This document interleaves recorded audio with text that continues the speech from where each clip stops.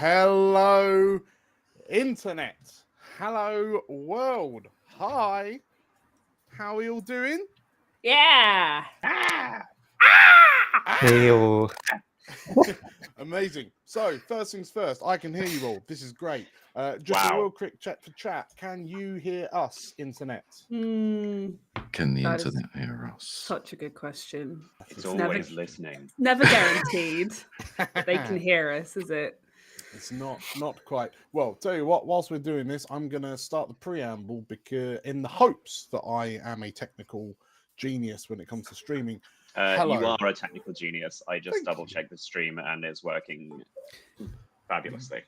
Okay.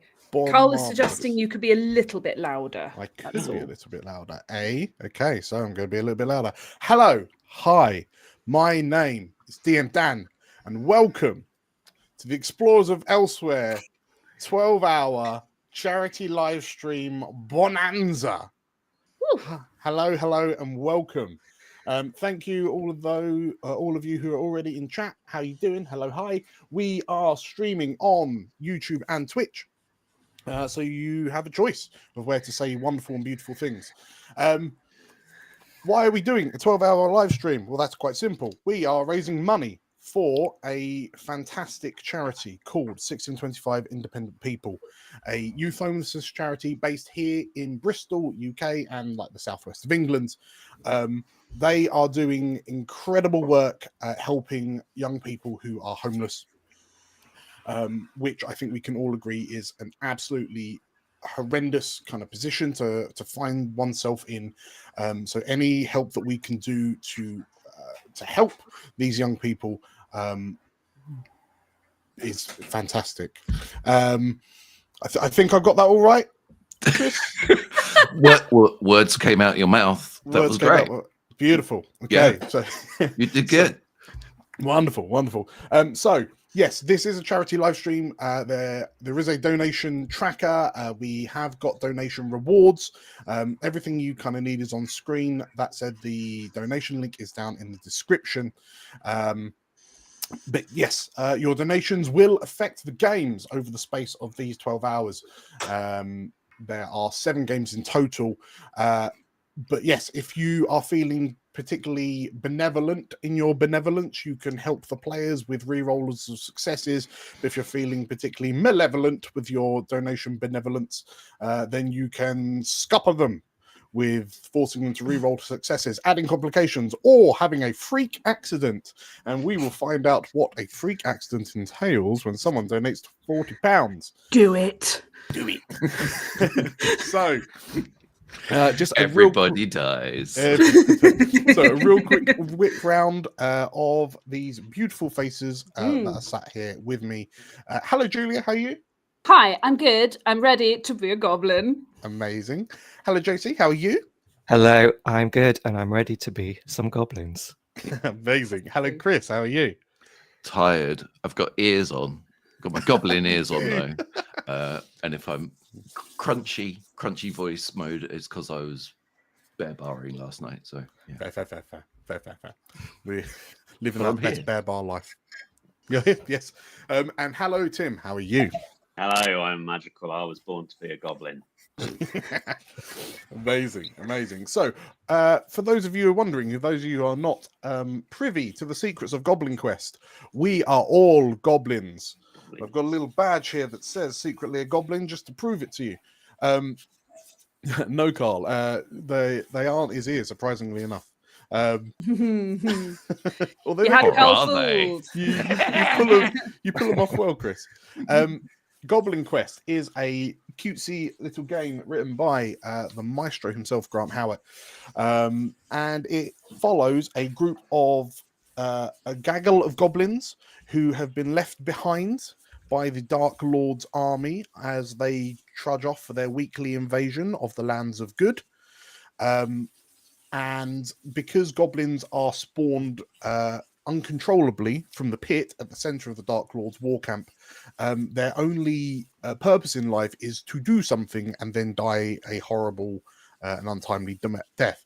So in lieu of going off to war with the rest of the Dark Lord's army, our goblins here have cobbled together a quest to give themselves some purpose and a meaningful demise.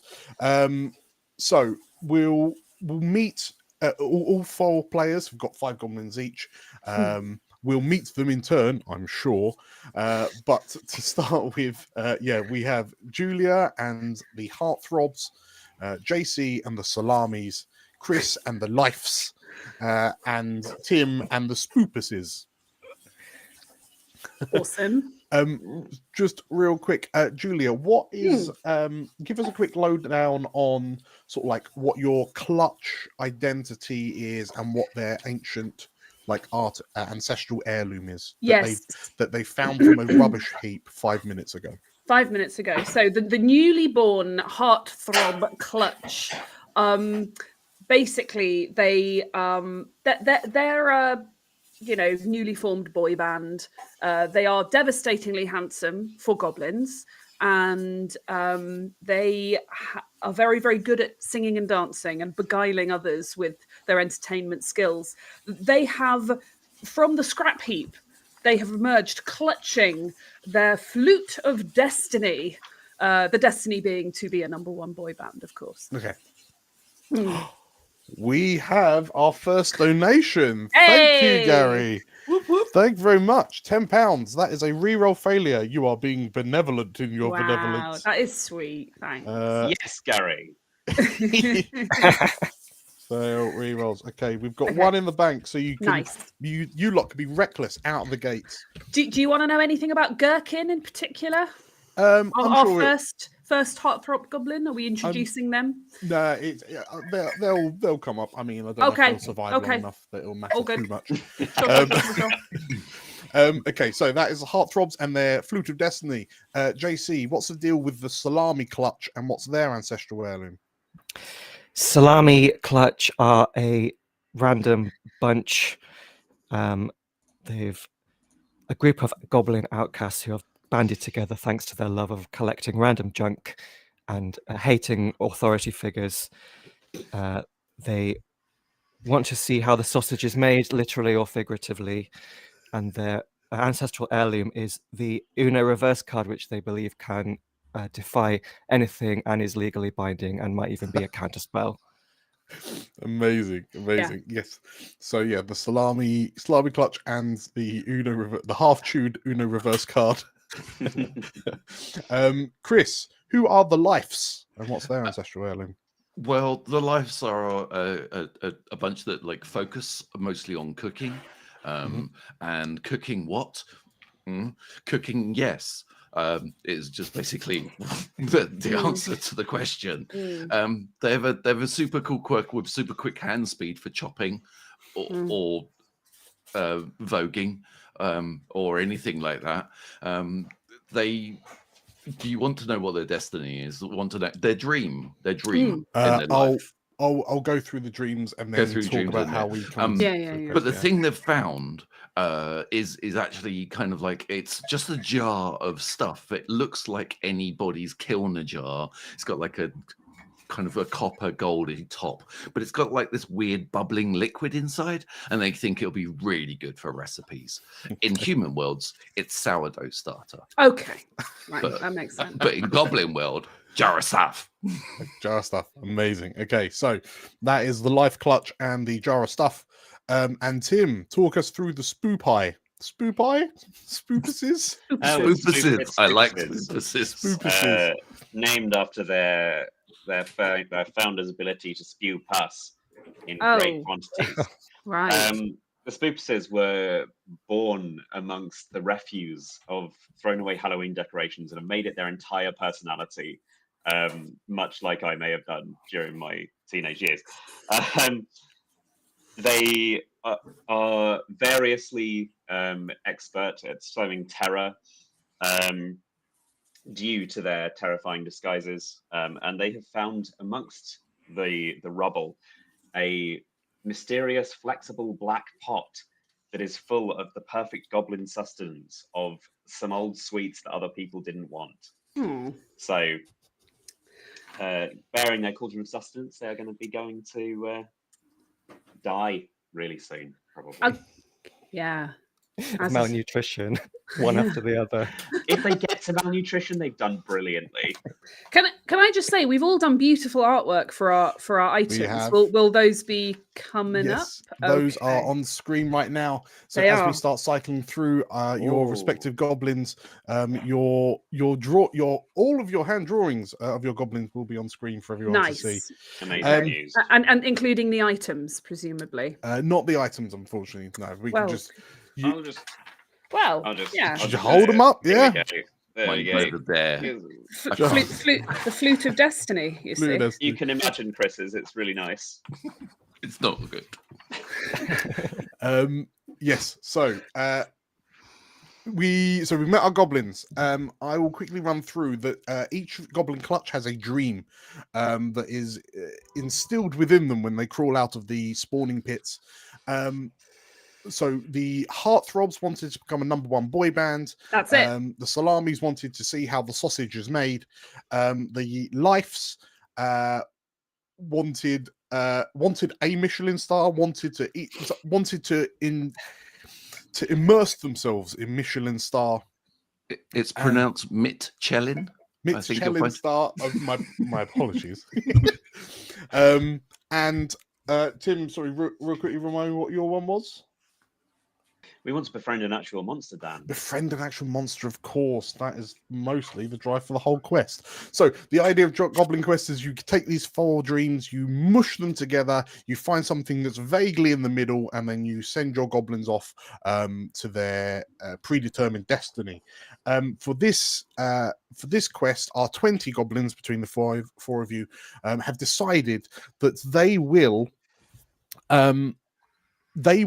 create a Michelin star grade sausage from the tastiest beast in the wildlands around the Dark Lord's camp, and then present it to the monstrous monster chef known as Rawdon Gamzee, a powerful and fearsome beast that roams the caves to the north of the camp. Who makes short work of any sous chefs that happen to stumble upon his masterclass chef workshop. But not us, because we're going to give him the best sausage ever made. Precisely. Musical sausage. And we're going to present it through the medium of song and dance. Exactly. So, with all that said, I think that's enough. Well, pretty much enough preamble. Just another reminder. Thank you once again, Gary, for donating £10. The donations, if you follow the donations rewards up in the top right of the screen, £5 lets the players re-roll. Well, sorry, £5 forces a player to re-roll their next success. £10 re-rolls a failure, £20 as a complication, £40 as a freak accident. We already have a reroll failure in the kitty, so we will just jump in with a false sense of security in our under our wings.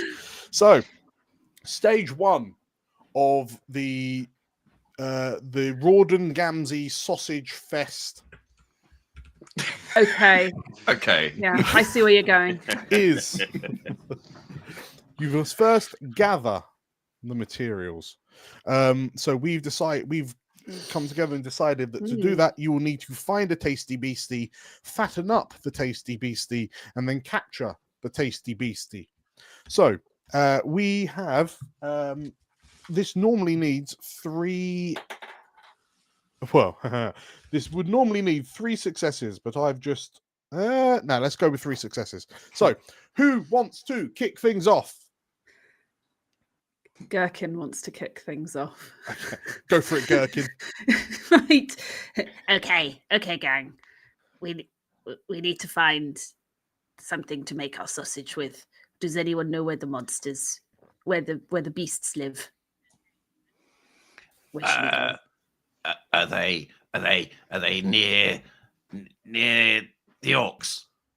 Yes, we should catch one of the beasts that the orcs handle. Because Yes, they're big. big meaty beasts.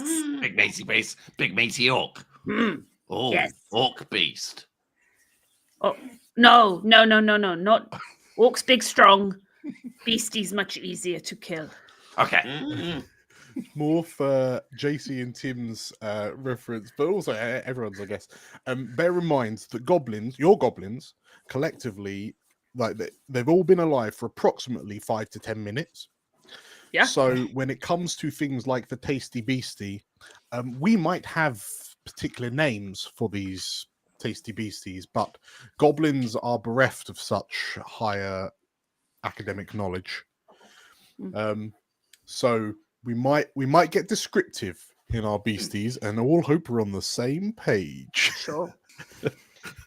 Okay, so tasty beastie, the orcs do what with? They farm them. They handle them. They keep them. Maybe they ride them. I don't know. Okay. And what noise do these tasty beasties make from your forward goblin scouting?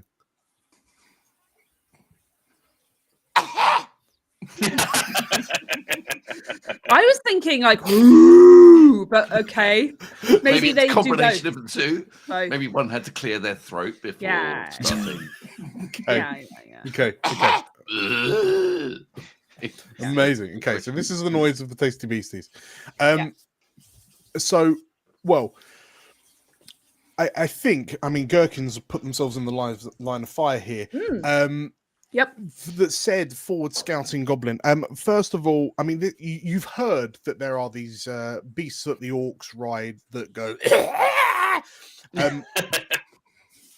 But I would need you to make a roll to see Yeah. if you successfely For kind of sure. find You know, these I'd beasts. love to. I'd absolutely love to. How many dice am I So, rolling down? the way the game works is you start with one dice, one d6, a singular d6. Fine. Yeah. And then if Yeah. you so you have the heartthrobs have like a defining trait.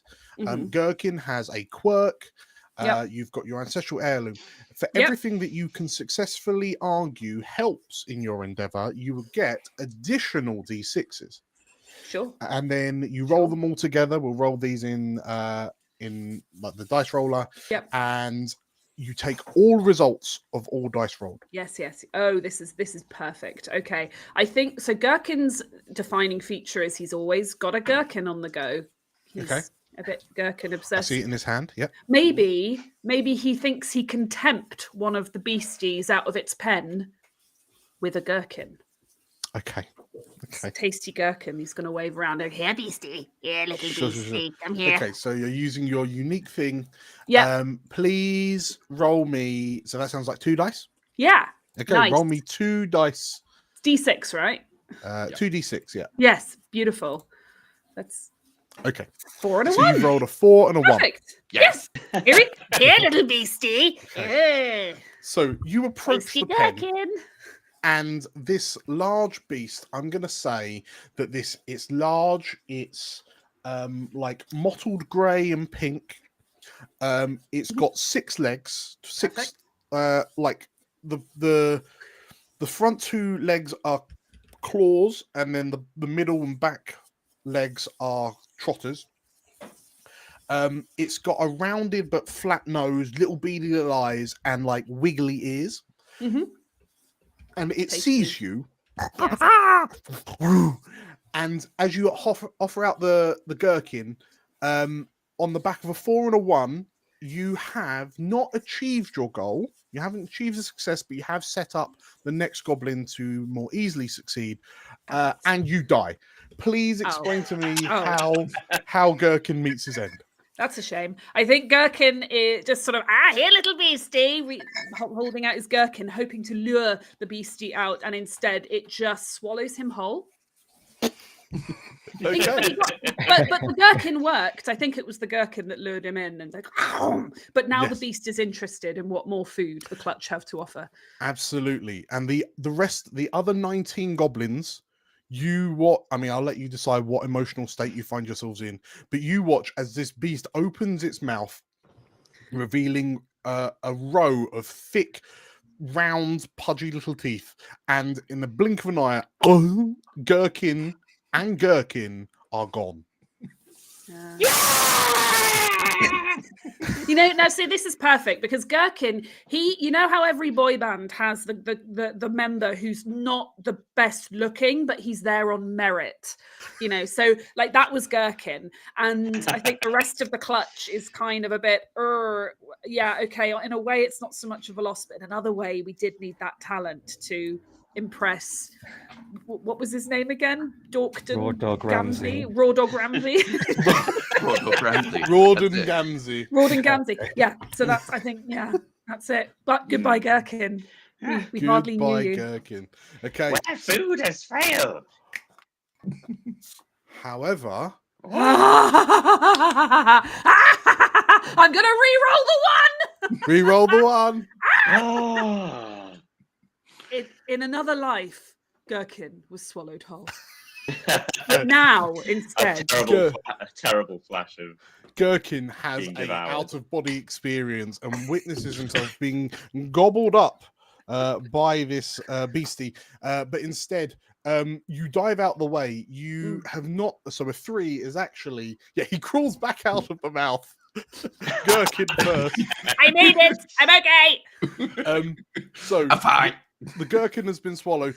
You've rolled a 3, which is like a not a success, and you hinder the next goblin. So you're 3 and 4 completely even each other out. So It's a very we are at gherkin move, net to be honest. net 0. Okay. Amazing. So absolutely nothing has happened, but we Yep. have burnt through a reroll. Who wants to step up to the plate next? Yeah, This beastie is sort of like eyeballing you all. Uwu's gonna have a go. So. Okay. How's Uwu Spoopus going to tackle this? Well, where food has failed, the feminine wiles will succeed. Behold me, beastie! I'm gonna dance in a seductive way to try and win it over to our side. Okay. Okay. Are you? How many? Have you got anything to help you in this? I'm using my alluring gaze, defining feature, Ooh, to try and allure this beast. Okay. In which case, a 3 and a 1. Okay. So, you watch as Gherkin emerges from the maw of this beast, covered in this slightly greenish slime. And I presume the idea kind of forms. But yes, please describe to me how you don't succeed, you make things harder for the next goblin, and then you die.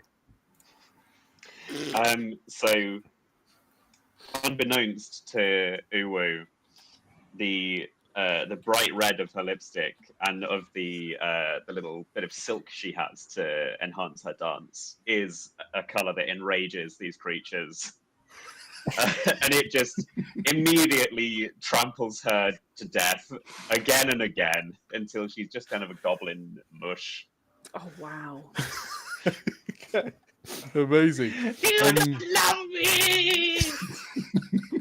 Okay, so Uwu is ground into goblin paste Wow. under the claws and hooves of this orcish war beast.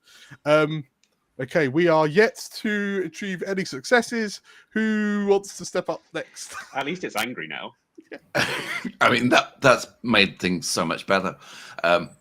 Thug life being the cool goblin, wearing what might be perceived as a "you can't see me" t-shirt and jorts, kind of just like wanders up to the paste, wearing their glasses, which they've got some cool shades. So I'm using the cool shades, and they believe the cool shades because they can't see the beastie because they're so dark.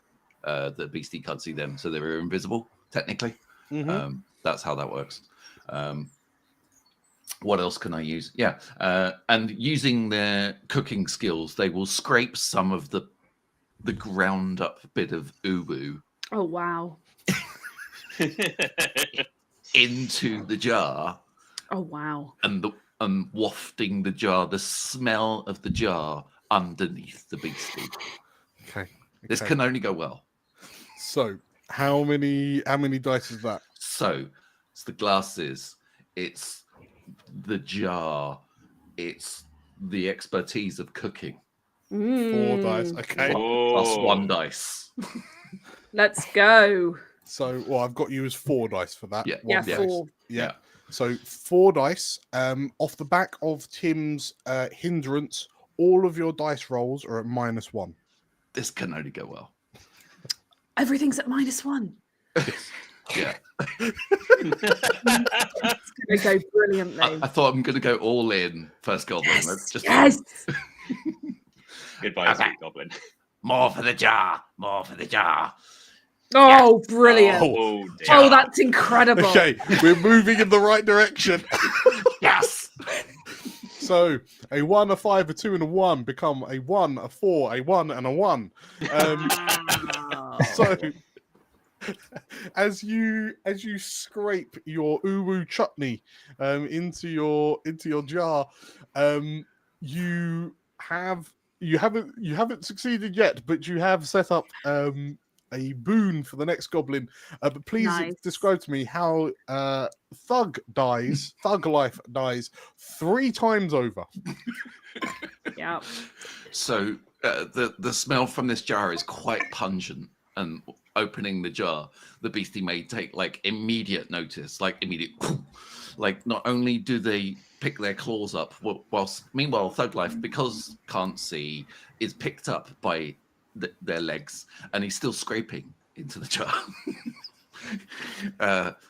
Thug Life is then tossed into the air, stabbed with the other claw, and then trampled into more dust. Yeah, so like adding to the gunge, and some of the gunge like leaps out of the floor and into the jar, and the jar is fed more. Oh, okay. Like a self-filling jar. It might become sentient. It might become the last goblin. Who knows? Who knows? At this rate, it might well do. Amazing. Okay, so Thug Life meets a sticky end at the claws and hooves of the beast. I will just say, actually, I'll quickly flick back to Tim for a moment. Uwu and Thug have both met untimely demises. So, Tim, who takes Uwu's place?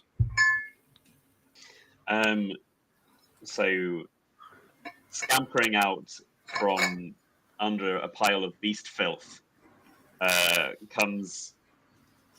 Well, you don't know who it is because you can't see through his terrifying pumpkin helm that he has found in the beast filth. Ooh. It is Gordon, and he's ready to do some work. Sorry, Gordon. He's got a gourd on. Amazing. So Gordon Spoopus and Chris, who replaces Thug? In exactly the same amount of filth, in exactly the same space, like crawls out from this dirt pile with what looks like a tiny weeny spade embedded in their head. Wanders up. This is Doug.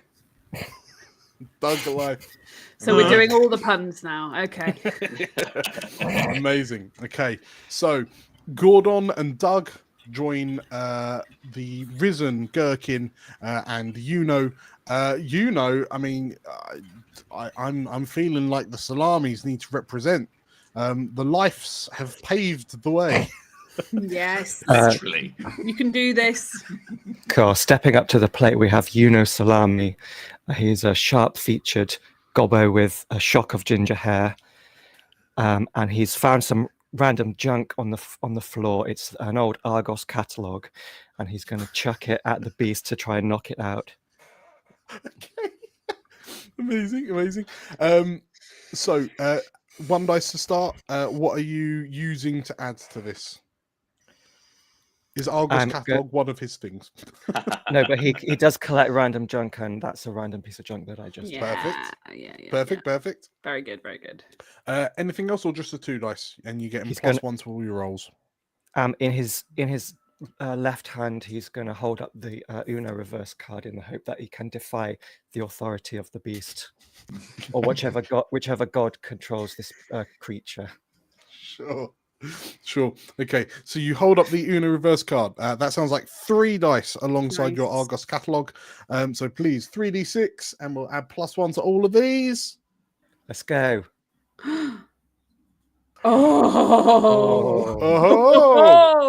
So a 3, a 1, and a 6 become a 4, a 2, and a 6. So you the 4 means you've set up a boon for the next goblin. A 2 means you are injured in your endeavor. So your goblin now has a wound, and if you suffer another wound, perishes. And 6, a 6 specifically, is a success. It's a great success. So 2 of your 3 successes for the gather stage. So as you hold up that Uno reverse card, this creature just looks at it and tell you what, you're wounded, you've set something up, and you've succeeded. So tell me how this happens. The flash of red, which we've already established, is very distracting to the beastie. Draws its eye away from the giant, unnecessarily heavy Argos catalogue that your mum used to keep under the phone, and he chucks it in a bit high arc, and it lands right between his squiggly ears. Amazing. And how does come to harm? He sprains his wrist really badly. Yeah. Didn't warm up before the throw. It's a classic. Yeah. Amazing. Okay, So warm up. as the sheer girth of this Argos catalogue wreaks havoc on both your wrist tendons and the noggin of this orcish warbeast, the warbeast just kind of like the two beady little eyes boss eye as much as they can, and then with a the creature slumps to the ground, utterly unconscious, with a cartoon-esque lump starting to protrude from its skull, from where the Argos catalogue was lodged for a few moments before getting kind of like pushed out and falling to the ground. Amazing, well done. The beast is unconscious. It still requires capturing. I would argue it's already been fattened a fair bit by you. So who wants to try the last step, which is capture the tasty beastie? Gherkin's going in, covered in slime and emboldened by his new lease of life. Yes. He's gonna dance on the beast to subdue it further with his song and dance abilities, and probably play his flute of destiny as well, just to hammer the point home. Okay, so you're dancing, you're Yes. using your flute. So Yeah. it sounds like 3 dice. Nice. You're also getting. There we go. Okay, so you're getting the +1 from JC's rolls. So the 162 becomes 263. Oh, that's a shame. So you have successfully. So the beast is restless as you start dancing upon its prone form. But describe to me how you succeed with great effect. You set up a problem for the next goblin, and you injure yourself. I think he's going to land a particularly heavy stomp on the creature's head, to kind of, make sure it's definitely down for the count. What were the other things I need to do? Success, set up a penalty, and injure yourself. I think probably I'm gonna, as I do my final stomp, I'm gonna slip over, hit my own head, or no, probably skewer myself on one of its claws that is sticking upwards from the ground. So I've got a sort of grievous wound, and I probably get just quite a lot of slime all over one of the prime cuts of the beast or something. I don't know. You bruised it. Yeah, it's not in the best condition now for Okay. for the meat. Amazing. So that with the two successes there, I will. Should I carry over the success? I'm gonna be mean. I'm not gonna carry over. Yay! The success. Don't do it. Okay. So between your valiant efforts, you've successfully acquired a orcish warbeast. It's curious. Perhaps the only reason you've been able to pull this off is because all the orcs and hobgoblins and ogres are currently out to war in the realms of good, which has left the warbeast's thigh. It's just the runts, really. It's just the smallest of them.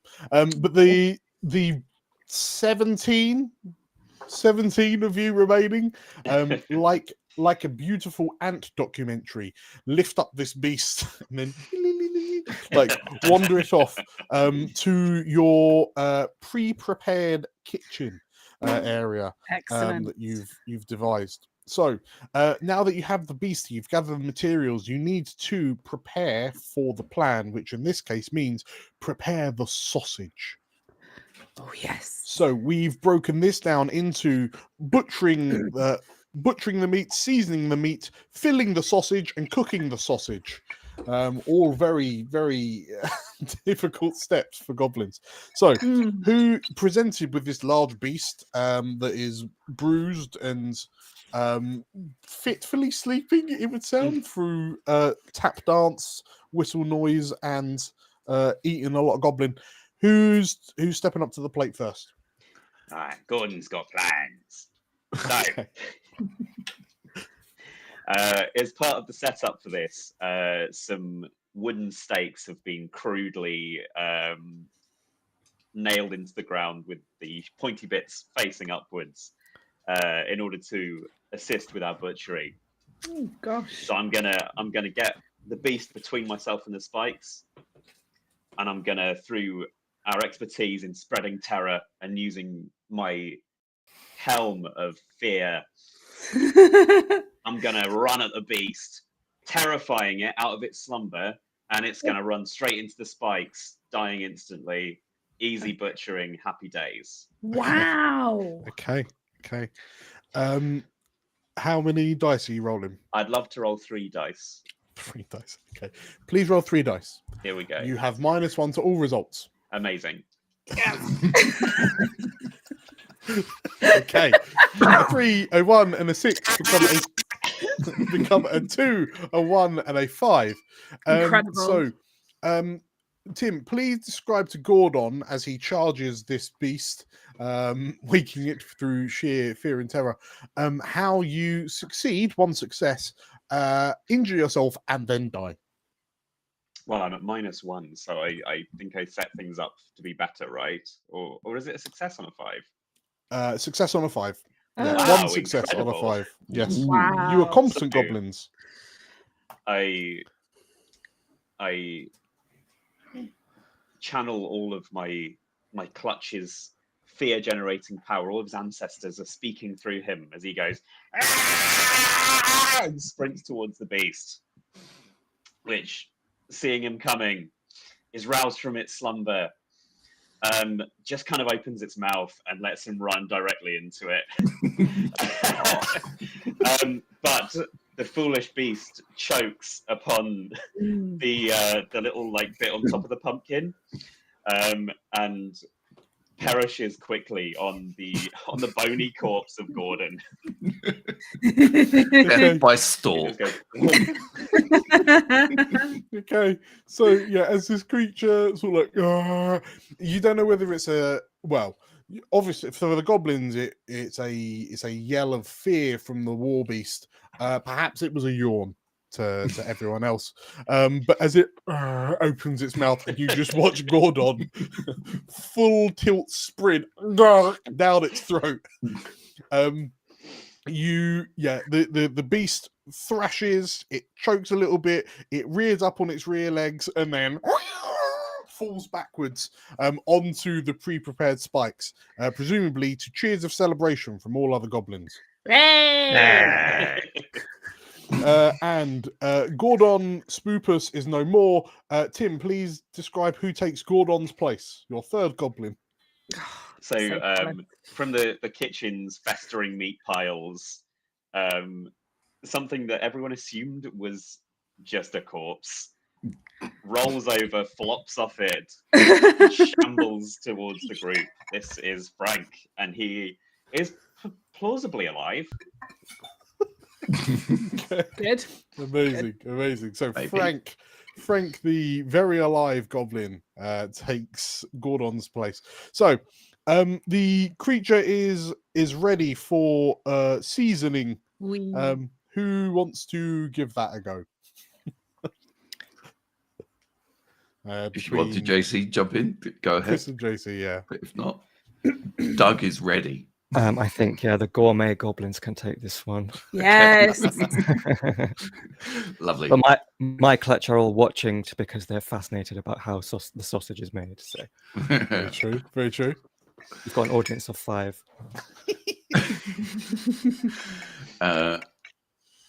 realizing that the beast is down and ready to be dissected. That's what we're doing, right? Sure. Isn't it seasoning, this one? So Or then, I think it's seasoning. This step. seasoning. we're Yeah, seasoning. Yeah. The We're butchering's making been taken sausages. care of. With the Yeah, spike. you just grab out handfuls of whatever you can, I assume. Great, Yeah. cool. Picking up, running back to the other spot, and then picking up the jar, running back, because the jar is all important. The jar is mostly important to everything that Doug has to do in their life, in their short little time in this world. And picking the spade out of their head. Okay. Yeah. Okay. And pouring some of the jar of stuff onto the spade, and then just trying to paste the beast with jar of stuff, just trying to just like butter it pretty much. The jar of stuff, you notice, is a little bit more bubbly than it was. A little bit more bubbly. Cool. So I'm making that 3 dice. 3 dice. Unless that involves cooking as well, then it's 4 dice. Let's go 4 dice. I'm feeling keen. Let's say 4 dice. There are no effects on this roll. That's like Doug doesn't speak very much. Oh.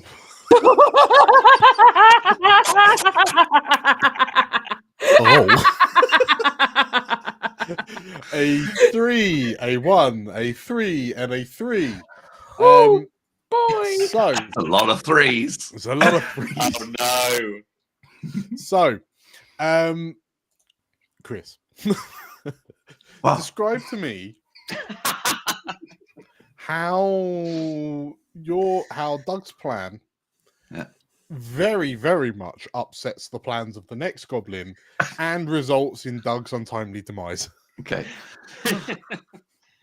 The jar of stuff being a jar of stuff that they don't really understand does get like kind of pasted across the beast, but it makes it like super sticky Okay. and icky and whiffy. Just like, ugh. But then that might be good for goblins. You don't know. They don't know. And in the process, gets kind of like, because it's super slippy, like slips and falls onto one of the spikes that was previously mentioned. Yes, precisely. It goes into the spot where the spade was, and then Okay. all the way through like a skewer. Ooh. Phineas gauged himself. Yes. And as we all know, goblins have the physical endurance of wet paper bags. So, okay. So, as Doug trips and falls, though we say goodbye to Doug, Chris, who steps in to fill Doug's fated spot? Appearing from a cupboard in the kitchen. A cupboard in the kitchen. It's like ambles out this odd little goblin wearing a nice kind of like skirt and an orange top. And it looks like that their head is hollow. Question mark? Perhaps. They could be a cup. They could be mistaken for a cup. Who knows? This is Mug. He's known as Mug. Mug life. Okay, so Mug, clearly oblivious to what has just transpired, wanders in and says hello. Very good. Who's feeling? Well, it's got to be the salamis now. Come on. You're only at -3. You'll be fine. So Juno steps up to this beast. Juno's the best at cooking because I've been watching, and I defy all of your authority to take charge of this beast. And in the meantime, the clutch has gathered a box of felt tip pens, a keychain, and a lime that Juno is going to use to season the beast. Excellent. Dan, is it actually -3? I'm just checking. Do the penalties stack? Rules lawyering. I feel like. What do we think, chat? Real quick. Should this be a -1 or a -3? What should we? You know what? -3. -3. Let's I go vaguely for a feel like I read that as well. -3. I have faith. Yeah, Totally. Nate agrees. I have faith in you, JC. -3. Let them stack. Okay, so how many dice? Need to are roll you all rolling? 6s, JC. No pressure. So I've got my random junk to season the meat. I'm defying the authority of my friends. So it's an extra 2. Okay, 3 dice, -3. Yeah. Let's go. I've got a sprained wrist. Okay, so a 4, a 2, and a 3 become a 1, a 1, and a 1. JC, talk me through this. Yuno is so cocky that he's going to be the best at everything he does. And as he picks up, God. he's scrawling the felt tip pen across the meat. His wrist begins to ache with a severity that he's never felt before. Oh no, carpal tunnel syndrome. It'll get us all. The felt tip pen falls to the floor dramatically. And he steps back, he slips on the rotten lime, and he falls backwards, impaling himself on a spike.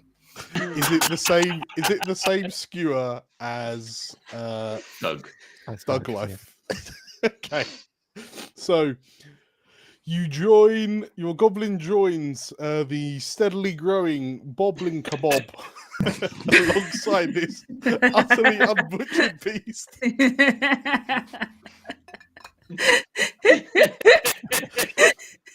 Amazing. And who's the next goblin to step up to the plate from the salami clutch? Gherkin! Sorry, Oh, no. sorry. I thought you meant who's going next. Go ahead. Julie's just like eager to get in. Apologies, JC. So slipping in is Due Salami. He wears just a little pair of blue swimming shorts and swimming goggles. He's completely smooth and dripping wet with a substance that is clear in viscosity but unclear in origin.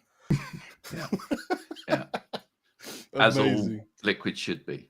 As all liquid should be. He's a smooth customer, but he's also a little bit wet behind the ears. Oh, Yeah, boy. Very good. Very good. Amazing. Amazing. Mine are over designed. Amazing. Okay, so now that the -3 penalty has been cleared from the board, who would like to step up to the plate?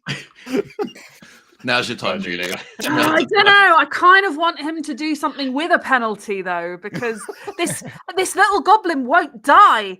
Just I think throw more dice at it, Julie. Throw more That dice, wins you it. can do it. he's okay. He's gonna use his. He's going to be using the gherkin, obviously, but he thinks the gherkin needs a bit more razzmatazz. So he's gonna use his nimbleness from his dancing ability to climb up to a particularly high shelf to get some herbs or what might be herbs from a high shelf. So is that 3?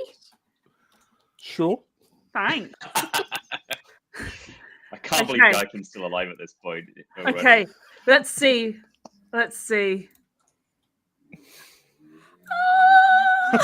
Hurrah! A 2, a 6, and a 1. Very good. Perfect. This is So- perfect. So, Gherkin makes it up to the very top shelf and he dips his gherkin in a jar of what might be herbs. But who knows? And then, as he proudly shows to all the goblins looking up at him, I did it! And then he he starts to slip and then he falls and slams into the ground, utterly dead. The gherkin smashes and forms a perfect herby gherkin marinade for the meat. Might I suggest that rather Mm. than slamming into the ground, in Yes. fact slams into the steak Oh, that's got two onto other a goblins. steak, and the Absolutely. gherkin comes on top. smashes into a Making a perfect shish herby kebab. marinade. Yes, that is it exactly. That's what happens. Okay. And then for some reason, it's also pretty injurious, I would say, for Yes. gherkin. Yeah. First he died. First he dead. First he died. Now he dead. Yes. Yeah. Finally, he's gone. My So- boy. Gherkin has shuffled off of this mortal coil. Who replaces Gherkin? Right, so this is Jerkin. He is the romantic of the boy band. You know, every boy band needs one. The one who dreams of finding true love. And if that's through the newly formed fan base, then so be it. Okay. Things are heating up. We have 3 successes at stage 2. All we need to do now is cook our sausage. We have choices in what could we're go wrong? cooking for our sausage. What could go wrong? So are we using the orcish war beast, or in fact have we, now that we've got 3 beautifully seasoned goblins on a shish kebab, are we using those as our sausage meat? I reckon should we could just Both. slap It's got to the be. goo that we've created onto the kebab, and then Yes. Oh, my job's a good one. our seasoning's not wasted, you know. Yeah, Exactly. Okay. Exactly. In which case, who is feeling brave enough to attempt to cook your goblin sausage? Oh, I think Frank's got this one, no problem. So Frank Frank knows well from his time. Oh, geez. He knows well from his time on the corpse pile that due to the amount of festering that has been happening there for quite some time, it's pretty hot in the center of that thing. So Yeah. Underground he's gonna- oven. He'll shamble over to the spike. And just drag it and try and smush it into the middle of the corpse pile to warm it to an appropriate temperature. Tragically, I can't think of any way that I can use any of my abilities for this. I mean, Except aren't you all about being a bit freaky and That mayhem? is and true. stuff? That is true. Maybe Dan, would you grant me a secondary die? If you believe in yourself, Tim, then I believe in you as well. I found it in my heart. I'm going to roll 2 die. Congrats. Oh, very good. So yes, there are no penalties on this one. So Frank effortlessly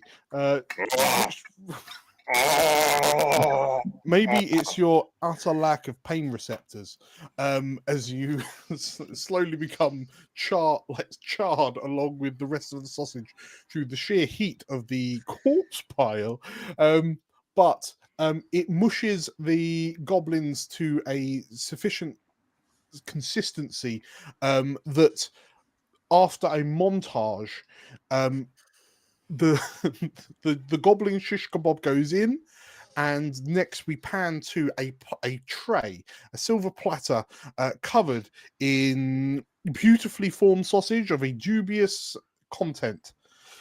I would say for the 3, it is very hot. It is still very, very hot. But actually, is it very, very hot and or maybe undercooked? The Ooh, outside we'll is find out. Both too hot and not Yeah, cooked enough. it's exactly. It's like Too hot, too microwave. hot. The outside is way too hot. It's Oh my the summer barbecue's nightmare. Burnt outside, raw inside. It's an absolute mare. Okay, very good. So we've got some char grilled goblin sausage. You have successfully prepared the sausage. Yay! We now move on to our final stage, which is to present the sausage to Rawdon Gamzee, to a bona fide Michelin star chef in the cave kitchens to the north of the camp. So this is a 5 goal task. Whew. we have decided that we need to arrive. We need to explain to Gordon. Sorry, that was a Freudian slip. Explain to Rawdon the You must be sausage thinking of the making goblin. process. We need to put on the last minute garnishes for TV dramatics. You need to. Your convincer is wowing Rawdon with the power of dance, and then survive Rawdon's judgment. So, who wants to take point on leading this goblin quest to Rawdon Gamzee's cave kitchens?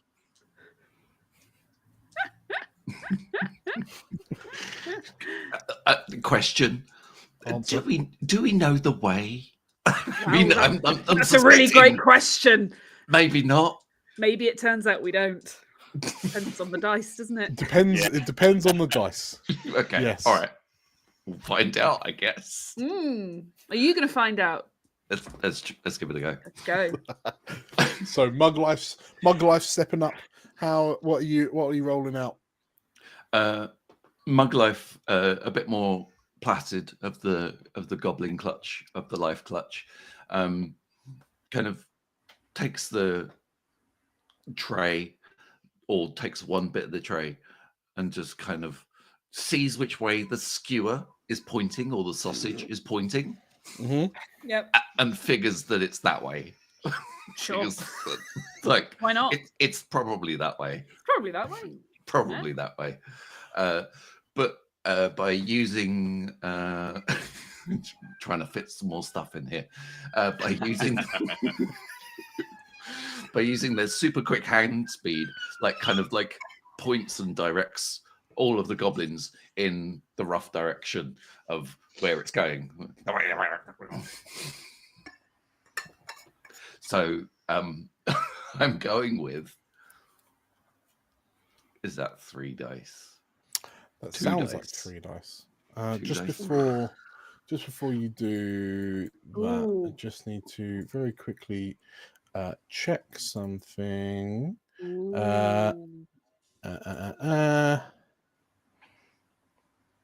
Just Commence checking. commence checking. I think yes. When it loads. Oh, thank you, Errol. Thank you, Errol, for that £40 donation. The generosity. The terrible generosity. Yes. That is amazing. Thank you so much. It it puts a slight twist on what was about to happen. Yes.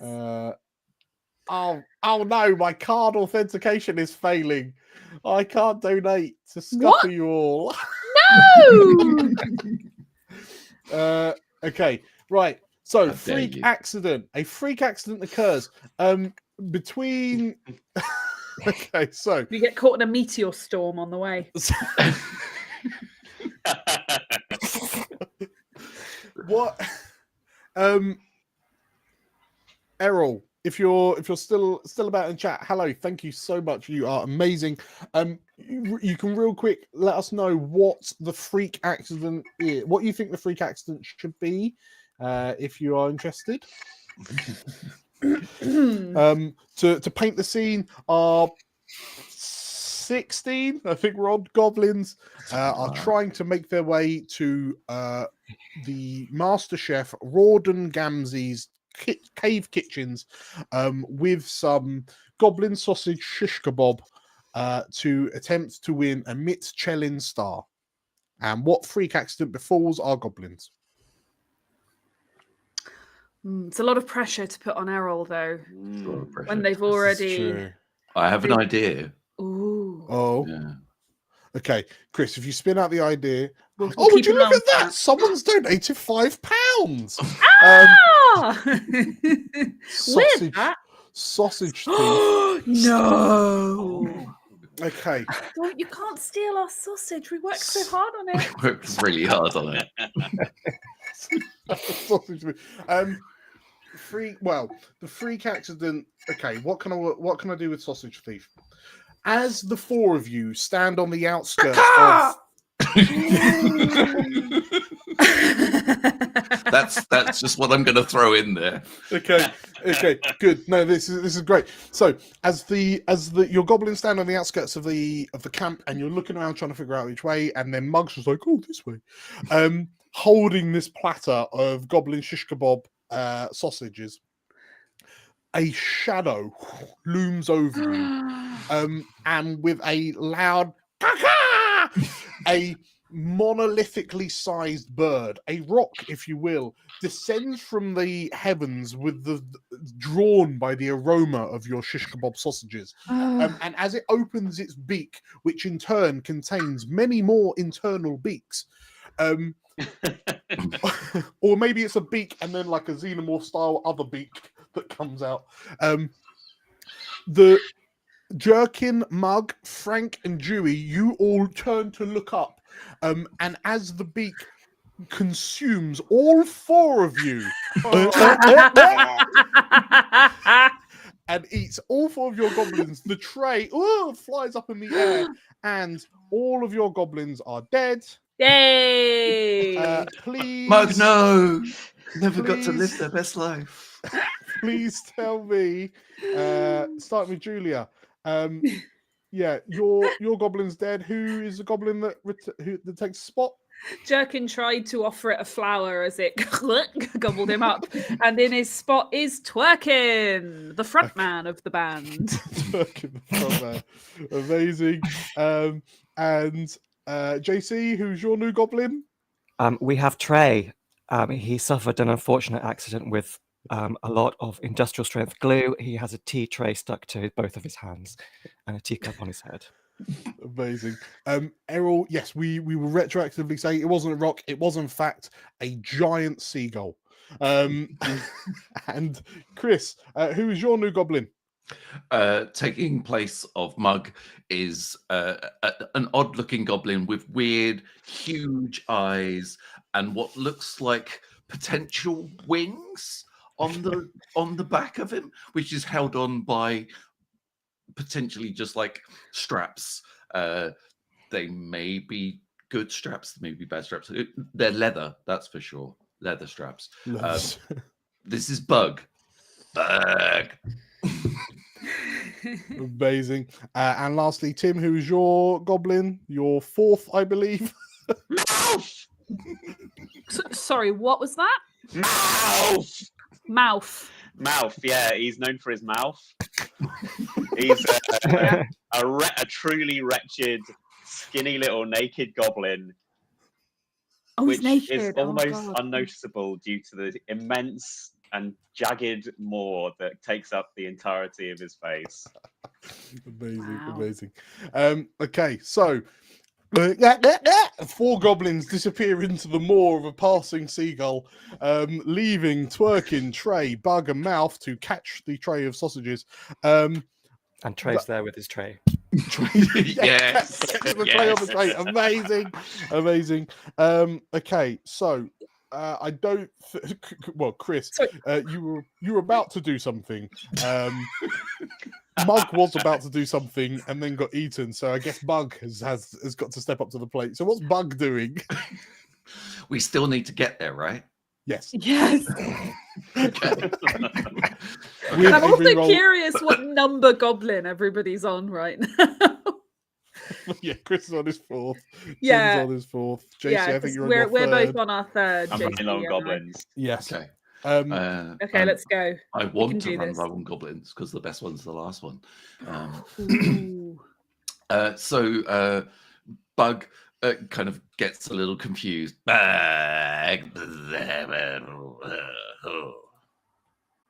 And just sort of fritzes. Oh. Okay.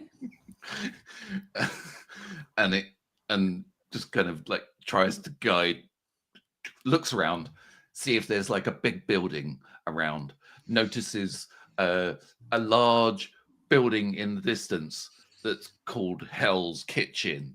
and thinks that could Ooh. be the right place. Yes. Ooh, okay. Notices the flames coming out the top, Yes. and the queue of orcs outside, Ooh. because that's Yes. where they've actually gone. Amazing. Okay. Okay. It's opening, it's opening No, day. they're just stopping off on the way to the war. Stopping off on the way to the war, The drive. grabbing a bite to eat. So The that Hell's they'll Kitchen drive-through. Okay, amazing. Hell's Kitchen drive-through. Walk How- through. How many dice are we rolling here?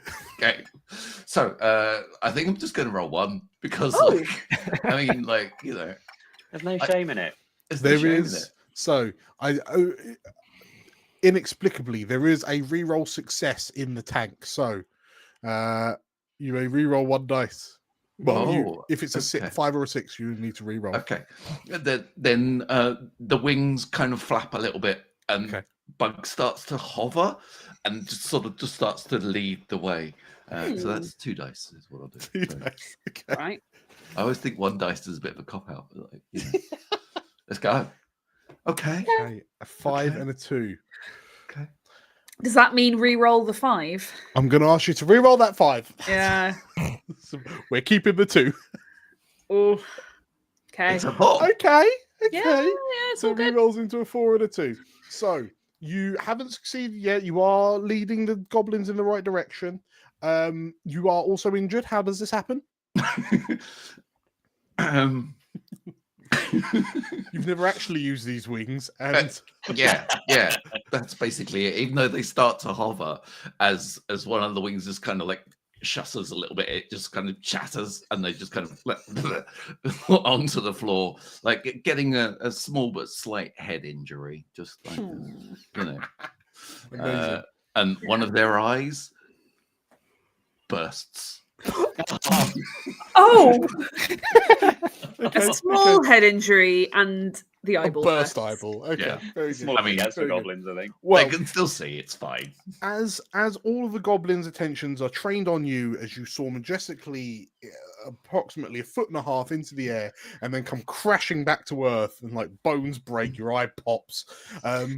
You like all the goblins are now looking in the right direction, perfectly timed for this sonorous voice to boom from this tower with fire coming out the top, and it sounds that you know that it is a monster that lives in this tower because it shouts, "Roar!"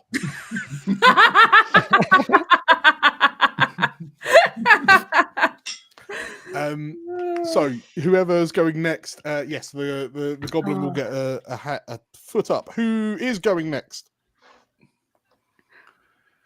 Is it Twerkin? I think I was wondering if it was Twerkin actually, because he's the front man, so he's a Sure. leader, you Sure. know. So Sure. I'm gonna hopefully get a die, and he's also gonna, so as the leader, the front man, he's gonna sort of inspire fellowship from the other goblins. He is also devastatingly handsome for a goblin, I will remind you. So that's even more reason. And he has taken the flute of destiny from he took it from Gherkin's cold dead hands earlier, before he became a sausage, and now he's gonna to lead everybody towards Hell's Kitchen. So I'd like 3 dice, please. 3 dice, yeah. Roll them bones. Oh, look at that! 3, a 6, and a 6 becomes a 4, a 6, and a 6. There you go. That is 2 successes. Very good. And you've set See, up a boon Twerkin's for the next competent. a boon for the next goblin. Nice. Competence, boo.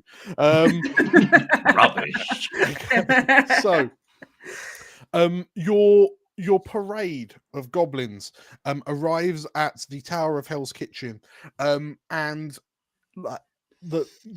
you've timed it just enough. I mean, there are a couple of detours on the way to this, like this tower that's like on the other side of the field. You got lost on the way, but you've all managed to make it there, and the orcs have already come. The war party has already gone and left to rampage through the realms of good.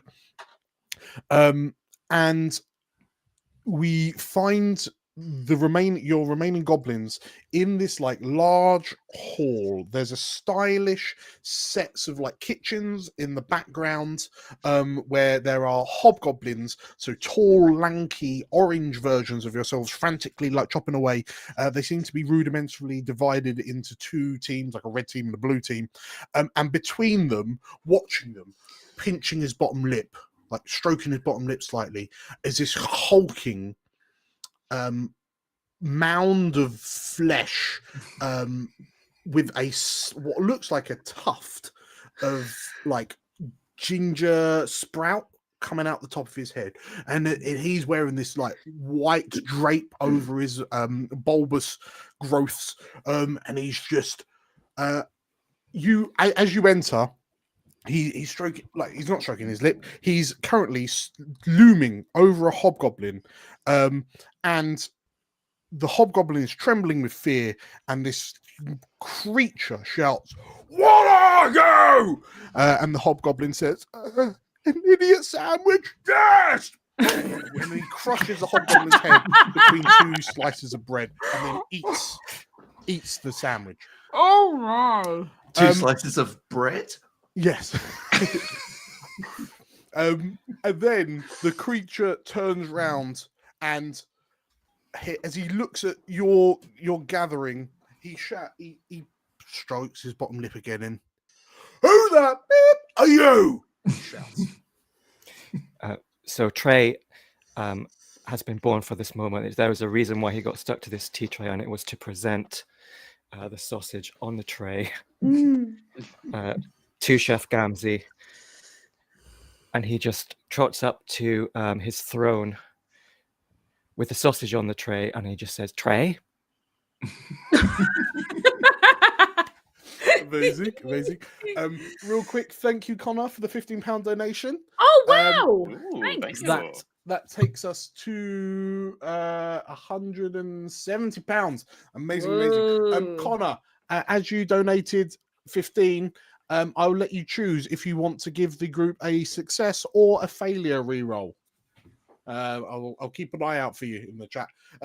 Okay, so Trey, how many dice are you rolling? Presumably the tray's obviously got the sausages. Mm-hmm. Okay. And when Chef Gamzee picks up the sausage, underneath is the Uno reverse card, subtly defying his authority.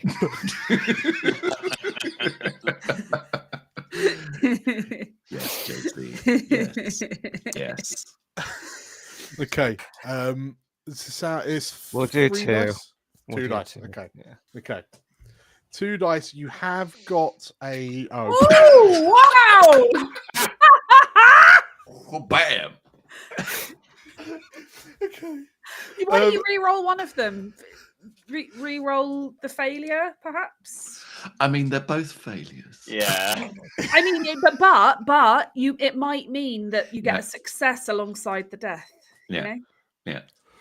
Well, have we So- got a reroll failure in the can? Well, Connor just Well, Connor's donated donated 15, and which is sort of just above the reroll failure. Sure, tier. okay. We'll be kind. We We'll could be kind. argue. We'll be kind. Yeah, JC, go ahead and reroll one of those ones. Okay. Oh, You're still At dead. least, worse. at least he made it harder for us. Okay. It's the thought that counts. Yeah. As Gordon lifts up one of these sausages and like brings it to one of his noses. Sorry, Rawdon. Rawdon brings up the sausage to one of his noses.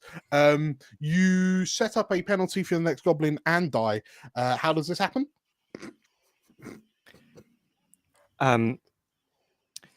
Chef Gamzee, as he's inspecting the sausage, he just casually picks up the tray, which is still glued to Trey's hand, and by the time it reaches his face, there is just a tray with 2 hands glued to it, and the rest of Trey has just vanished into the wind. Ooh.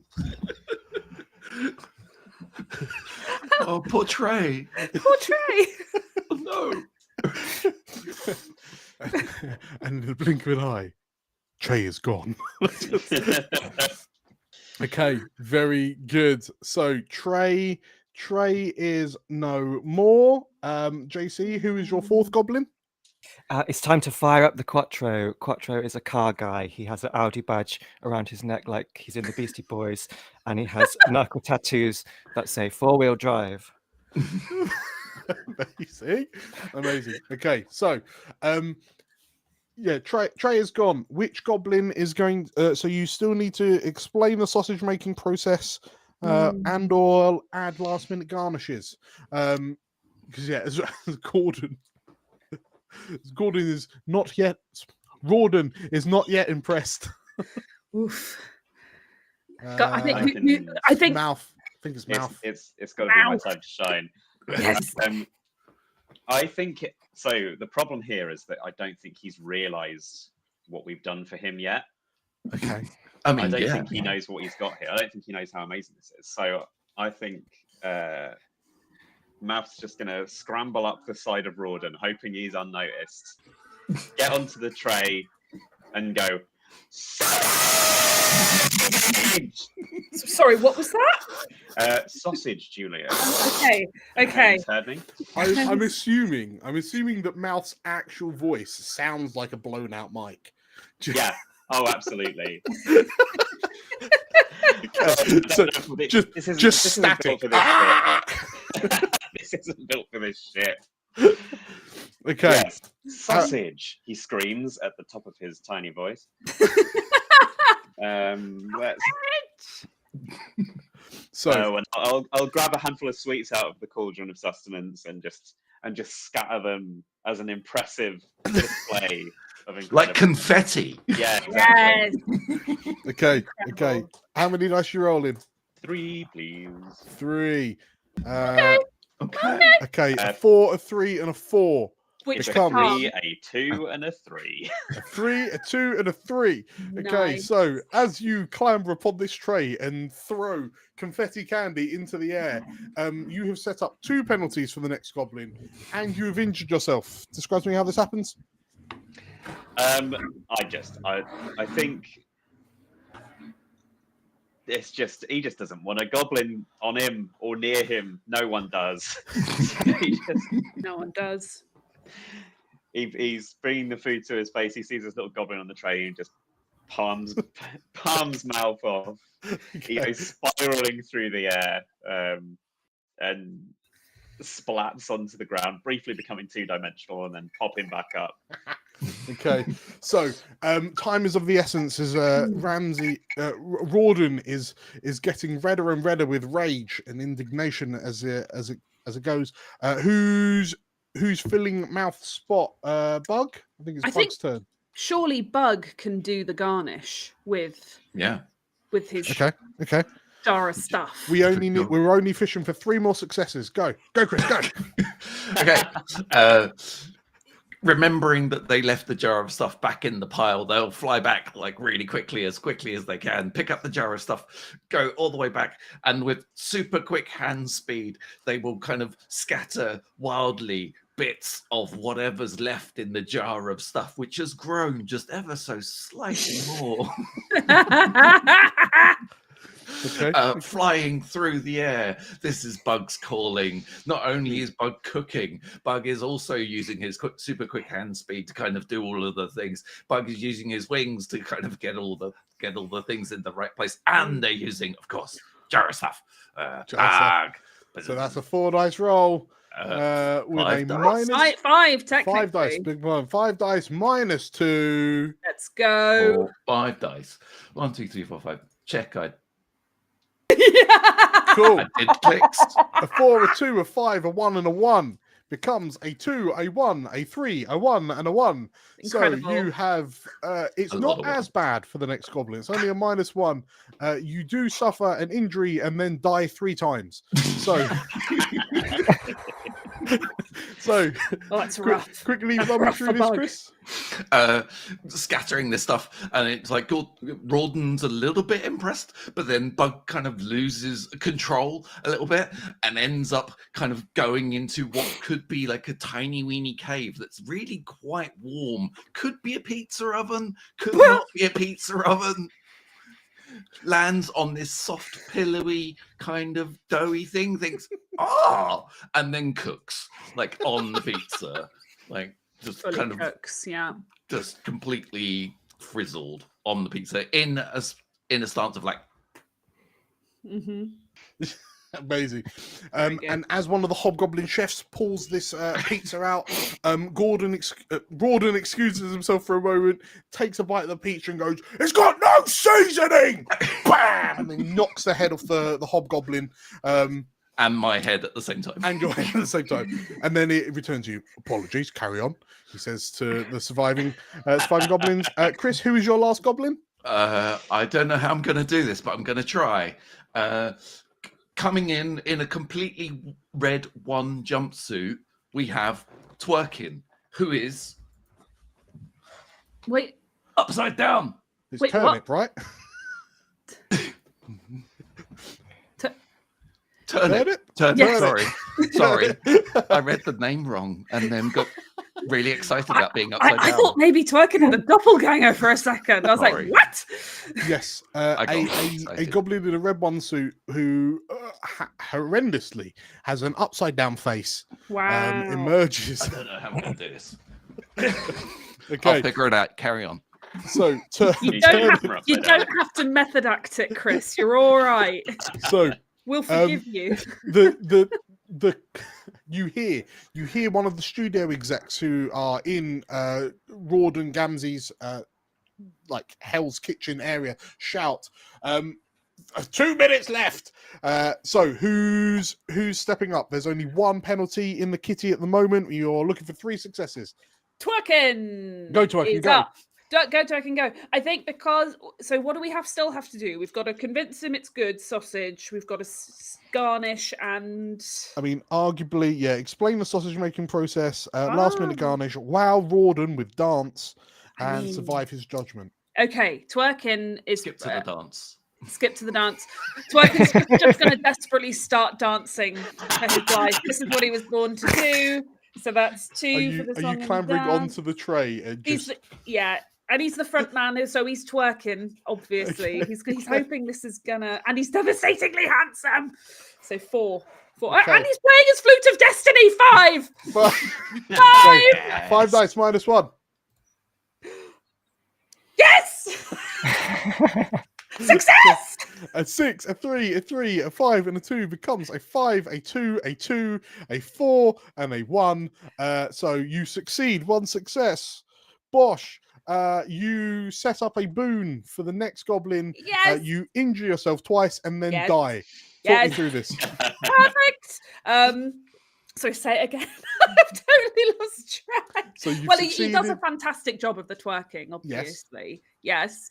And he's setting up for success Yes. because Rawdon is actually quite Quite impressed. impressed Yeah. by the twerking. And then, what was it? Two injuries? 2 injuries and then death. Twerks so hard he snaps his hamstrings. And then falls off the tray. And I think, is it falling damage or does Rawdon just swat him away into the pizza oven? it's all of the above. Yeah. Yeah. All of the above. All of that. Amazing. Okay, so twerking is out of commission Mhm, permanently. mhm. And who's taking twerking spot? That would be Merkin. There he is. Mhm. Yep. Real quick elevator picture of Merkin. Luscious locks. Absolutely beautiful. Constantly, locks, very little constantly else. grooming. No need for clothes because look at all that hair. Oh, that beautiful, beautiful Merkin. Okay, That so just gives him a knowing look. Yeah. okay, Rawdon is almost on board. You can see the glimmer of the Michelin star in the rafters. It's going to descend if he deems you worthy. Who's stepping up next? Is it Quattro? Quattro will. He's going to impassionately defend the sausage and explain the process. That this was a artisan gourmet sausage made from the deceased corpses of our brothers, and now it's dinner time. And before you give your opinion, I don't care what you have to say. It doesn't matter what you think. So as Does you he break sat down out, into tears like halfway through? I made this with my brothers. Yeah. so as you sat out, Rawdon Gamzee, how many dice you rolling? Let's go for 3 because I know how the sausage is made and I'm using the rope card. You know, reverse card. Okay. Yeah, hit me with that 3 dice, and you get a bonus. So a 2, and a 5 becomes a 3, a 3, and a 6. Great. Quattro. As you plant 2 feet in the ground, look Rawdon right in one of the sets of eyes that he has. As you impassionately cuss him out, as you decry his cast iron fist that he holds over his kitchen.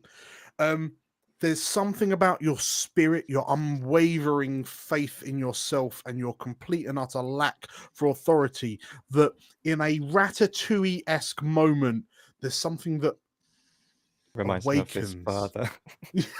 Yes. Rawdon is suddenly in your spot looking up at his father, who was this human with a tuft of ginger hair in a black apron in a kitchen.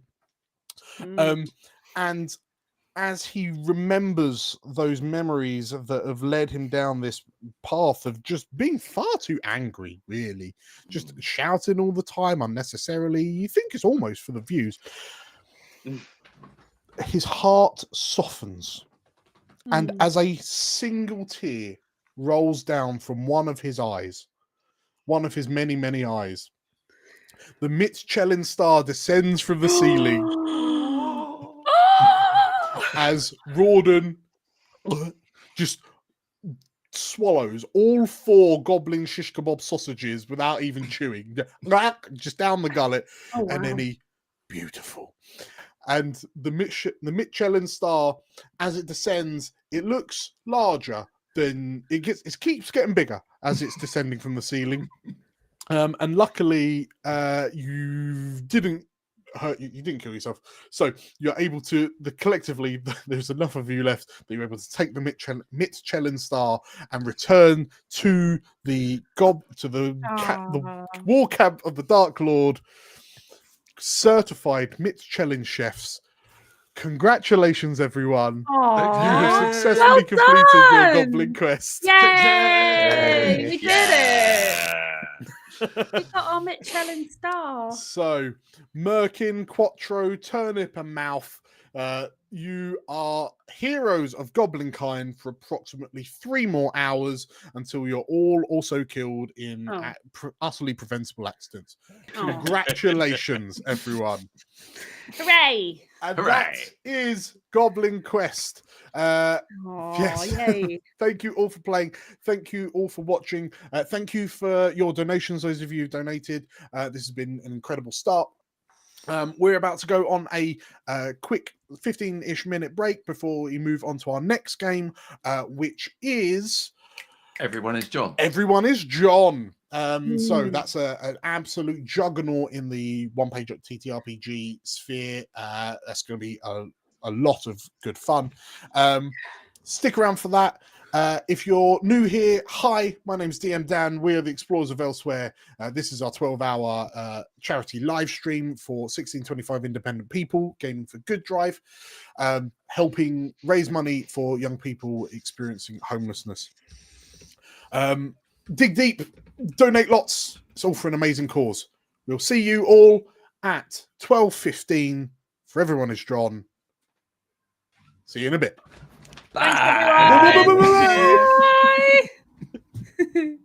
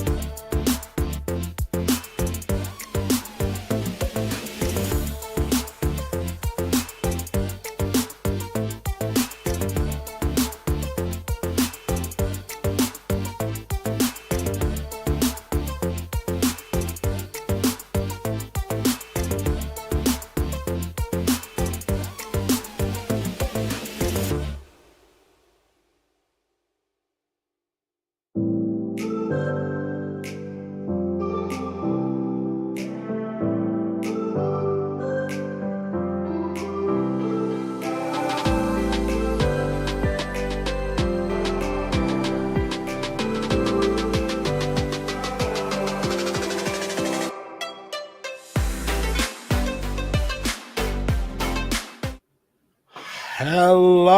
everyone, and welcome. Hi, my name is DM Dan. We are the Explorers of Elsewhere. This is our 12-hour, one-page RPG charity live stream for 1625 independent people. We are raising money to help young people who are experiencing homelessness, which, frankly, is an incredible thing to support. Hi. Hello, this is our second game. Hi. Hello. We are going to play Everyone is John. Woo! Hello, John. Hello, John. Hi, I'm John. Yes, we are all John, and we're going to play a game about ourselves. It is a game, everything is about John. And by Johns, I refer to these four beautiful creatures. Hello. Let's start from the top. Hello, Errol. How are you doing? Sorry. Hello, John. How are you doing? I'm doing well. The container of the Johns, I guess. the John Maestro. I mean John Prime. I don't know. Uber John. the Omega John. Mega John. Alpha John. Yes. Hello, Errol. Hello, Georgia. Hello, also John. known as John. How are you doing? You're good? I'm very good, thank you. Thank you for having me in this John-tastic day. it will be a John stravaganza. Hello, Carl. It's been a while. How are you? Yeah, I'm good, John. How are you, John? I'm pretty good, John. Thank you for asking, John. And last but not least, hello, Rob, also known as John. Hello, John. How are you doing, John Alpha? I'm doing well, John Delta. I was thinking John Epsilon. Prime should be Jonathan, and then we're all just a shortened John. It's John without the H. Amazing. Yes. Hello, the four of you. So we've just come hot off the heels of a game of Goblin Quest. This is the second game in our 7 that we're running today between 10:30 and 10:30. So we are raising money for 1625 independent people, a charity here in Bristol in the southwest of England. They help young people facing homelessness, which is a terrible spot for anyone to find themselves in. So the money that we're raising today will help out people who find themselves in that sort of situation. As you can see on screen, if you are watching on YouTube or on Twitch, we have a donation tracker in the middle of the screen. We are currently at £170. Thank you to everyone who has donated.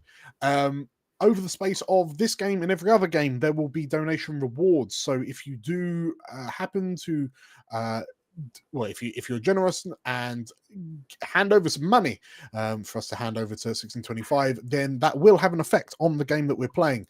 So in this game, a £5 gives a re-roll to the next success is re-rolled. A £10 forces a failure to be re-rolled. Sorry, that's the other way around. £5 forces a success to be re-rolled. £10 generously allows a failure to be re-rolled. £20, all Johns will gain a willpower. We'll come back to that in a minute. And on £40 is an immediate willpower check, which again we'll come back to. Also, there is a meta donation goal. So as we drive through our goals for the day, at £250, which is only £80 away as I read this, I will eat a plate of lemons. So dig deep. Dig deep. I will be kind of carrying on with the GMing while I'm eating the lemons, so you all get to experience my face as I try to keep a lid on it. We've got many lemons for this. So, yes, please donate, because clearly I crave You should really see someone about this, Discomfort. Dan. Yes, No. crave discomfort. I would love to hit the 250 goal during this game. So everyone is John. The premise of the game is everyone is John. You are all voices within the mind of a poor, unfortunate soul called John, and you all have very particular but very insistent obsessions. And over the course of the game, you will be vying with each other for control of poor John in an attempt to make poor John fulfill your obsessions. So the four of you have got obsessions. They're all secret for now. They'll be secret for you, the viewers, but I'm sure it'll become abundantly clear what these obsessions are as we go through. And every time you successfully complete an obsession, I will rate the scale, the scope, the extent of the obsession completed and score you 1 to 3 points. At the end of the game, so we are running until 1:45. So at 1:45, we will basically total up who's got the highest number of points, and that voice is the winner. But voices can't just fight over John willy-nilly. You all have willpowers. So who amongst the four of you have got 2 skills? And Errol, you've got 3? Somehow, yeah. Okay, amazing. So the 3 of you that have got 2 skills for your obsessive voices, you will start with 10 willpower. And Errol, your voice will start with 7 willpower. So if anyone donates £20 during the game, everyone will gain 1 willpower. And the way that the voices fight for control over John is to bid an amount of willpower, and whoever bids the most gains control of John. That player deducts their kind of declared willpower from their willpower total, but everyone else keeps theirs, and then that player carries on playing as John until John is either sort of like grievously wounded, which forces a willpower check, or he gets bored, which generally means about 10 minutes of inactivity. Whilst John isn't the most capable of chaps, so whilst in control of John to do something successfully, John must roll a 6 on a single d6. If it is a skill, if it's using a skill that your voice is skilled in, then John will instead succeed on a 3. Chris has donated £10. Thank you. That means we have a re-roll failure out of the gate. So we can start confidently, whoever gets control of John first. Yeah, that's pretty much it. Obviously, the more extravagant the obsession, like the scale of the obsession that you're trying to do, the more points you'll get for it. Generally speaking, that will translate to like you have to do more things to set up the accomplishing of the obsession. So with all that said, who would like to become John? I'd like to be John. Like to be John? Yeah. Always wanted to be a John. Amazing. So yes, thank you once again. John again. So yeah, once again, thank you to Chris for the donation. For anyone else watching, the link to our donation page, our Just Giving page, is in the description, but it's justgiving.com/page/EoE-GFG25. So let us begin. In darkness, there are sounds seemingly from far away that penetrate the inky darkness that envelops John's perception. And they sound distorted and monstrous. But as a line of light slowly breaks through the darkness, as John's eyes slowly open, the noises kind of coalesce to something a bit more understandable. The monstrous demonic sounds become the laughter of children. And as John opens his eyes fully to gaze up at a beautifully blue sky overhead, some clouds kind of lazily drifting over like above, John sits up and looks around and finds himself in the dead center of a theme park. The renowned British theme park, Bolton Towers. And as John looks at the various people that are wondering why there is a nondescript Caucasian man just sat in the middle of a theme park on the floor, John's head is racked with a number of discordant, screaming voices. And as we make our first willpower check, so we'll go like 3, 2, 1, bid. Like 3, 2, 1, shout your bid. So think of how much you want to bid to gain control of John. Remember, you will have 10 willpower, apart from Errol, who's got 7. And 3, 2, 1. 3. 2. So Georgia said 3, Carl said 3. Mm-hmm. Okay. What might be good? Actually, yeah. Rather than if we shout out and also hold up fingers. So between Georgia and Carl, so you've both bid 3. Mm-hmm. I'm going to go for another round, and this is additional willpower on top of your 3. Okay. So fingers up, and then shout the number as well. 3, 2, 1, 2. 3. Oh, going Georgia. strong. Georgia clinches it.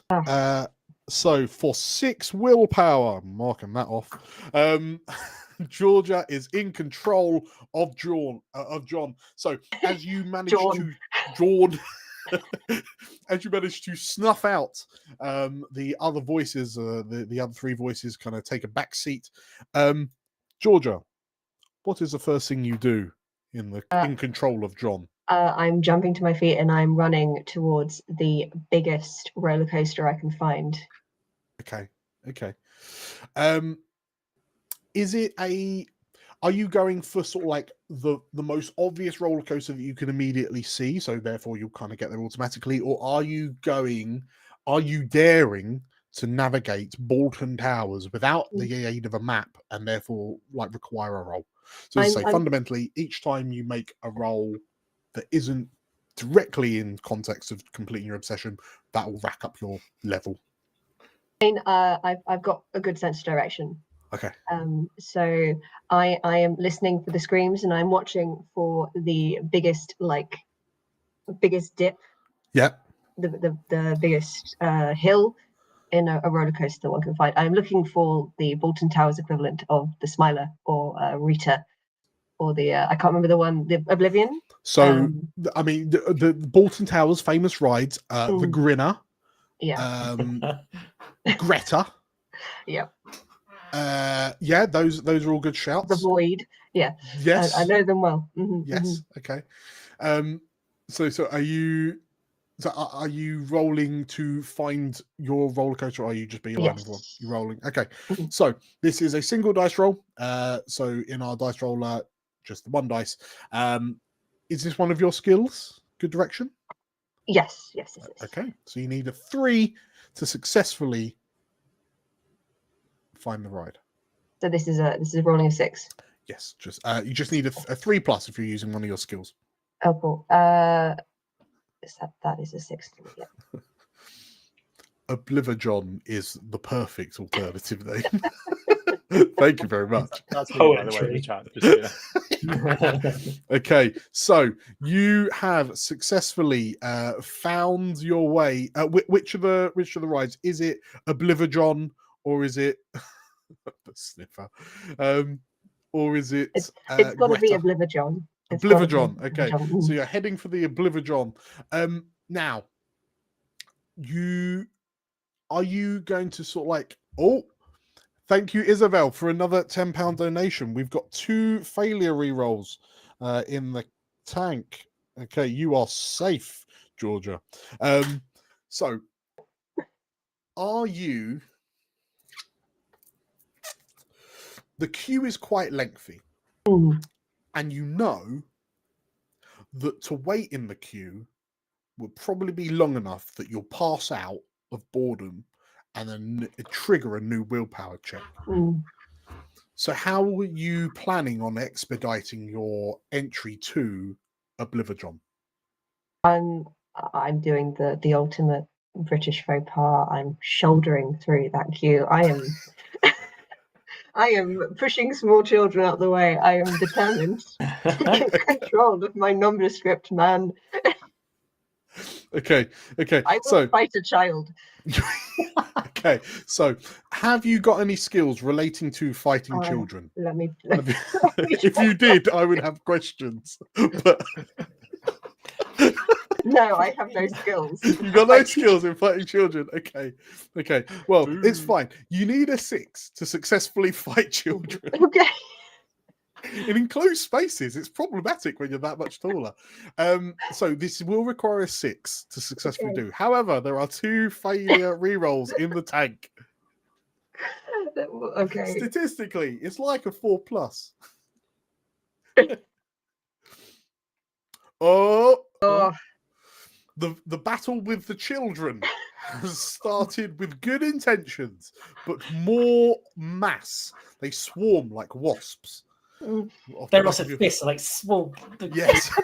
Really get you They're like where it little hurts. fleshy bullets. Once they get them at the knees, that's it. He's gone. He's down. It's like the whole like, would you rather fight a horse-sized duck or a duck-sized horse? Or 100 horse-sized ducks. Yeah. Right. Yeah, this is what 55-year-olds is like.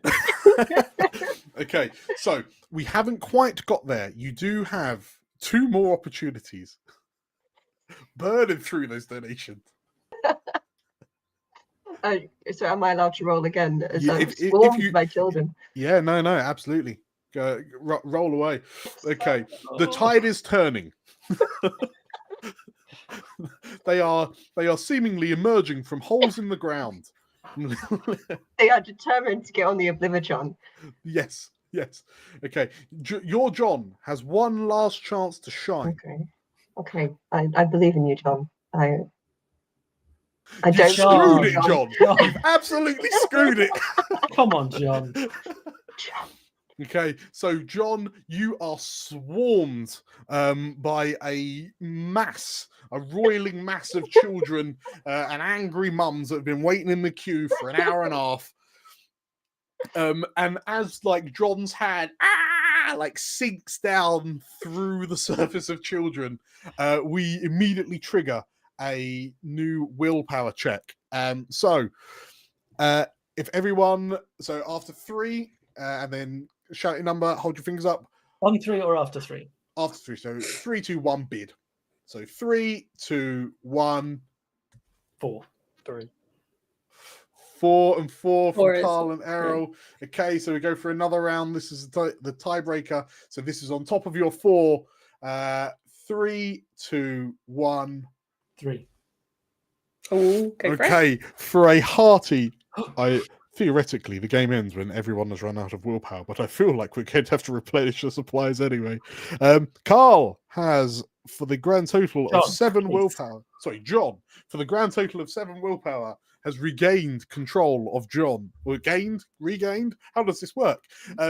Okay, so under the mass of lots of very bored and grumpy children, what does your John do? John is sort of lying there under this mass, and he crawls his way out, pulls himself up by one of the bins that are at the side of all the things. And as he looks inside, he hears the voice in his head. It's like, John, that burrito is only half eaten. We should finish it off. Yeah. Go for it. Let's go for it, John. Okay. I know you have lactose intolerance, but that cheese looks delicious. Okay. As you pull out this half-eaten bin burrito, what are you doing? What are you rolling? Well, we could either let's go with sell by dates or a suggestion. That's my skill. Okay. So sell by dates are a suggestion.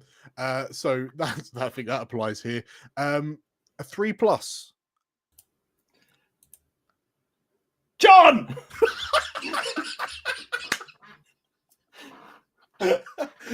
Okay, so as you bring this burrito up to your mouth, describe to me what happens that prevents the chompage. It's one of those bloody kids, isn't it? They push him.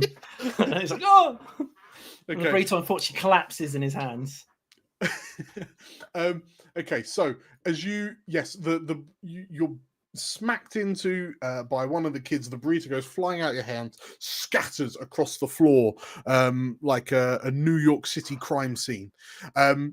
And as you have failed a roll, like the jolt triggers another willpower check.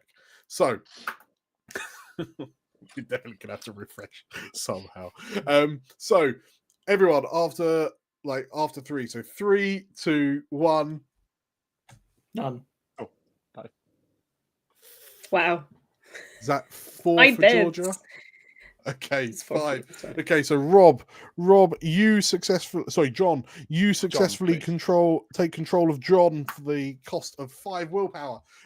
So you feel the pain in your gut as the bin, because it's like one of those slatty bins, so it gets right in under the ribs. But yeah, just the physical trauma knocks John out of John's driving seat and replaces John with John in John's driving seat. So, John, what do you do with John? John looks around. Oh, finally. I'm going to attempt to run past the children and steal my way onto the Oblivion to get a view of the park so I can see what else there is. Okay. Just rather than fighting kids, I'm going to try and sort of dodge, jump around them. Matrix. Running past, like, you're too small to be on this ride anyway. Okay. Have you got any skills that help you in this endeavor? No, but I'd like to spend 2 willpower, if I may. Oh, but yes, thank you for reminding me of the rules. So you're spending 2 willpower, which gives you +2 to the roll. Okay, so you're down to a 4. You're 4 or more. Okay. You successfully bullet time wall run around, like, so those fences, right? So you wall run around around the kids high enough that they're outside of their grubby little arms' reach. I'm dodging past, elbowing kids in the head as I go past. Santa's not real. The Tooth Fairy's your parents. Just crushing hopes and dreams, making it to the front of the queue. Okay, so you've successfully made it to the front of the queue. What's your next plan? So you've got 1 success in the tank. to get on the front of the Oblivion. Okay. And to try and get the best view of the park. Sure. Are you getting in the seat, or are you literally like holding on to the front of the? No time for safety. There's no need. Okay. So perhaps you're surfing. Like hold it to get the height, right? You're getting the height. I think someone's probably already in the seat, and I'm doing that thing where you kind of awkwardly go to sit somewhere, and I'm just sitting kind of on top of them, but they've already got the safety barrier down. Excuse me, just coming in here. Oh, don't mind me. Okay. So, it is okay. So, what is this something you're rolling for, or are you just letting fate take you higher and higher as the along with the roller? Yeah, in terms of going up, I don't think it's going to be a problem. It's probably coming down that's going to be an issue, but that's somebody else's problem. Okay. I'm just reading your rule. Okay, your obsession. Okay, so as the roller coaster, I'd like to look out for it. Sorry, go on. Well, the roller coaster, there's that, as you're pulled up the ascent. And here's the thing about Oblivion: when you get on it, you're always amazed by just how far that initial drop is. It goes almost. I'm pretty sure it goes past 90 degrees for a moment before just plummeting straight down, perpendicular to the ground. But there is that kind of fear and tension that builds. Thank you, John, for a £20 donation. Of course, it's from John. Okay, so what I'm going to do, because we're desperately in need, I'm going to say, everyone, real quick, roll me a d6, and that's going to be how much willpower you gain. And Errol, this will be able to take you over max. So Georgia gets 6. 1. Oh, come on, John. Okay, so hang on. So Rob's got +1. So hang on, you were Well on done, John. Well done, John. Bad luck, John. 7. You're now down to 6. Carl's on 6. Okay, and John Riol is on 12. Amazing. And Georgia, you have cleared out, so you are back to 10. Okay, amazing. So yeah, you get to the ascent, and there's that moment where the carriage sort of like comes off the clicker, like comes off the ascent track, and then they hold you. And they hold you, and you peer down into the hole in the ground that's the trademark of Oblivion. And it's a hole in the shape of it's a hole in the shape of John's face. And yeah, it's that moment where they hold you for an indeterminate amount of time, peering into the abyss. And I think now's probably a time that you'll need to make some sort of roll. Yep, I don't think I have anything.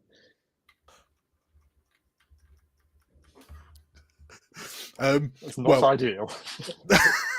Okay, so as the ride catches you, and then I think I don't think we've got any re-rolls in play. No.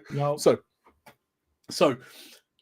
it catches you for a moment, and then as the ride then lets you go, and there's the screams, as everyone plummets, like, what is it? It's like 120 foot or something horrendous, straight into the ground. Like it's literally a hole in the ground, into the ground, and then through the curve on the outside. John, you just black out. Just absolutely black out. God, he gets flung out the other side. I imagine. It comes out the hole. It's just Well, because Oblivion, like into the ground, and then as it kind of comes out, it like it emerges from the ground. The carriage kind of carries on along the track, and then John just like flies off into middle distance. Getting flashbacks of Roller Coaster Tycoon. So as the so John, as you sort of like feel the wind kind of smacking you in the face as you go flying through the air, you are blown out of the driving seat. Other Johns, we're now doing another willpower check. 3, 2, 1, bid. 2, 5. Georgia's back in the driving seat. Okay, so Georgia, you come to just in time to, but tell me where you land. I mean, I feel like you come to with a moment of triumph as John hurtles through the air. I feel vindicated. I feel like an obsession is perhaps completed. I feel like he lands maybe in like the front of the queue for another ride.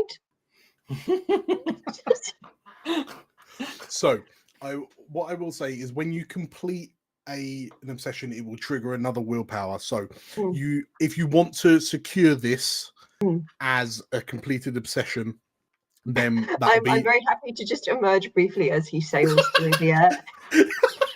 Okay, so yeah, you can have that as a one-er. So in which case, yeah, Georgia, your John job wakes up, takes one look around, goes nope, and goes back.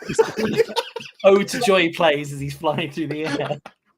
So cheeks flapping as you go flying through the air, and like you feel this sense of elation rise in your chest, and then bam, you hit the ground, blackout. Immediately straight back into a willpower check. So 3, 2, 1, go. 3, 3. No. No, okay. So John, Rob and Carl, you both bidded 3. So another sudden death round. 3, 2, 1, bid. Have it. 1. Okay, so it's back to Rob for 4. So Rob is down to 2 willpower. Nope, Okay, it's down to 0. I'm afraid. 0 willpower. Didn't you gain some? Yeah, I spent 2 to make the roll easy. Gotcha. Okay, down to 0. So, you wake up. You feel somewhat sore, but the you feel full of adrenaline. And as you leap to your feet, John, what do you do? I would like to look around for anything where I might win, like a goldfish in a bag, like a little those fishing game type things. Sure. I don't know if they have those at Bolton Towers, At or Bolton Towers, maybe no, knocking it's down the little literally- cans. You're literally fishing goldfish in bags with the little fishing lines. You just got to. Okay. Excellent. I'm just gonna run over to one of those, and abandoning all semblance of playing the game, I'm just gonna try and steal one from the prize stand in the middle. Just vault over the thing. I'll need this and go. Okay. Have you got any skills to help you in this endeavor? Absolutely not. Okay. Okay. So, we need a 6. It doesn't go well. Okay. Okay. So as you go to vault over the counter to sort of like the round pool pond bit where all these bags of inexplicably bags of goldfish are just bobbing around. As you go to leap up, your foot catches the front of the counter, and as you trip, you chin yourself on the edge of the pond, and like your feet go. Like you go feet overhead and you land sploosh into the goldfish pond, with like kids trying to fish you out with their little wooden fishing lines. Straight back to a willpower check. 3, 2, 1, bid. 2. Oh, Errol snatches it. Errol's in the game, so you're down to 8. Okay. So one might presume that there is a tank with multiple fish in, correct? Yes. And various nets. And then also you said that there are various children around. Correct. They're trying to. They're currently like bashing you with the wooden fishing lines. Okay, great. I'd like to take my head out of the tank, or my whole self out of the tank, and kind of, Jurassic Park kind of gesture to whoever is looking after this stall, and to the children with a grave and serious look on my face, and then kind of do a big sniff around and go, "You have to clear this area. Something smells really bad, and somebody here did it. And it wasn't me. I suspect it's you, sir." And I'll gesture towards somebody that looks like they would like do the worst kind of farts ever, like parent of some description. Okay. Do you have a skill to aid you in this grow? I absolutely do. You absolutely do. Okay. So Yes. That succeeds on a 3. Okay. I'm rolling it. It's not good.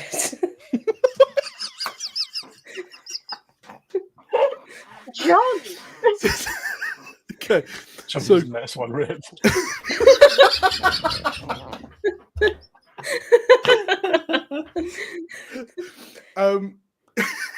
Yes. The John has been flipped so many times in this short space of time that as you point an accusatory finger, everyone goes quiet, and there is that everyone hears a coming from John's gut. Yeah. And the rectal chorus that emanates from you is so powerful, it immediately knocks you out and forces a willpower check. Okay. So, on 3, Georgia, you're on the lead on 1. We are over half an hour into this game. 3, 2, 1, bid. 2. Everyone's going in for seconds. Yeah. Okay. So so John disassociates for a moment before reasserting dominance, owning it. Errol, how are you moving forward? I think I think I'm going to just slightly change tact and leverage the confusion that possibly my wind has caused in this crowd. Are any of the children wearing any t-shirts or hats that have like cats on them? Would it Like help headbands with cat ears? Absolutely. T-shirts with cats. Okay, great. If there's a few of them, just one or two, I'll sort of pull myself out of the tank, and gesture to these kids that are probably confused and sad from what's happened so far. No doubt. I watched a guy land in the tank, fart, and then faint. I mean, they might have found it hilarious. That sounds like the kind of thing that a kid would love, actually. I think a few minutes ago.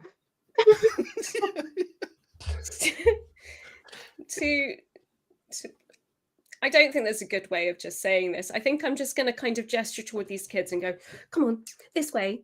Come on over here. Come on." Okay, so you're attempting to Pied Piper away with a gaggle of children. Yeah. These children that are fans of cats. Sure. In some way. Sure. Okay. Have you got a skill that relates to that? Debatable, but I would say yes. You would say yes.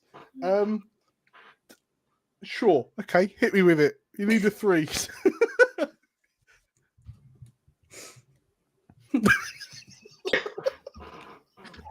I think they were cats I think I'm stopping. You've misunderstood. Okay, so I think in this moment, the dad that you accused of letting rip before you yourself, you decimated the local wildlife. He takes great umbrage with everything that's happened because he was about to catch a goldfish, and like now all the fish are just bobbed to the surface on their sides, and there is. Like as you try to lure the cat kids away, this large meaty fist in slow motion connects with John's face, and as you like Wuxia film style like flips horizontally away from the punch, we trigger another willpower check. So just to count, we've got 5 for Georgia, 6 for Carl, 4 for Errol, none for Rob. 3, 2, 1. Wait, how many types? How much do I have? I've got you on 6. 6 used or 6 left? 6 left. Oh, I've been underbidding. I've got you on 6. 3, 2, 1, bid. 4, 2, 2, 0, 4. Carl is in the driver's seat. So down to 2. Excellent. Sort of John sort of up from the ground, like obviously rubbing his jaw, and then he hears that voice again. It's like, we are really hungry, John. We should really eat something. And as John looks up, he sees Meat Sandwich Prince, the sort of like off-brand like burger joint that's in Bolton Towers. And he goes, checks for his wallet, sees his wallet floating in the tank, slowly just like being picked up by another kid. So he can't afford things. So he goes straight for the dumpster, flips the lid, and goes diving through into it. Okay. So, is the diving of the dumpster the role or the goal? The goal. I mean, is you're gonna have to go over the pungent smell of the dumpster, which is where a strong gag reflex comes in handy. Okay. So as you weaponize your strong gag reflex, that's a 3. Please roll me a dice. You need 3+. John. Hooray for John! Okay, so that is a 1 and done for Carl. Congratulations, you and Georgia are tied for the lead. And what is it that your little He finds little- yesterday's burger, takes a sniff, and just. and yesterday's burger is as rock solid as today's just given burger. Because those things are cooked. They are cooked. Right, so as you chew And he has your some way, chips as well, like scraping some of the milkshake off the bottom. okay, as you have yesterday's burger with a complement of bin chips, as you sit feeling quite contented, and your brain flushes with happy juice. Good we job, trigger. John. Good job, John. We trigger a new willpower check. So 3, 2, 1. 4, 3, 1. Okay, Georgia is back in the seat with one willpower left. What's Georgia doing? I think John.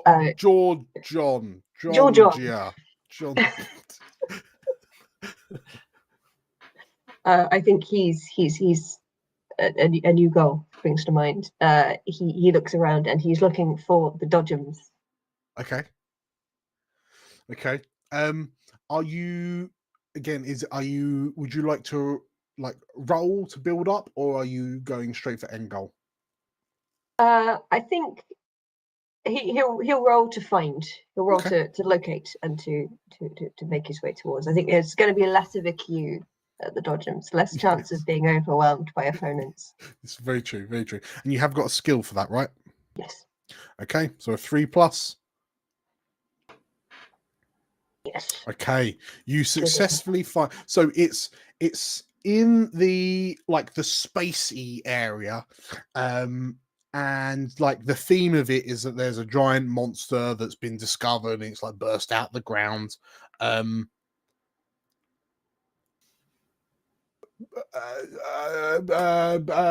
Why is my thesaurus mind failing me? It's not nemesis. It is arch enemy. Okay, so yeah, the evil arch enemy ride in this kind of containment area. Arch-jonomy. Yes.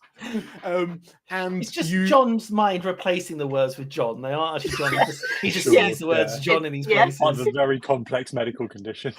Thank you, Julia, for the £20 donation. We thank you, needed Johnny. that. So Thank you, Julia. that's more willpower for everyone. If everyone can roll me a D6, I'm praying for you, Rob. Get you back in the game. Yes. Thank you, Dice. Okay, so Rob's up to 3, Georgia's up to 7, Carl is up to 5, and Errol is up to 8. Start getting the levels ready. Absolutely. Okay. Oh my good. Wait, how we're running until 1:45, right? Yeah. Yeah. Oh boy. Okay. Just gotta hope that people keep donating those £20. Right. Okay. So with that in mind, you found the Dodgems in the sort of the spacey containment-y area of the park. Congratulations. What's the next stage of your plan? I'm leaping into the Dodgems area. Okay. Again, no time to queue. Isn't John the floor got a electrified? Yeah, it's rails up top. Yeah, it's a whole Yeah. Okay. Okay, so you jump in. Okay, so you jump in. Are you going in the Dodgems? Or are you just sort of grabbing a metal pole and just ramming it up into the rafters to get the juice that the Dodgems would normally use? Would you look at that? If everyone could roll me another D6, so someone else has just donated £20. Thank you very much. Oh, thank you, Dan. So Georgia is now up to 10. John Riol is up to 9. Carl is up to 9, and Rob is up to 6. And I do believe that. But one moment. Bring the lemons, please. Thank you. An obsession for DM, John. Okay. Yeah, we're supercharging this. You with willpower and me with lemons. So we've hit £250. Way! Sorry, Georgia. Sorry, yeah, beg your pardon, I keep on interrupting. If you talk us through the next stage of your plan, I just need to update the Omni goal. So he's going to try to jump directly into a dodgem, sort of into the driving seat of a dodgem. Okay. Mhm. And this is a builder, not a goal, right? Yes. I think this is a builder. It's like, what was that cartoon where he basically on the road puts a hand out, thing back, and he just falls into the driver's seat?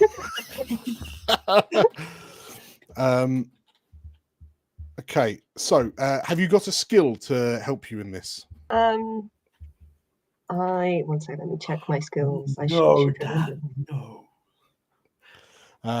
While you're checking that, Georgia, Hot sauce. I'm not sure. It turned up. It looked very red. It looked very angry, and for reference, the next Omni goal is £500. I will do a hot sauce shot. For reference, I over peppered a soup last weekend, and I struggled. With an over peppered soup. Oh my goodness! So incredible. Please let me see the hot sauce. I want to know how bad this is going to go. Okay, I got some donating to do if it's a good one. So, Georgia, sorry, have you got any skills that can help you with? I think so. I believe so. Oh my god. Okay. What is? That's a lot of lemons. That's a lot of lemons. An absurd number of lemons. It's 2.5 lemons, I'm told. An unnecessary number of lemons, one might say. Okay. I don't know if I should turn the mic off for this. Okay. What is the skill that you're planning on using, Georgia? Drives well. Okay, sure. I'd say drives well is pretty good. Okay, right. Make your roll, and I will start. Oh Jesus Christ! The fish in the tank. Help! This is such a. Oh, there's another £20. Thank you, £20. Oh. Okay. You've done it. Yeah, everyone can roll D6. More willpower, please. Only one. Oh my god. Oh, this is. Somehow this will not be as bad as a hot sauce. What? 1, 2, 4, 5, 6, 7, 8, 9. It's 9 slices. You just gotta go for it. Don't think about it. Okay, I need to make notes. So Errol's now up to 13. 13. Yeah. Rob's up to 8. Georgia is up to 11, and Carl is up to 10. Okay, you've successfully jumped in the car, Georgia. What is the next stage of it? Shut up. Hot wire this baby so I can drive it out of the dodgems. Okay. I want to jailbreak it. I want to set it free. I'm going red. Okay, cool. Is that a skill? I have no skills. Yeah, I have no skills. Okay, so we need the 6. We need the 6. Oh!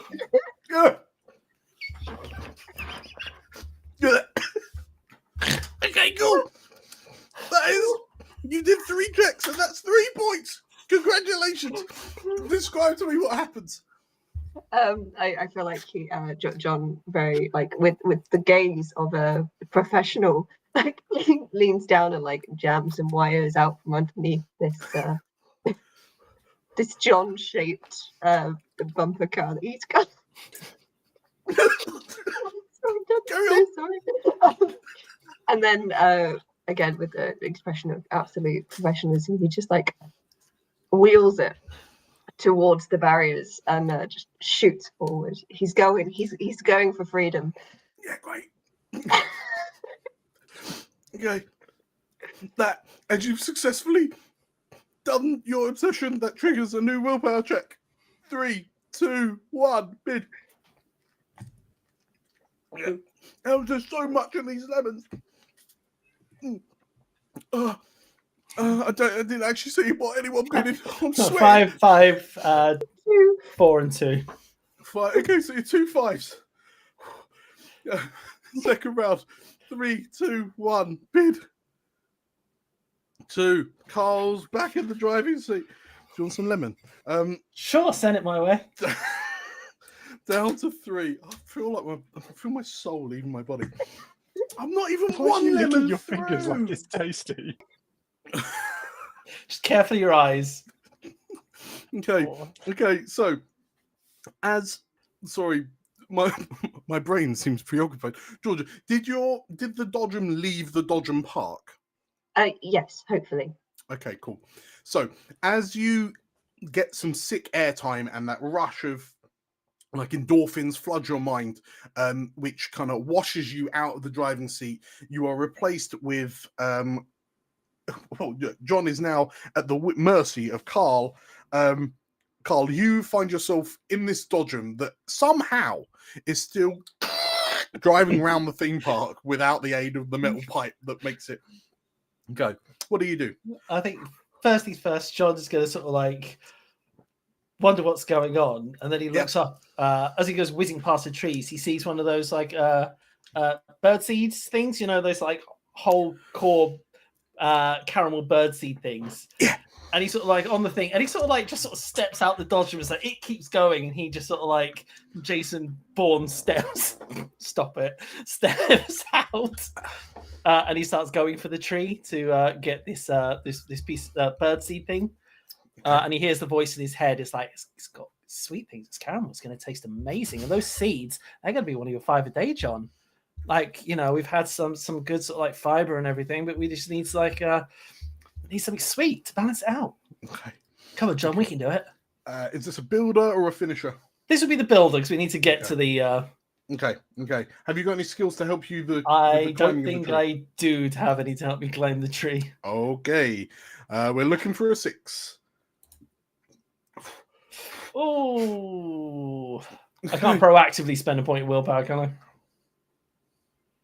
What do we say, gang? No. Okay.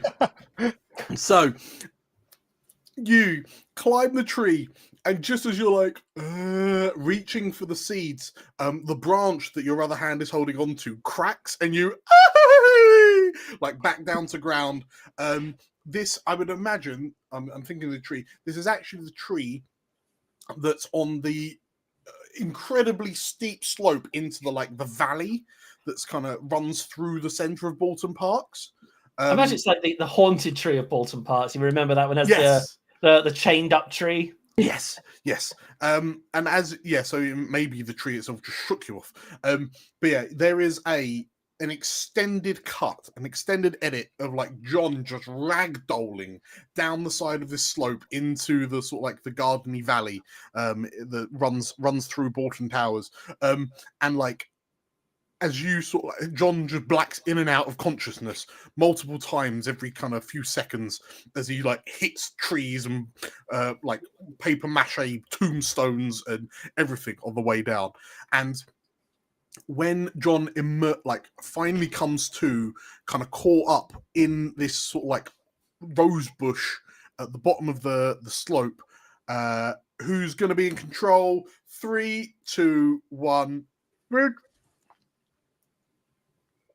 Oh, Okay, got that one on the pip. Okay, so Errol's down to 7. What are you doing, Errol? You said we're in a gardeny area with many plants and presumably flowers. Mhm. Okay. Is it populated, or is it the least like interesting of all the attractions? Am I quite like? Is it time for some reflective time? Well, so in the middle of in this valley, it's a bit like it's a bit of an Alice's Wonderlandy kind of space, but Okay. it would also take a while to if this were Alton Towers, there is relatively little to do apart from taking the scenery. But this is Bolton Towers, so you tell me what there is there. Okay. Well, I'm imagining like the gardens area is the most granny visited of all the sort of areas in like most amusement parks or theme parks. There might be like a little ice cream truck. There might be a little coffees truck. I think that there aren't going to be many kids around, although maybe there'll be kids around in the area where like things are squirting water in different directions, but that's a little bit over the way. And I think in this moment of reflection and severe like head and body trauma, I think John looks around at the beautiful scenery and the flowers of different colors. And it's just going to start to pick every flower that they can see until they have like a handful of flowers. Okay. And then going to line them up according to color and size and shape in just like the middle of a pathway, and just kind of like maybe trying to spell out a word, but is going to progress through this like this art. Is this a builder or a finisher? As in, what do you mean, builder or a finisher? Like a skill or a? Are you planning on rolling again after to rack up the score, or is this your off ramp? There's 4 left. I still don't understand what you're saying. So with your obsessions, if you do sort of like 1 roll and then you're done with your obsession, then that'll be 1 point. If you do 2 rolls, 2 points, 3 rolls, 3 points. Just the scope and scale of your. I'm feeling a genuine fear for these lemons. I think this will, I guess, a finisher. Okay. I guess. I think that's what you're at. Yeah, sure. Yeah. So effectively, if you do it, then you'll get a point, and then we do another re-roll, another willpower. Okay, I'm going to spend 3 willpower. I'm going to spend 3 willpower to make this a slightly easier roll. Okay. Well, you don't need to spend 1. Wait, have you got a skill for what you've just set out to do? I do not. Oh, okay. No. Okay, so you're spending 3 will. That takes you to 4. Okay. And you get plus 3 to the roll. Okay. Let's roll it. For fuck's sake. No. I've done so many ones. Okay. You brains go foggy. You gather a load of flowers, and then there's one last flower that looks like it's going to be like the crown jewel of your collection, the biggest flower that you can see. But what you don't realize until the last moment is that the flower that you're trying to pull is actually one of the like park decorations, and like as you stand in front of this like large rosy sunflowery looking thing, the bit in the middle, the yellow cap sort of like flaps open, and this large torrent of water hits you in the face, as it is in fact one of the water features. And as you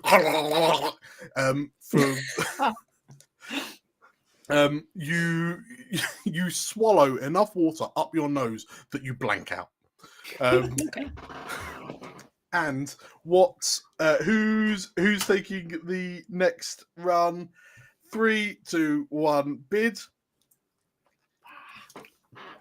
Bye for Georgia. Okay, cool. So Georgia's down to 6. What are you doing? I'm going to go snap back to reality, soaking wet, surrounded by flowers, and I'm going to look around immediately for my hard-won Dodgems car. Where did it go? What's occurred? Okay. Just mowing down teenagers. It's got into hex and it's just going, or not hex, sorry, it's got into curse and it's just going round and round and round. Yeah, just Having follow a the lovely screens. time. Follow the screens. Okay. So, I mean, I will say off the bat, if you're tracking down your Dodgem car, which has somehow managed to land on the tracks of Curse, Yeah. that there is a, frankly, offensively steep slope out of this valley. It's a lot, and for some reason the sky rail isn't working anymore. They're just not absolutely. So there's going to be some sort of check involved, I would argue, for you to get out of the valley to find your Ramble my way uphill. Yeah. Have you got any skills for this? I don't think I do. Okay. Do you want to spend any? I've got hiccups. Do you want to spend any willpower to help you with this roll? No, I think I'm good. Okay, cool. So you just hoping for a six. I'm gonna do a little run and just sprint at this hill. Anime sprint. There's only 3 left. Okay. And it's not gonna go well. It's 2. Okay. I am an emotional husk because of these levels.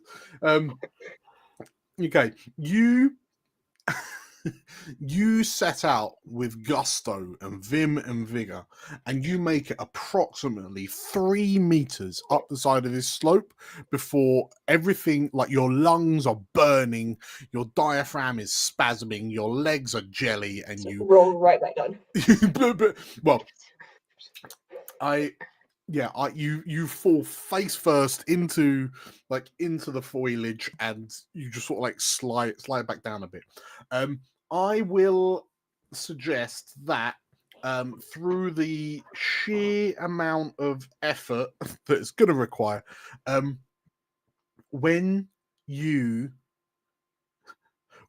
John next opens his eyes, he is inexplicably, like you hear a little jingle, and John is in a gently rotating teacup ride. Bids are up. 3, 2, 1, bid. So was that between George and Rob? Yeah, 4 and 4. 4 and 4. Okay, so George and Rob again. 3, 2, 1, bid. Oh, between George and Rob. 3, 2, 1, bid. That's all I've got. You can have it. It's all right. Oh no, yes. Does George, do you want to? No, I concede. We have not had. Rob, you Rob will Johnson pay the quite tariff. So 5 willpower for Rob. So that drops you down to 3. Okay, Rob, what does your John do? I've been holding this lemon for so long. John wakes up and kind of looks around in the teacup ride, and thinking back to a moment earlier, I'm going to attempt to do with the teacup the same thing I did with the Dodgems, except this time I'm going to like climb to, I guess, the middle of where the teacup control thing is, and I'm going to try and drive the teacup ride away, like, rather than the actual teacup ride. Okay.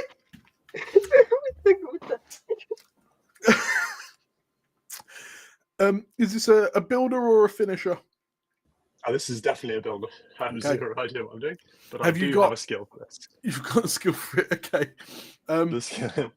I can pilot any vehicle for 60 seconds precisely. So I'm going to try and drive it 60 seconds in one direction, at which point I guess it would either crash or blow up or something. Okay. Okay. Make me your first roll. I guess it's going to crash or blow up right now. Okay. You are so confident in your driving skills that as you wheel the teapot forwards, instead you just carry on rotating as you go round the teacup ride, and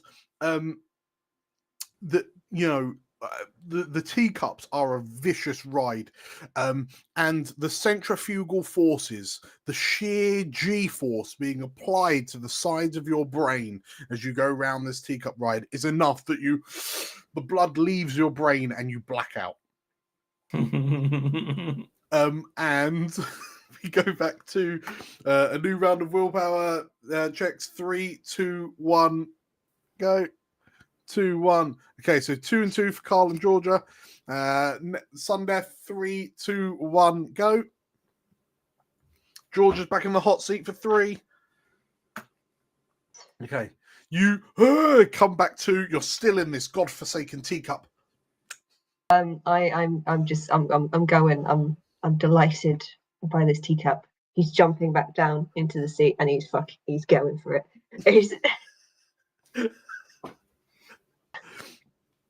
When you say going for it,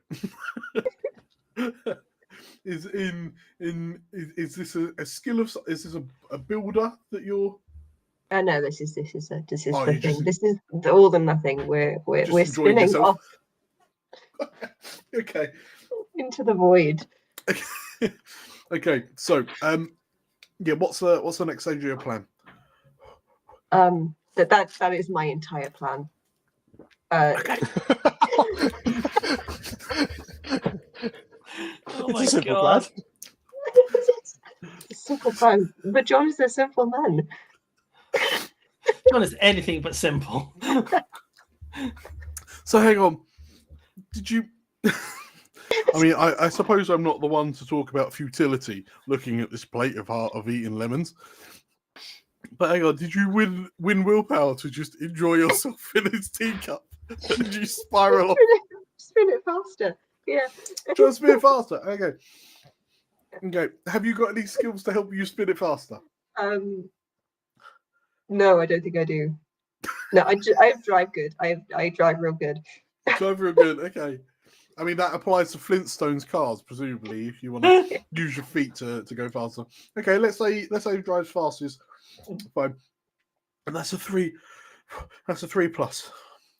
It's just always more lemon. Oh my goodness.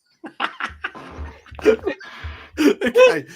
In your attempt, you hold one you hold one leg out, and as you're like frantically pressing along the ground to try and go faster and faster, just slows it. Twist.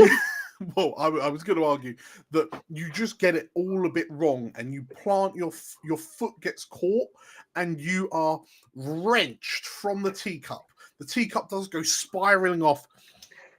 You hear a chorus of sort of like sounds of like human skittles as this teapot goes careening off into middle distance. There's an explosion. And yeah, John, you find yourself like your foot is planted. You whip out and like bang against the ground. And as your foot acts as sort of like a hinge, as your head cracks against the ground and then you revert back to a vertical position, you are unconscious. Eyes rolled into the back of your head, and a new voice rolls back in. 3, 2, 1, go. 2, 1, 2. Between Carl and Errol. 3, 2, 1, go. Errol's got it. You've got 1 willpower. I sure do. I feel like, as is the theme with John today, it's completely ruin an area and his own reputation in that area, and then swiftly move on. So in the spirit of swiftly moving on to another area that I have yet to destroy and upset everyone in the immediate proximity, I feel like near the teacup rides is again going to be like your small like stalls with your various like delicious little treats, like your pretzels, your little cups of coffee, seating areas, maybe a balloon cellar here and there. You know, it's the area where again the smaller children are teacup riders, and John, obviously. Oh, God. And I think John's just going to take a moment to scope out the nearest coffee stall, like a little, however theme parks kind of do a little coffee situation, and kind of just kind of go up to probably a teenager, baseball cap, gangly, acne, and be like, let me show you a couple of things. Just immediately, and then kind of nudges them out of the way to do some coffee situation brewing and stuff. Okay. Is this a builder or a finisher? This is a skill I'm using to continue something. So a builder, I'm assuming. Ram. Okay, so we need a 3+.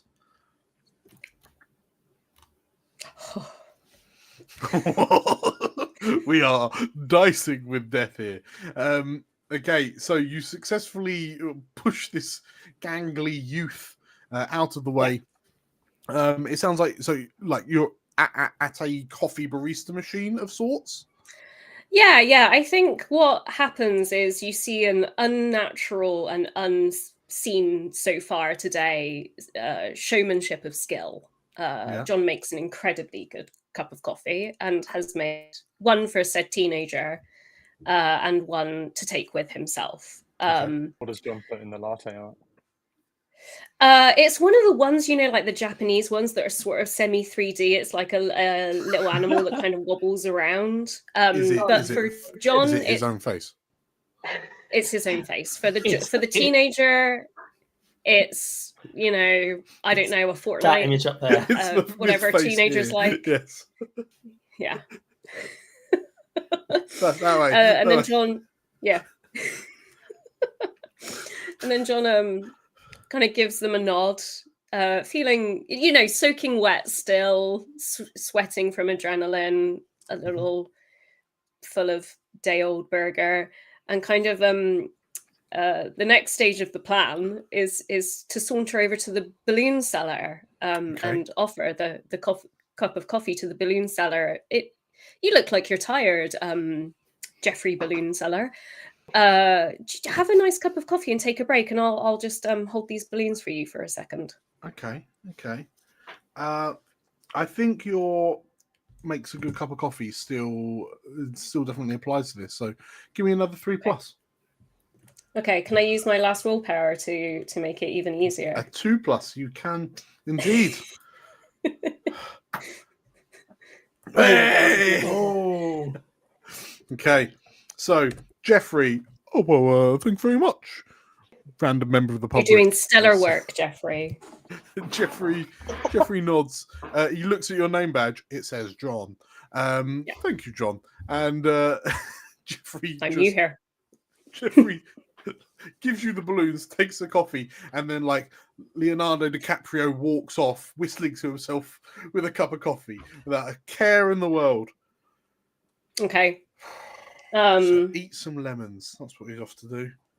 Delightful. You know what's gonna happen with these balloons, Dan? Yeah, they're going to get tied to a railing in size order and color order, shape order, character if there's characters on them order. They're getting categorized beyond a shred of doubt.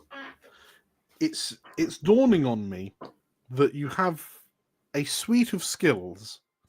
Yet I'm not sure which of these you'll be able to use to help you. None of them. Absolutely none of them. Unless there is cats on any of the balloons, of which I will be using a skill. Sure.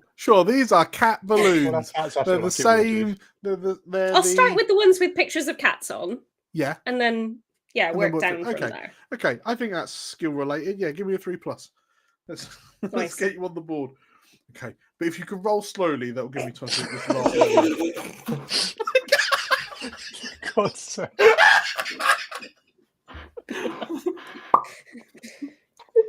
As soon as I take these balloons, it's like as you, yes, Perfect. And you take the You balloons. forgot that the balloon seller's lead shoes. Yeah, Jeffrey wanders off whistling, and you're like, "Oh, great!" And then your arm raises, and then slowly, so you get lifted off the ground.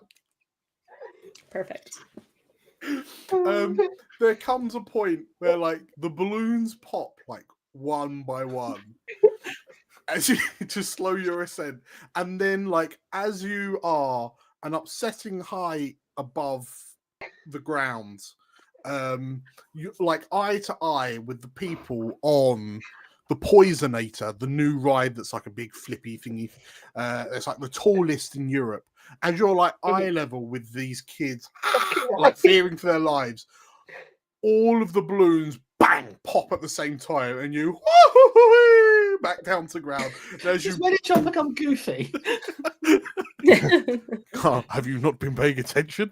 And as John, I'm cradling this lemon, as John plummets back to terra firma, and his world goes black. I'm sorry, everyone. You were doing so well. We go back for a willpower check. It's even Stevens. By my reckoning, you all have 3 willpower. If anyone has £20 they want to give to get Errol back in the game, by all means. 3, 2, 1, bid. 2. Carl is in the driver's seat, down to 1. Okay, hang on. Hang on. Before this Go for is it. Go the last. right in there. Get it right in. You can do it. Give us a can do lemon it. smile.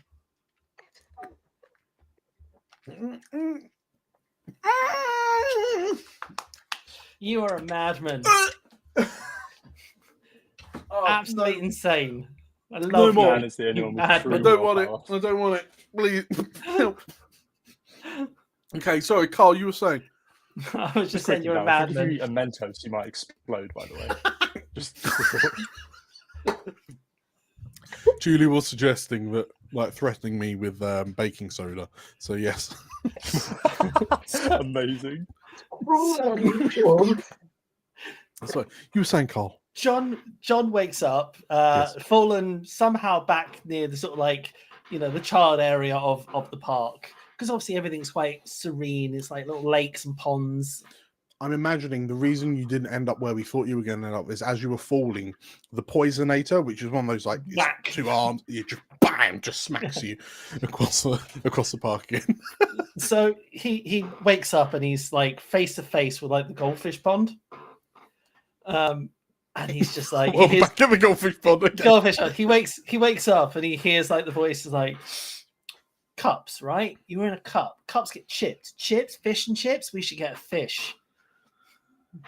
And so John's looking at this goldfish pond and he's like, yeah, I could do some fish. So his best way of getting a fish isn't to grab them. He's clearly proved he's not dexterous. He's going to try and drink water to pull the fish towards him. So his build-up is going to be using strong gag reflex to just drink water and pull the fish towards him. Okay. Is this like the proper chug mentality where you just Yeah, just okay, right? As you chug the goldfish, the lemon has donated £20. Hey! Okay, so Carl, by all means, you've got a skill, so you need a 3+ for this. Actually, first, if everyone can roll a d6 for more. If this is higher, I'm taking it as my roll. If it's lower, it's my willpower. So Georgia is up to That's 5. that's my skill. Help. Help. That's my skill.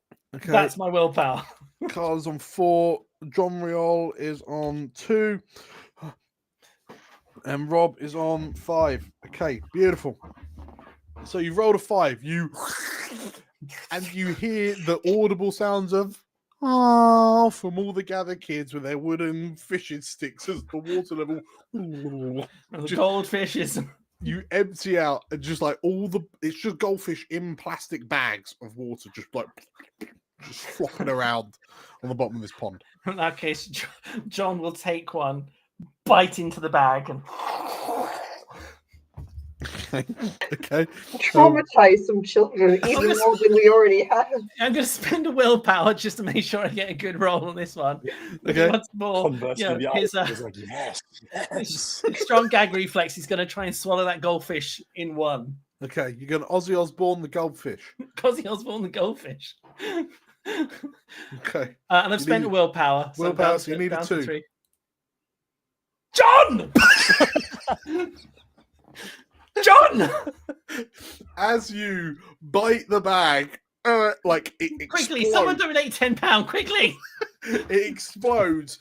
You are drenched with all this fish water, and then this one goldfish. John, you happens to choose the one bag holding the chosen one, and as this fish looks to you and becomes one with the goldfish matrix, this goldfish flies towards you, and in a series of expertly executed like kung fu moves, this goldfish just slaps you silly, ending with a little finny uppercut which knocks you backwards onto the counter.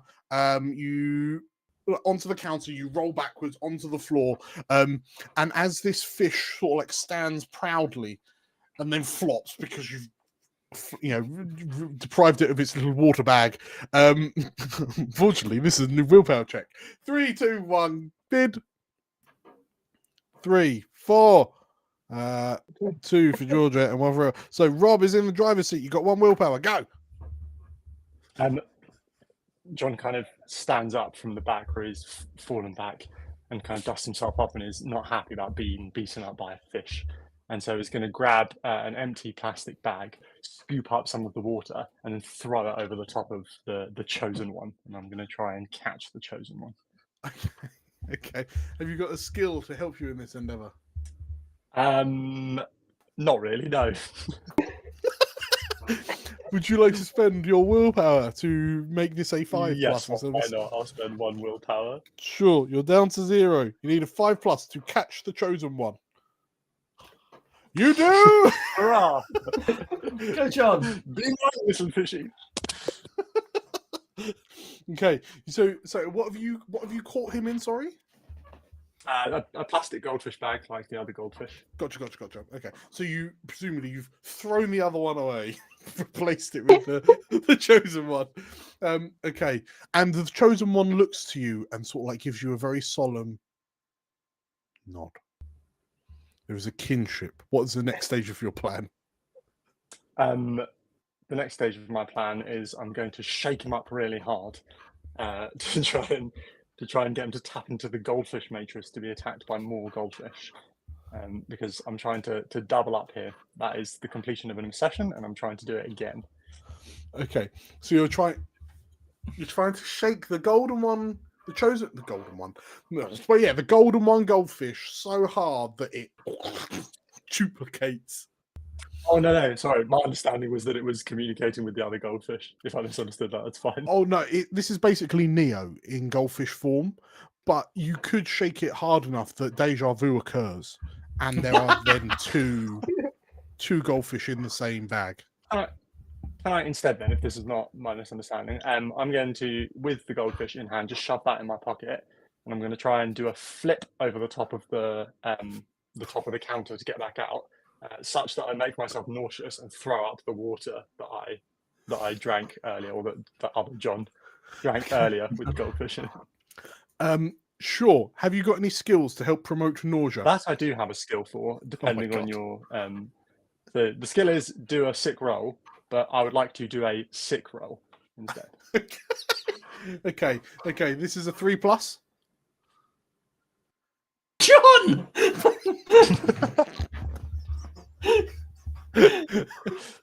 So, there's that video. I get it. I get it wrong in my head. Sorry, go on. Well, I was gonna say there's a video of the guy that's just like with the nunchucks, but like does a flip and then balls it up, and then so that happens. But you're just swinging a bag with a goldfish in it before you collapse to the ground. As you like proper like head and knees on the ground, like bum in the air, and then like your distended belly just lets out all the pond water anyway. We are back to willpower. 3, 2, 1, go. 3, 0. Do Georgia or Errol have any fish in this fight? 0. Sorry, how many was that, Georgia? Oh no, 0. Oh, 0. Okay, Carl, was it? How many did you bid? I had 3. That's all I have left. So you're tanking out. Okay, Tanking out. you're tanking out. Carl, John, you wake up, slickened by your own belly juice. He's gonna lob like the chosen one away because that failed, and he stumbles, falls against the bin, and he's gonna go right back to where he started. He looks in a bin, and he sees a half-eaten burrito, and he hears that voice in his head like, "We didn't get a burrito before, John. Let's try again." I think it's the other half of the same burrito. Other half of the same burrito, yeah. It was gross. Okay. John's gonna reach down, triggering sell-by dates or a suggestion. Yeah. Okay, we need a 3+. Come on, John. John!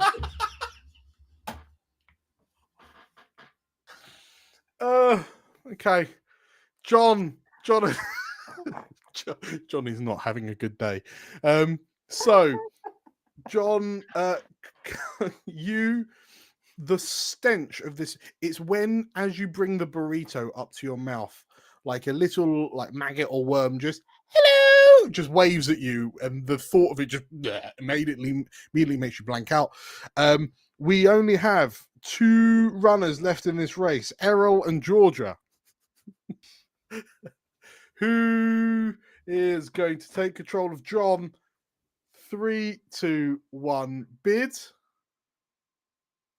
How many? I don't know how many I've got. Georgia, you have 5. Okay. Errol has 2. All right, I'll take that 5. Okay, so you're clearing the house. Okay, Georgia, you're back in the driver's seat. Mm-hmm. You are face first in a bin.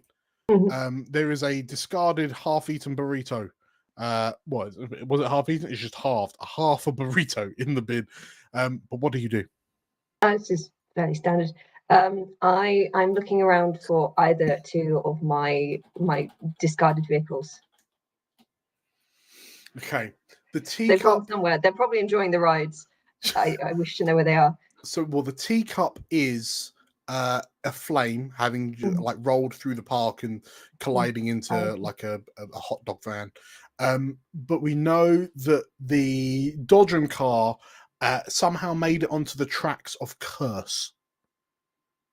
Okay. Which is a rickety little roller coaster ride with a few spoopy scares.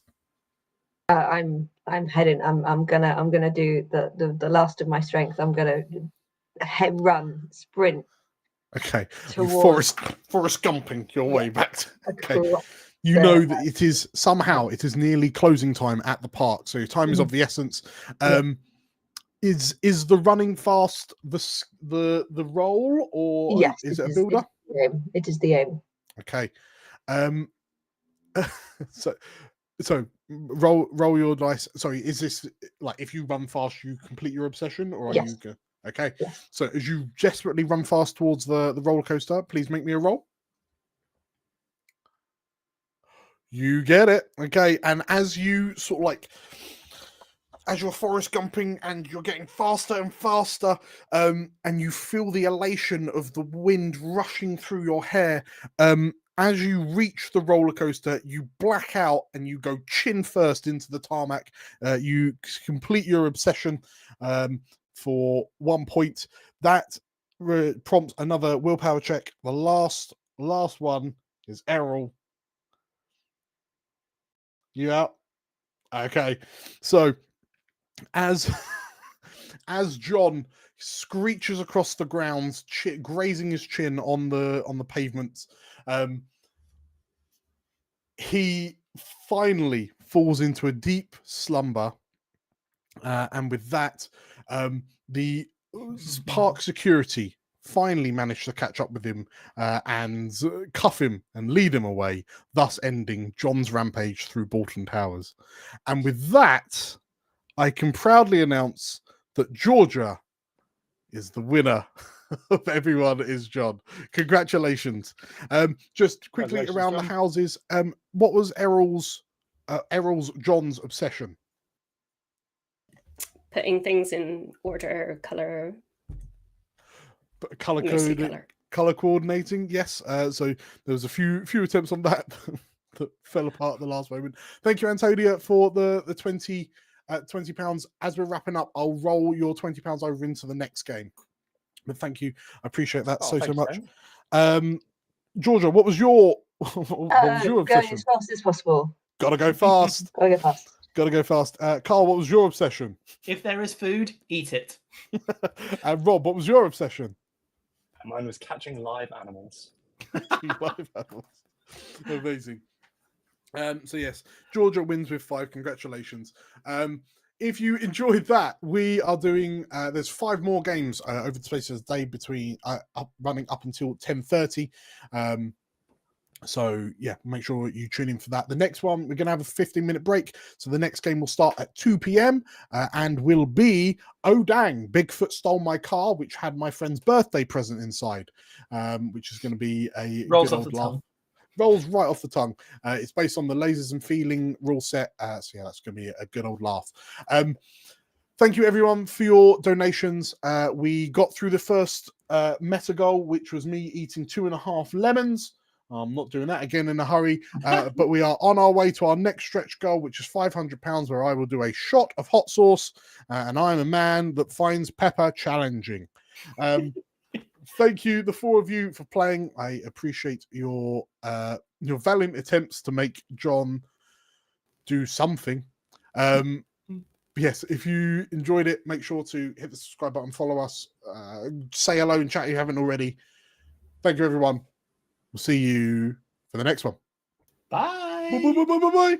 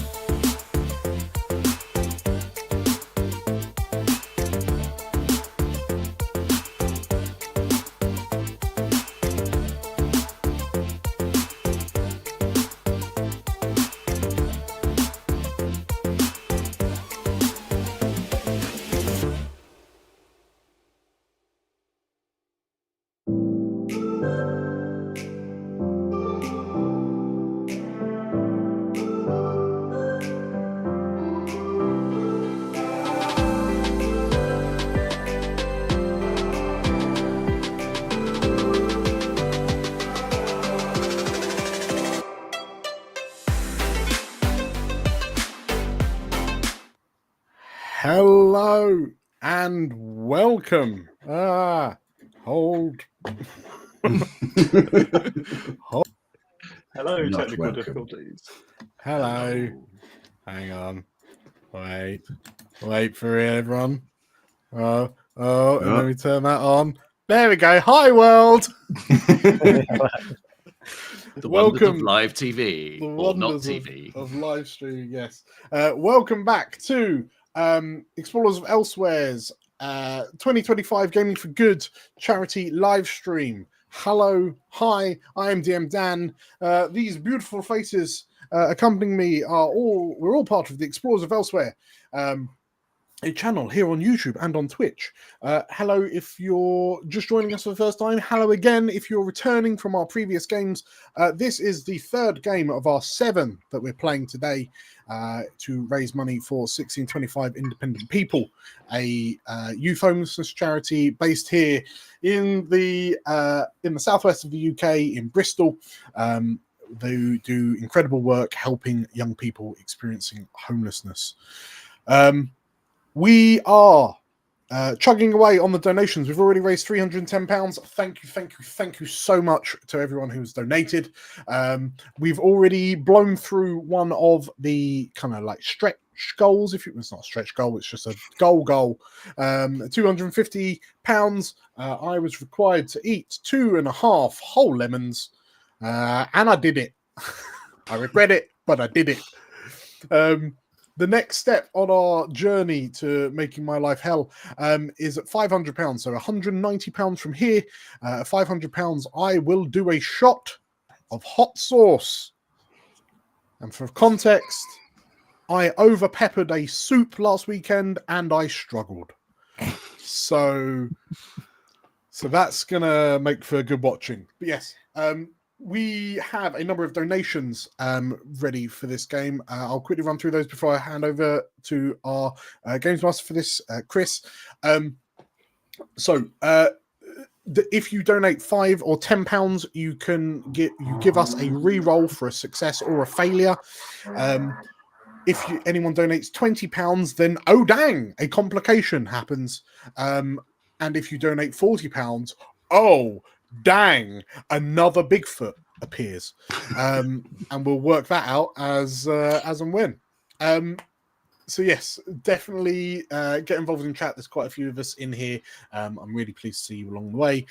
If you have the capacity, please donate what you can to 1625. It's all for an incredible cause.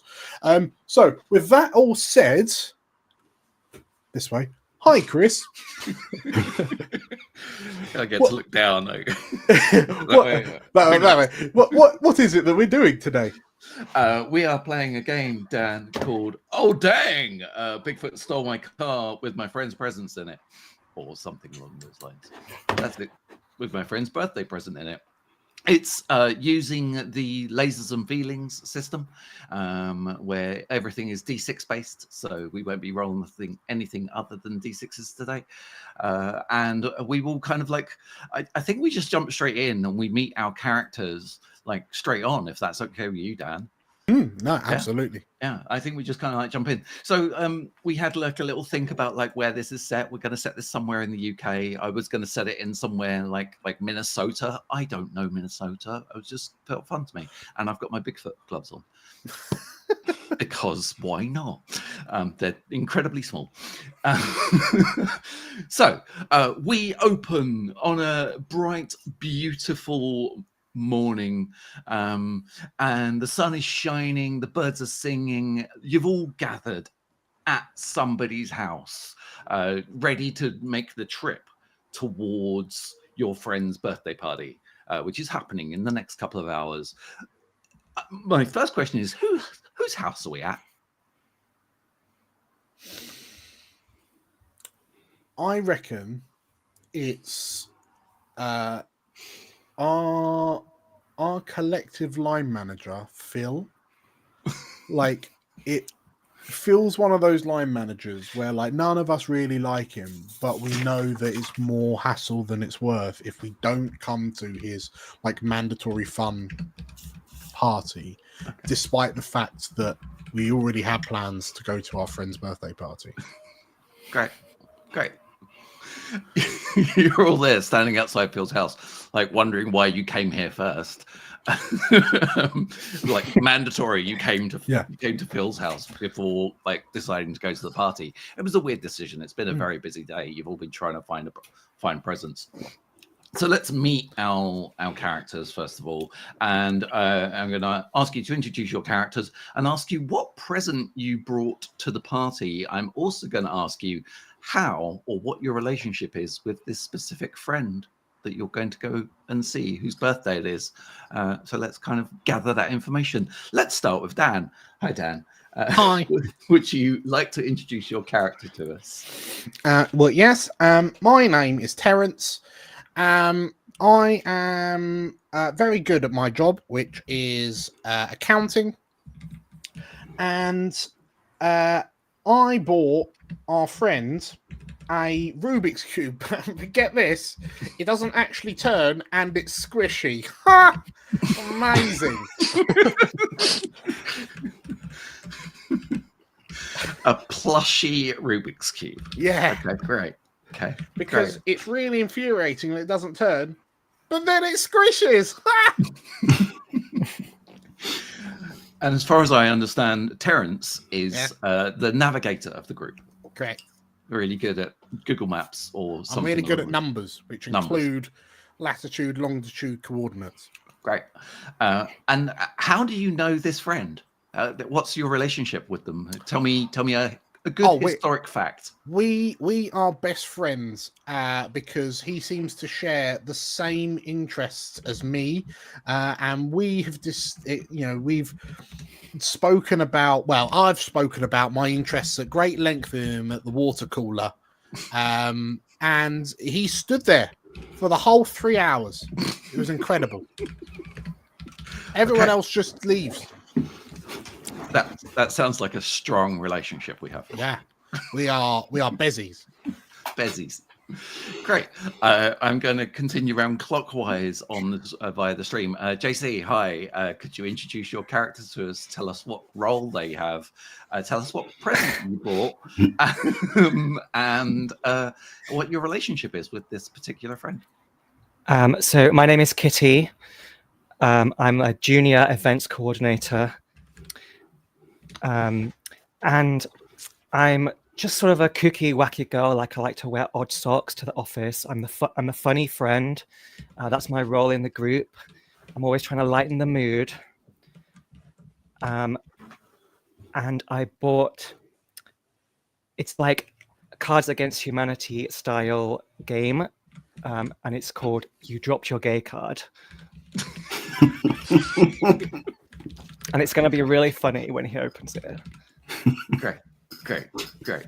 And tell me like a piece of history between you and this friend. I'm like his work wife. Okay. Okay. Great. He gets you coffee in the morning. Yeah. That kind of thing. I got it. I love that. Thank you, Kitty. I appreciate that very much. Nate, hi. Hello. Could you introduce your character to us and tell us their name, their role in the whole scheme of this batch of friends, and what present you're bringing, and how a piece of history. But if you forget some of that, come back to me. So Stevie is a pretty stocky, short, leather-cladded woman. She works in the post room in the office, so everyone kind of knows her but doesn't really know her. She's just sort of there and about, but everyone knows that she is quite an intimidating figure despite her size of about 4'5". She works there part-time because her other job is being a tour bus and a driver and roadie for the band Latex Leopard. And the reason why she knows the friend is because he is also a big fan of Latex Leopard, and she has been able to get him the the pick from the latest gig from the lead guitarist Tommy Duvet. Tommy Duvet. Tommy Duvet. It's not important, but just for my own kind of sustenance. Has the pick been used? Oh, the pick's been used. Definitely. Okay. That instantly increases the value on eBay. Of course. She wouldn't get him anything less. And so she's obviously the driver of the group. Great, cool. And we know what history it is you have with this person, so that's great. You're obviously big fans of Latex Leopard, and that is your collaboration. Rob, hi Rob. Could you introduce your character to us? Yeah, absolutely. Hi, everyone. My name is Phil. Obviously, we're all convening at my house because we're all friends here. And I was invited to part of the group because, I'm the line manager here, but, outside of work, we hang out sometimes. Sometimes I'm not invited, but this time I am invited. I kind of invited myself a little bit. But anyways, we're all going to the party. Yeah, I've actually got our friend some corporate branded bed sheets, so that'll be good. He'll like those. He really puts in the effort at work, and so I'm trying to bring that into his personal life, so we can really sort of move forward in a positive direction. Grand. Did you personally hire this friend, or did you know this friend before you hired them? Let's put it that way. Have you hired them? Well, no, but I think a stranger's just a friend you haven't met yet, and so obviously I met him in the interview room. We got on. I could tell that we were going to be friends, we've met well at least 3 times since. So yeah, I'd say we're pretty close. Okay, great. My theory is that this friend works mostly remotely, apart from when they're not remote, and then that's when Terence gets hold of them and talks to them a lot by the water cooler. Great. With that, I will quickly figure out what it is. So, like, you're kicking out at Phil's place, and Phil's got this sweet ride that he's bought for you all. A nice kind of like 5-person like people's mobile, sort of lovely wagon that you could fit easily 7 people in, but like right then, and then you're fine if you put the seats down, but it's a bit of a squeeze. And exactly. By that time, like you're all standing around, like kicking out the Barbie, like hanging around by the water cooler. Terence is kind of talking at everybody, not to everybody, at everybody. So the amazing thing about the Hadron Collider is, when all of a sudden you hear a screeching noise and you see this people's mobile like screech out of the driveway and down the road, and sitting in the driver's seat, you see this large, hairy person, ? At the steering wheel. Phil, you think it might be Jeff, who's your neighbor, who's an incredibly hairy man. And you think, oh, bloody Jeff. I suspected it. Oh, he's stolen my car again. This is maybe a common occurrence. But you realize, oh, dang, Bigfoot stole my car with my friend's presence in it. So with that in mind... I will interject, Chris, off the back of the last game. The wonderful Antonia donated £20. So we're going to roll that straight into an immediate complication.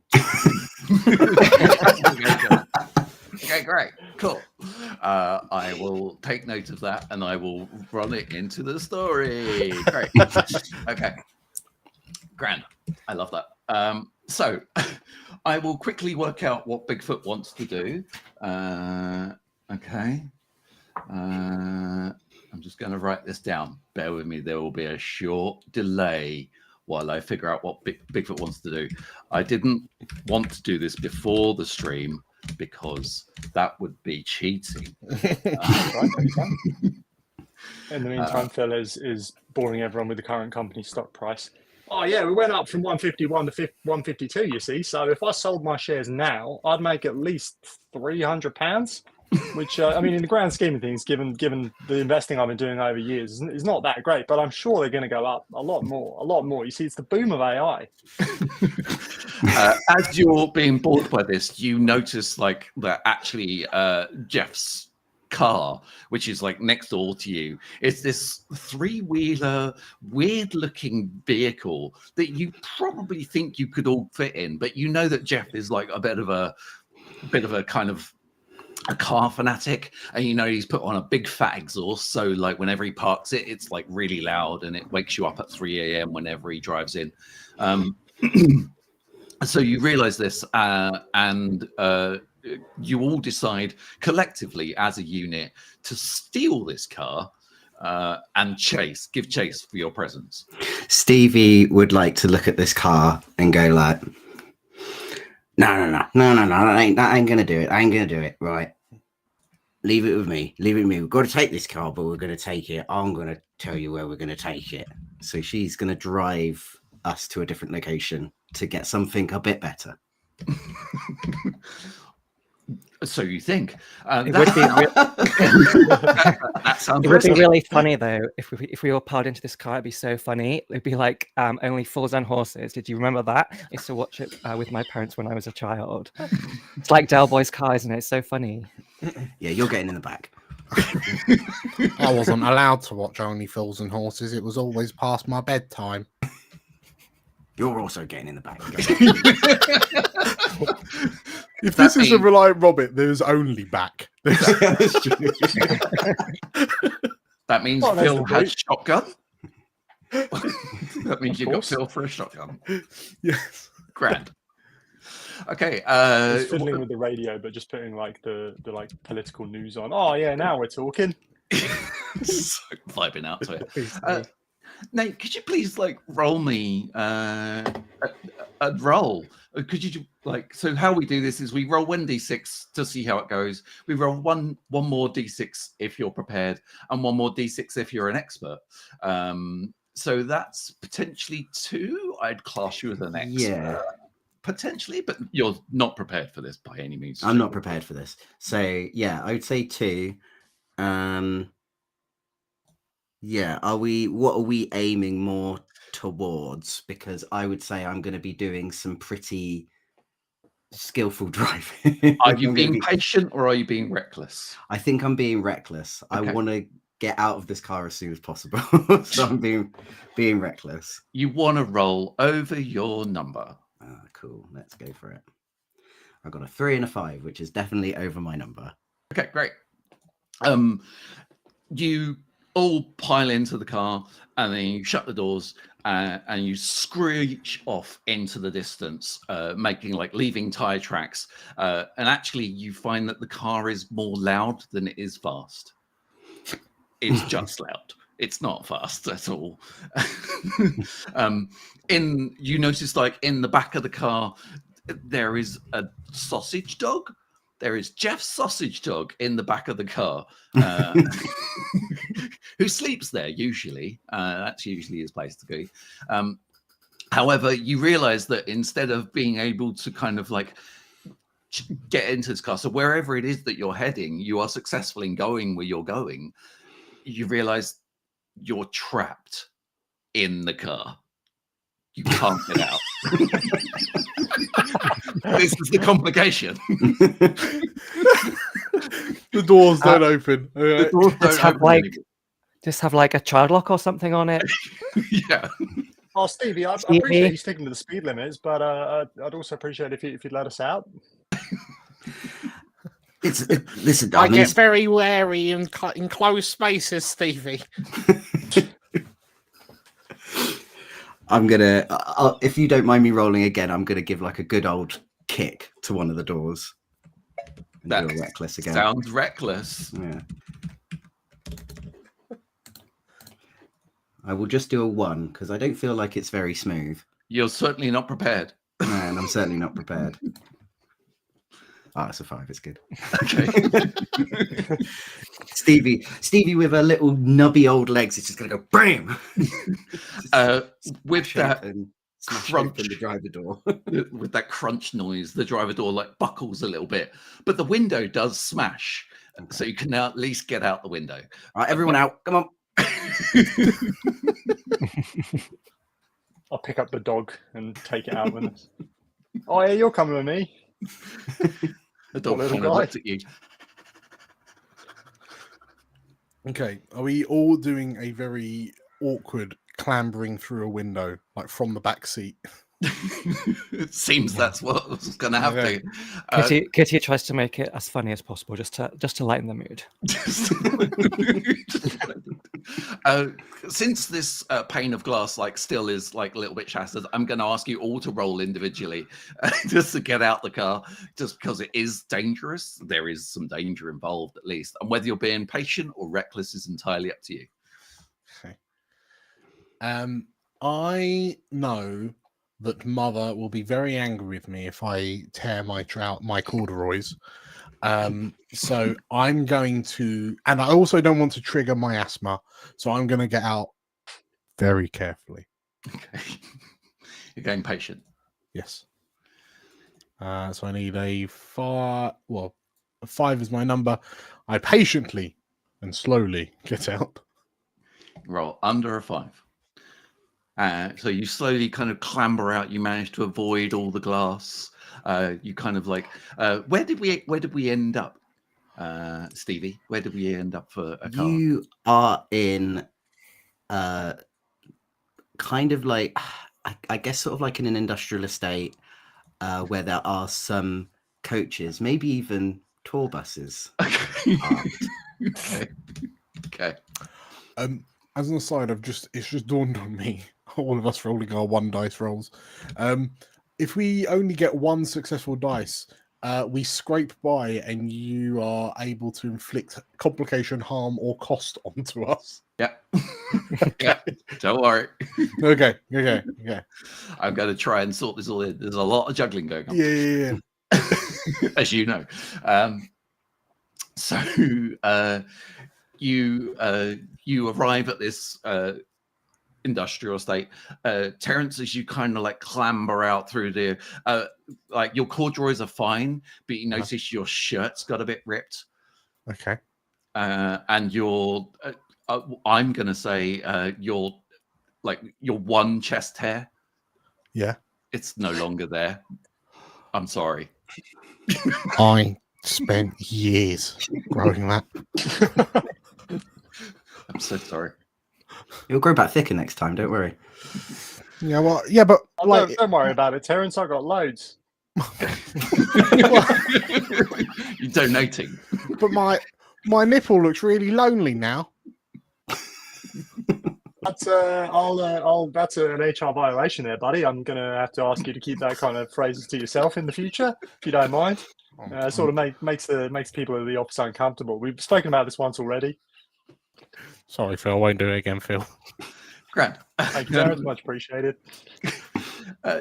JC or Rob, would you like to exit this car? Yeah, watch this.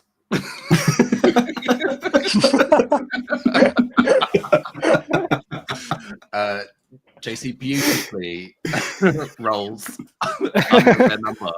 So Kitty, you fail with massive aplomb. None of your dice succeed. You try to get out the car, but you feel some sort of force kind of keeping you back. And you turn around and look, and you notice that the tiny weeny dachshund has got a hold of your belt. And Oh, now that's funny. Oh my god, this is so hilarious, guys! What a good doggo! As I'm scrambling, my hands on the broken glass of the window. Yeah. You can inflict some minor harm. So maybe your hands get scratched up quite a bit by trying to do this. Eventually, after mass persuasion, you manage to persuade the dog to kind of let you get out the car. It takes quite a while though, and you all begin to think this is taking quite long. You wonder how far away Jeff has got with the people mobile. Rob, aka Phil, are you getting out the car? Oh yeah, I'm trying to be patient here. let's see. Oh, I do a good job. How I'm going to do that is I'm going to be patient and I'm going to let the dog go out first. Sort of throwing the dog out the window. All right, you go, buddy. Be a good boy. Whoop. And he goes, and then I'm going to reach through the window and just try and open the door from the other side and then walk out like a normal human being. Grand. Oh, that's what we call lateral thinking, boy. And girls, sorry. Oh, God, I'm going to have to... Oh, no. Notes a little HR violation for himself. All right. Yeah, anyways, he sort of steps out the car and closes the door behind him. Where are we going? How are we going to find my car? Oh, well, follow me, lads and ladies. Follow me, lads. Let's go this way. And she is going to take you to the Latex Leopard tour bus that she happens to have keys for. That being said, we'll keep him with the you have also stolen a car, as in you've also stolen a tour bus, because she's, even though she's got the key, she's technically not. Well, now meant we've to be stolen two driving cars. It's quite a lot. It's like quite a lot is happening down. It's quite a lot. Yeah, door goes, and she's like, "Right, everyone, come on, quick, jump." Very quickly. Oh, excellent. Yeah, good job. Mate, how plush is this tour bus, or how stinky is this tour bus? I mean, it's plush, but you could probably tell it was plush from back in the 1970s, which actually probably, it's probably a little bit stinky. Okay. Does it smell like a 3 a.m. Camden dive bar? Yeah. Okay. Lovely. I've got that smell now. Yeah. There's a lot of leopard skin. There's a lot of tiger skin for coach covers. Yellow windows. Yeah. Okay. You once you're kind of like into the van, you switch on the ignition and some screens pop on. Like there's like a TV screen. Maybe it's like an old CRT TV that's like wedged into the tour van somewhere. Yeah, that still just about works, and it pops onto BBC News or some other news that is maybe not the BBC, because I don't want to discredit it. And in the news report it says, now we have found that there's an American somehow at the BBC.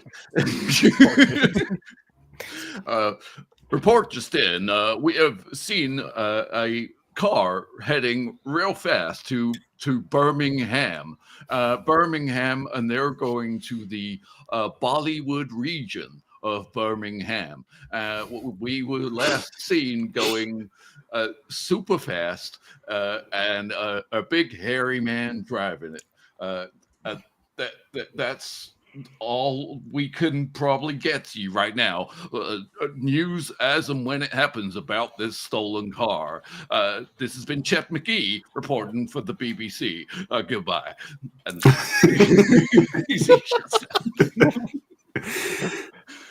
that was so funny. Oh, that was so funny how it just that just came on and told us what we need to know.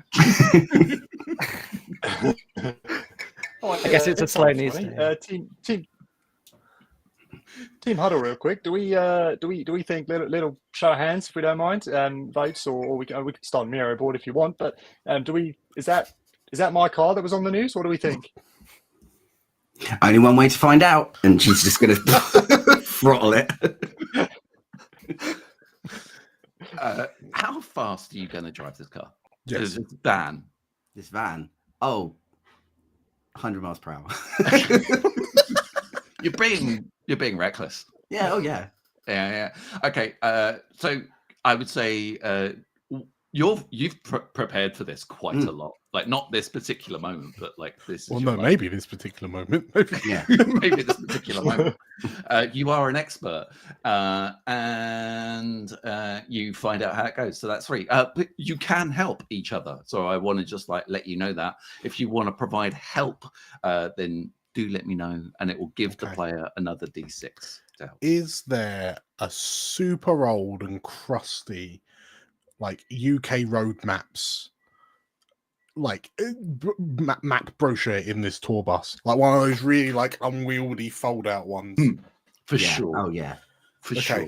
I will, obscuring your vision somewhat, help you navigate to It's just like, well, if you don't fold it all the way out, then you can't see where all the B roads are. You're only using B roads.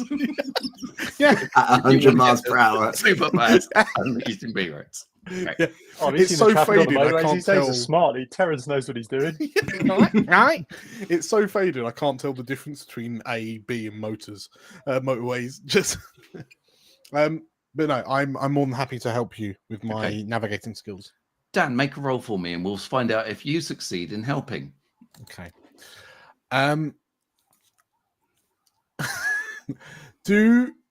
How we're going quite quickly though, aren't we? Going quite quick. I feel like I don't really have the time to get my navigator's compass out to plot as I normally would. So I feel like I'm gonna have to do this recklessly rather than patiently. Also because you're turning too sharply and the map's going my vertigo's triggering. So can I say I'm definitely an expert. Thank you, Amy and Wes, for a £20 donation. An immediate complication. I'll note that down. Have you said in the YouTube, watch out for the chickens? Oh, yes. Right, there are chickens. I would argue I'm an expert as I'm the navigator, the brainy navigator. I don't know if I'm prepared for this. Can anyone ever be truly prepared? I need a 5 or a 6. I get neither. Okay. You don't get an extra dice for the driving, Nate. And it's it's not going to help you. That's a map of mainland Europe you got. Why are you reading that for? That's not going to help you at all. It's not going to help you at all. So you're still rolling 3 dice, Nate. 3 dice. Let's go. I'll tell you why, Phil. Because it was only 51.4% of the vote. That's why. I still believe. Okay. 4, 5, 6. 4, 5, 6. That's you're impatiently doing this. You're recklessly doing this. Yeah. So you are all the way. You have 3 successes. Well done. It is a critical success. You gain some extra effects. I mean, you would if it wasn't for the complication. Yeah. You managed to find your way as swiftly as you can, onto the nearest motorway, and screaming down the motorway, trying to kind of turn one way or the other. You see a large truck that's clucking, that's full of feathers and stuff. And as you kind of swerve around this truck veers, and no chickens were hurt in this. I want that to be very, very clear. They all managed to kind of float out the top, and half of them land somehow. It's 3 in through the windows. You've got the windows down. Yeah, this tour bus has sunroofs. So 3. And they're always open. They can't. Yeah, they're always open. Always open, guaranteed. The dog is going mental. The dog is going nuts. The chickens gang up on the dog. The dog is I'm not going to physically harm the dog, but the chickens are kind of like this, and the dog's ah! What do you do? Oh no, Ruby, don't be going for them. No. And trying to prep the dog. Oh, it's about conflict resolution. We can handle this. Are you doing a performance review for the dog? Trying to teach him a thing or two. Sure. I'm just leave them alone. It comes down to unconscious bias. Just because they're chickens and you're a dog, you don't have to fight. We don't have to hurt each other. There's mayhem in the back of the bus. Would anybody like to help, or I can move on? Kitty, sounds like you're up. Guys, why did the chickens cross the road? It's just like a joke. It's like a joke, but it isn't a joke. Just because we're in a really tough situation doesn't mean we can't laugh. This is true. Oh no, yeah. See, that's a good attitude. I like that. I'm going to open the door of the tour bus and let the chickens out. Okay. Usher them. Okay, that sounds risky. I'm going to give you 1d6 to see how it goes. Are you prepared? No. Are you an expert? I mean, doors tend to open for me in my life. Okay. Whether I'm an expert or not, that's for you to decide. I'm willing to do that. Are you being patient or reckless? Reckless. Okay. Please roll me 2 dice at least. Chat's wanting to confirm if we're still going 100 miles an hour while we do this. Yes. Yes. We I are, was going to we say are. I could help by slowing down, but no. Not happening. Not happening. Okay. We have one. You're being reckless, right? Yes. Mhm. So we have one success and a happy birthday. Happy birthday! Happy birthday. If you roll your exact number, which JC has just done, you get a special insight as to what's going on. You get to ask me a question, JC, and I'll answer you honestly. You can change whatever action you're trying to do. Okay. Are you okay? Are you having fun? Yeah.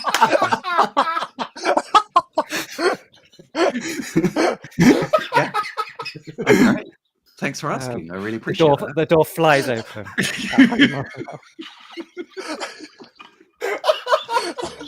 Greatest use of a question ever. That is incredible. Thank you, Stacey. Return Foundation. We have a reroll failure in the tank. Next failure will get re-rolled. Okay, right. Re-roll failure. I need to make notes, otherwise it will go horribly wrong. Okay. As you as you kind of escort the chickens, and the chickens like flap to safety off to the hard shoulder, and then go into the brush.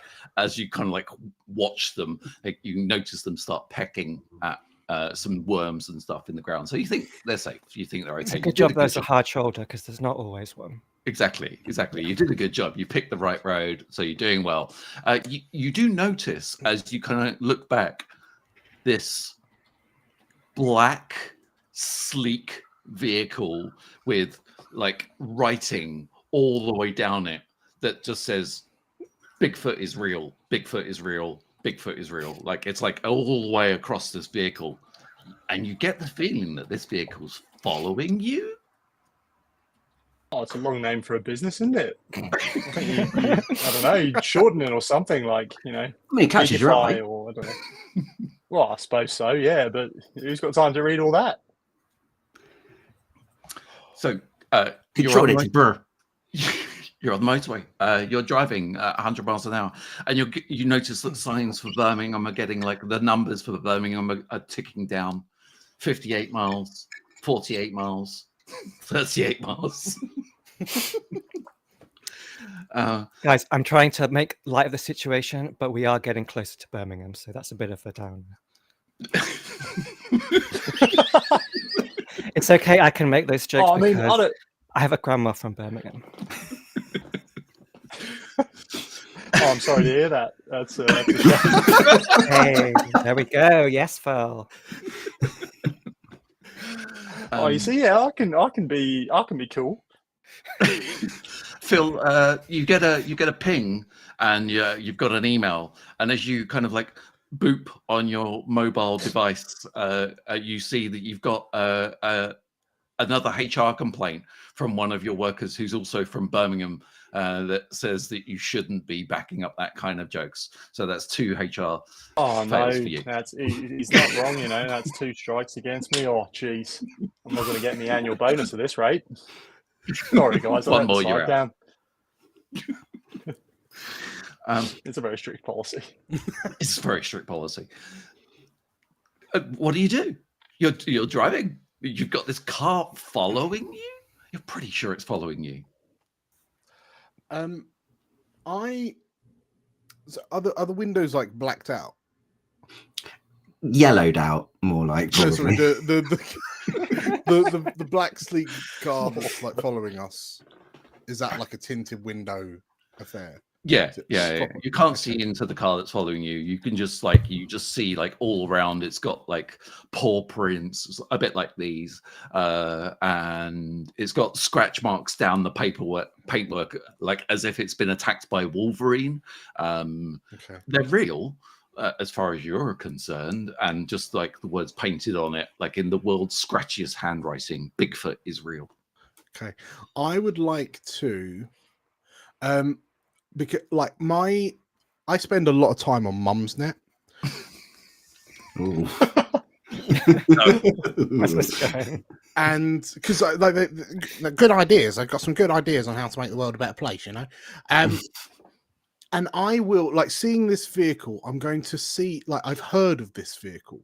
Like I've heard reports of a blacked out vehicle with the core swipes and the paw prints, and I will take. I've got like big Coke bottle glasses, but they've also got those like flip down shade attachments. Okay, And I'm Going to gonna cool guy flip- mode. Yeah, so I'm gonna no, it's just because bright lights dazzle me. It's UV filters, and in flipping that down, I'm hoping that I'll be able to see through the tint to see if I can confirm the identity of whoever's driving it, because I'm imagining. Like the reason that Mumsnet's been all about it is because I've heard that the biggest sort of like Bigfoot hunter on the British Isles is in fact Danny Dyer. Okay. And I want to see if Danny Dyer is the one driving this car. Okay. So no idea how I'm going to rate this, but yeah, sure. I don't know how that's risky. That's the problem. However, I will make it risky. what am I? Is it quite patient? I might have to hang out the side of the bus to. That feels a little bit more Doors reckless open. to me. The doors open. Yeah, doors open. Doors open. You can get the Dachshund to kind of hold on to your belt. Okay. I will. Yeah, I'll use the Dachshund as my grip as I flip down the glasses. I would argue, because I spend so much time on Mumsnet, and you know I've researched this diligently, that I'm an expert and prepared. Okay. You are prepared to see Danny Dyer. I'm always prepared to see Danny Dyer. I need 5 or 6. Oh, Nice. It's Danny Dyer's birthday. Happy birthday! So we've done that happy birthday one there and one there. Great. Terence, you got 2 successes out of that, right? Yes. 2 successes. Okay, great. You succeed. You did well. Good job. Peering out the back of this van, you notice like up against the steering wheel like this is a more aged than you remember, but still very, fair looking, still kind of, wouldn't push him out of bed if he got in, was nice about it. You notice like at the wheel with a hat that says "Make Bigfoot Real Again" with a cap on. Okay. Yeah. There he is. I mean, he does look older in the flesh. The years on Albert Street, Albert Square will do that to you. Yeah. You do notice in like there's a little cup well just right by the steering wheel that's also got like writing on it that just says Bigfoot is real. So everything about this is. You suspect Danny Dyer might be a conspiracy theorist. Yeah, he is one of the. If he's part of the Make Bigfoot Real Again, he is one of the leading Mubfra, not skeptic, proponents. So yeah, no, that's fair. And I will, upon seeing his grizzled features, press right up to the windscreen, because that makes it feel like you're going faster. Yeah, I will involuntarily lick my lips. Oh, we've had another immediate complication, Chris. Not Bigfoot. Thank you, not Bigfoot. Complication. We've still got a failure at reroll in the bag. Okay, great. Cool. We can do that. We can make that happen. Dan, how far away are we from witnessing you eating hot sauce? 160 pounds from hot sauce again. As you're kind of like, Stevie, you notice as you're sort of like driving through, you notice that there are some very distinct tire tracks that have veered off the motorway that you've managed to like hone in on. You've managed to find that there are these distinct tire tracks that looks like a people carrier that have like burnt rubber and veered off out of the motorway. And you use your massive senses along with the navigation from Terence, kind of tracking these. You follow these tire tracks and you end up at University College, Birmingham, just outside Birmingham. And you notice as you kind of all get out the van and you like see this large banner that says "Welcome home, boys." I'll point to that. Oh, that's a little unsettling. And girls. I'll nudge Phil. And Phil's already writing it down in his book. Oh, don't worry. He'll be getting a sternly worded email. In the distance, you can see what looks like a party with people sort of like dancing and celebrating. Okay. Well, that looks like a party over there. I know because I've been invited to several in my lifetime, and yeah, if you, I think somebody else should maybe take the lead on this one, just because I don't want to, I'm a bit cooler than you guys, and yeah. Anyways, I have work to do, and just starts tapping away on his phone. Could it be that your friend's party moved without telling me? Could it be? Who knows? Oh. It is always a good idea to crash a stranger's party anyway. It's always a laugh, and they always love you for it. So I think we should just rock up. That's fair. And look, we're looking for a hirsute man that lives next door to Phil. Oh yes, a group of office people crashing a university party. That's what they always love. Guys, I'm just trying to make light of the situation. I don't know. They could call it an experience day, couldn't they? It's like time in industry kind of thing. You can tack that up. That's worth some UCAS points, I'm sure. With this, you approach the party. I'm not going to suggest, JC, you might be best at kind of trying to tackle this, being the wacky one. How do you open this conversation? I work in events, so I know my way around. Exactly. Yeah. How do you get yourself into this party? So is there like somebody at the door taking names? Is there like any, or can we just wander in? It's an outdoor party. Okay. It's an outdoor party. Yeah. It's like, it looks like it's taking place on the main green, and there's lots of people just like dancing. If I may be so bold, I've got a fantastic kind of icebreaker that will let everyone filter in. I don't want to know, but I want to know. So I head over to the punch bowl, mandatory punch bowl, and then in a voice that is slightly louder than everyone else's, so it cuts. So the amazing thing about the Hadron Collider is, and I begin my 3-hour thesis.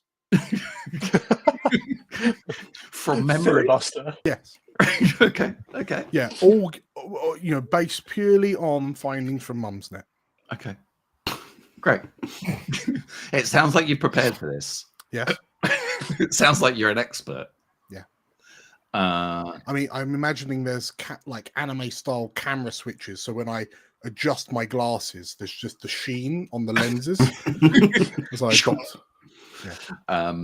So it's definitely, so you get 1 dice as well on top of that. So if anybody wants to help, again, I'm just going to throw it out there. You can help if you want to. You don't have to.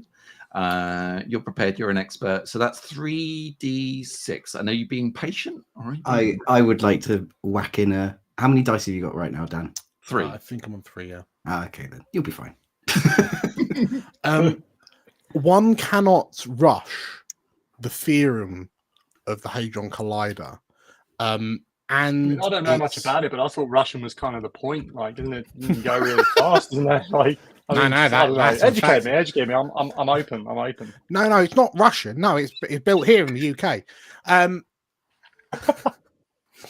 So I'm going to very meticulously go through my points because I don't want to rush it. I do have to verbally, provide all of my research sources.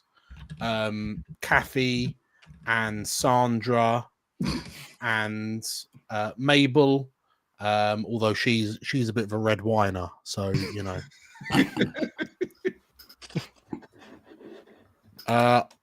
two fails on a birthday.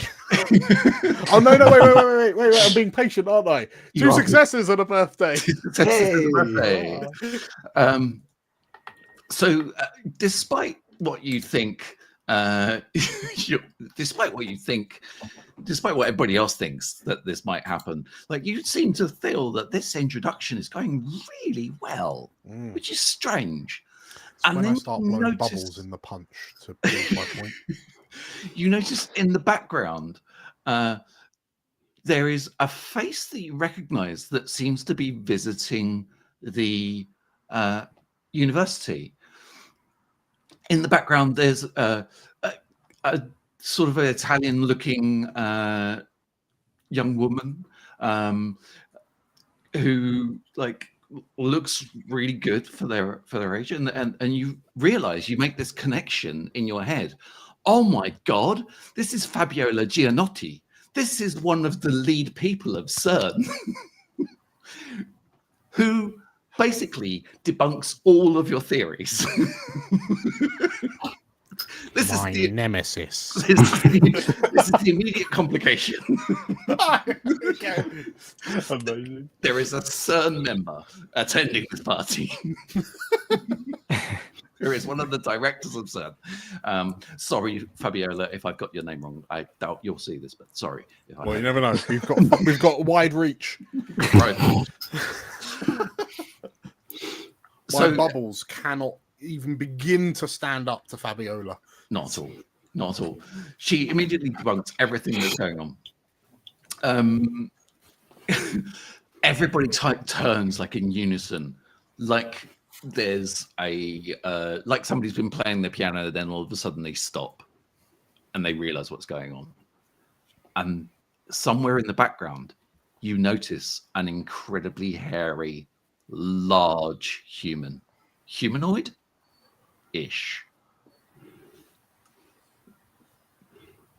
What do you do? I'm going to say more like the large hard-on collider. Am I right?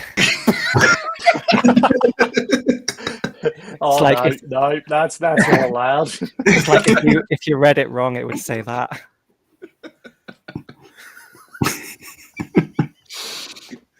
And I'm right next to like the CERN expert lady when I say that. Great.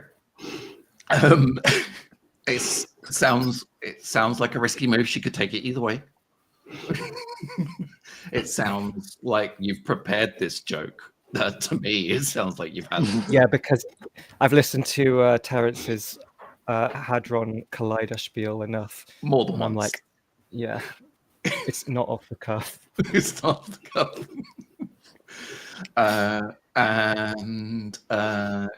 And obviously you're an expert. So in humor, yeah. 3? Okay. Double happy two birthday. birthdays. and a success. Oh God.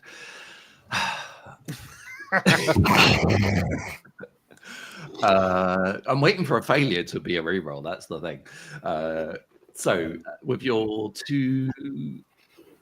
with your success, she turns around and gives you like a little wink, a little pat on the butt. Oh. Oh, I'm noting that one. HR will have a field day. And then she looks pretty pleased with that joke. You can take that one back to Switzerland and use it. And I'm sure everyone in the office is gonna love you. You and me, corporate girlies forever. She actively writes it down in the book, in this little notebook, and writes down. And she turns to you. She says, "What is your name, my dear?" I'm Kitty. Kitty. Okay. Oh my God. Make sure that I just don't credit you for that. So that's that's the pain. That's the complication that I'm going to inflict on you. You don't get credit for your own joke. She's just going to take it. Well, that's the world of science or whatever, I guess. It's just full of crooks and criminals. It's really hard for that kind of thing. I'm gonna try and wander over to her while this is going on, and just in like the worst Italian you've ever heard. Oh, hey, yeah, mi dispatchi arce tonto, aber we must gain. Because sort of gesture to the group that possibly either Bigfoot or Danny Dyer. I can't really see without my reading glasses, but one of them's over there. I suggest we go nab them, you know, because or maybe it was my neighbour. I can't remember his name. It's been a long day. I've had a few wines, but somewhere over there. Anyways, we should nab him. Just at that moment, as you're announcing that, I get to ask you a question, Chris. It's a real one this time. Yes, you do. Who are the boys? It said "Welcome home, boys" on the banner. Where are they at? Where they Where them boys? You assume you know that one of them is there. You assume that one of them is the person that you've been chasing. The other boy, you figure out somewhere in the crowd, you see your friend whose birthday it is. Oh. Maybe they're related. Who knows? And just at that moment, as Phil is integrating with the rest of the group, this black, sleek car pulls into the driveway and kind of does this kind of slide turn, and out pops Danny Dyer, looking menacing. He's got his hat on. The crushed, spirit crushed by Fabiola. I can only imagine that Danny Dyer is here to tongue each and every one of us. Yeah, I was going to say Stevie is overthrown with lust and just recklessly heads straight for Danny Dyer to get a good old group of him. Okay. He gets us. Oh, I'm going to need another notebook at this rate. I'm a contractor. It's fine. I'm not really up to HR. Oh, not for bloody long, mate. So it sounds like that you're doing something risky. You're attempting to grope Danny Dyer. Again, sorry, Danny, if you're watching this. We apologize. We love you, probably. Have you prepared for this? Has Stevie all my life? Are you an expert? I don't want to ask this question, but are you an expert in groping? Would you say that being smooth is? You have been around a rock band since the 1970s. Yeah.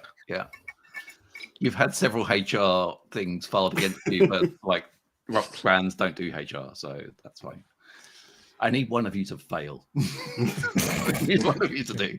Please. We're just min-maxers. That's a problem. Yeah. We've min-maxed Bigfoot stole my car. It's fine. So if not, are we will roll over the failure until next game. Basically, that's what we'll do. Basically, Nate, depending on how you do on this, Danny Dyer will either tongue you or slag you. It'll be one of the two. Either way, I love it. 3, rolling 3. Yeah, rolling 3 by the sounds of it. Okay, Got a happy birthday in that. you got a happy birthday, and then you're doing this recklessly, so you got 2 successes and a happy birthday. What is your question, Nate? What colour are his eyes? They're blue, I know. You don't actually takes the shades off. Oh, question. You've already said about the boys. Like, can we also, like, how we can't see the friend? Do we just get? Oh no, we've seen the friend. Yeah. You've seen the friend. The friend is somewhere in the crowd, as well as this very large, hairy humanoid person. Who is closer to the people carrier? Can we see the people carrier? The large humanoid, I would say. The large humanoid is yeah, cool. And Who's yes, been stood very patiently, I might add. as you run full sprint up towards Danny Dyer, he's just about to take his shades off. You bundle him to try and get round the back like as fast as possible. Like a squat little spider monkey. You bundle down. It's at that very moment that you hear this almighty roar from the background. And you notice both this large humanoid kind of tag your friend with like this massive high five, and both of them come running towards you. I saw it first. Danny Dyer falls to the floor. Your friend then jumps on top. Then this large, hairy humanoid being jumps on top. Just real quick, Danny Dyer has donated £20 for an immediate complication. He explodes. Can the complication be that Danny Dyer's wife, Danny Dyer, comes? From underneath this, you hear this, "Get off me, you slag! Get off me, you slag!" It's like he's in the room. He mutates. And at that point, he kind of like transforms. His whole body kind of like morphs and turns into this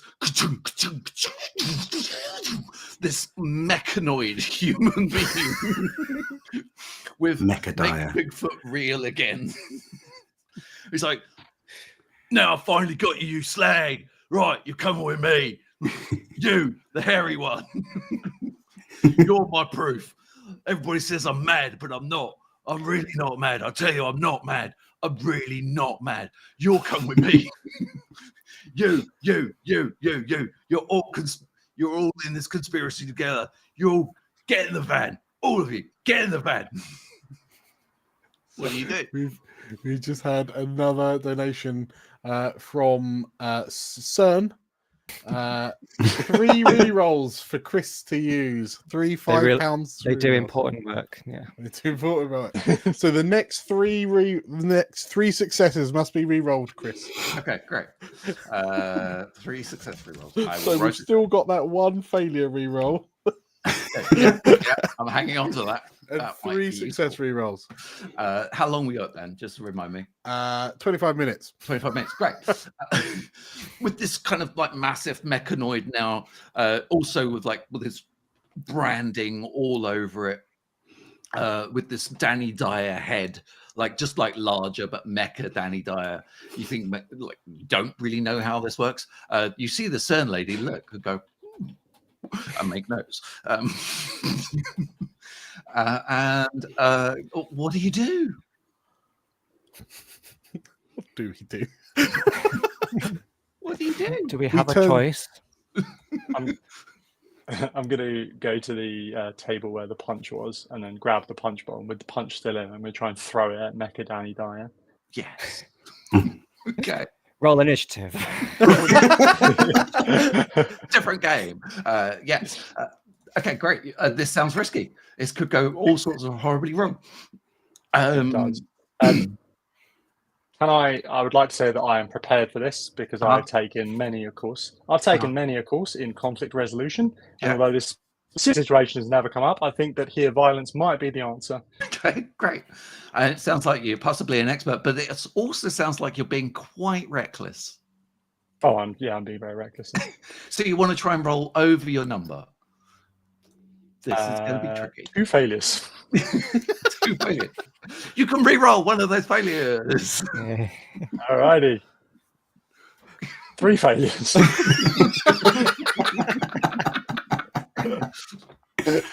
With all of that failure, you pick up I throw the punch bowl at our friend. you pick up the punch bowl, and instead of throwing it, you get the overwhelming urge just to down it. Trying to prove how cool you are, like trying to prove that you can have fun outside of the work environment. You get this overwhelming urge just to down as much of this as you can, which means you are now paralytic drunk. Oh, woo! Half Day Friday! Let's go! This was not like your normal hooch. This was like super powered university style, like punch. Birmingham style. Screw the company! And it just like rips his shirt off over his head. Tie around the forehead like a bandana. Yeah. Emails going off in your pocket. Bing, bing, bing.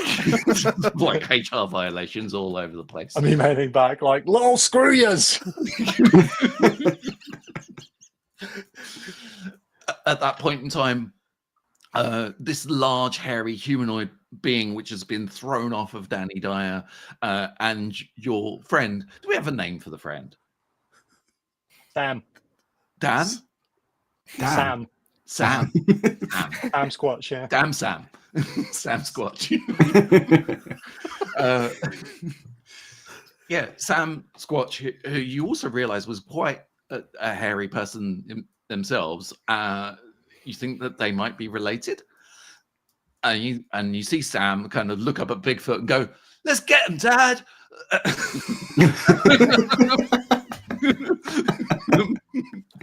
Bigfoot, like this large, hairy humanoid being, goes, "Roar!" Does this massive roar, and starts to kind of approach the mecha, Danny Dyer. How are you going to take him down? You've not got long.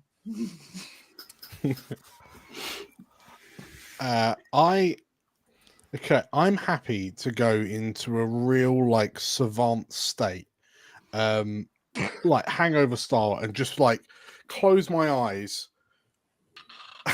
flip down the shades on the UV filters on the shades, and then like just see the world. Second pair. Yes. And then just see the world as integers, angles, trajectories, and so hang on. Phil has just swallowed the bowl of punch, but presumably the punch bowl is still in hand, right? Yes. Yeah. I'm going to take that, and then in an effort to prove Fabiola from CERN wrong, I'm going to use the power of trigonometry to try and launch the punch bowl in a manner similar to that of the Hadron Collider, which is situated in the UK. Sheffield, I hear. Sheffield. Famously in Sheffield. I feel like the blood is pumping, so I cannot argue that this is patient. Yeah. I can't say that I'm prepared, and I can't say that I'm an expert at violence. You're an expert at trigonometry. I'm an expert in trigonometry. This is very true. Trigonometry, famously used all the time in accounting. And you can have one of your friends help if you want. I can have one of my friends help. Who would like to aid me in building a literal, a person-made Hadron Collider? Oh yeah, I will. Okay. Maybe it's just like a glorified slingshot. So Phil just undoes the tie from his head and ties it around. Yeah, get him with it. Go on. Okay. Phil, can you roll me just 1d6? I just Yes. want to see if you help or not. Yes. Please bear in mind that we re-roll the next 3 successes. Yeah. Nah, not really. Oh, I'm pissed. I'm having a good time. Yeah.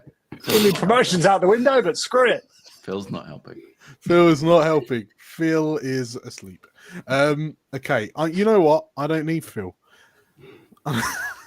I do need Phil. We need to do my 1-to-1 when we go back on Monday. But 2 dice. 2 dice. 2 dice slingshot Hadron Collider. I need a 5. I need a 6 to succeed. Okay. Do you want to re-roll that success, Dan? No, but yeah. It is disastrous. I see everything as I expect it to, and then reality catches up.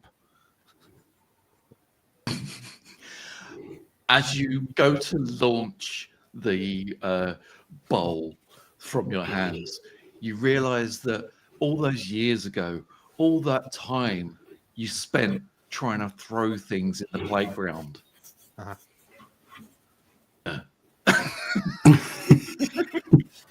It lands maybe 12 inches, maybe 30 centimeters away from where you started. It smashes into a million pieces.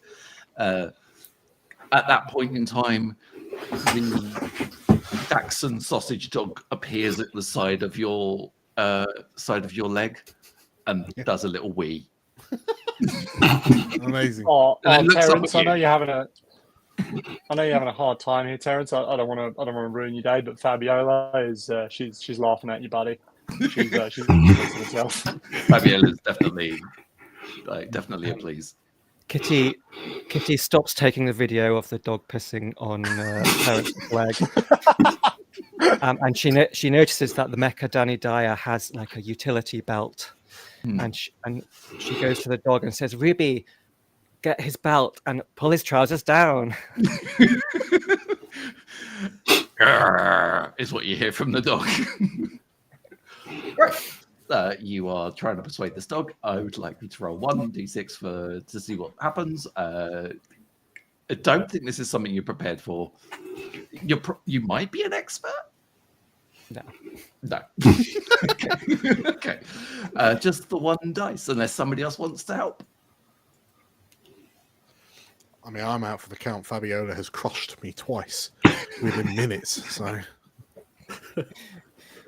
and we'll say it's reckless, so it needs to be above 2. It is above 2. Well done, JC. Do you want to re-roll that? I mean, what are the odds it could fail?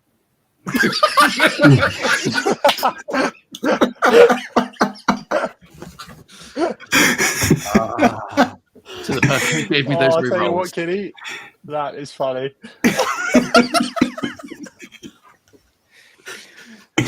Gave me those re-rolls. Thank you. I'm just trying to create some humor in the situation so we can look back on it and laugh. Okay. Oh, you're doing a great job. I'm having a great time. Best party I've ever been invited to. But it is the only party I've been invited to, but I'm loving it.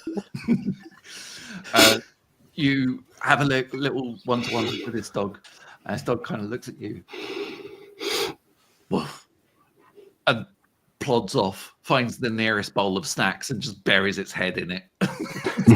It's like snaffling all of the Wotsits which are available. They're probably not healthy for dogs. Don't feed your dogs Wotsits, everybody. And it completely avoids all of the smashed glass. Of course, we don't want to hurt dogs. we pan the camera back round to find out what has happened to Stevie once Stevie got thrown off. Stevie would like to try the one thing that no one else has tried, and that's just to talk to Danny Dyer. Why is he so angry at Bigfoots? Which I feel like is going to be a patient role, because I feel like you have to be incredibly patient during this. Which It's obviously I'm very not very against good at. Stevie's kind of norm. Okay. Have you prepared for this? No, I don't think probably so not. either. You're probably not an expert either. Could I use smooth as a?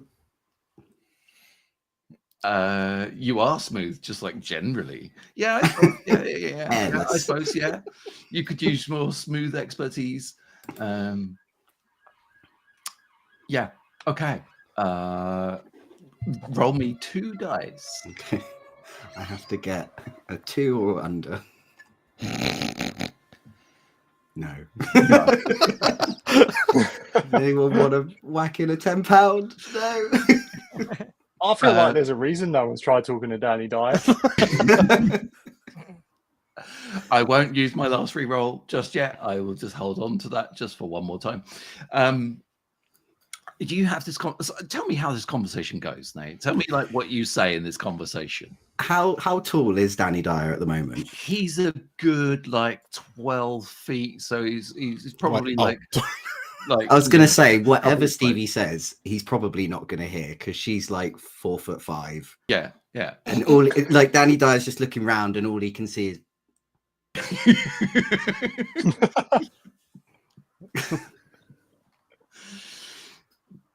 It is at that point that you, like, as you're trying to have this conversation, you notice that this large, hairy humanoid has kind of gathered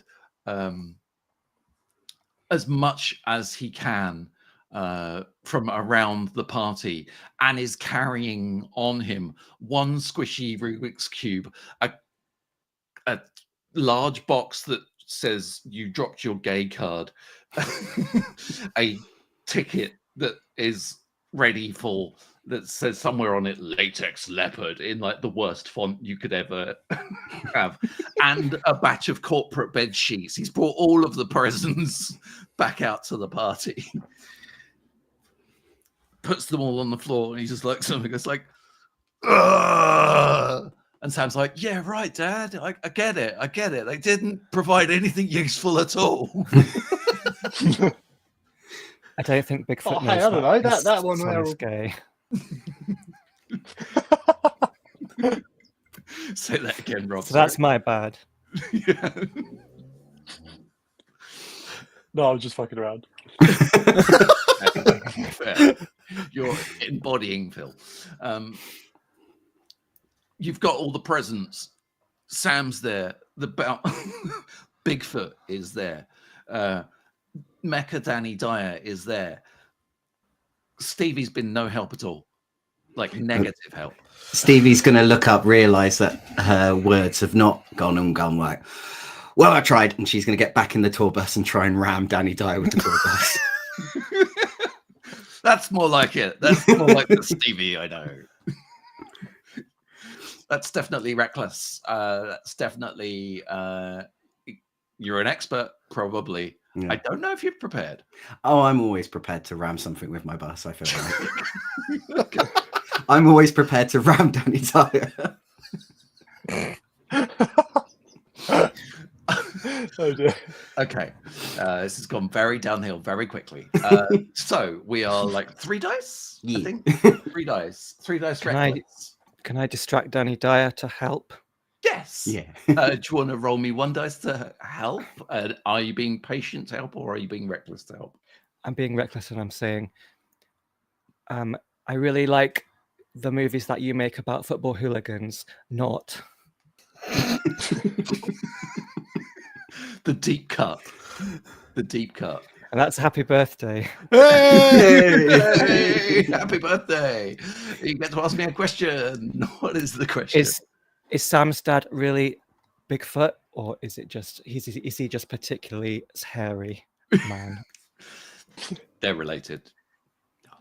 It doesn't answer my question, but yeah, it's his dad. It's his dad for sure. It's definitely his dad. You can tell there's specific facial features. You're like, yeah, this has to be genetic. This can't be anything else. I mean, the hairy nose is kind of a bit of a giveaway, to be honest. I side glance you as I discreetly cover my own nostrils. That sounds like you've got an extra dice there, Nate. Do you want to roll me 4 dice reckless? Nice. Got a 1, a 3, and a 6. Okay. And reckless, you're trying to roll under your number? I always get this wrong. Number. So you're trying to roll over your number. Okay, great. So you got 2 unders, 1 over. 2 we overs. have one final success reroll. One final success reroll. Do it. Give me one more reroll, Nate. Let's see if we can make one of those successes go away. Happy birthday. Happy birthday. Happy birthday. Happy birthday. So, with your 1 success, would you like to ask me the question first?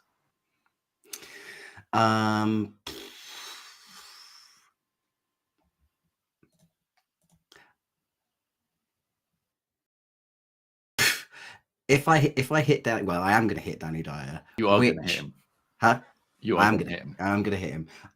Which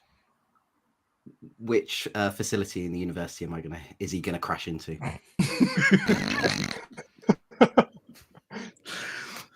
I feel like it has to be the science lab. Yeah. I feel like it's like there's no other place it could be. I don't know if this Anthropology university maybe has a science lab. It's the explosive materials department. Yeah. Rather than the food hall. Yes. The local that's next door. That's next door to the food hall. What do you think they use the chemicals for? Distracted by this deep cut delivered by Kitty, you jump in the van. You headlong into Danny Dyer. You knock him, and he goes sailing through the atmosphere, and then crashes into part of the building. And you can see Fabiola from CERN making a few more notes. Wow, okay. Maybe like working out what the trigonometry, what the power to weight ratio was. Again, sorry, Fabiola, if you're more clever than this. I'm sorry, I didn't know enough about you at all. I googled you. Yeah, so you notice that there, and there is a crash down the and you kind of notice, like, kind of as there's servers and the whining kind of wears down, a large crevice kind of opens up, and out pops, like from the wreckage, a smaller human Danny Dyer. He's smaller than you remember, and you think, how does this really work? Was he a small person in a bigger Danny Dyer suit that's in a mecha suit transformer? You don't know. It's a Matryoshka Dyer. For sure. And you think maybe this is where he's been spending his money all along. I'm just creating the ultimate mecha within a mecha, so you can do multiple films at the same time. He puts his hands on his hips. All right, you slags. You've had your fun. I've tried to tell you.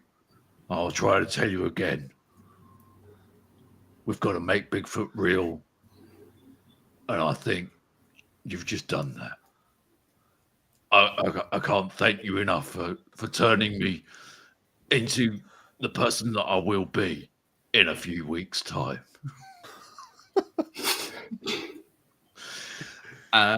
With that, he kind of tries to skitter underneath the mecha and tries to hide. Do you do anything? I think perhaps. Sorry, where are the birthday presents at this present moment in time? They've been held by our good friend Sam Squatch. Yeah, they've just been dropped at the foot of Sam Squatch and his dad, Mr. Squatch. Okay. What are our thoughts? What are our general feelings on Mr. Dyer and all the hassle he's caused us? Which, thinking about it, isn't actually any hassle at all, really. Stevie's not that interested now that he's not as tall as her. Yeah. He's not the 5'11" you expected him to be. Yeah, exactly. He seems quite sad, like there's something missing in his life. Yeah. Perhaps then I look to Kitty and I look to Rob, and with the essence of team building welling in our chests, perhaps we should get Minnie Dyer a friend, and I'd like to retrieve my squishy Rubik's Cube from Sam Squatch, and then I would like to look over to our Dashant friend. I can't remember his name. What's the dog's name? Ruby. And I'll fetch gal, and I'll throw the squishy Rubik's Cube at Danny Dyer, to encourage the Dachshund to go over and hope that that Ruby doesn't see mini Danny Dyer as a snack. Schnackle. Are you being patient or are you being reckless? I mean, it's hard, right? I mean, I'm desperately trying to think of a reason that I could classify this as patient. But I think it might just have to be reckless. Okay. Because of his size, he is Dachshund, like snack sized, right? So I would argue that my brainies will help me. I can navigate the trajectory of the Rubik's Cube and then use my brains to calculate all the angles. So I'd like to argue. I'm not prepared for it, but I would like to argue 2 dice. 2 dice, reckless. I need a 5 and a 6. Oh, nice. Oh, nice. Happy birthday! Happy birthday! And my question I would like to ask is, what does Danny Dyer taste like? Lemons. As you notice that Ruby has like nothing but what's it dust kind of like around her mouth, just like kind of like feral on what's it dust. She kind of like looks up at you and then goes tearing after the ball, goes screaming straight past the ball and grabs hold of Danny Dyer and drags him out of the wreckage. Oh, look, they look so friendly. Oh no. Oh, wait. Oh, help. There's no, Ruby. No.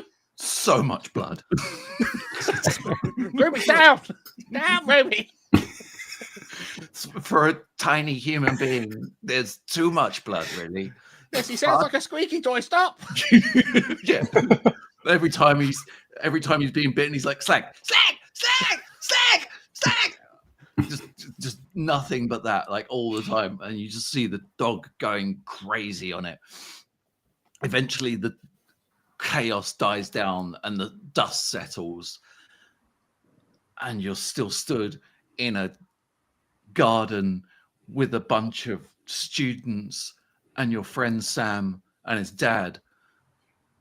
A Bigfoot? And Sam looks down at the rest of the presents and he's just like, oh, I guess the cube is from you, right, Terrence? Yes. It's got some blood on it, though, now. Yeah, well, I appreciate that. Thanks, I guess. And let me figure this out. Ticket. Oh, Stevie, cheers. Thanks for that. I just dropped some hints. You didn't have to. Nah. And there's 2. I can take my dad. Yeah, take your dad. Oh, yeah. oh, Dad, I love that. And you hear this. You notice somewhere on, like, underneath the fur, on the bicep, as the bicep flexes, there's a there's a leopard's tattoo. Yeah. There's, like, a logo tattooed on the bicep, like a deep underneath the fur. How did Sam become a fan? Exactly. How did Sam become a fan? And then he picks up the card game. And he's like, "Oh, this has got to be you, Kitty." I knew you'd find it funny. Oh. Also, have a conversation with your dad. He's like, yeah. I'll get round to that. Thanks. I'll just put that to one side. And then he picks up the corporate bed sheets. They got like a little bit of a rip in them. And he turns to Phil and he's like, "Oh, cheers, Phil, I guess." Phil's got a Bacardi Breezer in each hand and is currently just urinating on the fence. I'm off the clock, baby! What's that? Oh, yeah, no. Yeah, crack on, mate. Woo! And I turn to some of the students and I'm like, these are the best days of your life and you need to cherish them. You hear this cheer go up from the rest of the crowd. You notice Fabiola's been picked up like by like this person, like sat on her shoulders, and like she's like enjoying the ride, just like being paraded around. And with that, we bring our kind of adventure to a close as we found out that the Bigfoot was being chased by Danny Dyer, the conspiracy theorist, and all he was trying to do was just go and have a party like with his son. And it ends as a beautiful kind of closing in on the screen, and the lights on the people carrier just blink kind of on and off, and everybody's like standing, throwing shapes to the music that is around. And that's it. Bam! We did it. Thank you guys for all of your donations. That was wonderful. I'm sorry if I didn't warrant them all, but like I did the best that I can. It's a really hard You game did great, to Chris. eventually. Well Thank you to Dan. Great game. Thank you to Nate. Thank you to Rob. Thank you to JC for taking part. This has been oh dang, Bigfoot stole my car with my friend's birthday presents in it. This has been a stream for Gaming for Good, a courtesy and for 1625 Independent People, a charity who helps young people get out of homelessness, something which is terrible and affects them. Is an organization I work for. None of the things that I've done represent the organization, but I represent the organization. I will pass back to Dan. I think we're going on a break, right? Yes, we are indeed. Yes, thank you everyone for watching and participating, and most importantly donating. We are chugging along to the next goal at £500. I will do a shot of hot sauce, and I will regret all of my decisions up until this point. So not looking forward to that, but you lot can. We are going to go on a quick break at 3:45. We will go into our fourth game. One honk before midnight. That's going to be arguably even more calamitous and chaotic than this. So you should definitely stick around for that if you've got the time. Yeah, thank you, Chris, for running. Thank you, everyone else, for playing. Pleasure. We'll see you in the next one. Thank you. Bye-bye. Bye.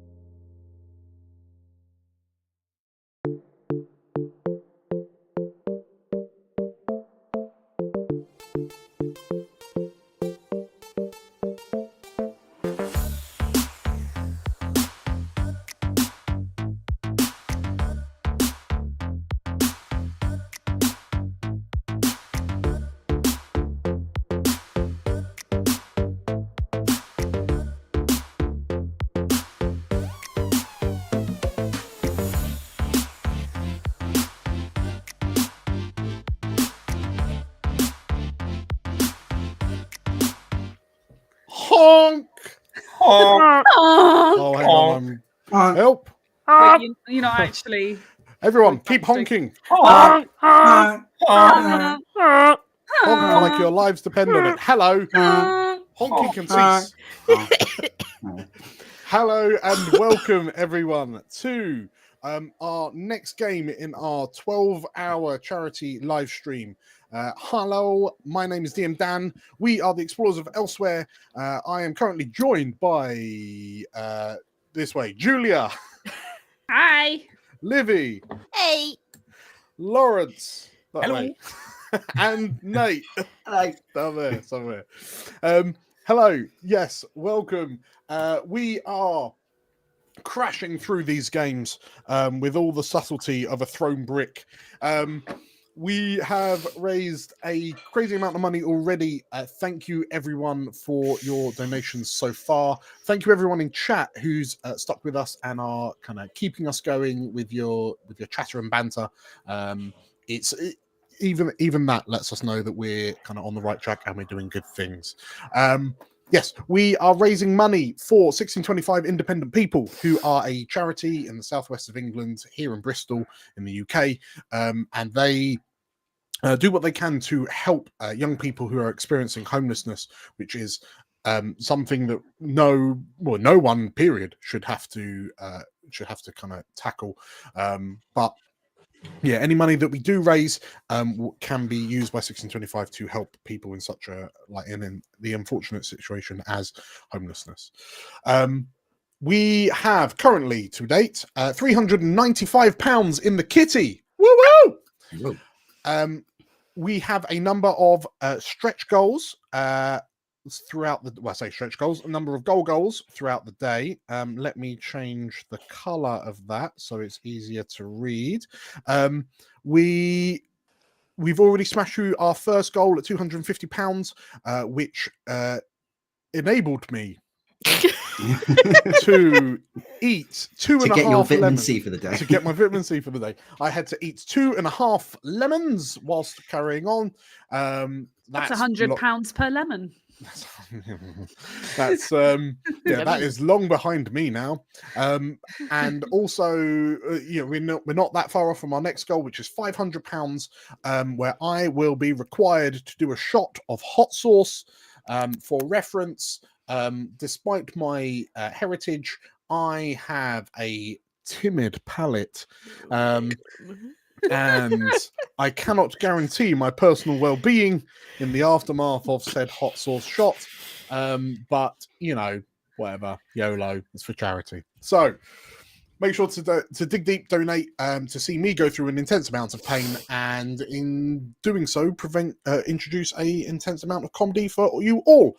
In addition, there will be donations just here next to me, donation rewards. So £5 and £10 allow the players to re-roll successes or failures. I say allow a re-roll of a success, force a re-roll of a success. At £20, the danger level of this game rises, though we'll come back to that in a bit. And at £40, plot twist occurs.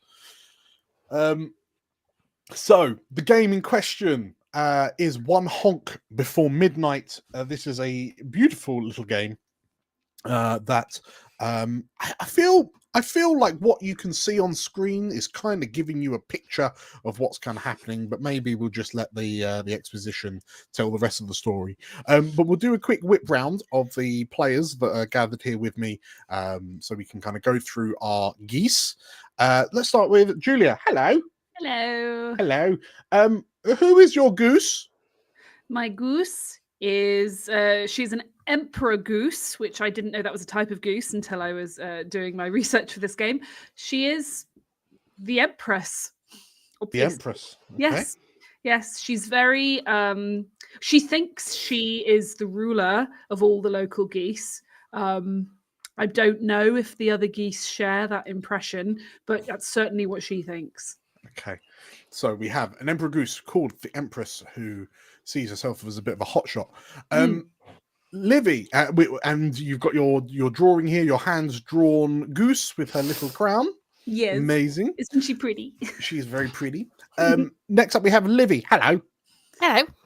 Who is this stud muffin of a goose you have next to your head? His name is Goose Willis, and I love it. he's just trying to get through the day. He's just trying to get through his day. That's all he's doing. Just here. Is it always Christmas Eve for Goose Willis? It's every day is Christmas Eve for Goose Willis. Okay. Oh, So we have Goose Willis. I will caveat as we get into it, there might be a few unexpected twists and turns with regards to these geese. I have checked this out with like the Royal Society of Birds, and everything that the geese can do in this game has been documented in real life. I won't say any more on the matter. We will just move swiftly on to our third goose, driven, championed by Lawrence. Hello. Hello. My goose is an Egyptian goose. They're an ornamental bird that were introduced to the UK because of their beautiful plumage.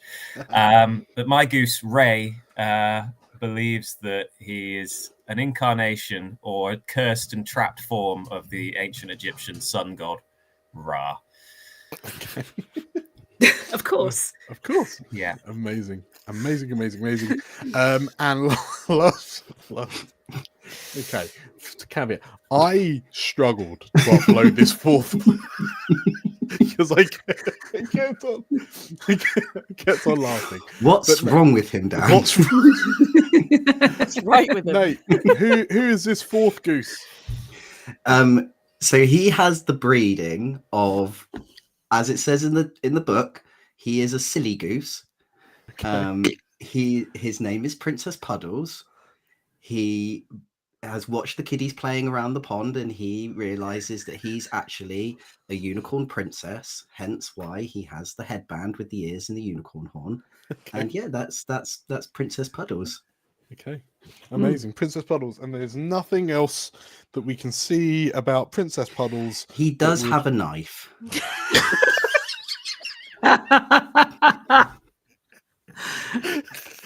Okay. Which, as we all know, is something that we in the United Kingdom we see geese with quite often. It's a butter knife. It's not going to do much harm. He believes it'll do. It's for bread. It's for bread. Okay. So, I think with our geese introduced, we know what the donations are. I know I'm abundantly aware that I am only £105 away from a sad time. So yeah, if you want to if you want to inflict harm on me for the benefit of charity, we say harm, it will be fleeting and temporary, I hope.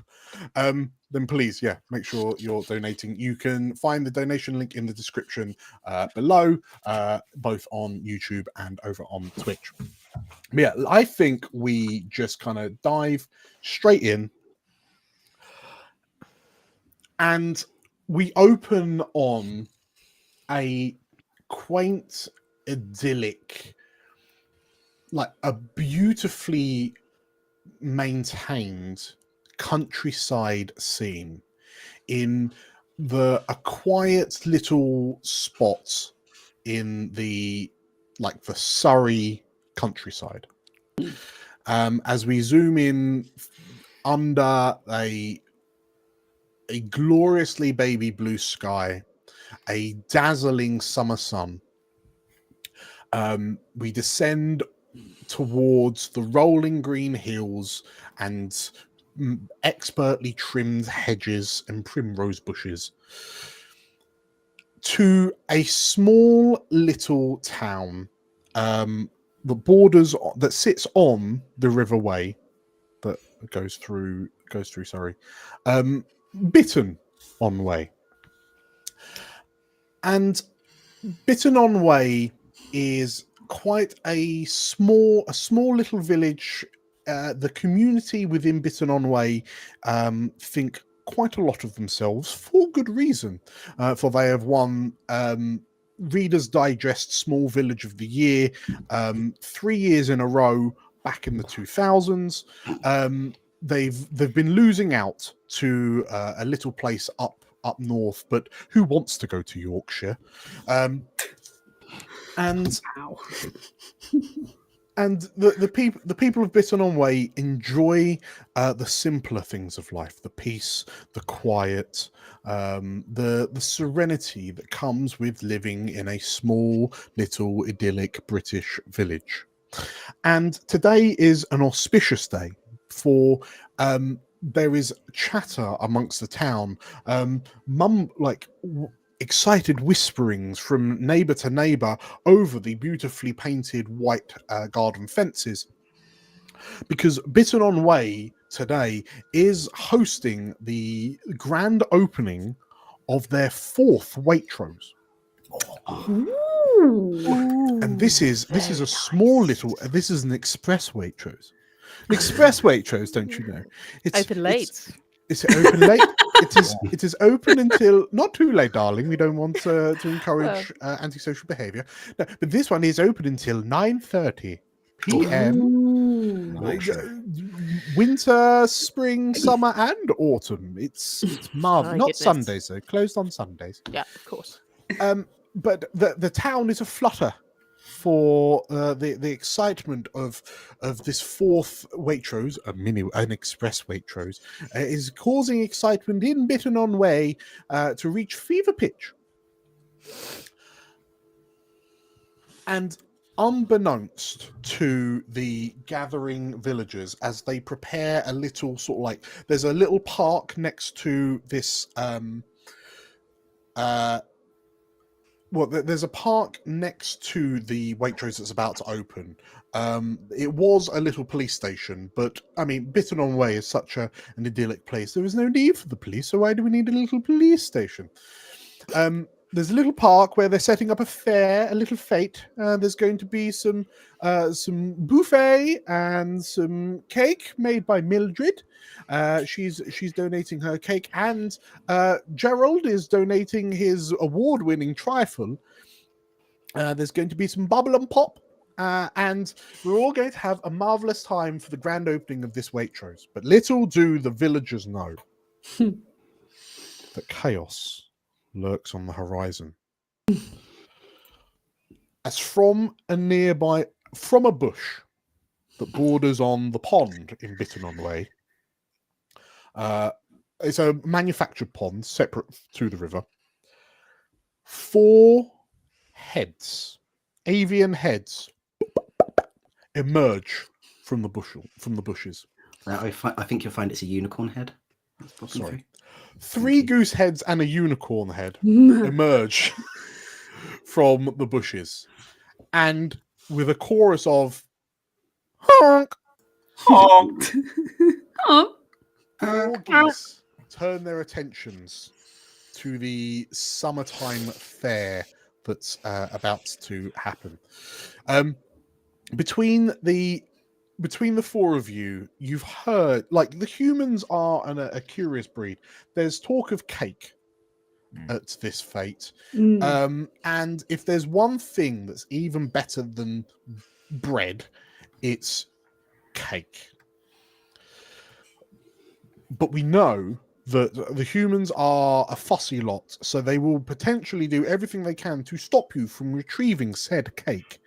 But it is up to you to acquire the cake. Appropriate the cake. Yes. Nice. So, as the 4 of you emerge from the manufactured pond in the small green next to the, it's probably on the other. It's just down the road on the other side of the roundabout that's in the center, a little mini roundabout in the center of the village.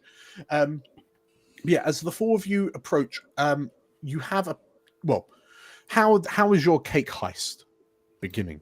Oh, I think we need to scout out the layout and where the cake actually is and how many humans are in the way. Probably. Would that be? I don't think the Empress is volunteering to do this. I think she expects one of her subjects to take care of that scouting. Well, Ray, with his keen powers of observation, may be stepping forward at this point to assess potential routes for infiltration, weaknesses in the perimeter, things like that. Okay. So you mentioned your powers of observation. So for the viewers, this game utilizes the honk system. So our 4 geese here, sorry, our 3 geese and a unicorn here have 4 stats: heroic, observant, nimble, and chaos, which, as we all know, spell out the word honk. And you all have various stats in those abilities, and those stats will determine how many dice you roll when you're trying to achieve certain things. Currently, the town of Bitterton Way is on danger level 1 because, well, danger level 0, beg my pardon, because nothing could possibly ruin such an auspicious day. But yes, Lawrence, as Ray peers out, what's the plan? Yeah, I think first thing to look out for is the route. You said we're near a roundabout, so I'm expecting there's a sort of main entrance to the car park for those driving their large Range Rovers to the Waitrose 5 minutes from their house, or alternatively, there must be some kind of pedestrian entrance, or even perhaps a gap in the bushes. So I think that's what Ray is going to be looking out for here. Something a bit more conspicuous. Okay. I mean, this sounds like you're being quite observant. So, what's your score in observant? That is a 3. 3. Okay, so in the dice roller, if you select 3d6, when you roll those, we take the highest score. And we're rolling. Good start. Okie dokie. Okay. I mean, it totals a 6. Yeah. So we right? kick things off with a 1, 2, 3, a failure. So, there, as Ray, as you kind of boldly scuttle and like wings out and then like head down, like neck down as you make your way through the undergrowth. You begin heading to that hole in the fence to find that someone has very inconsiderately placed what appears to be like a large wooden box in front of the gap. So your sneaking approach, like through the gardens, through the hedges, that's not available to you. So that will be your consequence. We close off that avenue of access. But yes, so and it's there is quite a flurry of people. You notice that there are quite a lot of people milling about, but perhaps because of the grand spectacle of this 4th Waitrose. So yeah, there are a lot of eyes, and your discreet routes are blocked off. With that sort of like not knowledge in hand, what's the next plan, fellow geese and unicorn? This fate is going on outside the Waitrose, presumably. So it's in this sort of like a little green parky bit that's alongside it. The Waitrose. That makes complete sense. Okay. And there's like little colourful pennants hanging from lamppost to lamppost, very tastily put up by the neighbourhood watch, which includes everyone. And Yeah, there's a couple of sort of like meekly inflated balloons hanging from sort of like various fences and whatnot. Okay. It's a park. We're allowed to be at a park. Yeah. We're allowed to Totes. be here. Like, why are we? Yeah. As long as Walk up. if we just sort of sidle in and quietly, probably not many people will care that much. Yeah. Geese are allowed at a park. Totally. Yeah. If we're So we just walk in. really, We could just walk in, just proudly walk in. Yeah, just waddle in. Yeah. Yeah. That's the plan. That's Group the check plan. to waddle why, in. why could Greece not just walk into a park? Yeah. Okay, Exactly. I think because I mean I would argue that the residents of Bitternon Way are quite tetchy when it comes to loud, clamorous beasts such as yourself. But we're you being are right. quiet. You are right. You're We're swans. Waitrose is particularly negative about geese and has a big no geese sign. Oh Oh no. my goodness. Gosh. Well, I would argue that there is a group roll. So a Yep. collective group roll. Yep. So instead of rolling individually, the gag will build one pool of dice. So I think to brazenly waltz into this pond is quite heroic. So Okay. each goose involved in the action adds dice equal to their score.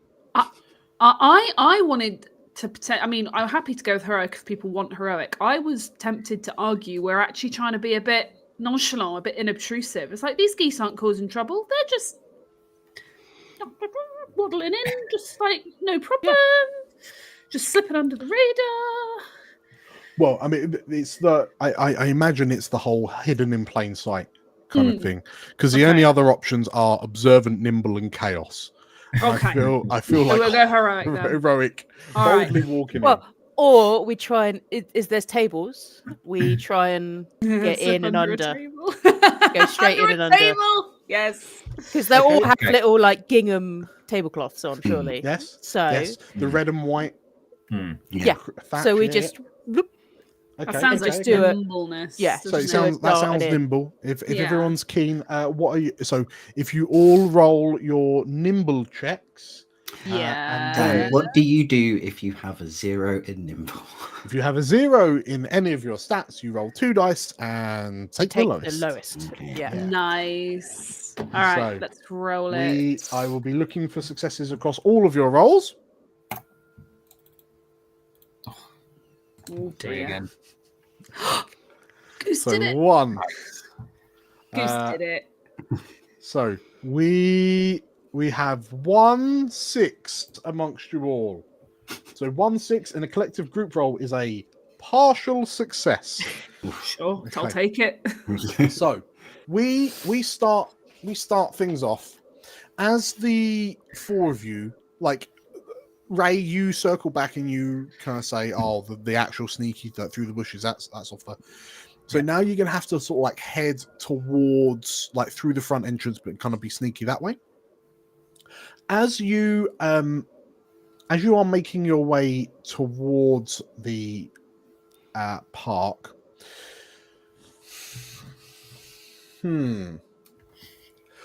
As you make it into the fate area, where you can see all these people kind of laying out various foods, like there's tables with drinks and various bits and bobs. The 4 of you sort of like peeking around from behind a lamp post, just 4 heads. The bodies are nowhere to be seen, but 3 goose heads and a unicorn. You first of all notice that the cake has not arrived. No. And the table where the cake should be, the primo location of this cake is currently vacant. You can almost see the dotted line of the outline of a cake, like flashing with it where it's missing. Okay. And then, as you notice this, as a complication, you hear geese, and as you look, Mabel, the maker of some of the other cakes, sees you, and we Edgar Wright style camera zoom in on the little badge that she's got on the lapel of her tweed coat, that's got a goose head with a line through it. Oh, what's that, Mabel? That goose-hating Mabel. So, I will. So you are in the area. But your complications are you've been spotted, and Mabel will raise the danger level. Oh no! So you are now danger level 1. That's fine. They've noticed us. That's fine. So no danger cake level has is been now seen. Curious. So no cake has been seen whatsoever. Not yet. Not the cake we were after.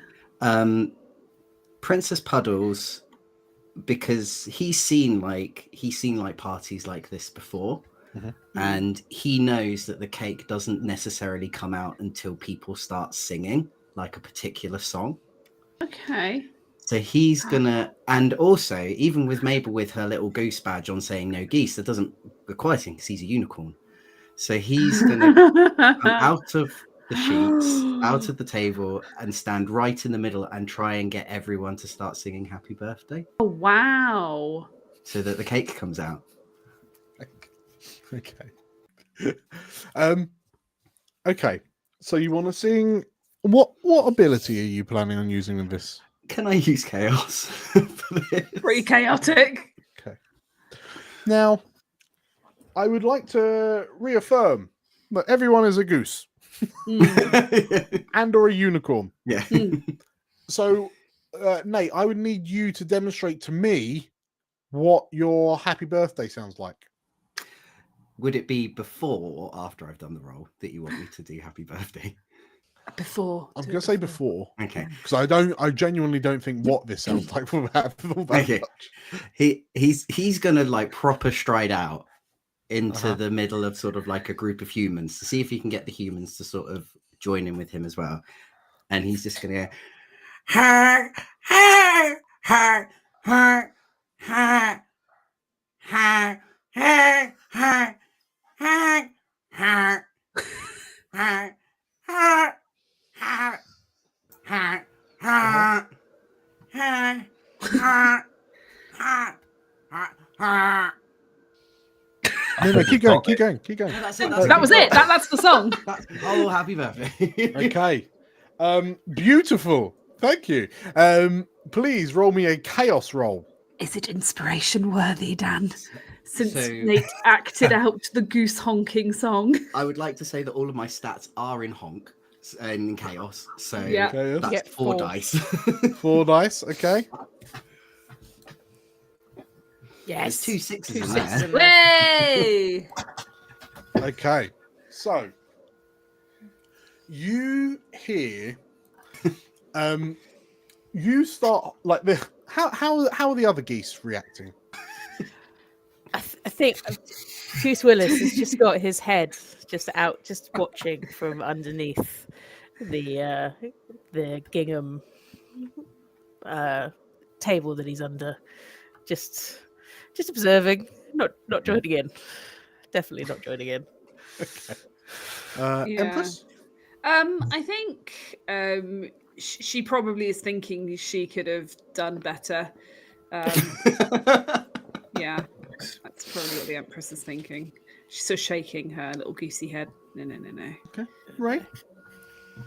Yeah, Ray is kind of staying back and observing also, and feeling kind of sorry for Princess Puddles, which is the main emotion that stops us from kicking him out of our group. He's like he's like the little brother that you have to bring along with you. Who just from Princess Puddles. Aw. Can't leave him home. Okay. So, Nate, Princess Puddles has rolled 2 6s, which is not only a success, but it is also good luck. Ooh. Oh. So, you gain all the benefits of a success, plus something else goes right for them. An additional payoff, or maybe some small ongoing benefit. So, as you honk happy birthday, you notice that, like, the social contract that is to smother your sort of like the awkwardness of also singing happy birthday to strangers in public, like that, smothering that discomfort is something that the people of Bitten on Way are very, very good at. And before long, you notice that the park is filled. There's dozens of villagers that appear almost out of nowhere as your eyes are clenched and you're honking at your, the top of your heart out.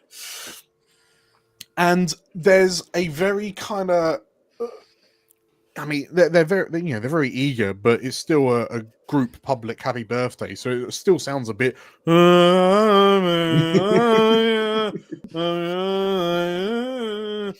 Sarah.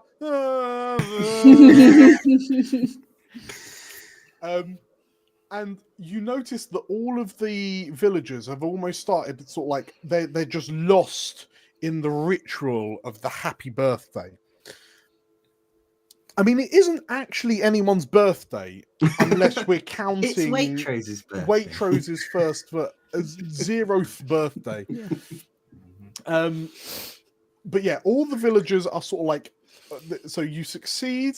The villagers are sort of like distracted now for a little while as the dirge of happy birthday begins repeating, and it sounds like a record that's been slowed, or like a tape player that's running out of batteries as it goes on and on and on. And then people are sort of like trying to drop out and then going, oh, everyone's still going, I'll come back in. So it's all just sort of like morphing into this musical maelstrom. Okay, so Nate, you have successfully, for all intents and purposes, successfully hypnotized the people of Bitten on Way. You're hoping to get the cake out. The cake. What can I do to stop this from immediately ending? Well, it's no one's birthday, so they're not bringing out a birthday cake. That's true. That is true. The honking. The cake is rolled out. Ooh. Like the side entrance to Waitrose, because this was baked in the in-store bakery of Waitrose, obviously. Nice. The side door opens, and you watch as a chronically underpaid. Oh no, Waitrose staff are actually kind of better paid than others. Yeah, they've got stocks. Okay, so yeah, a Waitrose employee rolls out a cart, and it's got the most luxurious looking cake on it that you've ever seen. And the cake is kind of lifted from this trolley tray onto the table in the middle of the green at the fete. And Princess Puddles, as you look upon the majesty of this cake, it dawns on you that you can also see your reflection. As you realize that the cake is currently encased in a heavy glass decorative case. Oh, that's bad. Oh, and shame. Inexplicably, there is a large padlock hanging from the glass case. Of course. Keeping the case sealed. This is an award-winning cake. That's company standard. Right? Yeah. Because you can still sell past the sell-by date if you can prove that it's sealed. So that's Waitrose policy, obviously. So yes, the cake has arrived. You can see the prize, but it seems it is under firm lock and key. Oh. So as you will notice this, other geese, what's the next stage of the plan? You know what we've got to do. We You need know that- what we've got to do. Need that key. We need that key, and I'm willing to run interference so that someone can sneak and get it. We need to work out where the key is. Oh, Who yes. would have the key? Does anyone Ray? want to chuck me a quick observation? Ray, find the Yeah. key. Yeah, I'll use my eagle eye perk if I can. Yes. Which What does is- your eagle eye perk do? Oh, let me consult the exact wording. Add +1 die to observation rolls to find something that might be nearby. Like a key. +1 dice. Okay. You will get +1 dice on this. Going back to what you were saying earlier, Julia. I think that we can award Nate an inspiration. Yay! So Nate, you get a +1 dice on your next dice roll. Yay. Okay, so Lawrence, if you roll me an observant check as these 3 geese begin scheming. We have a 6. We have a 6. Okay, very good. So as the 3 of you appearing from behind this lamppost, like totem pole styly, you see your avian eyes are immediately attracted to the light reflecting and the jingle of a ornate looking gold key that hangs from the belt of the Waitrose worker that just rolled the cake out. And then you watch as that Waitrose worker walks back through the door into the Waitrose, and it boom slams with a heavy thud. You know where we're going now. Yeah. I hope they've got air vents.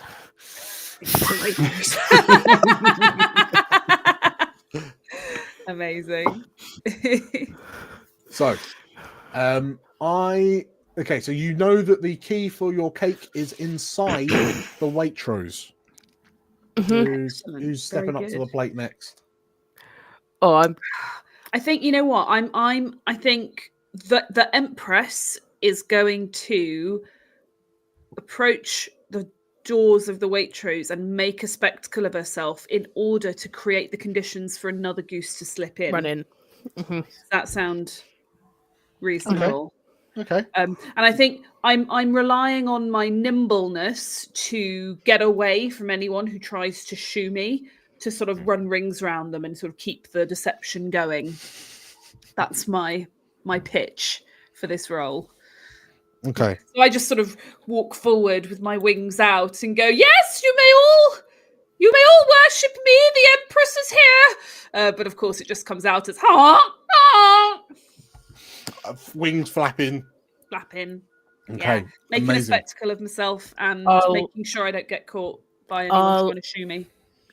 Goose Willis is going to try and hide just on the other side of the doorway in the hopes that if someone comes out, he can get in and or bite the person that comes out.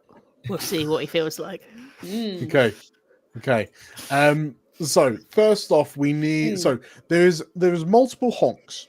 As the Empress starts creating a distraction. We'll start with Goose Willis. What ability are you using to infiltrate? Like, are you waiting for a person, or are you? I'm hoping that someone's going to come out to see. Yes, the Empress. Yeah, so someone definitely does. Yep. So brilliant. I will use. See, I could use heroism, which is my better one. Because you're doing a foolhardy thing for the flock, aren't you? Yeah, but that might involve contact with the person. Yeah. But you got to break a couple of eggs to make an omelette. So got to break a couple of legs. So I think Bruce will bite the sort of back hamstring of whatever Waitrose worker comes out. Okay.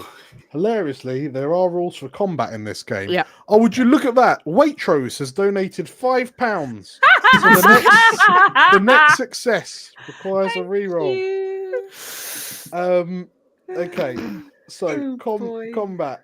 This is there is a slightly different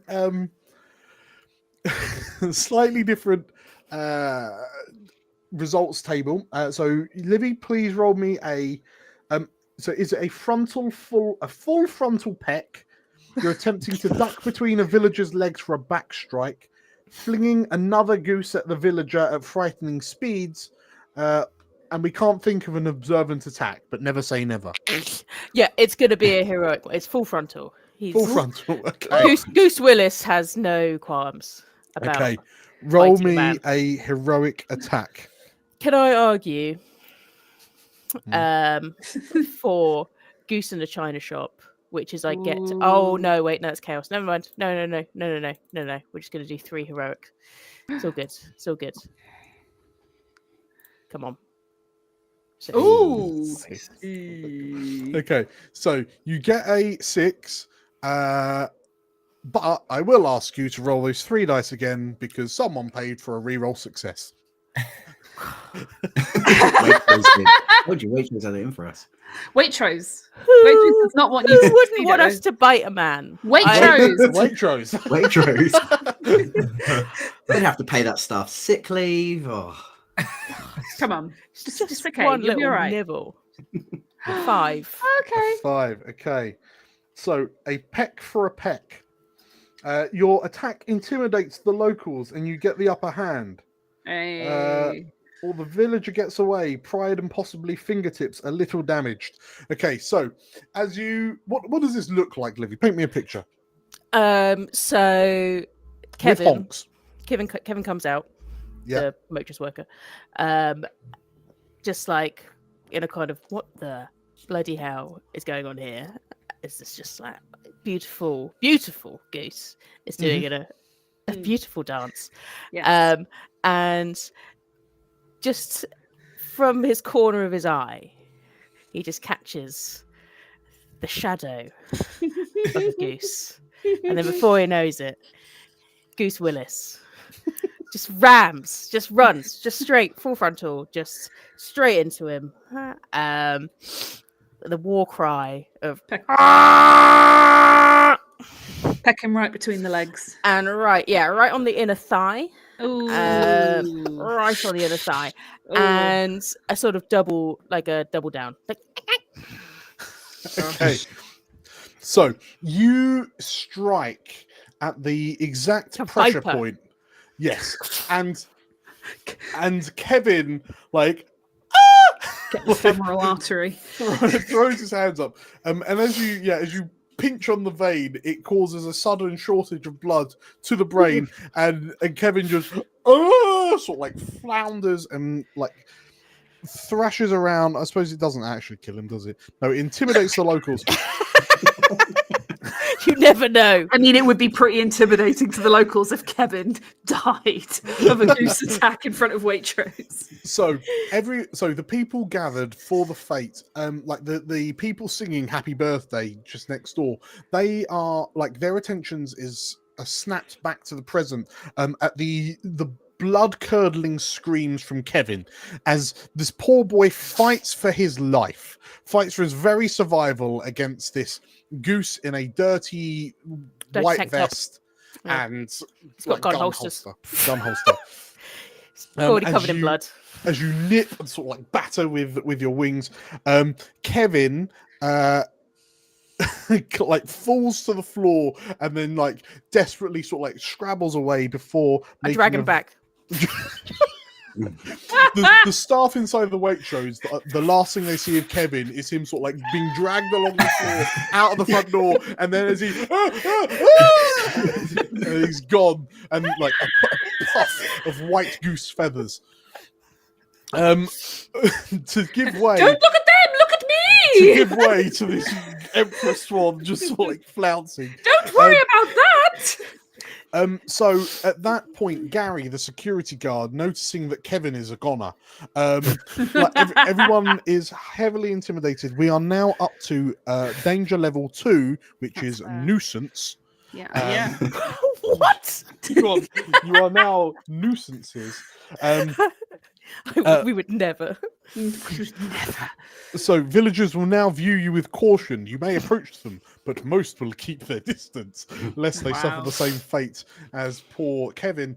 But yes, Julia, your goose now needs to make her getaway because Gary, the security guard at Waitrose. May I have a bonus die because I've got the top billing perk, so I get a bonus die whenever I make myself the center of attention. You absolutely can. Oh, cheers. Okay, let's go.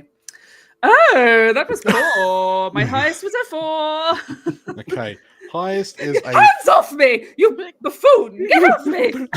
This is outrageous! which translates to.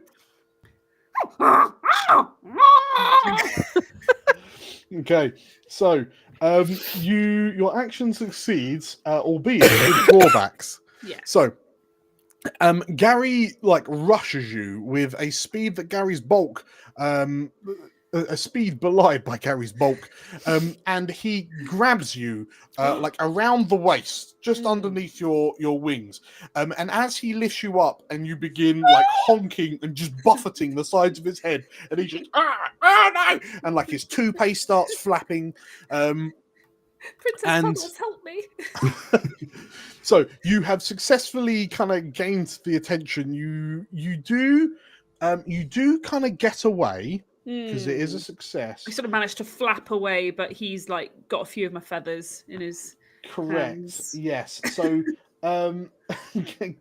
Gary is now on the prowl. Gary, you managed to between the wing slaps and the slapping him in the face with your feet as he lifts you up. he lets you go handfuls of white down in his hands as you flutter back to the ground and make a dash for it. So Gary is now in active pursuit. Gary is an active combatant, if you will. Lawrence, sounds like Ray needs to Ray actually needs begging pardon. Princess Puddles. What are you doing? The people are sort of looking at the commotion at the front of the Waitrose, and you hear murmuring, and you hear one villager say, "Blasted geese! I'd rather be here with this unicorn than over there with those foul beasts."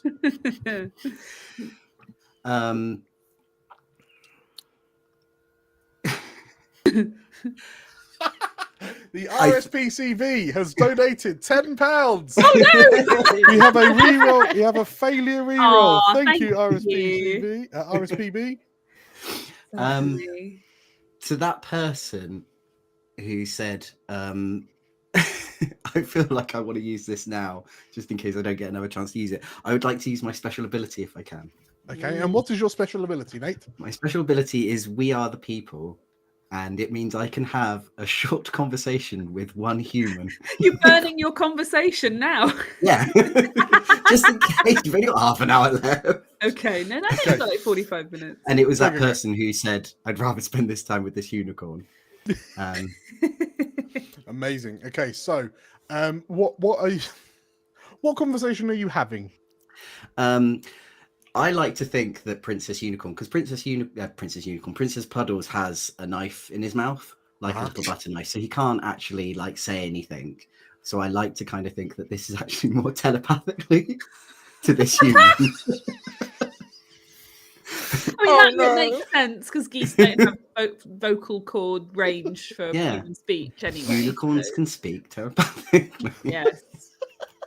Yes. Okay, You just stare into his eyes and into his so soul. with Princess Puddle's beautiful blue eyes, he's gonna, as soon as he hears unicorn, he's gonna stare at that villager and just says,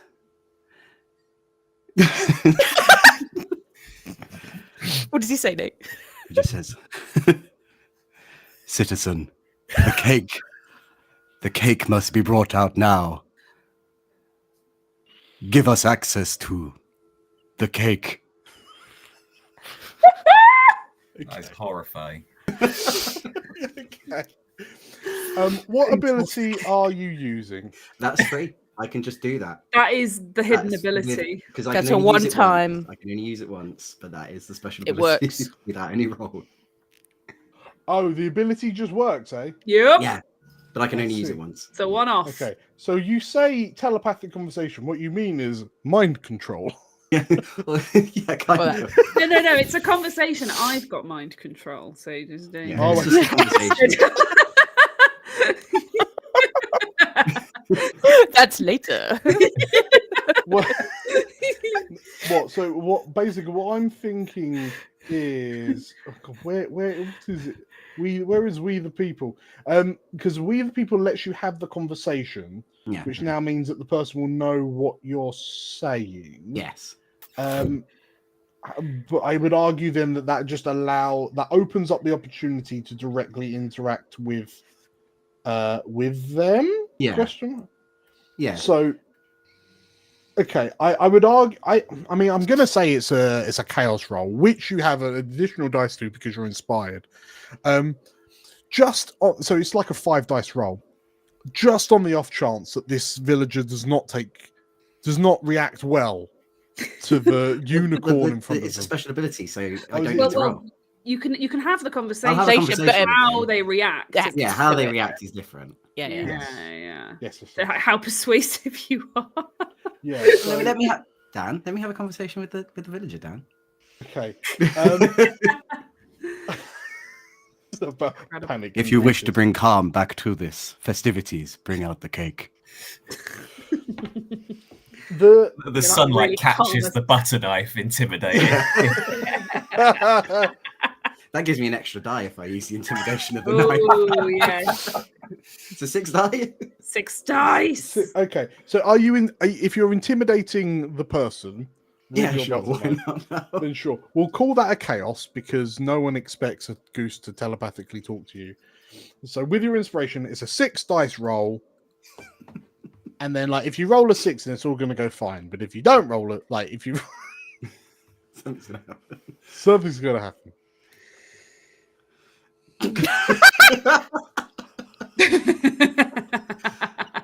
Oh, dear. He's not the smartest. Oh, it's not the end of the world, is it? Okay, a 4. That's fine. That's fine. Yeah. You succeed. The one villager looks to you and... Locks eyes across the fate. Looks at you and... I know I mentioned summer. I mean, arguably in Bittern, every sunny day is summer. Mm-hmm. I would argue that it's actually, much like we are right now, we're actually remarkably close to Easter. And this villager looks upon you, and in this moment, it means nothing to you, but perhaps it does to us, but you notice the glimmer of what appears to be a little golden cross necklace that hangs around her neck. And as she looks upon the risen Lord in front of her, that, you know, the holy books foretold of this day around Easter. When you know, Yeah. you're a bit early, but you know we'll run with it. And she looks upon your majesty. Like there are all these people who are looking over at the commotion, and then they've just watched this Emperor Goose kind of like flap out the hands of Gary the security guard. And like, as they turn their attentions back to begin their conspiratorial wittering that like posh people do, they all notice there's one villager staring at you, and this villager is under your thrall, mate. You have successfully done that. It's when another villager, there's a silence that's kind of spreads through the crowd, and then one of them goes, "He's got a knife!"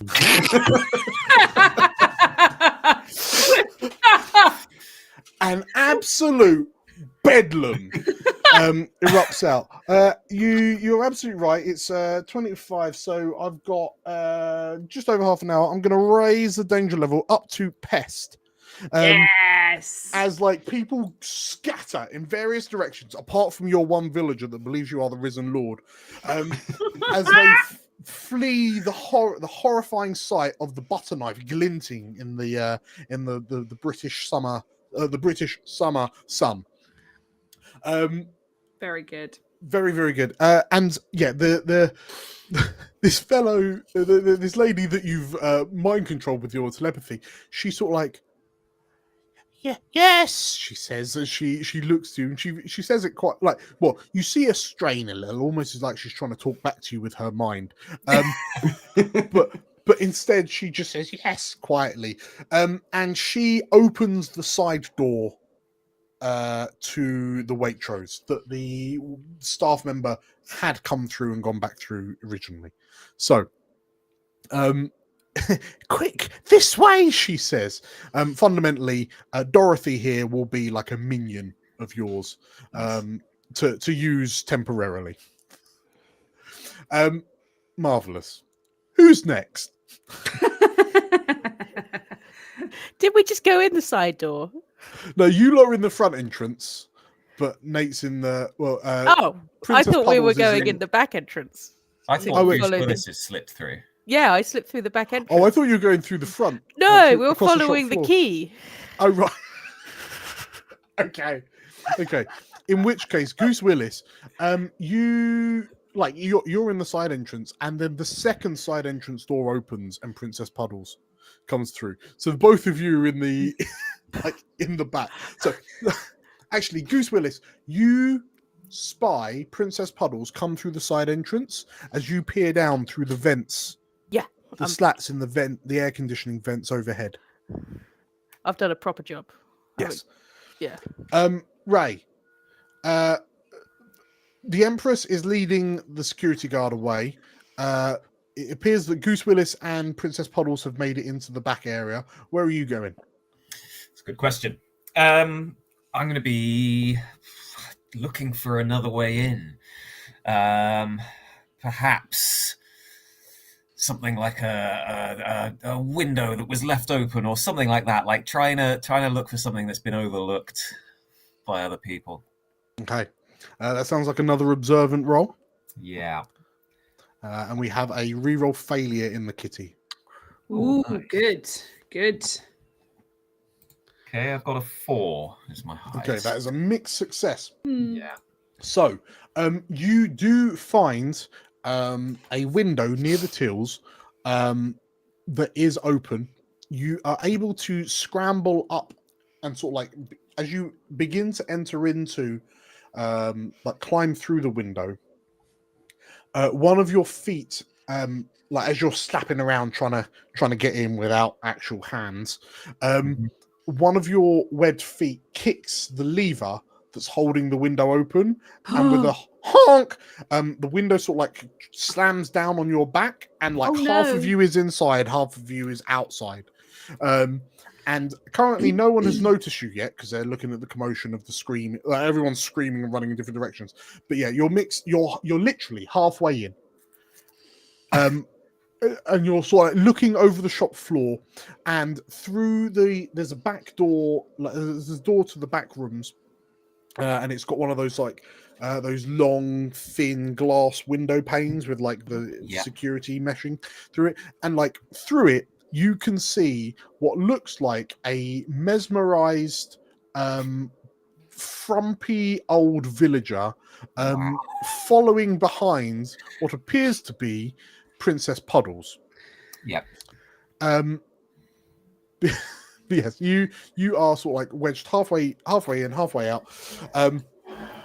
So you're almost kind of getting there. We'll switch over to Empress real quick. So currently you're being chased by Gary. I would very much like to shake Gary with my nimbleness, please, so that I can then make my way unnoticed into the Waitrose to join my friends, my colleagues, my minions, my subjects. Roll me a nimble check. And I'm not the center of attention. I'm trying to be the opposite of that. Oh, it's still only a 4. Ryan Gosling has donated £10. So we have another failure reroll. Thank you. Okay, so we need to, if you need to start rolling some 1s, 2s, and 3s. Sorry. So you have rolled a mixed success. Yes. So you do successfully manage to shake Gary. Yeah. I use various tables and bushes and stuff, and he loses track of me. Absolutely, and he ends up having to take a seat on the bench outside the parish church, just to get a breather, because it's been a while since he's done any sort of physical exercise. But as Gary gets a breather, and takes a few puffs on his vape, you are able to begin scuttling back. Gary is no longer on directly on the hunt. If this were Metal Gear Solid, we've gone from sort of red warning to yellow warning. Yep. So Gary is now in patrol mode. Sure. So he is a lingering threat, but he's no longer actively after you. Good luck, Gary. Also, we're at £420. Ooh, nice. £80 away from hot sauce. Yay! So are you heading back So to Waitrose? then I'm trying to get into the Waitrose now to rejoin the group, the flock. Okay. Well, tell you what, are you heading in through the automatic sliding doors? Yes. Onto shop floor? Okay. Yes. As you enter into shop floor, Lawrence, please describe to me the noises you're making to draw the attention of the Empress as she walks onto shop floor. I'm trying not to panic, but I am inside. But so it's kind of a Yep. So, Empress, you notice that your minion, Ray, is currently trapped in a partly opened window. Oh no. Front half in, back half out. You know that perhaps you might need to help Ray.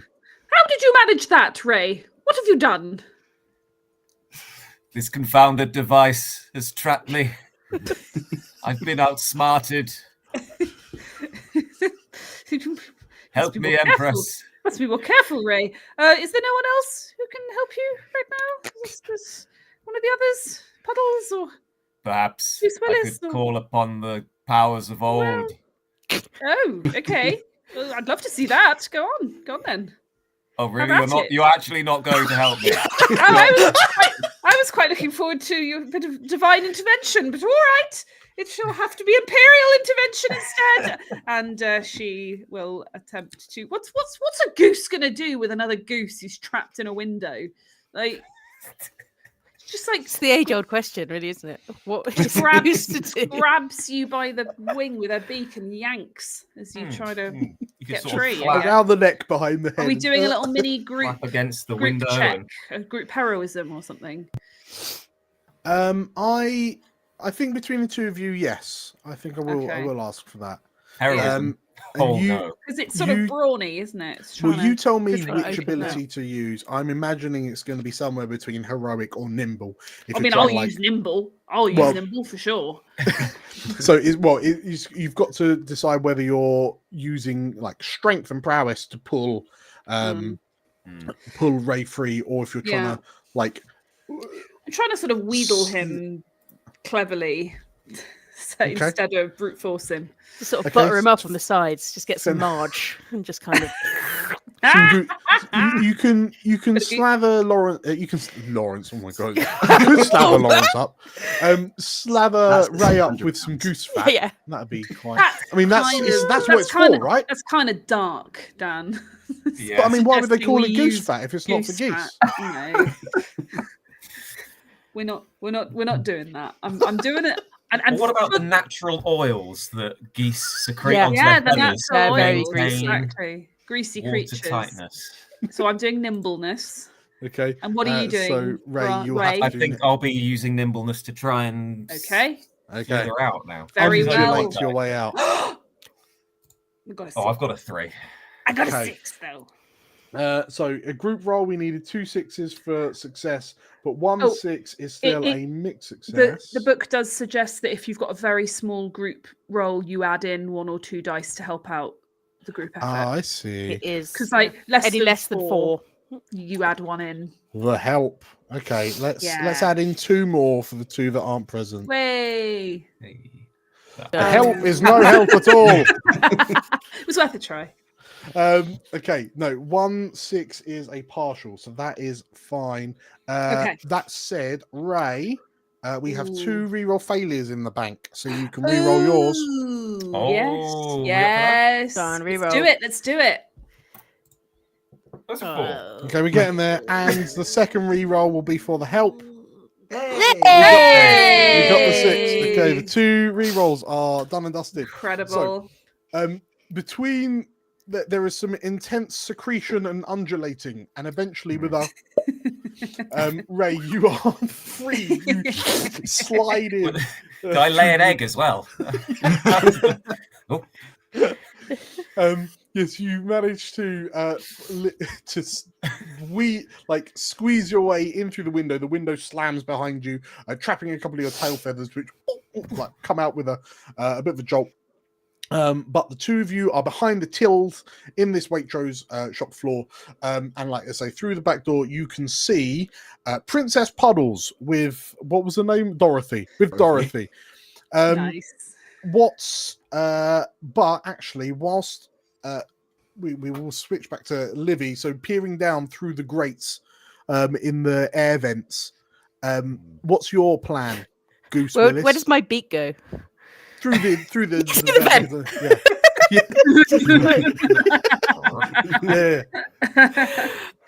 vent. Well, Goose Willis is looking for his target to acquire these keys.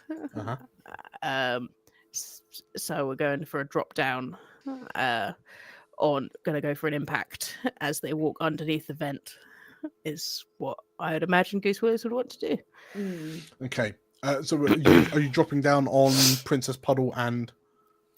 Well, I could ambush them, but I was hoping to ambush the guy with the keys, but I could. Well, okay. You have a choice. From your position in the air vents, you can hear reverberating down the air vents from the shop floor. You can hear the squawks of Empress and Ray. So you could do something to sort of like, you can shuffle along to kind of help them. Alternatively, you could lie in wait. So it looks like the employee that rolled out the cake, because he's heard the commotion, he's locked himself in the manager's office. So you could drop into the manager's office to tangle with the key holder. 100%. Or you can drop down, do something to help to help Princess Puddles and Dorothy. So you have the option of helping, or you can launch a surprise attack on the manager. I really want to do a surprise attack. Yes, you should. I really want to do a surprise attack. Nice. Bruce Willis is Goose. Yeah. There ain't no Bruces around here. Who's Bruce? Who's Bruce? Goose Willis is shuffling along this air vent, as stealthy as a goose could be. And he sees little wet slaps. Yeah. And he gets to the correct vent. He's actually got the maps to the Waitrose. He's already looked at the floor plan, obviously, at home. So by the pond. So he's shuffling along and he finds the vent. It's handily just above the desk and he's gonna open that vent and he's gonna launch dive bomb him straight on the head. Okay. Beak first. Beak first. This sounds like another heroic combat. Okay, roll me a heroic. 5. Five. Blast. A 5. Okay, so Gary has donated £40. Oh, not Gary. Which means a plot twist. Yay! Gary. So, incredible. Goose Willis, as you come flying out of the air vent, peck for a peck, you attack, intimidate the locals, and you get the upper hand. So, as you burst out of the air vent, what was your war cry? Yippee-ki-yay, mother clucker. But in goose. Okay, and this manager sort of like looks up and like the first thing that happens is your beak boom hits him square between the eyes, and in a flurry of flapping wings, slapping feet, and like bill nips, the manager is utterly incapacitated by your vicious attack. You gain the upper hand. It's even from where you are, it sounds horrendous. Like Princess Puddles, like you can hear the commotion, you can see the feathers, you can see the bits of clothing. A hand slapping onto the window, and then yes. So I'm raising the danger level to infamous. Nobody saw us. Well, It's a I mean, the super guy you're killing at the moment, dude. What is he tweeting at the same time? Like, oh, bloody geese. So, unbeknownst to you, there is a security camera in the corner of the manager's office that is being watched by all of the neighborhood watch. And The whole village. The whole village has it, like gets an alert on their phones. Oh no! So there's a widescreen, like big widescreen TV outside of all the security cameras in Waitrose. Yes. A beacon is lit to summon the aid of the other 3 Waitrose. I'm desperately trying to find the plot twists. Where are the plot twists? They are in the what? There we are. Okay, found it. So I'm going to roll a d6, and we'll find out what our plot twist is as we kick into our 3rd act. A 1. Okay. Okay. So there's a calamitous chorus of panic and like angered voices as the villagers of Bitternon Way react to this geese incursion. We'll switch over to Princess Puddle. You can hear all the villagers getting really angry about all these geese that are sort of like flapping around. You know that Goose Willis is currently trapped in the office. How are you helping to extract Goose from the manager's office? We're saying that the door is locked, yeah? So the door is locked. It's again one of those doors with like the long, narrow window panes. Okay. That's a person couldn't fit through, but a goose might. Okay then. I was actually going to use I was going to see if I could sort of nudge Dorothy up towards the lock and then sort of just climb on her back. She's only small, but she's bigger than me. And try and use my knife to sort of jimmy the door open. The knife! The knife! Okay. I would argue, I mean, if you're picklocking with your butter knife, I think that's got to be a nimble. Well, I get a 1 dice with my knife if I'm using my knife. Yeah. So that's 1 dice. A 1 dice. Okay. Have you used your inspiration yet? I've used it. I used it on that 6 dice roll. Yeah. Okay. Rolling for lockpicking.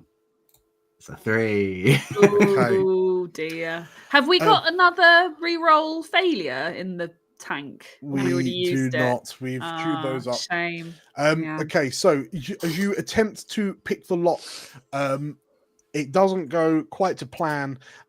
You're picking away, and while you're concentrating so hard on jamming this butter knife into a very delicate lock, I'm casting magic on the lock. That's what I'm doing.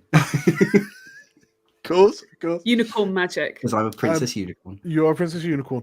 In which case, if we lean back on our D&D tropes, as your concentration moves from your control over Dorothy to the using picklock, you hear. Where am I? What's happening? Oh, I'm in the back halls of Waitrose. Oh, I'm not supposed to be here. I'm not a staff member. Oh no! What will the people think?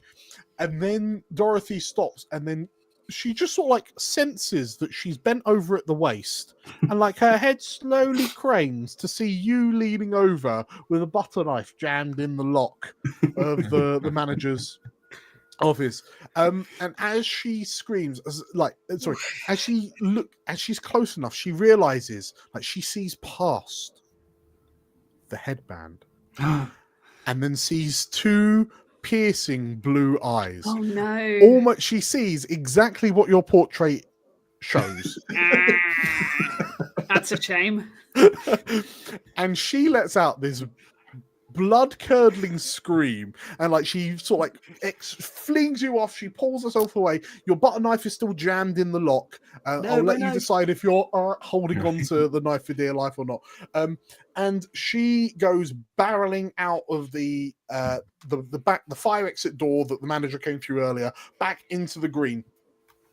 And as she does, she stops for a moment, and like she's covering over whatever she's seen that's stopped her in her tracks. And then as she just and like slaps a hand to her forehead and faints, as posh people in villages do, as she slumps to the ground, you see that the glass case with the cake in it is currently surrounded by a number of straps, and there is a loud noise coming from outside. And from your position, Princess Puddles, it looks like the cake is about to be winched away by a helicopter. What? And your attention homes in on a rival gang of geese. Oh, no. Those bastards. What, are they flying the helicopter? Why didn't we do that? I know. Oh gosh. You're always one step ahead of us. We didn't realise RAF Bitten on Way was right next door. So we are in we're in the closing minutes of our action thriller. So you Princess Puddles, you're kind of dangling.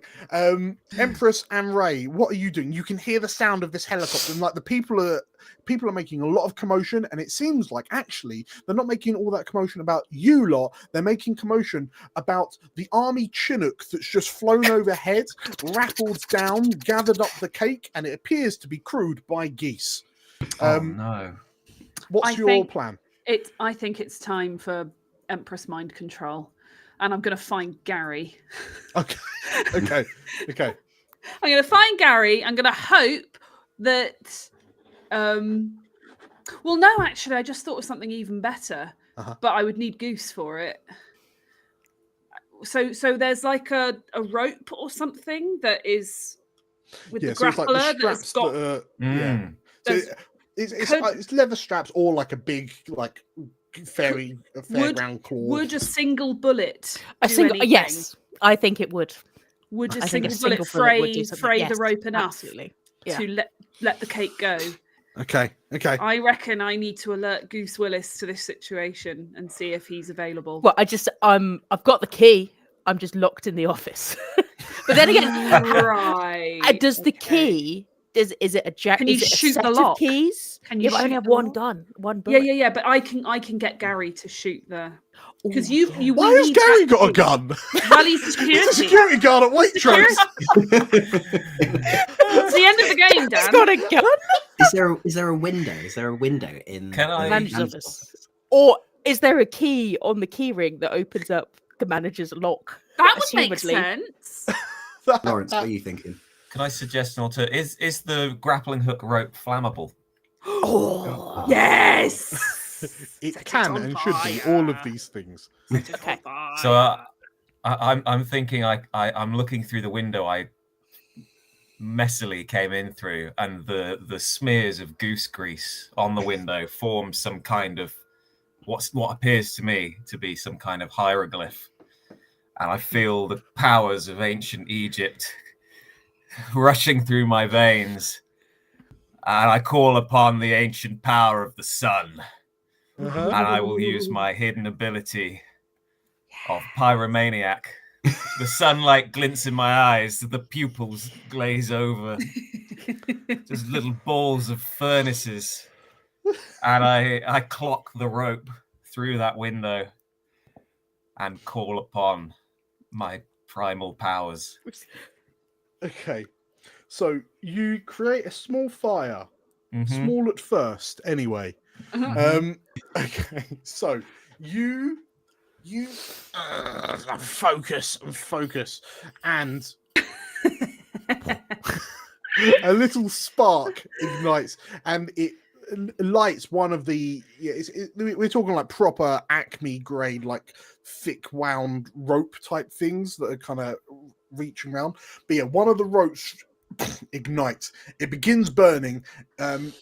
Certainly it's going to detach from this helicopter at some point.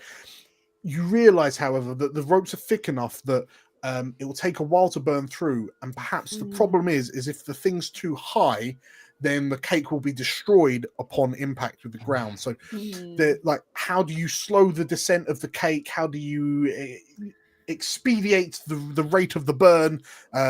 Yes, certainly that cake is detaching from the helicopter at a very dramatic point in the very near future. I'm going to be honest, Dan. I don't think I'm too worried if the cake ends up in pieces, entirely We ain't covering fussy. Sure, We ain't fussy. the local area. Okay. I'm not a fan of slices. I can't pick them up with my wings. That's fair. That is fair. Okay. Okay. So certainly it's on fire. And also potentially the fire's going to go up the rope and set the helicopter on fire as well. So that's going to happen at some point soon. So helicopter's on fire. What's Julia? What's Empress doing to help? I feel as if I feel like I was gonna save my my mind control for Gary. Yes. Yes. Maybe to sort of keep order, essentially, kind of with my animal magnetism hidden ability, convince him to keep the other villagers off us while we deal with this cake and helicopter situation. He does crowd control. He does crowd control on my behalf because I am such a persuasive, beautiful empress. Okay. So you've got the telepathic ability, right? I've got animal magnetism. You compel someone nearby to perform a simple action. Okay. Okay, so if you're approaching Gary, because Gary's been drawn by the sound of the army chinook overhead, and the simple action being, do your job, Gary. Do your job, Gary. Do your damn job, Gary. So as you look at Gary and you tell him to sort of like clear the streets fundamentally, Gary's like eyes start spiraling along with yours. As he does what any good citizen does, and he begins like clearing the street. So the area around the fete with all the rest of the cakes is now clear of people, giving you all an arena to operate in, like a theatre to operate in. Between Goose and Puddles, Goose, you're still trapped in. You asked about a window. Or if I've got a key to get out of the management. I'm in the key. inside, so do I have the keys? I reckon you do. But here's the thing, to a Goose, I reckon all keys look the same. So I would ask for an observant. Oh, I don't have any observant. Okay. Just go for it. You could instead headbutt your way through the window. Yeah. Like the door window, yeah. Okay. Fine. Sorry, is that the door window with the lattice?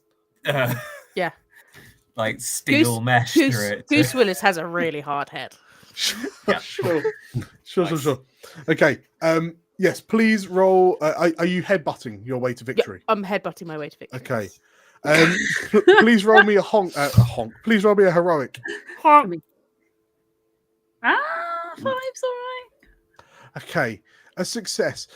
You. I've got the keys in my mouth. Okay, so you use the key to like break through and then hack through the steel mesh with this soft squidgy Allen key that you've retrieved from the manager's belt. Your drawback is that you will take harm as you have to walk barefoot over the broken glass. On my feetsies. Yes. I mean, that's very Goose Willis. Yes. To be fair. Very, very Goose Willis. So you are free, but your tootsie's hurt. Oh. Puddles. Flappers. Puddles. You watch as the helicopter, crewed by this rival gang of geese, begins to lift off. Like from here, you can see that they've painted the Chinook white to look like a goose as well. Has it got a little yellow front? A little yellow front, and then two black dots on the windscreen. Yeah. The Princess Puddles, does it just look like a giant goose? Because Princess Puddles alarmingly thinks like a giant goose. It is a giant goose.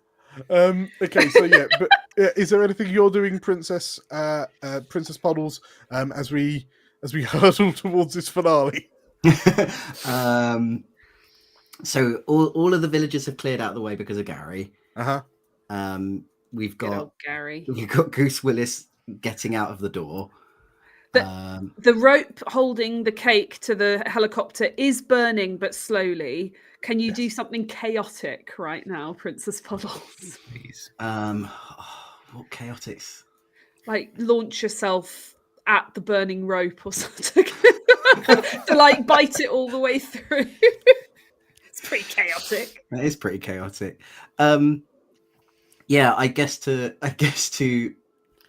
sort of save the cake from smashing, to sort of Princess Puddles is going to launch himself at the cake and start sort of nibbling away at the rope to sort of expedite the.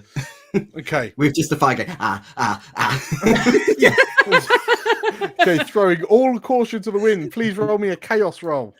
That is 4 dice. Hey! Double crit! Okay, you chew away and a triple crit. Oh my goodness! So you successfully nibble through the ropes. You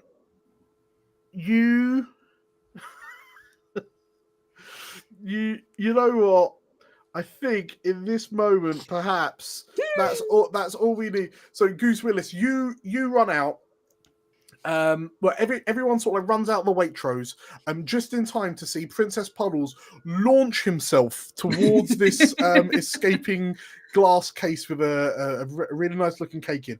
And as you savage these ropes, the flames are sort of like flickering out, and you notice, like in your flurry of violence, Princess Puddles, there is a point where you cannot tell the difference between rope, between glass, and between Chinook fuel tank.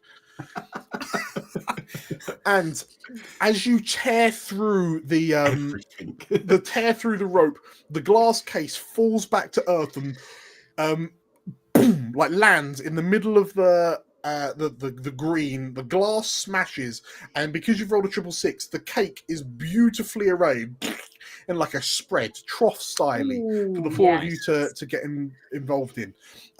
That said, everything is still on fire. Yeah. And Goose Willis, you notice as this like Chinook is beginning to escape, and you can see sort of like the flames licking up the rope that's still attached to it. You do notice that there is like this perfect constant stream of fuel that runs from the side of the Chinook fuel tank all the way along the floor right to your feet. Much like a certain action hero saw at the end of his second outing on an airfield. Yeah. Airfield runway. What do you do? I've got one bullet. So, as Goose Willis just opens up his wing, and underneath you see a tiny gun holster, and within that tiny gun holster, it's a tiny gun. Can I shoot? How far away is the fuel canister? Can I just shoot it from here? No, so there is a. Oh, is there a line of fuel? Perfect stream of fuel that connects the ground all the way up. Like, physics be damned, all the way up to the side of the Chinook. Fab. I would like to. I'd like to shoot that, please, and cause an explosion. Okay.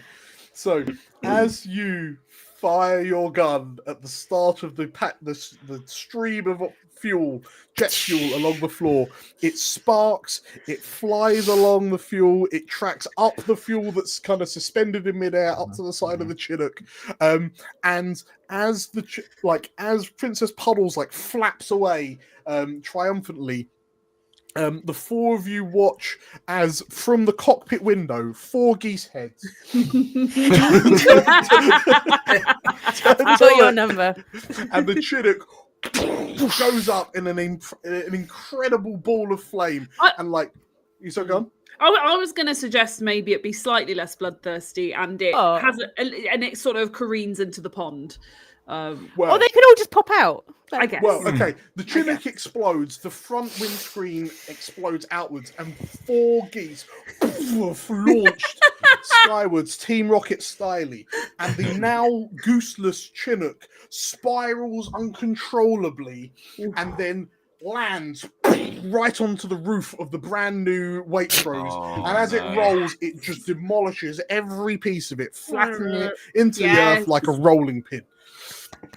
And as the people of Bitten on Way stand around in horror as their 4th Waitrose goes up in flames, we pan the camera to the little green alongside it, which is now scorched, and 4 geese happily chewing through some opening day fate cake. And with that all said and done, congratulations everyone on completing 1 honk before midnight. We got our cake! Yay! You got the cake. We never found out what flavour it was.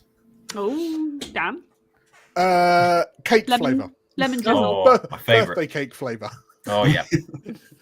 So, thank you everyone for indulging us in this geese. Thank you all for the donations. We're now at £460. We're only £40 away from a miserable me. Yay! Miserable. Yay. So this was our 4th game. We've got 3 more left to go. We will jump on a quick break. We will be back at 5:30. Where we will be playing Effed Up Little Man. So fans of the Soulsborne's games, so Dark Souls, Bloodborne, Elden Ring, all that sort, stick around if you are a fan of those games, because this is a tabletop RPG that completely parodies that in the best way possible. So thank you for playing. Thank you lot for watching. We'll see you in the next one. Bye.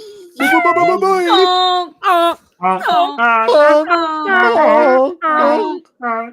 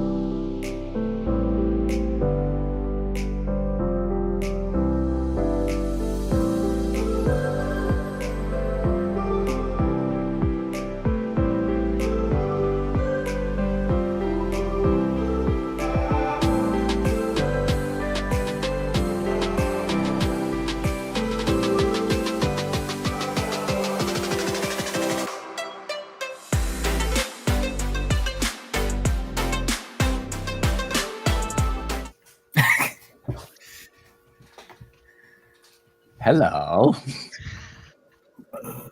Are we? Oh. We're not. Oh.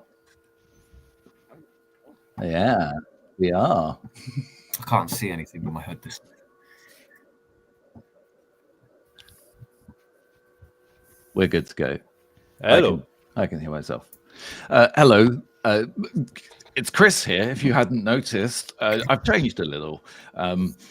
We're playing another game. This is Explorers of Elsewhere. We are Explorers of Elsewhere. We're representing 1625 independent people who are a homelessness charity supporting young people between the ages of 16 and 25 years old who are experiencing homelessness. Any donations you make during this stream will go directly to them and will affect our game. To caveat this, we need a little caveat. Even the creator, Grant Howitt, says, I'm not sure if this is a game. We're not sure how this works, but I've played at least the first 10 minutes of Bloodborne. I've played the first 5 and a bit minutes of Elden Ring. So I think I'm really qualified to intro this game. And I know enough about Elden Ring and stuff to kind of know what's going on. We're playing a little game called Effed Up Little Man. We're going to have fun with that. Fudged Up Little Man, whatever we want to call it. It's a game where all of us control the action, except for the player, and the player shifts between all of us. We'll explain, I think, as we go along. I dress up for the part, or at least I made up for the part. I made myself a little effed up little man. And we progressed from there. Let me introduce the rest of the people that are here with me. I'm going to try and go clockwise around the stream. So first of all, Tilda, hello, long time no see. Good Hello, to see you. it's been a while. How you doing? Are you ready to be a little guy?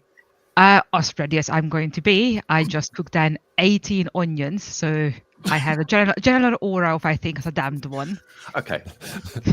I think I can smell you from here, and even though It you is a live very really strong far smell, away. yeah. I'm going to be smelling like pickled onions for a while. Great. I love that smell. That's superb. Thank you for joining us. We'll carry on back to Lawrence. Hello again, Lawrence. You've just been a goose. I have. I've just been a goose. I've tried to change the vibe. I shut the curtains and I've put on a black hoodie. That's as much as I could wrangle. Yeah. Like you had 15 minutes. Yeah. I had a whole hour to do this. Okay, great. And then we'll also welcome Anton, international man of mystery, Anton. That's right. So my name is Anton. Yeah, I'm a veteran of the first season of Cormier and the first season of Explosive Elsewhere, and it's good to be back on the channel.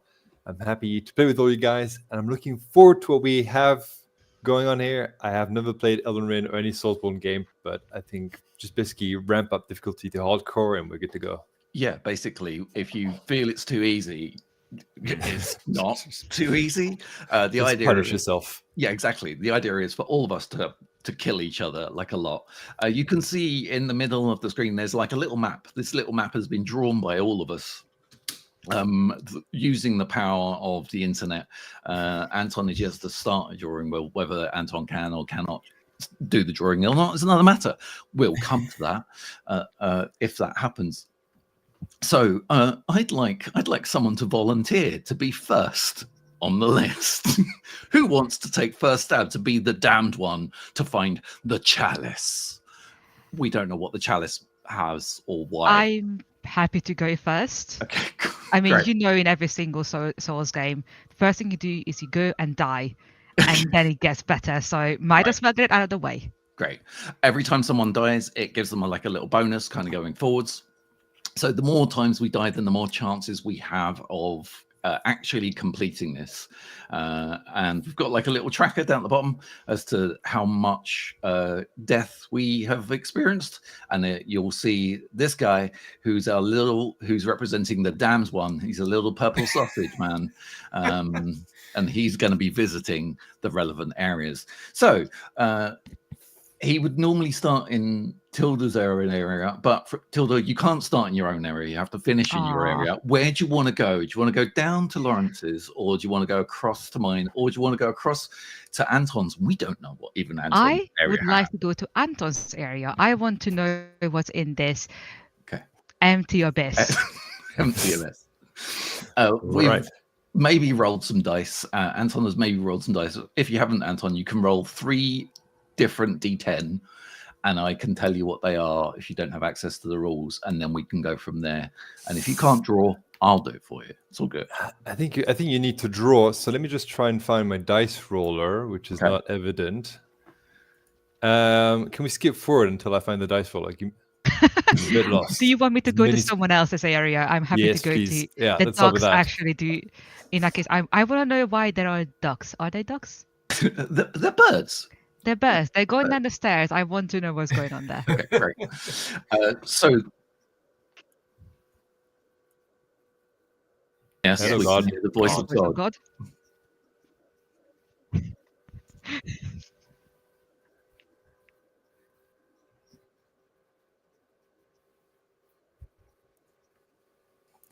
Yeah, we had it and then it's gone now. So I'll try and find it. Oh, we go. It's got too many tabs open. Yeah. So we're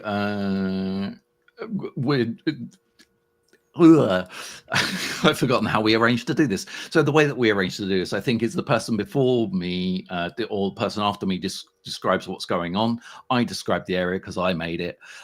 Lawrence is then pretty much in control, and Anton and I can like add in little bits if we want to. That's, I think, the way that we did it. But Tilda, welcome to the world of the Elden Ring adjacent thing. you venture into this wild landscape that all of a sudden has a mass of stairs that head downwards and towards a large pond, and at the bottom of the stairs you see like a shanty town, all like wooden stilted huts, some with smoke coming out of, some with not smoke coming out of, and you see like these little tiny yellow birds like just kind of hopping around on the stairs, and you see one very large bird that's exactly the same color. It's yellow. It looks very cute and adorable, but it's like 50 times the size of the other birds, that is actually sat at the water's edge, just kind of dipping its head in the water. What would you like to do? And I will pass over to Lawrence to take control. Can I roll some kind of a perception adjacent thing to see if is there anything like obviously dangerous about them? Do I see a glint of teeth? Are the talons like really sharp?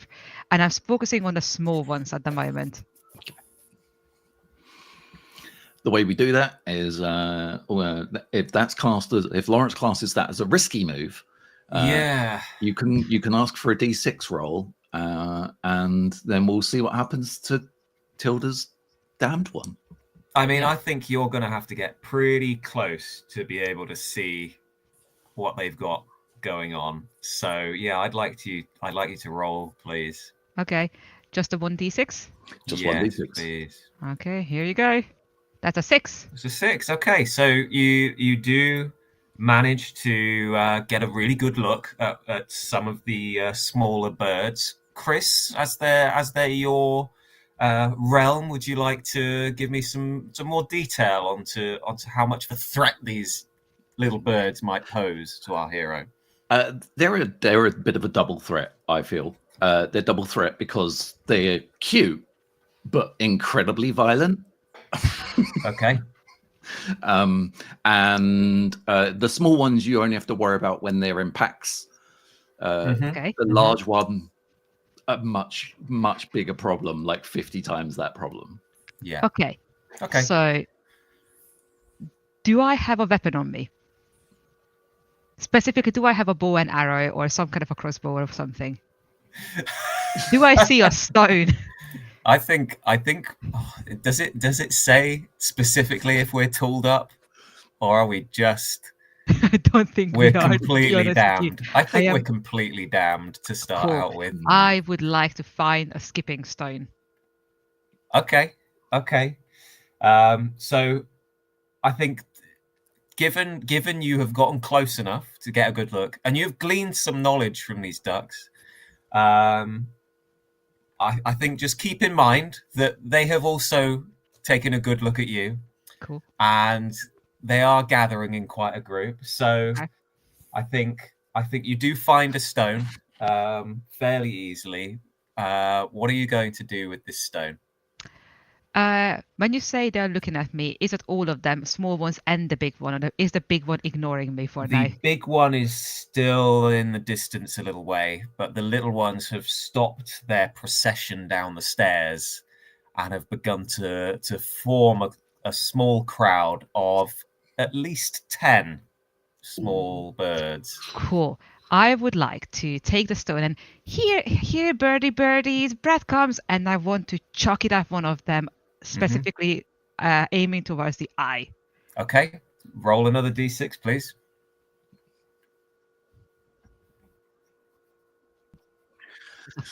I thought that might be the case. Thank you. Okay, a 4. Okay, so you do manage to hit this bird, the one you were aiming at, in the eye. It seems to kill it because they are quite small. But there are 9 other birds, and they begin pecking at your limbs. So you are hurt. Okay. It Can is I run? 1 minor damage. Okay. Ooh, minor damage is the white thingamabob. I got it. Thank you. So at this point, I would like to run. Okay. So you are quite surrounded by a crowd of little birds now. So I'd like you to roll again for running away. Okay, that's fair. That's a 1. Okay. So they overwhelm you. They overwhelm you, and they tear your flesh from your limbs, and you perish. Oh, rough. I killed one of them, guys. That's better than what I thought it would happen. That's Soulsborne. Yeah. Yeah. Okay. All right, we're already dead. Well So, done. Who Good is job. next? Good job. Who is next for a damning? Good job. We'll move it round the corridor. So maybe we'll go in the opposite direction. Anton, do you want to go next as the damned one? So I would love to, but I still don't have access to the board, so I can't see anything. Yeah, I that might be a technical problem that we may not be able to solve right now. All right.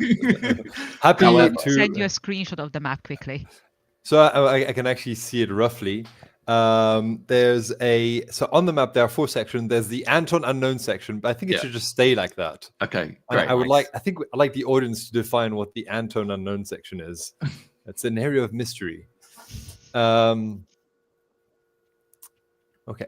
Therefore, okay. So I'm playing the what's the unnamed one, correct? At this The point, damned one. the damned one. All right. So you can start in Tilda's area, or you can start in Lawrence's area. You can't start in your own.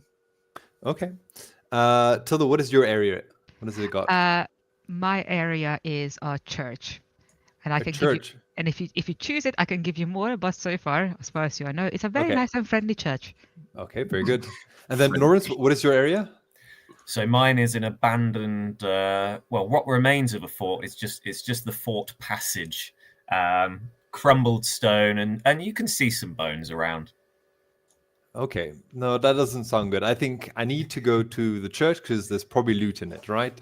Some sort of holy artifact that's going to help me out. So that's where I'm going. So the unnamed one, the damned one, strides forth with much confidence towards the front of the church. Okay, the church is situated in a very dark and a creepy forest. It's the only source of light and the only building that you can see. It, however, is surprisingly well looked after. There's a shiny, beautiful golden bell in top of the bell tower, and the big double doors are slightly ajar. Fantastic. And you can see light coming from it. I mean, we want to go to the light because, we don't like all this darkness. So we're just going to go as the damned one straight towards the door and open one side of the double front door and have a peek inside. And this is where I step in. Hello. Roll me a d6, please, Anton. Oh, right. That's incredibly risky. Does the damned one, can they speak or are they silent?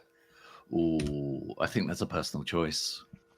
I think they're the strong silent type. I'm going to roll the d6. All right, let's roll it. 5. 5. With a 5, it means you have a narrow success. Are you just trying to push the door open? Yeah, push it slightly open, have a look inside. As you push the door open, there's a large creaking noise. Like this door's incredibly heavy. In fact, so heavy it seems like that there might be something behind it that you're pushing. Okay, so I think give it a bit of a shoulder budge. Yeah. Okay, great. As you barge your shoulder a bit more, roll me another d6. Okay. That's another 5. Okay, great. You barge the door a bit more, and it just like opens, and it slowly opens, and you slowly open it, and then you kind of peer around, and you see a large, unformed mound of flesh behind the door.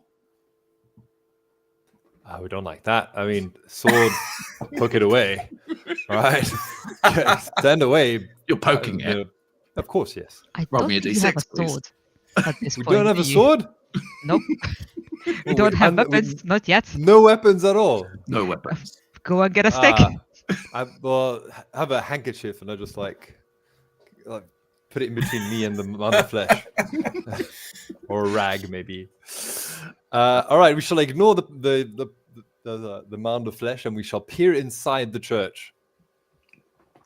Peering around inside the church. Is there anything I need to know about the church, Tilda, or do I get free reign? One thing that you need to know, there is actually one person in there that's keeping all the candles lit and is muttering to himself, and it's someone who is dressed like on the best way I can describe it, like an old-timey physician. Okay. Old-timey physician. Mm-hmm. Like a- very doctor type. There is oh god, Plague it's doctor? with the crow kind of mask and everything. Plague doctor. All right. Okay. The strong silent one, the damned one, like does a little like a little salute, and tries to kind of look around to see if there's anything else. Loot mostly loot.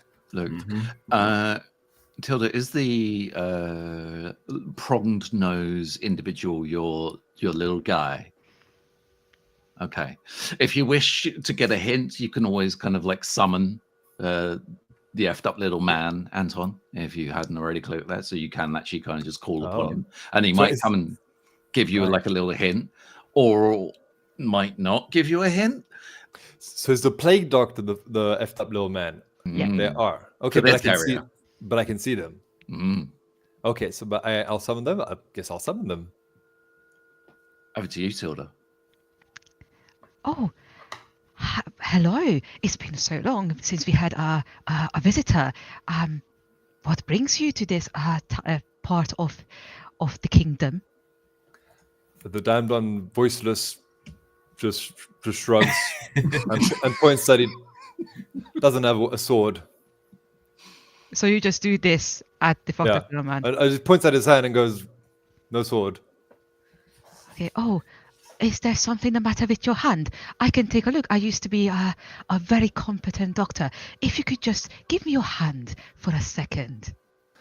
The damned one believes this might be a palm reading and puts forth their hand. Okay. I think he's going to hold your hand, look at it, and say like, "Oh, there seems to be nothing wrong with your hand. They are very exceptionally soft and lovely.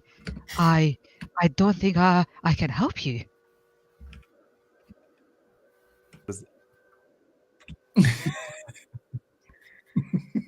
What does that mean? No. What is? Let me solo Anton. Yeah. So you reroll. What did you roll for? Oh, you reroll for opening the door. Yeah. Well, for your next roll, would it be? Yeah, next roll. I think next roll might be easier. If you next succeed, it'd be easier you or worse? re-roll. It'll Okay, be good. Worse, possibly. So, Tilda, what did the physician say? They said There is nothing wrong with your hand, that they can't help you. I am ever so sorry, but you seem to be in perfect health, unlike my darling wife, and I'm so sorry. the damned one shrugs and tries to look around for loot, I guess. Like maybe a candelabra that he can use as a weapon. Like he needs something. As you approach what is like the front altar, you notice a shadow kind of like hiding behind the altar. It's not protecting the candelabra that you think, perhaps, but it's certainly there alongside the candelabra. Do you still want to take the candelabra? Oh yeah. We need it. right? We'd Roll me a sell it. d6. All right. Come on. 2. 2's good, right? 2's great. You fail and you are hurt. That can re-roll it, right? A success. Oh. It's not a success. What do you mean it's not a success? As in, if you succeed a roll, you need to re-roll it and fail. Oh, what? Did someone vote against me? Well, you might not fail. That's you might. Soulsborne for you. From out of the darkness, these tendrils kind of like come out from behind behind the altar, and latch onto you, and kind of like pull away at any kind of covering that you have on you. So you're now shirtless, so you've got less armor than you ever had before, and you may think it might have stolen one of your kidneys while you weren't looking. Oh God. The damn one turns silently in distress and points to himself whilst looking at the physician. The physician will shamble closer and look at your missing kidney and go, "Oh, that is quite bad. If you could just follow me back, I think I can fix this. Yes, it's a missing organ, but there is something we can do about that." Okay. Do you follow him? Yeah, the silent one, Damblon, will follow the physician, looking a bit sad, like somebody stole his favorite toy. His favorite kidney, eh? It's his favorite kidney. Yeah. Chris, am I still good to go, or do you want to take over? Okay. Go for it. I think the doctor will lead you to one of the little back rooms and let you get comfortable in a very uncomfortable bed. And I'm worried. And says, "Just rest here for a second. I will be back very, very soon. And if you hear knocking on the door, do not open it. I will be back very soon." And then he leaves the room and closes the door. All right. The damn one lies silently, grateful for a rest. Roll me a d6. 5. As you begin to re-roll your success, you succeed, or do you? What? It's outrageous. 3. Oh, no. 3's good. 3's great. You fail and you are hurt again. As you lay on the bed, you find that the tendrils followed you in and actually kind of latch on to the rest of your skin and pull your body entirely apart. You die. Congrats. Okay. Well done. Well done. Fantastic. Second death. Hurrah.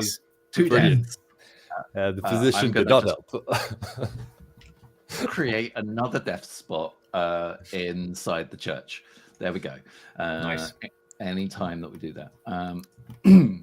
So we may have overcome our technical difficulties. We may have not. We'll see what happens while they're carrying on. Who's next on the list? We're going round in reverse order, aren't we, now? Because I said so. Lawrence, it's up. It's you. It's Nice. your turn to be the damned one. Time to be damned. Right. I would like to step into the unknown. Okay. Anton, I'm entering your void. Yeah. Tell us more about your void, please, Anton. I shall tell you. As you approach, you find a thick jungle, like lush tropical dungeon, but very, very dark and foreboding. Do you decide to proceed? Of course, yes. All right. As you start entering this jungle, you have to wade through humidity and a bit of a swampy path. But you come across a gate, or it's actually more like a gate with a fence attached to it, like a chain link fence. It looks a bit run down with some equipment on the side, but there's this closed, basically fence about 2-3 meters high with let's call it barbed wire, something equivalent to that. Okay. I'm gonna try the fence. Try the gate. See if it's unlocked. See if it will open. It's locked. There's a padlock. Okay. Tilda, you have your hand up. Who is the DM basically for the I am okay. You are. Oh, it's right. Just make so make a note. So you're DMing. Yeah, but you still need to describe what what we are DMing for. Okay, so I'll describe the environment, and then you can decide what happens. I guess is that correct? Yeah, that's the way it works. All right. And the effed up little man will be me. Yes. Okay. When I get summoned. Yeah. Okay, Yeah. very good. Yeah. What are you doing? You're trying the gate, right? Yeah, I'm gonna bang on the gate Okay. as loud as I can. Can you roll a d6 for me, please? Of course.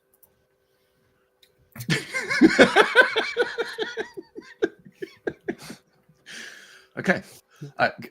Carry on, Tilda. Yeah, what happened? So what? That's okay. So I think what's going to happen as you're banging on the door. Someone from ahead of you, you see a spot of light, and it's coming closer and closer, and it's a fire arrow that hits you right in the chest, and you are now on fire. Okay. Great. I'm assuming I'm dead. Yep. Yeah. Congratulations. Nice one. This is about how my first time in Bloodborne went. Yeah. Mine too, funnily enough. Great. Chris, I think good you're job. up next time. It's me. Good. Well done, Lawrence. I'm going to go to the place that nobody's gone to so far because I am a brave adventurer running as if nothing could stop them. The damned one runs towards the area which is the path wall. It's an old fort passage. An old fort passage runs towards the old fort passage. Tell me more. It's a heavily fortified, well, as you can see, a T-junction. So once you're in there, it's quite narrow and claustrophobic. There are entrances and exits leading off to the other areas of the map. You can see some bones scattered around. It's obviously been under siege long ago. Fallen warriors surrounding you, and you can hear the scampering of what you assume to be an effed up little man down one of the side passages out of sight. Anton, it is up to you to make the calls, so that you're aware that you can make a call for a D6 anytime I try something. Okay. I'm going to run up to the nearest pile of bones and try and gather the biggest bone that I can as a weapon. Sounds good to me. Yeah, you do it. I do it. You do it. Great. We've got. I'm on easy mode. I run up to grab a bone, and then I, looking around the fort. Are there ways to climb down from the fort at all? So once you are in the fort, there are not many obvious routes down. There are some gaps in the walls where perhaps an old cannonball took out some of the wall, but it's quite a steep drop. I think it's up to our DM if there may be, if you were particularly observant. Wow. What?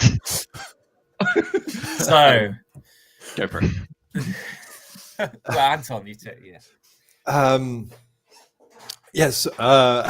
As you pick up your bone, you realize it is carved, and it suddenly radiates with magical energy, and you look up to it just as a dragon appears and eats your face.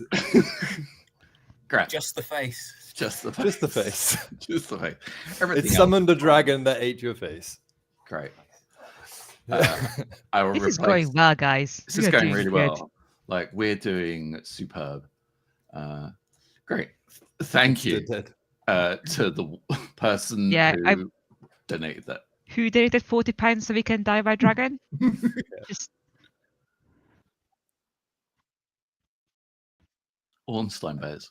I think they thought I was going a bit too easy, so decided to rectify that. yeah. It's on easy mode. What is this bullshit? Dragon.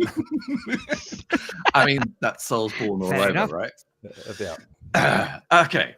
Rotating back round. Tilda, it's your turn again. yes, back to the birds. Where are you starting this time? Back to the birds. Back to the birds. Okay. Great. Right. As previously said, there's a big Yep. staircase. There's lots of little birds on the staircase. And you notice one of your little previous bodies. Okay. Can I loot that body? Well, I would say, seeing as it's still fairly fresh, there is quite the swarm of little birds still pecking the remaining flesh from its bones. Ooh, distraction. I am not gonna loot the body. I am gonna run as fast as I can down the stairs towards the big bird. Okay, could you roll a d6, please? Do I fall down the stairs and break my neck?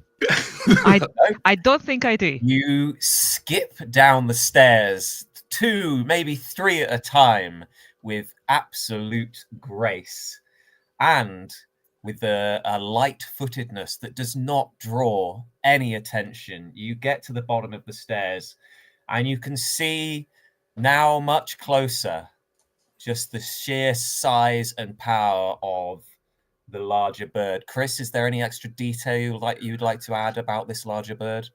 The larger bird, as well as having like a beautiful yellow plumage, absolutely beautiful yellow plumage. You notice its like feet and talons are coated in some sort of sticky red substance. Okay. Like blood or we don't know. Okay. How far up does the substance go? Is it like the whole leg or just like the ends, just a little thing? What are they called? Talons. I think it's feet and plus a little bit the ankle.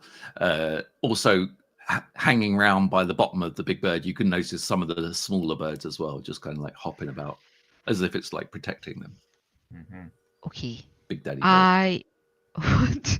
I want to keep my pace, jump on one of its legs, ignoring the rest of it, and start climbing on its back. Okie doke. Roll me a d6, please. Okay. Okay. You leap at the larger bird's leg and immediately slide down it. This sticky red substance covering you, and you fall and land on your back, and you take 1 damage. Okay. Do I see it? I am now on my back, lying under the bed. Do I see anything? I am gonna die either way. Like care about the undercarriage of this large bird that might help our poor damned one. Like a big spot or. There's a little glowing red circle. No, there's none of that. None of that. Yeah. None of that. You notice, like in the feathers, there's like a pointy hat sticking out. Oh. Can I reach? If I stand up, can I reach it? No, it's 50 feet. Probably can't. I'm gonna get back up and try again. Roll me another d6, please. Okay. 6.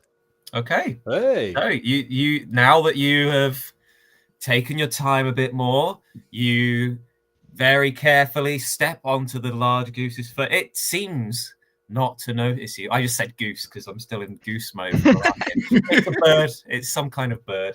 And you manage to shimmy your way up. You find that the substance is actually quite nice and sticky, and it helps you climb up. And you reach the hat that you saw in the plumage. What do you do now? I yank it out. Okay, you take the hat. As you yank on the hat, there's a being that is attached to the hat, appears out from underneath the bird and goes, Yeah. Oh, okay. I'm guessing this is your effed up little man, Chris. Yeah. There we go. Take it away. Hello? Why are you in a bird? Bad good. Okay. Are you eating the bird? Yeah. Okay. Bird house. House. Okay. Well, I assume with the bird you travel a lot. Do you know how I can find the chalice of embers? First, must kill bird. But you like the bird. Yeah. I fix it. Okay. No further. Do you want me to push you back? With that, sinks back into the feathers. Okay. I think with my sticky hands, I'm gonna keep climbing. Okay, roll me another d6. 5. Okay. Ooh. You I have a bad feeling about these succeed controls. narrowly. You reach up into the plumage, and the stickiness actually starts to pull some of the feathers out. The bird seems to shift its weight a bit as if it's noticed you. But as you climb further, the feathers seem to soak up the sticky substance a bit, and you continue. Do you make your way onto its back? Yeah, that's the plan. Okay, so you've successfully made your way onto the bird's back, but it is a little bit more aware that something is moving around on it now. So I have a bunch of feathers on my hand. I am now on his back. Jesus Christ. Is there anything else on this bird that's of use? I don't think so. Well, I could add that the feathers, the sort of follicles of the feathers are very firm. Ooh, I would a little sharp. If I gather a bunch of them, is there enough sticky stuff so I can make like a makeshift little spear? I think of roll sorts? roll for it. Yeah, stab myself with a feather. I think I stabbed myself with a feather, guys. It's a 2.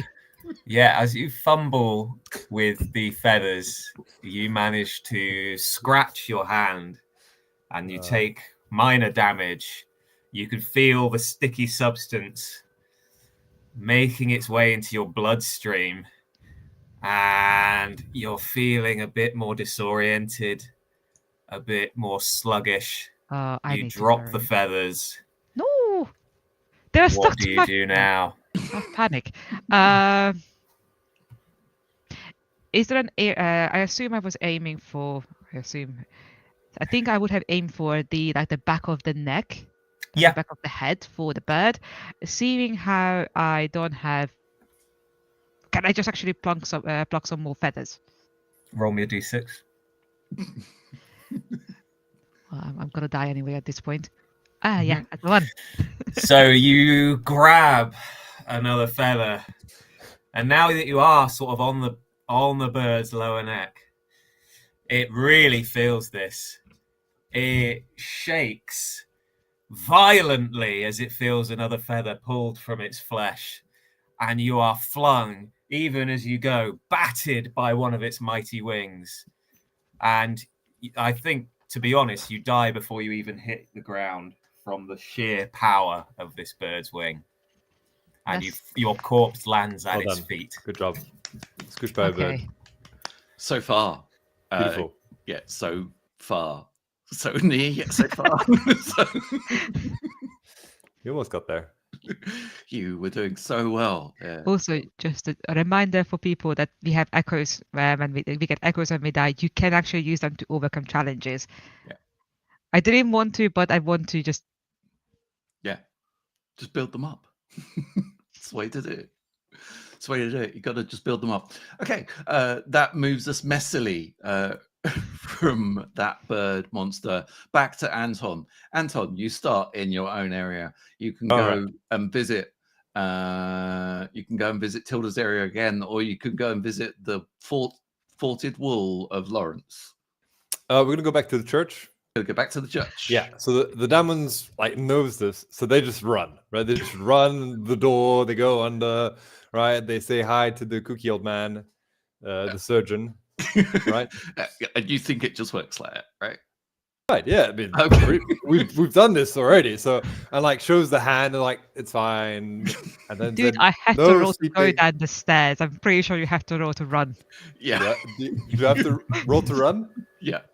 Okay. I mean, it's up to Tilda. Tilda's roll to run. 3. 3. Yeah. Okay. Oh god, remind me like what. You've fallen or hurt. You feel your head. Okay. Minor so damage. you managed to actually run fairly well, but you are not fast enough for the amount of flesh that is near the door, not to latch onto one of your ankles. And you feel a searing pain as it starts dissolving the skin it touches. All right.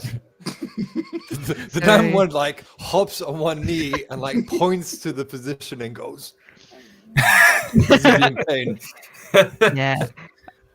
The physician, that looks really painful.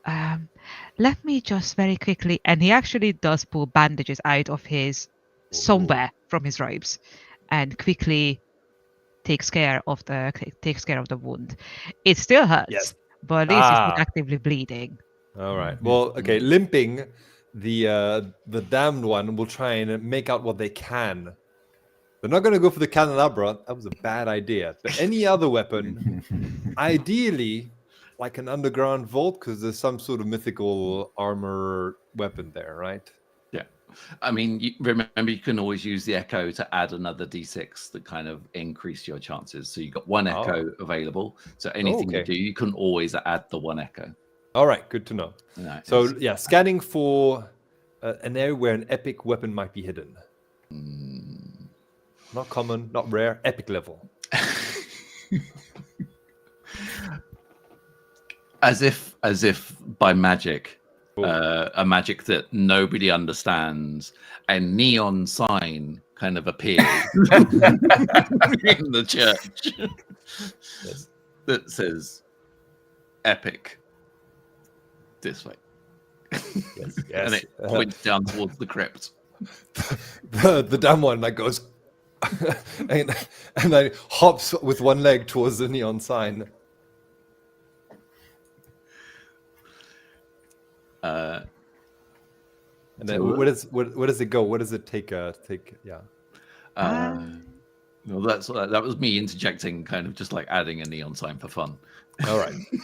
So till the damn one has taken a direction. Okay, so if you do go down to the crypt, what you see is a little bit unusual.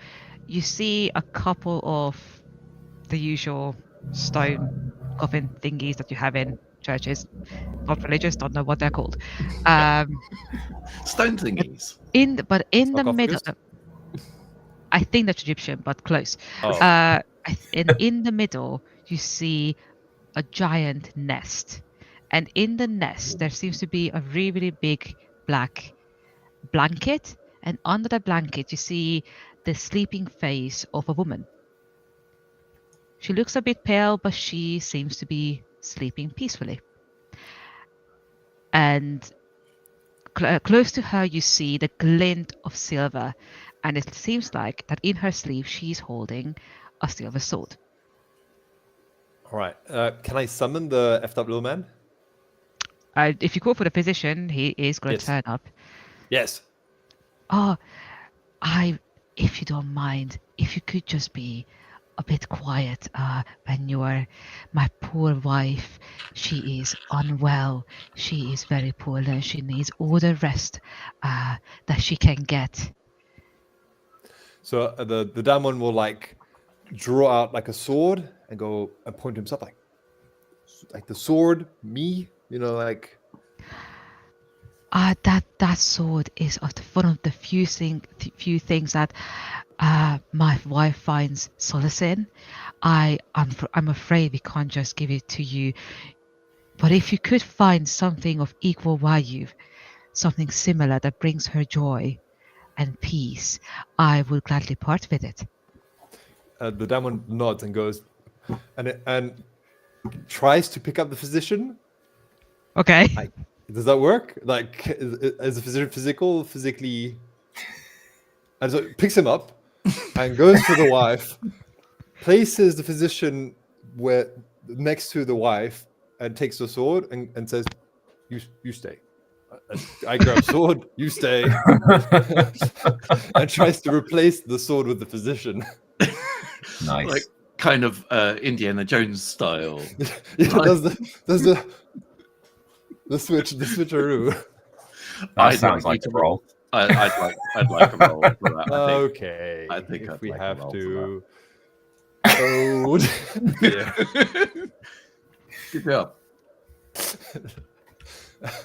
What happens?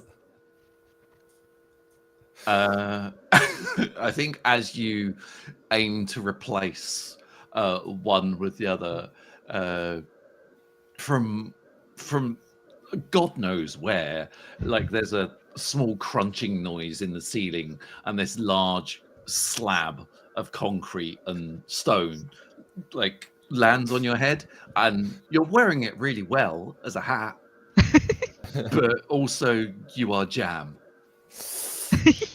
Fantastic. Brilliant death. Okay, that did not work.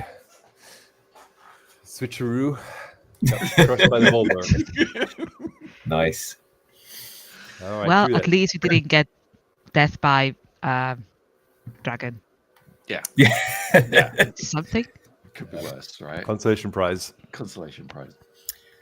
Okay, moving swiftly on, the little damned one moves on, and we rotate back round to Lawrence.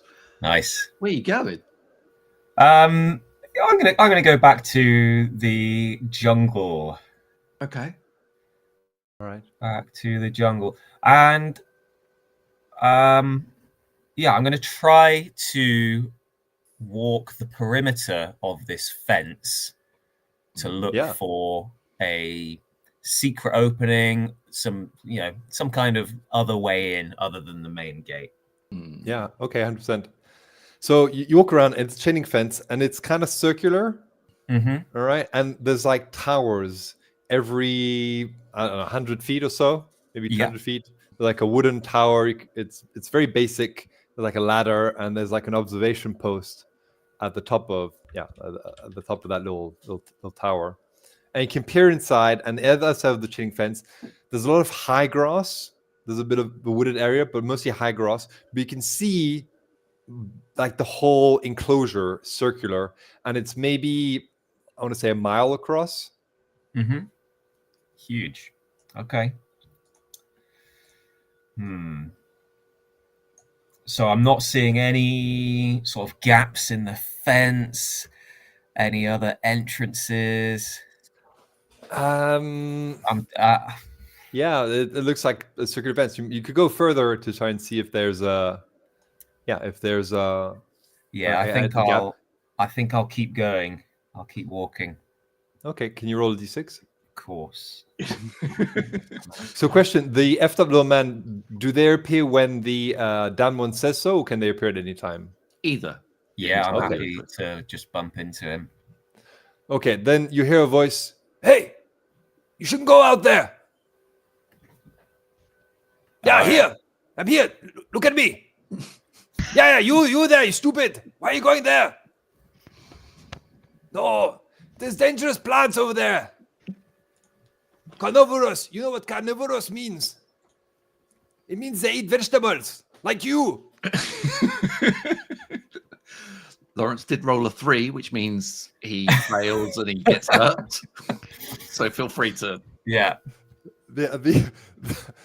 So you see the effed up little man who's wearing like a hunter's garb with like a odd bowl shaped hat. He's got a twirling mustache. He's very, very thin. old, probably 60, 70, very gaunt, lithe, quite tall. But he's got like a monocle.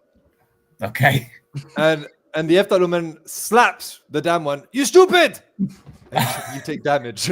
Oh my god! I thought I was going to get a nibble from a plant, but no. The effed up little man effed me up. And he'll point to look at your foot. You see that? What is that? Sticks. You have fever. Whatever. We'll find a plan to sort it out. Okay. I'm gonna kind of take that on board, but also like be pointing in the fort, just like I want to get in there. I want to get in. Yeah. Oh, okay. But first, we need something. We need some stuff. Okay, follow me. Oh.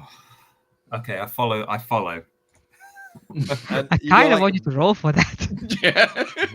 Yeah. I can roll for that. Roll to follow. Yeah. Okay. Yeah. Roll to follow. So yeah, this man goes very, very fast back away from the enclosure into the jungle towards the camp. You rolled a? I rolled a 1. A 1. Who adjudicates? The DM, right? How he dies. Yeah. Yeah. Okay.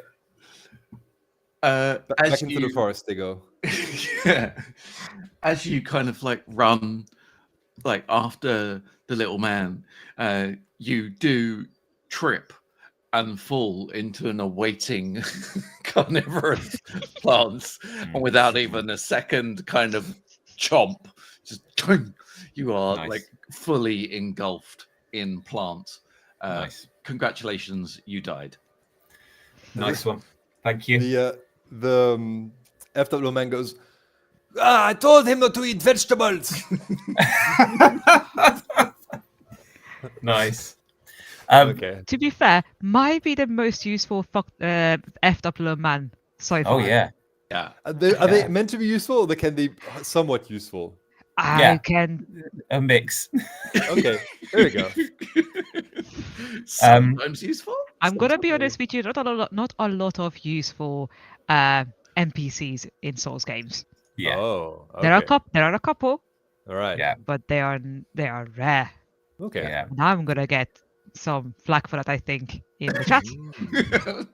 Depends as to how dedicated people are. Yeah, people throwing their favorite Please- NPCs at me, and like, I don't care. Please comment on your favorite NPC. Is it a cookie man in the jungle? Is it the duck person? Is it the physician? And we're missing what's the other? To be met. Oh, to be met. Yeah. All right, we're I'm missing still one. lurking around.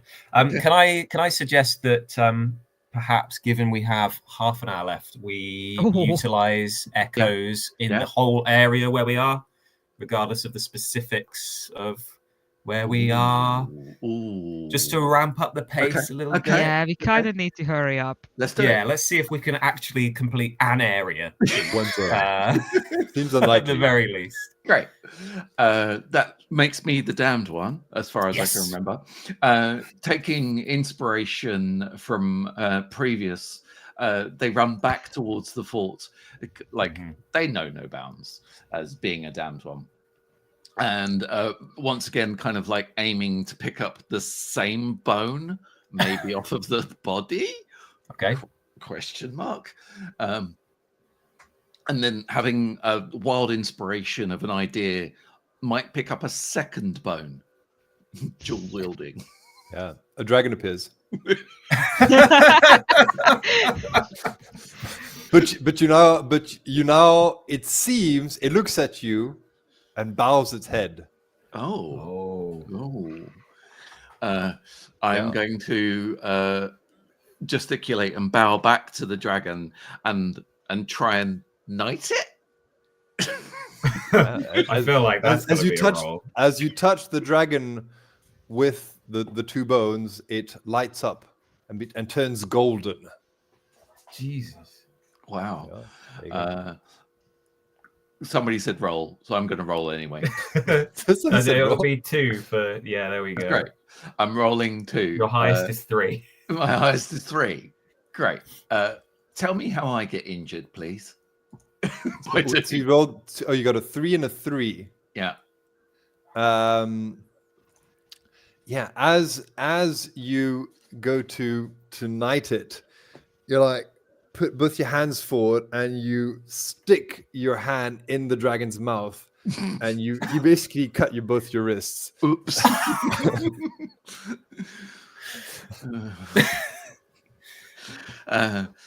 Looking at his newly found weapons.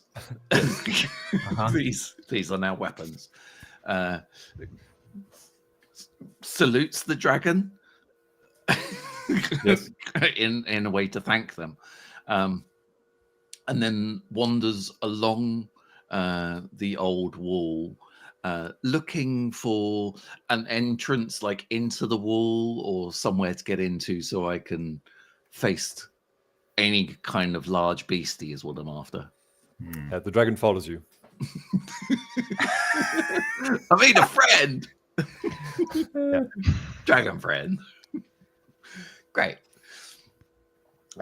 Lawrence, do I find an entrance or a big beastie, or would you like to find a effed up little man? I'd be like, I'm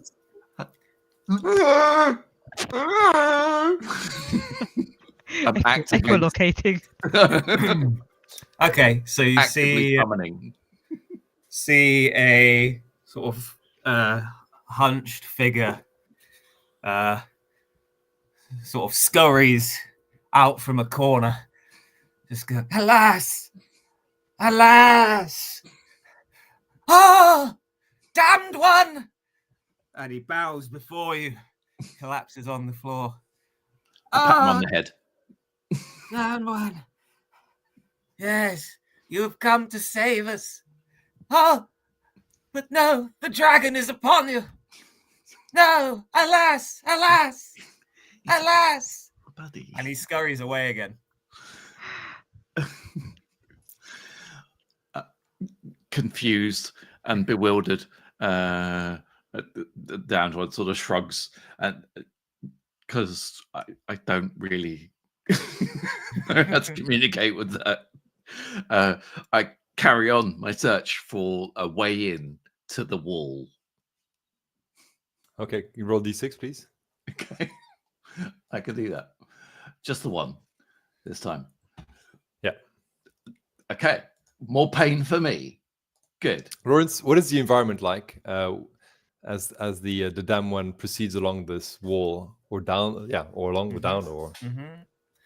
So the number of corpses seems to be increasing, or bones of fallen soldiers, armor pieces shredded and scorch marks on the walls. You're really getting to the sort of epicenter of quite a disastrous event, perhaps the final impact that won an ancient battle. All right, and then they get injured. So, Lawrence, what could possibly injure the downed one in this location? So, I mean, anything. One of the corpses assembles before you, bits of bone fragments, bits of armor fragments, somehow through magic form this sharded sort of figure of what once was a mighty warrior, and he swings a sharp hand, bony hand at you. And you get injured. Mm-hmm. That's my injury. I'm gonna fight this thing. Yeah. Okay. This yes, evil undead. This thing that shouldn't be, with my fresh stumps. I'm gonna fight it. Go for it. D6.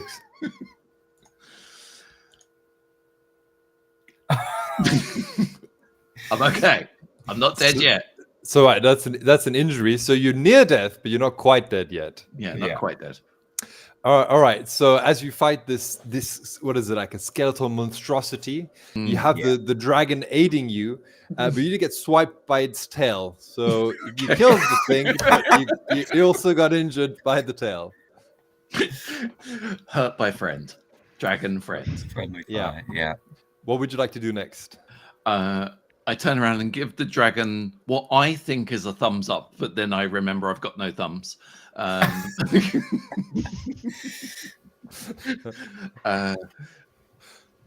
Is the thing dead? Is the skeleton dead? Yeah, skeleton's dead, right? Skeleton's dead. Okay, great. Yeah.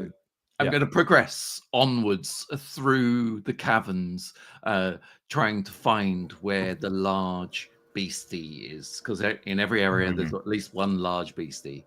So I'm gonna... Lawrence, can you describe? You come across the remains of a throne room at the center of the fort. The ceiling is completely destroyed. It's open to the elements. At the end of the hall is a large, quite tacky throne. And on this throne sits regally the... he's about 8 foot tall. Okay. A large... undead baron. Nice. He's wielding an enormous sword, and he has a majestic cape over his withered old bones. And as you enter the room, he stands from his slumber. Okay. Riz, what are you doing? As he does that, I'm going to yell out, I'm just going to try and summon the effed up little man for some help. Yes, damned one, do it, but beware. Oh no, I can't say. Oh, I can't. He'll punish me. Okay, cool. He runs away again. Great. With that new knowledge. With a vast quantity of knowledge, I'm going to hold all off my stumps, beckon the dragon with me, and run towards this undead baron, kind of with a massive war cry, and attack it. D6, please. I do an attack. Ooh. Whoa! So what is a 5? You get injured, but you succeed? 5 is a success, injury. but no injury. A narrow success. Oh, okay. Lawrence, can you describe this narrow success, please? Okay. So you leap towards the undead baron, bloody fists, or stumps first, and they plunge into the cavities between the bones, catching the baron by surprise. A few ribs are knocked loose as you wildly flail, and you kind of fall down from the baron and look up at him, and you can see that you've not really done a great deal. You've actually the health bar that's this big. The baron is very confused, but then the dragon simply steps forward and crushes the baron into bone meal. Hey, success! Nice. Woo! Right? Okay. Is that the first zone cleared? That's the first zone cleared. I immediately become the dragon's simp. Like immediately. But alas, I believe the dragon is bound to this region. Unfair. Damn it. Unfair. Well done, Chris. Taking the success forwards, I plow on. Is there an exit out the other way that then leads me into this forestery area, perhaps, is what I'm saying? There we are have passageways to all other areas. Are we running over Dan? Like message to Dan. No, I don't think we are running over. I think we've got. I think we have 20 minutes left. 20 minutes left. Okay, great. All right. I'm running to. I'm running to the next area. No, you're good. You got until 7. Okay, thank you. I'm running towards the next area, and I immediately starting through the forest, and I find the nearest carnivorous plant to avoid. Oh, hey, you there! You there! You stupid one! Come here! Come here! I run over with my stumps. Look behind me. Dragon's not there. Sad. Okay. Back to the plan. So, we need to go kill the beast that's inside the enclosure, okay? Here, take this. He gives you a cannon. Oh, okay. Okay, I have my own cannon. You have your cannon. Together, maybe we can make this work. Huh? What do you think? Again, I give a thumbs up. What I think is a thumbs up. And I carry the very hairy cannon. I put the cannon like on my back, and try and see if I can get a good angle, like somehow. Okay. Who's DMing? Is it Lawrence? Or is it Tilda? Tilda, would you like to have a turn of DMing this section? Yeah, sure, I can do it. Although I'm thinking it might be quicker if Anton just DMs his own area. It might speed things up. All right. We don't all right. quit. Tilda, interrupt if you think there's an area where they should do a D6. How about that? Yeah. All right. Okay. So, what now? Putting the cannon down. The damned one is going to make gestures to like big thing, and then cannon, kaboom. Okay. Or ammo trying to put things in the cannon. Finds like a nearby vegetable to put in the maybe it's a cabbage. He's got a little campfire, a little tent, with a chest. Like a little camping excursion thing going on here in this jungle that is about 300 feet away from like the entrance of the big enclosure thing. Okay, grand. I'm going to find whatever it is I can, stuff it in the cannon. Yeah, it's already loaded. What are you doing? Oh, adding more ammo. Yeah. Every time it's the same thing with you guys. Okay, come. Picks up the cannon and follows you wherever you want to go. He kind of goes towards the entrance. Yeah. It's basically now you basically at the start of the enclosure where the gate is. Okay.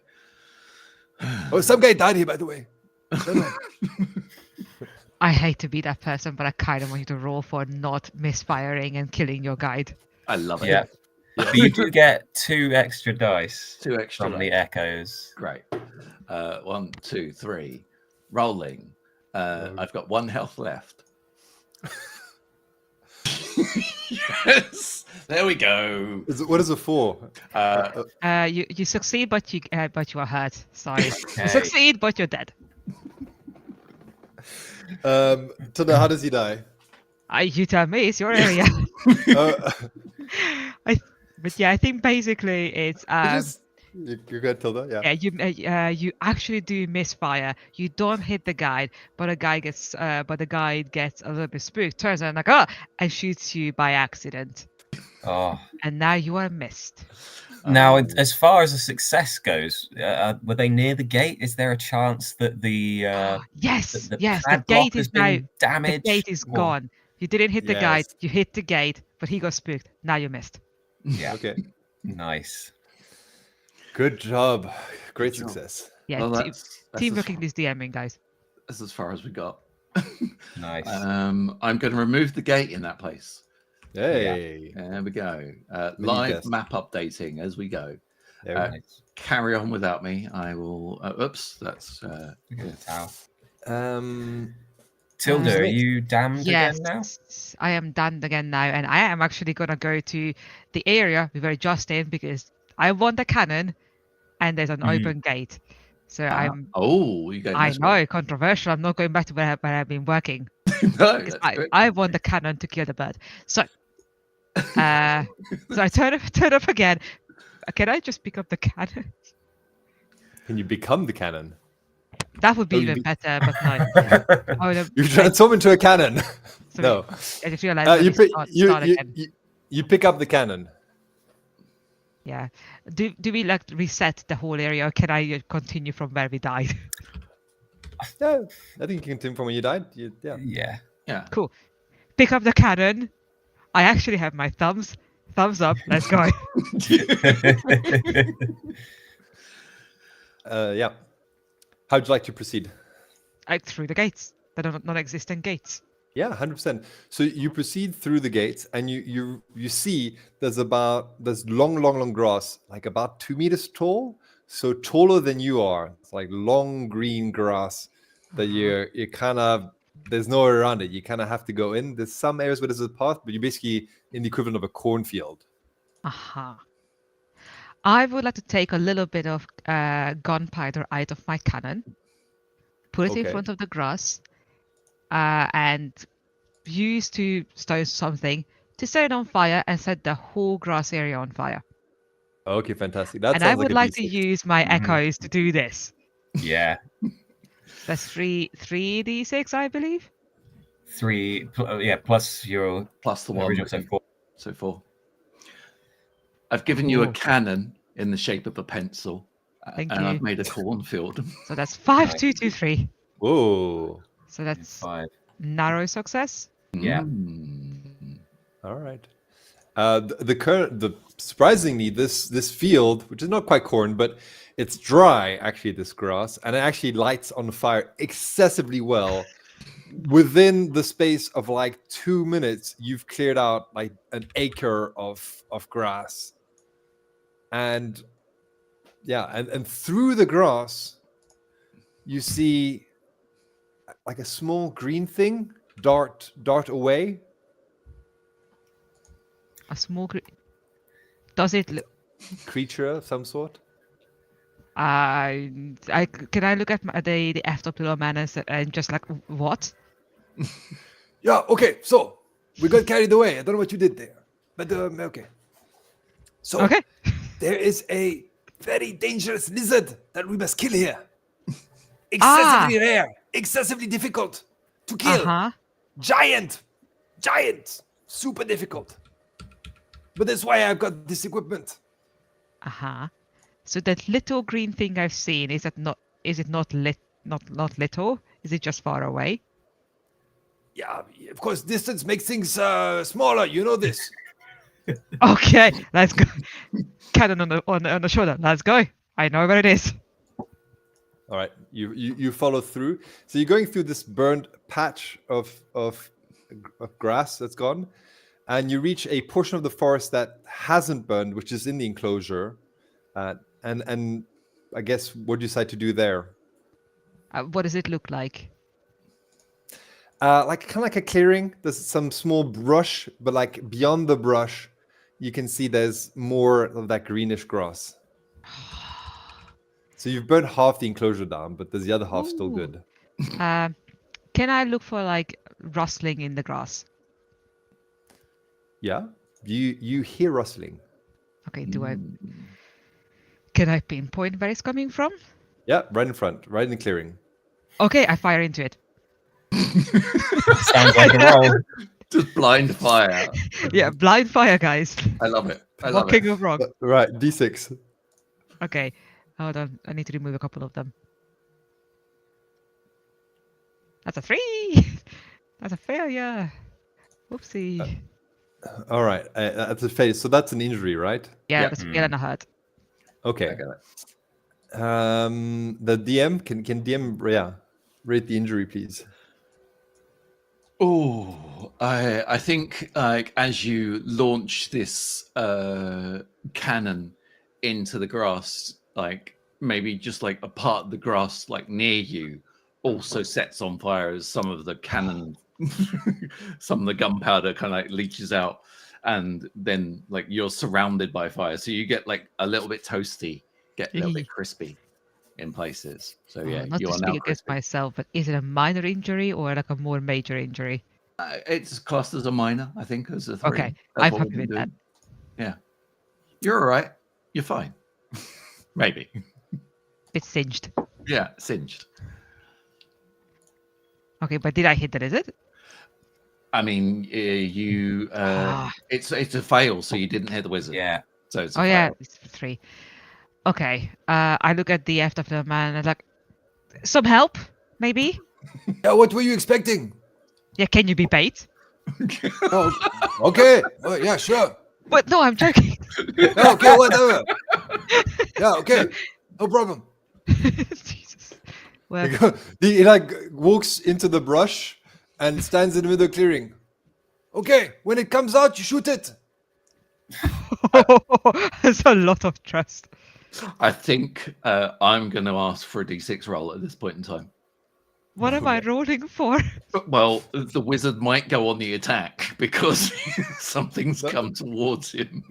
No, And it not the wizard. No, it's a not this, it's lizard. lizard. A lizard. I thought you said It's wizard. green and fast, it's a lizard. That's why I put a big wizard there. I was wondering what the lizard was doing there. The giant wizard. I heard wizard. Okay, great. Well, I'm it gonna could look be a for giant lizard. wizard. I'm going to look for a lizard. A giant wizard. No, it's all right. I found a lizard. It's all good. Okay. Nice. I found a gigantic lizard. Okay. Oh god. Sorry. All right, let's go. Still, did you roll a d6? No, we can only use the echoes once, can we? There's no rule around that. I would like to use at least one echo. Can I Do use? Yeah, echoes. I'm using the echoes. Do it. Yeah. Wait. Oh my god! So it's a 1, Right. 5, and a 6. Sorry, I would like to use a 6. That's a massive success. As the effed up little man approaches this giant lizard, the lizard takes notice and is not looking at you, the damned one. Take advantage of the situation. Cannon. Cannon to his face with as many echoes I can muster. Go for it. Do it. 5 narrow success. Okay, a narrow success. Can I jump in here? Yeah.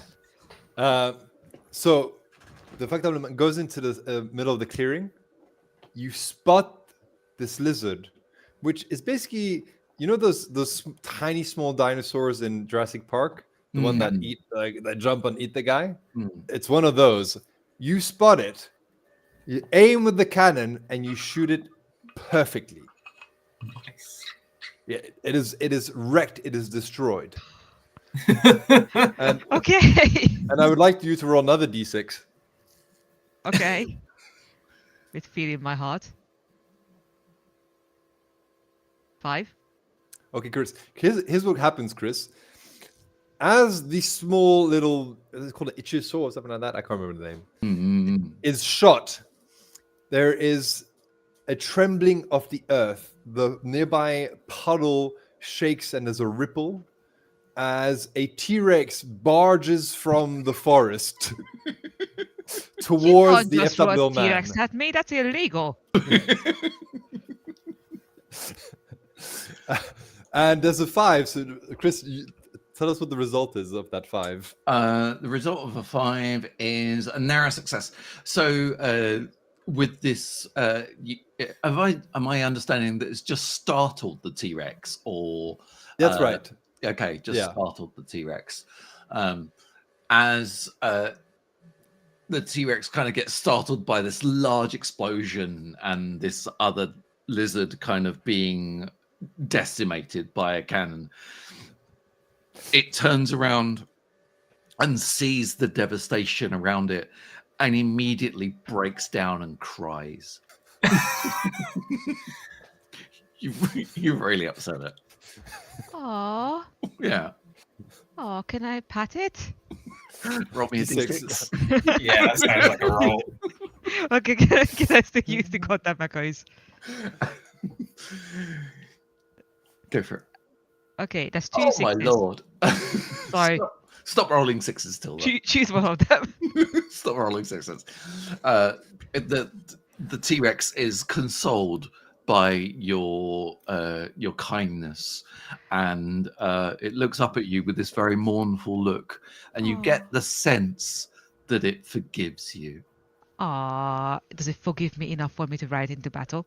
And it hands you a gemstone. Oh. Well, thank you kindly. Sick. But it's really hard to reach because they have very small hands. Yeah. Yeah. It bends down, it gives you a gemstone like this. It then goes back into the forest. You have completed this area. Congrats. Hey! Where would you like to go next? We've got 7 minutes. Okay. In Or 7 less. minutes, can I literally run over to the lake and shoot the duck with my cannon? You can't Let's get to give the that a lake. go. Okay. You have to In which case, can Oh, someone take via. over and go into my area? You can't go to your own area. Yours is last. That's the way. Oh, yes. Okay. So I need to You go have to back go to to the Lawrence. previous one. Fort. Now, Okay. are major enemies reset after a death? No. No? Are we- Bosses don't, but small enemies do reset. Okay, I think so. Yeah, the Baron is still dust, but you may encounter some undead warriors. Okay. Before I go, can I take a look at the gem to see if it does anything like interesting? Sure. I would say roll a d6 for that. Just the one. You're blinded by it. Like, roll It's for a 1. one. You die. I try to eat it and I die. Oh. Oh dear. Sorry. Cool. Oh. Cool. I think as collective DMs, we can all take that as a win. Yeah. Let's figure out how Tilda dies and maybe bring it to a close. Yeah. How does Tilda die with the gem? So let's go for this. Tilda, do you stick with trying to eat it or no? No, it's up to you. So you hold the gem up to the sunlight that is just trying to creep through the dark grey clouds that cloak the sky. And a single ray of sunlight shines through this gemstone. It refracts this light, it blasts it into several beams of light that then can... Are we still in the jungle at this point? No, we are in your area. We're in the fortress, yeah. You're in the fortress. So the beams of light, they bounce off shards of armor that are scattered around and then converge again in a single powerful beam and focus in on the golden dragon that has emerged from the throne room. The dragon shrieks into the sky, goes,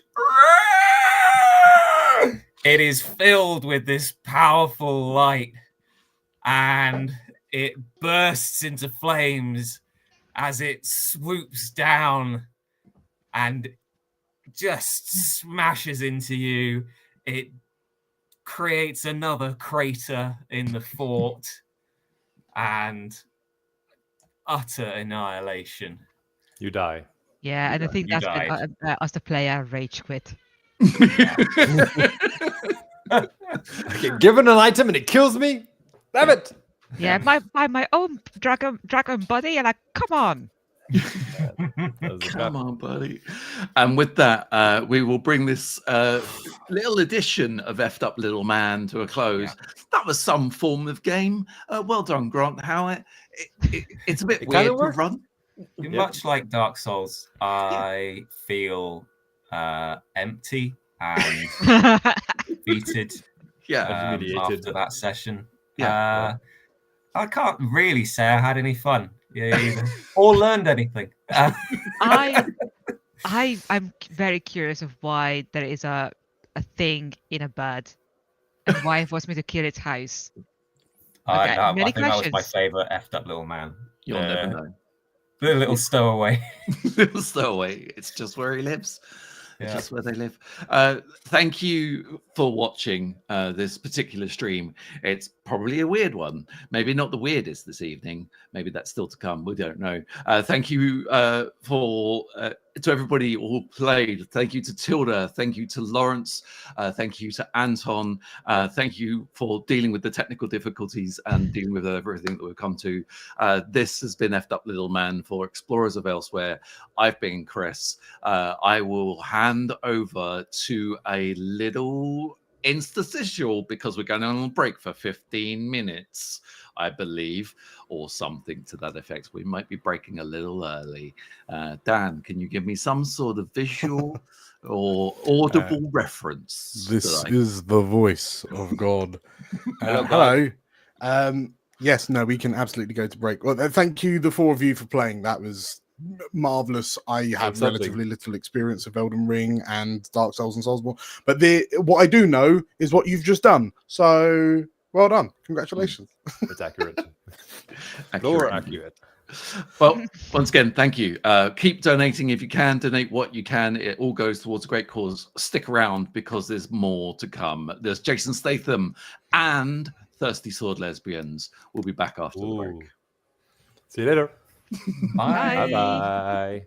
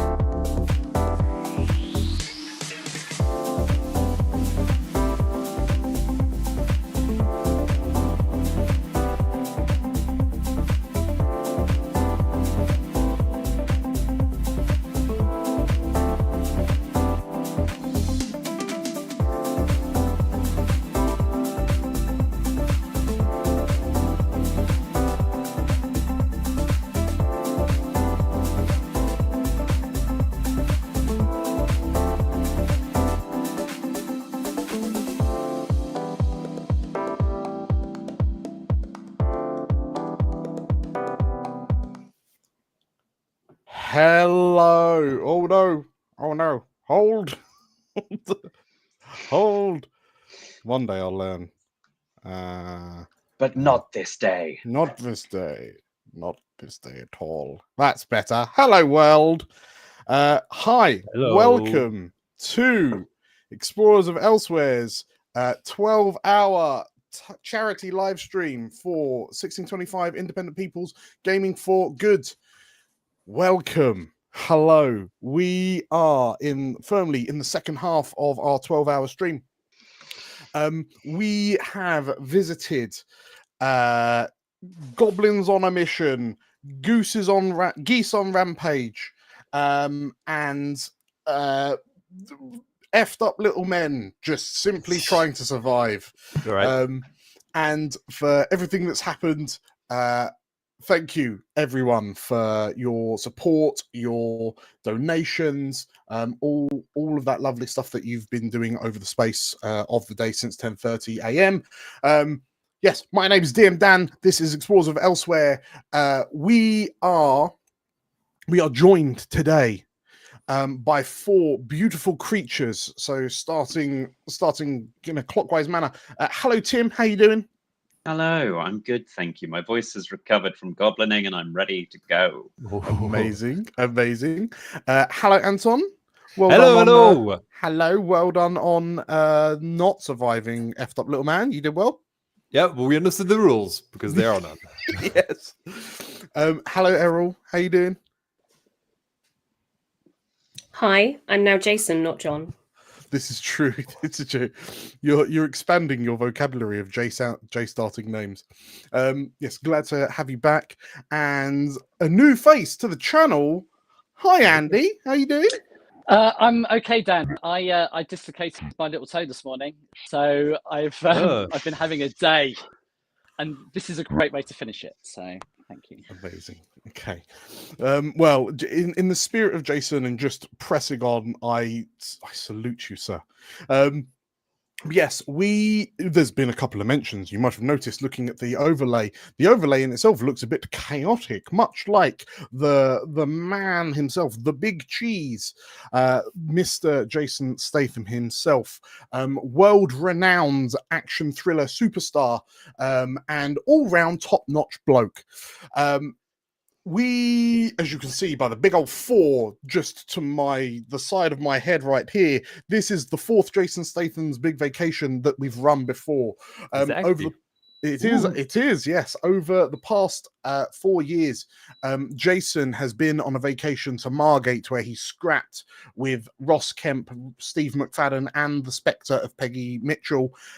He has then gone to Westcliff-on-Sea's Southend-on-Sea's beachfront to explore the beauty that the Essex Sea Line has to offer, with Kent just vaguely over in the distance, culminating in Jason's untimely demise in what he suspected was an owl sanctuary, but was actually just full of grey pigeons.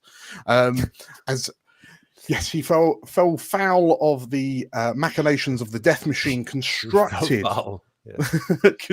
by his arch nemesis and fellow Screen Guild actor Wesley Snipes. But Jason is not one to be stopped by something as trivial as death. As plunging into the depths of the abyss, Jason Statham then valiantly fought his way out of the 9 layers of hell via his other arch nemesis, the Lord of Hell, Ross Kemp, showing his true identity as the Lord of, as Satan himself. Yes, Jason valiantly battled his way out of hell. Now we find ourselves in the current day. When we last saw Jason, he was driving off into the sunset in an Aston Martin driven by his real-life mum, Helen Mirren. And that was the end of the trilogy. Or was it? So we are here to present to you the hotly anticipated 4th installment in the Jason Statham's Big Vacation trilogy.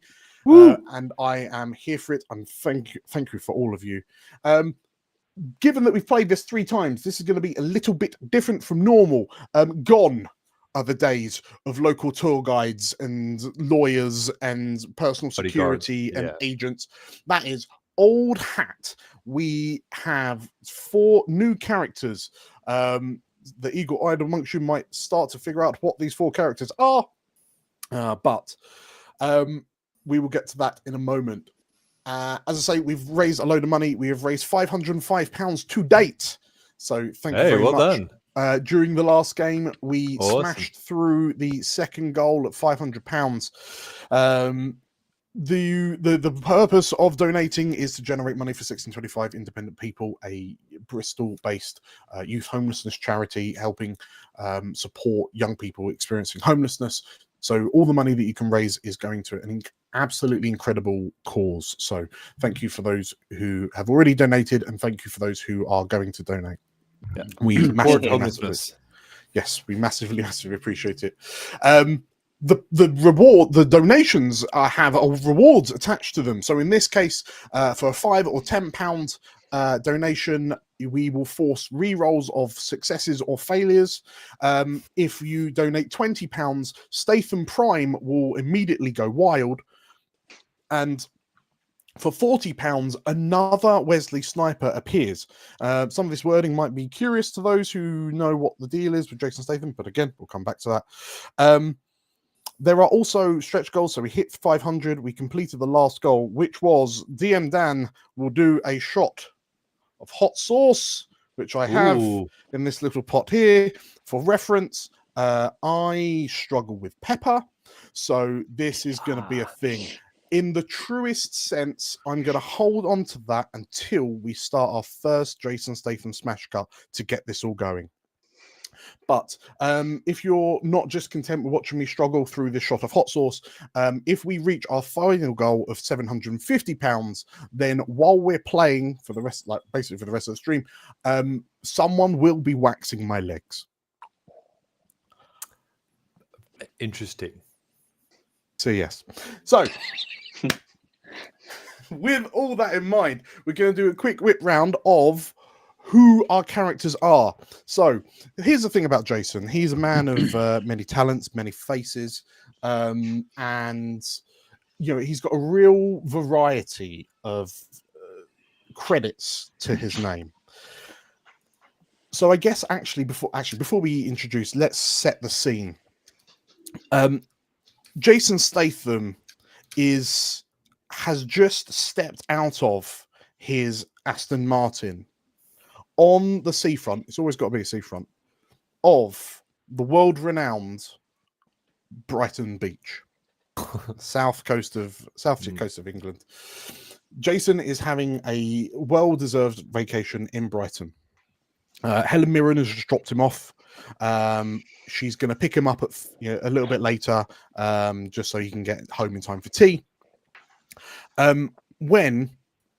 As he looks out, breathes in the sea air, avoids a couple of the car-sized seagulls that harass the Brighton seafront, he notices a disruption in the distance, like as he looks along the promenade.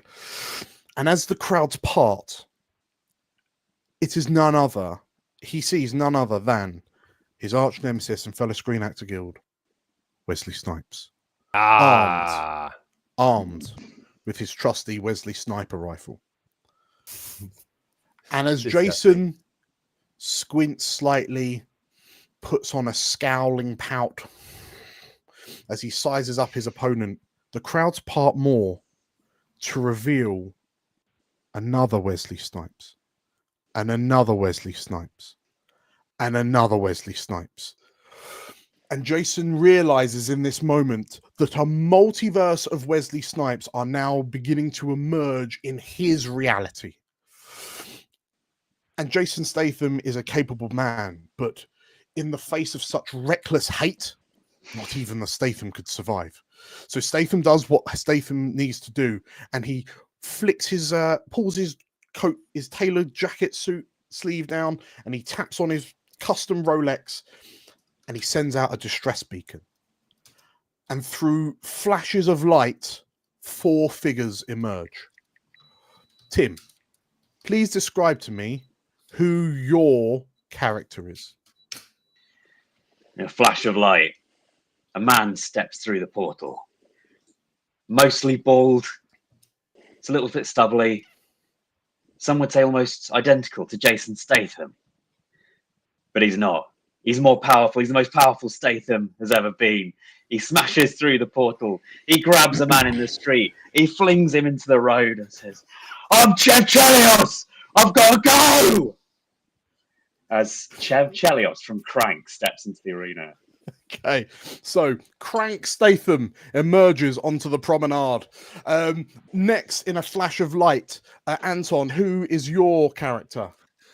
My character, my Statham, appears in a flash of light, and people look around. They don't see him.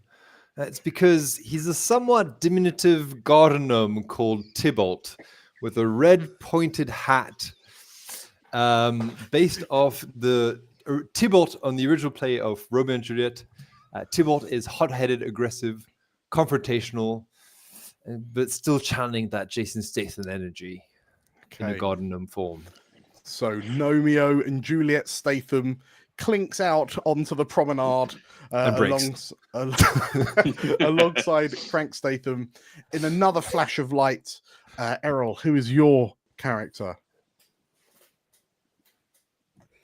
In a cacophony of, "Oh, they took my face and now they're wearing my face," and a flash of red light, out steps Sergeant Jericho Butler, having narrowly escaped the consequences of being on Mars as an incredibly proficient Mars police officer, and looks around and goes, "This isn't Mars."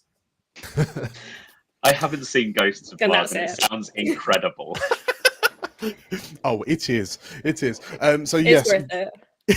Ghosts of Mars Statham steps out onto the Brighton seafront, and in a fourth and final flash of light, Andy, who's your character? So there's a flash of light, and lying on the ground, writhing in pain, is this man who looks like a younger Jason Statham. He's got hair, but sort of like an older Bruce Willis, where the two have met. And he's got some real receding hair. He's got a leather jacket. Anyway, he dusts himself off, and he pulls out this futuristic pistol. And he's got this sort of very futuristic armband that actually just looks like an Apple Watch nowadays, but back in 2002 didn't look like that. And he says, "Permission to speak, sir. I am Evan Funch. I'm from the future, sir. And I don't follow procedure, sir."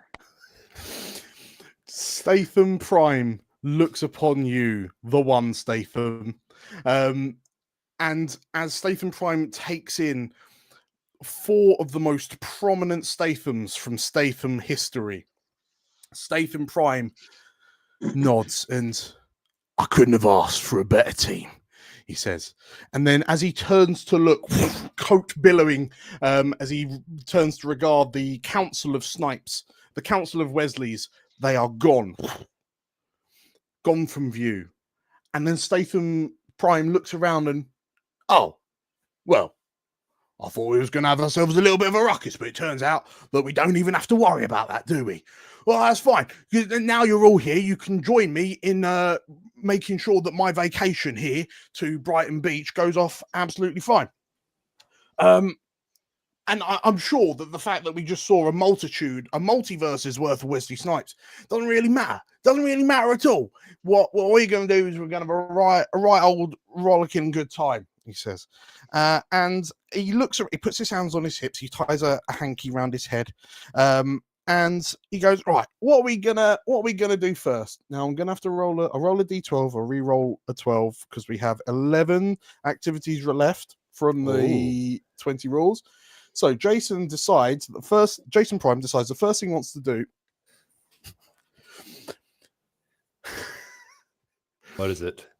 So one of the things I've been hearing about Brighton is that they're really kind of in touch with their spiritualness. You know, they've got a little bit of hemp and warrior going on. They've got a little bit of veganism. It's all good. What I want to do is I want to go to a temple now.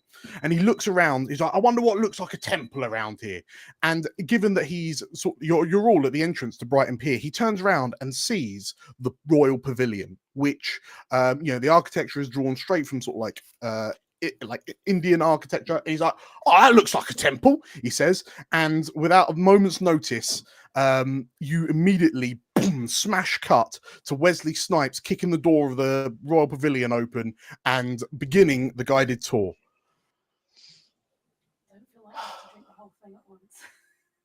Oh no, but I got to, haven't I? And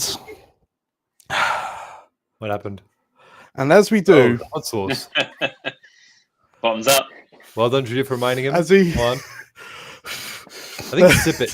Sip it. I can't. It's a shot, Anton. I'm not sipping it. As he boots the door. Just put it a little bit. Oh no, you have to lick the inside as well.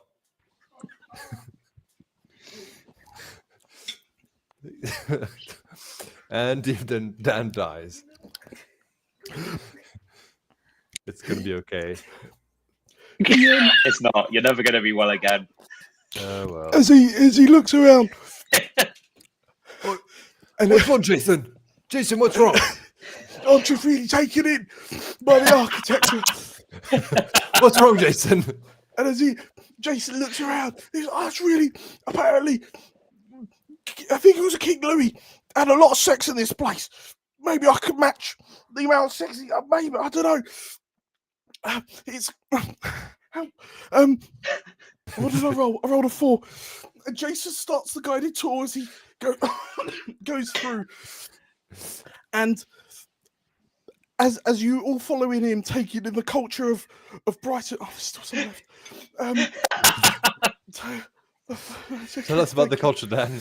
Tell about the culture. Yeah, there's a lot of pink. There's a surprising amount of pink and green. I've noticed lots of wooden floors, nice pillars.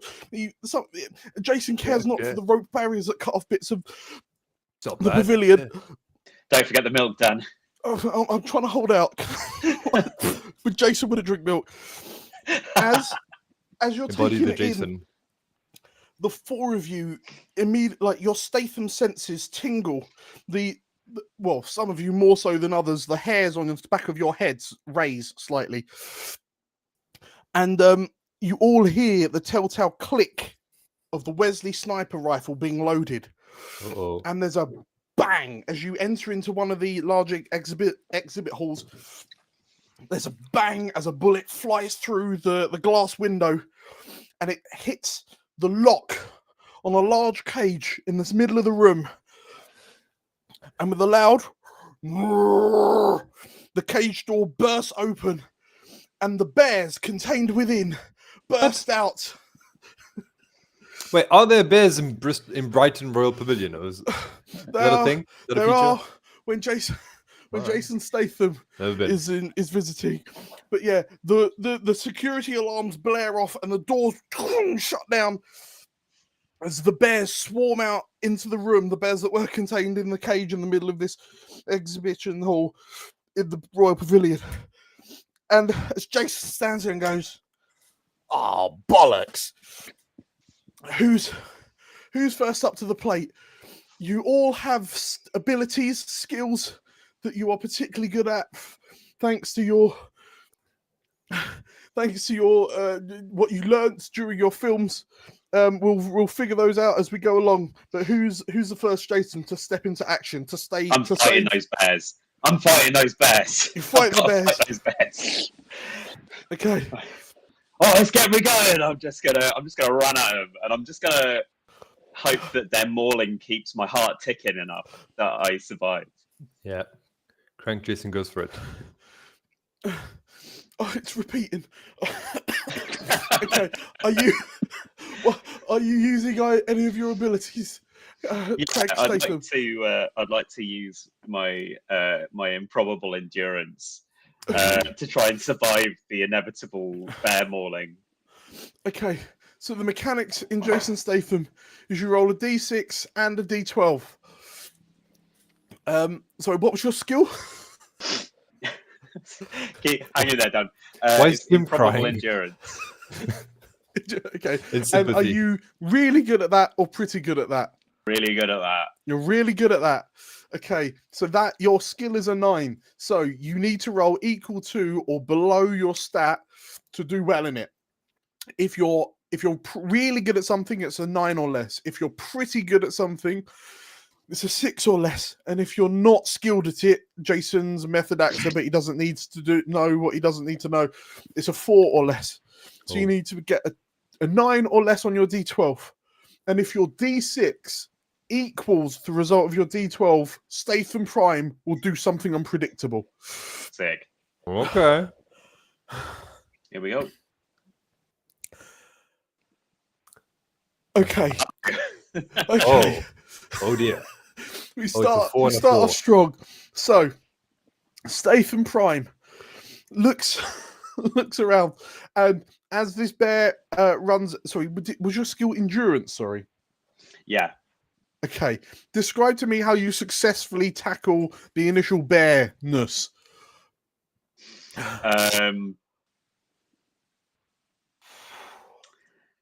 Probably say something that is like problematic enough that it shouldn't be repeated in the 2020s. Sure.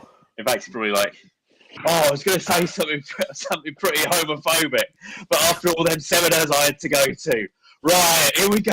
He just starts swinging hands at bears. Okay. Do you just inject a load of epinephrine and go ham? No, I'm saving the drugs for later. Don't you worry. Saving the I'm just epinephrine swinging for later. hands. Okay, so you swing your fist. Okay, so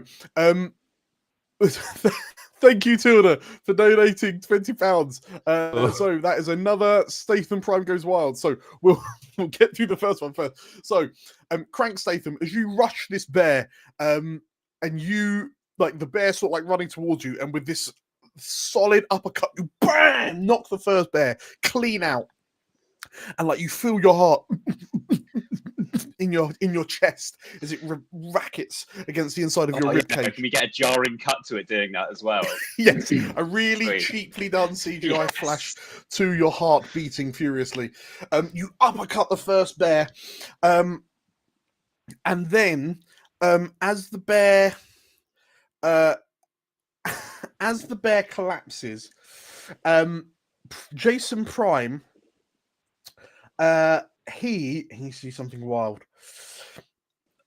He doesn't want to be shown up by Crank Statham. Arguably, Jason Prime thinks he's done more high octane stuff since then. So, as you punch this bear, Statham Prime runs up, launches himself past you, flying kick styly, perhaps reminiscent of Jet Li from the one, and like.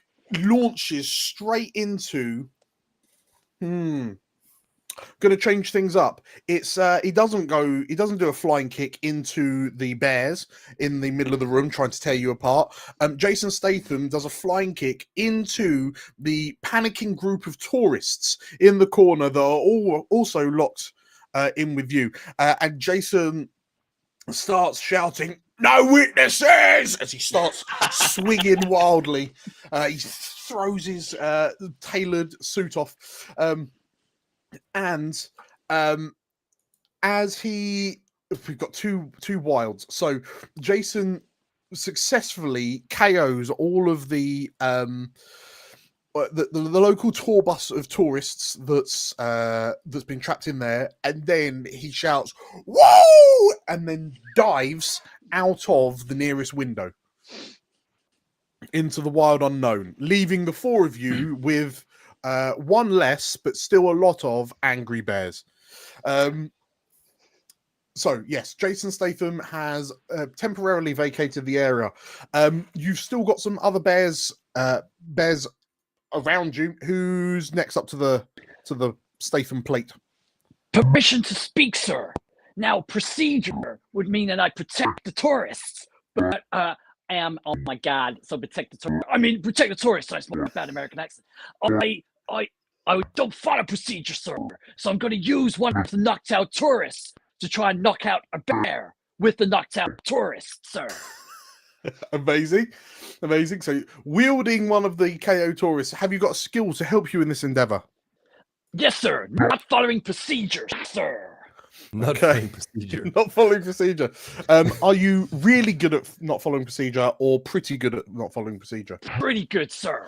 Okay, so you need to roll a 6 or less on your D12 and also a D6 as well. So if you click on the D12, D6, it'll roll them together. Beautiful. You have successfully done it. And Statham Prime does not go further wild. So, tell you what, describe to me the tourist that you're currently holding by the ankles and swinging like a morning star. So it's nondescript tourists, sir, insofar that I'm not entirely sure of their heritage or anything. But what I do know is that, sir, they're wearing a Hawaiian shirt, they've got a straw hat, they've got shorts, they've got a couple of cameras on them, some white trainers, and some brown sandals, sir.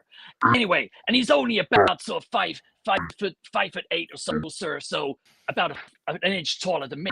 But that doesn't matter, sir, because this is against procedure. And I pick him up and I hoist him up with the muscles that I still haven't yet developed, that I won't develop for another couple of years, sir.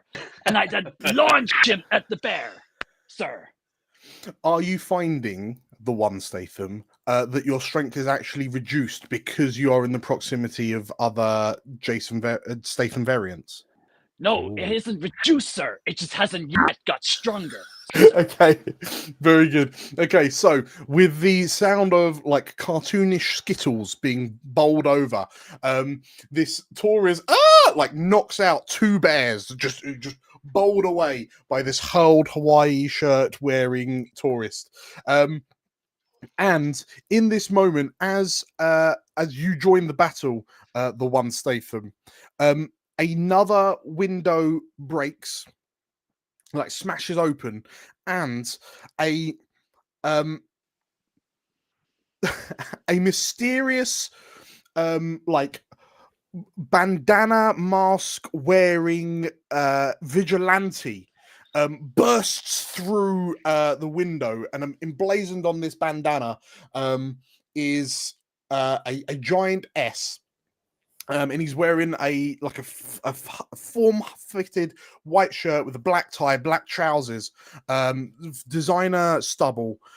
No clue who this individual might be, but this mysterious vigilante smashes through, and it looks like it's part of the same swan dive that Statham Prime made when he left the room. This strange newcomer, is seemingly finishing off the swan dive back into the room. And then he rolls and then sort of like stands in the midst of the remaining bears. Romeo and Juliet Statham or Ghost of Mars Statham, what do you make of this new combatant, this new arrival? So this new combatant, new rival is masked. Yeah. So he's wearing like a designer, like a form-fitting white shirt, collar, thin black tie, like tailored black trousers, and then like a black mask, a black bandana mask, so it like covers his nose. Well, it covers just sort of like up until the point of his nose, holes where the eyes are, and there's a big white S emblazoned on the forehead. Who it could be, no one knows. So Romeo and Juliet Statham, Tybalt, is on his lawnmower racing around the room trying to avoid the polar bears. Okay. Zooming around because he's quite small. The polar bears, okay.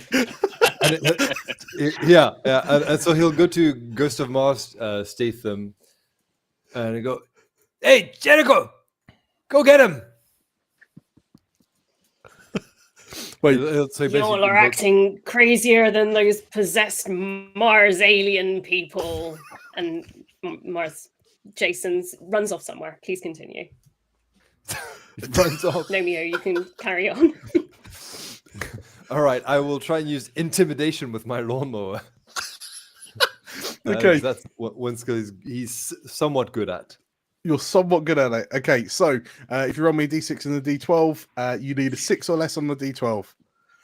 All right. What do you as you're trying to intimidate these polar bears with your lawnmower. Well, you do it. You successfully do it. So yeah, it works. Amazing. What does this look like, Nomeo and Juliet Statham? So this gnome is on the lawnmower racing around and basically chasing the polar bears who evidently don't like the noise of it. And he'll go, "You're in red territory now, blue boy," and he'll like, because he's a red gnome, right? And he's against the blue gnomes. Yeah, absolutely. You Polar got red bears, hat on. well, I guess I mean, they live in the cold, which everyone knows is blue, right? Cold is blue. Cold is blue. Cold is blue. Cold is blue. Okay, so you're presumably driving around on this state-of-the-art lawnmower. This time round, being acutely aware of the walls. That's right. And the enemy. as you pen in the polar bears, the loose polar bears, Ghosts of Mars, Statham. Let's wrap this one out. What are you doing? So looking around, well, I think Ghosts of Mars Statham has some pretty advanced tech, being, a space policeman that is deployed to Mars to contain dangerous prisoners such as Ice Cube. I think that he has brought up the Brighton Pavilion website on his comlink, and notices as I'm being handed snacks. I'm so sorry. Hang on 2 seconds. Jason is being handed snacks. Oh my god! Thank you. The true Statham effect. Yeah. And has noticed that the Brighton Pavilion is a venue for weddings. And what's the best thing to have at a wedding? Fireworks. So Jason Statham is going to go to wherever the storage area for wedding preparation is to find some fireworks, because I'm very good at that. Or not very good at that, I'm pretty good at that. And just a note to say that as soon as the action kicked in, from everywhere, you can hear Anthrax circa 1998 music playing. It says it in the subtitles. And a bit of Steve Vai. Yes. Yeah. Amazing. Okay. So as you arm yourself with the customary Brighton wedding fireworks, that sounds like it's one of your skills. It sure is. Which skill is it, and are you really good at it, or very good at quite good at it? I am quite good at it, I believe. Okay, so this would be your finding and throwing explosives. Yes, because then after I find them, I shall throw them at the intruder / bearers. Sure. Okay, so if you could chuck me a D6 and a D12, we need a 6 or less on the D12. Oh, you lot are bossing this. Okay, so penned in, gathered together. Ghost of Mars Statham, as you just acquire a load of fireworks, and the person next to you, who may or may not in fact be Ice Cube, says, what is it he says? They may not be grenades, but they'll still make a bang, or something to that end. And as you throw all of the fireworks in one go towards the rounded up polar bears, as the explosion rips out, the camera zooms into the explosion, and then CGI zooms out, and we smash cut immediately to another stage on the Statham vacation. So we've had the temple. We are now going to. Where are we going? So we lost Statham as well. Well, yes, you have lost Jason. the camera, blown away CGI-ly by the explosion, then like uses a really cheapy sort of like stock warp zoom filter effect to like take you to the next frame. And the door, bam, is kicked open. This time by the masked vigilante with the black headband, like bandana with the white S, and he is accompanying you. And you found out that this masked vigilante is in fact called Statham Man. And he's sort of like, he turns out he's a really chill guy.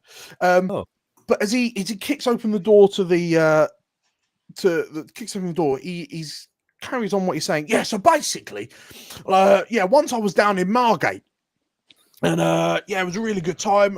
Saw the opening of the Margate Sea Life Centre. Went a bit wrong because I had to fight Ross Kemp and Steve McFadden and the Spectre Peggy Mitchell. But I never actually got to see all like little fishies. And I hear that the Brighton Sea Life Centre is really, really good when it comes to being an eel sanctuary. So I really want to see the eels right about now. As he leads you into the eel sanctuary part of the Brighton Sea Life Centre. When I say me, I mean, a hypothetical me who is Jason Statham and not Statham Man. I mean, everything with... I don't know if I'll get away with this. Everyone's told me that, Brighton has got a lot of bears, but I just didn't expect to see them so quickly, I mean, they seem like a friendly enough sort. Maybe I'll get to know them a bit more later, when we've had a few more drinks. But anyway, the eels, I really like eels, the way they're like slippery and slimy and life, like Jason Statham. He's a bit of a role model of mine. Anyway, I really hope that the Wesley Sniper doesn't strike. What happens next? And Jason, I really hope that there's a tense pause while you wait for something bad to happen, and then the moment passes. That's I thought there was going to be some tension building up to a dramatic point that would ruin my vacation, but it seems that would ruin Jason Statham's vacation. But it seems like that's not the case. Anyway, let's move on. Let's talk to this really friendly, like old lady tour guide. She seems like she knows so much about the eels. I understand that she single-handedly caught all of these eels by hand to place them in the sanctuary. She's done so much for the eel sanctuary. I think no one tell my wife, Rosie Huntington Whitley, or whatever her surname is. I can't remember the order of it. But no one tell her. But actually, I think that this old dear here, what's her name? Barbara. I think Barbara here is just a top gal. Don't you think? She's going to tell us all that I need to know about eels. And then you can come along as well. So, Barbara, what is there to know about eels? And then you all watch as a small red dot appears on Barbara's shoulder, and with a staccato bang that pierces through multiple eel tanks, Barbara is shot by a sniper rifle bullet into the shoulder. And as she... Barbara, not Barbara. She was so important. As this crucial NPC is shot in the shoulder. The heel matriarch. Yes.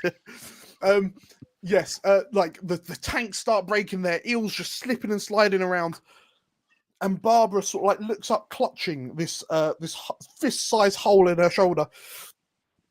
Oh, you have to save the eels, dear. This requires the intervention of a superhero. If only we had a superhero amongst us. And Statham Man looks around, and it was a franchise I always wanted to get into, he says. And he turns to the rest of you primes. Stathams, assemble, he says. So as you begin your to save the eel sanctuary, and because it seems like inexplicably Barbara, the eel matriarch's life depends on you saving these eels. How are you doing it? Right, so Craig Statham is thrilled at this development. The prospect of an eel lecture was meaning that he was quite close to death. So he finishes off a kilogram of meth. He's like, right, Barbara, You're helping me out, and I'm going to grab her and just like use her body to block the hole in the eel tank. I'm just going to stuff her in there. Okay. Well, like, okay, so I'm imagining you've just sort of like folded her at the waist and inserted her bum first. Web's going to work. Sure. Okay. So she, oh, she corks up this thing. The tank is sort of like only a third full, but there are just countless eels. The floor is slithering and writhing at your feet, and perhaps Crank Jason. Every so often you get a little, shock, which just invigorates you a bit more. Electric eels, yes. But what? Obviously, all is electric. That's what cartoons have taught me. What skill are you using in either the plugging or the eels? My reasonable assaulting bystanders skill, please. Okay, is your assault the folding of My Barbara? 6. Yes, it is. Yeah. Okay, so if you could please roll me a d6, d12, and you need 6 or less. Okay. Oh no. In which case we retcon as you grab Barbara and sort of like fold her to insert her into the hole in the eel tank. She just slips out of your hand, coated in eel slime as she is. She just slips away from you.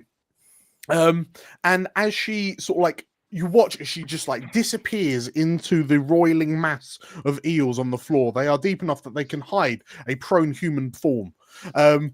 So as Barbara is gone, the rest of the water, the more as is a Jason Statham action thriller film is wont to do, the amount of water that escapes the tanks is more than the room. Well, like inexplicably, the water that rushes out manages to fill the room. So suddenly the 5 of you all find yourselves underwater with the eels. All underwater, holding your breath. Barbara's swimming around with her eels. Perhaps you realize Barbara is in fact a traitor. Oh. What? She's got a hole in her shoulder, but maybe she's a traitor. I'm going to grab an electric eel to make me feel better. Yeah, Numi and Statham is chilling because he doesn't need to breathe. So he's just like in the water, just crossing his arms, going, "All right, you guys sort it." I remember. Yeah. Okay. Well, as you watch on Ghost of Mars, Statham, have you got any plans? I think so. I suppose logically, there must be in an aquarium. There either is an industrial size wet vac situation for wet vacuuming up wetness, or some kind of pump related system. And I think while the water is kind of rising and a new Anthrax track begins to play, in his head, probably only for him to hear, he's going to see if there's any like significant electrical cables and kind of follow that, and like large like pump pipes to try and find like a mechanism of which to mess with that can do something about like the water situation. Okay. Okay. Well, as you follow that, beg my pardon, I've realised who would have thought I've forgotten the rules. I'm just gonna pause, step back a moment. Crank Statham, off the back of your failure, as the water is filled, as the room is filled with eel tank water, Statham man, who he's just your best buddy now. He stands there and like as he watches all of these eels slither around him, and he's looking at them, and like none of them seem to want to give him a hug, and that's all Statham man wants. And because these eels just keep on slipping out of his grip, is like his bear hugs. It makes him quite sad. It makes Statham man a little sad. He's going to suffer 2 sad, a D3 roll, so he's 2 sad. If Statham man becomes 2 sad, 2 injured, too arrested or too bored, the vacation is over. Okay, so and we're gonna ratchet things up because Jason Statham only lives by tight deadlines. So we're gonna say 2 of your 6 sad is now filled up. Oh, he's sad. He is sad. He's sad that the eels won't give him cuddles and kisses. So sorry, back to Ghost of Mars. You're Okay. finding the electrical cables. I'm finding some mechanism of which to control like the water flow, since the water keeps pouring, Yep. and filling like the area in a very non-physics like relevant like logical way. But Yep. noticing that Statham Man's very sad, I think I want him to have a good time. It's always good to have a good time on duty with your crew before you tackle the difficult possessed group like colony of Mars aliens together, obviously. So if there's a mechanism, I would like to try and make it so that like whirlpools kind of go around the eels to kind of make them dance a little bit for Statham Man. I want to kind of put on a show, I suppose, with these eels using my machine, my very good. Okay, so you are the Ghost of Mars Statham is in fact really good at popping locks and making any machinery work for you. So you're really good at that. Yes, please roll me a d6, d12. You need a 9 or less on your d12. Come on.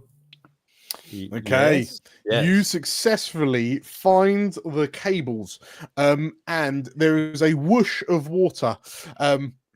Like the room starts spinning you around like the inside of a washing machine. And you, in the center of the room, basically a little hole opens, and like you just watch as one by one the eels Oi, catch me!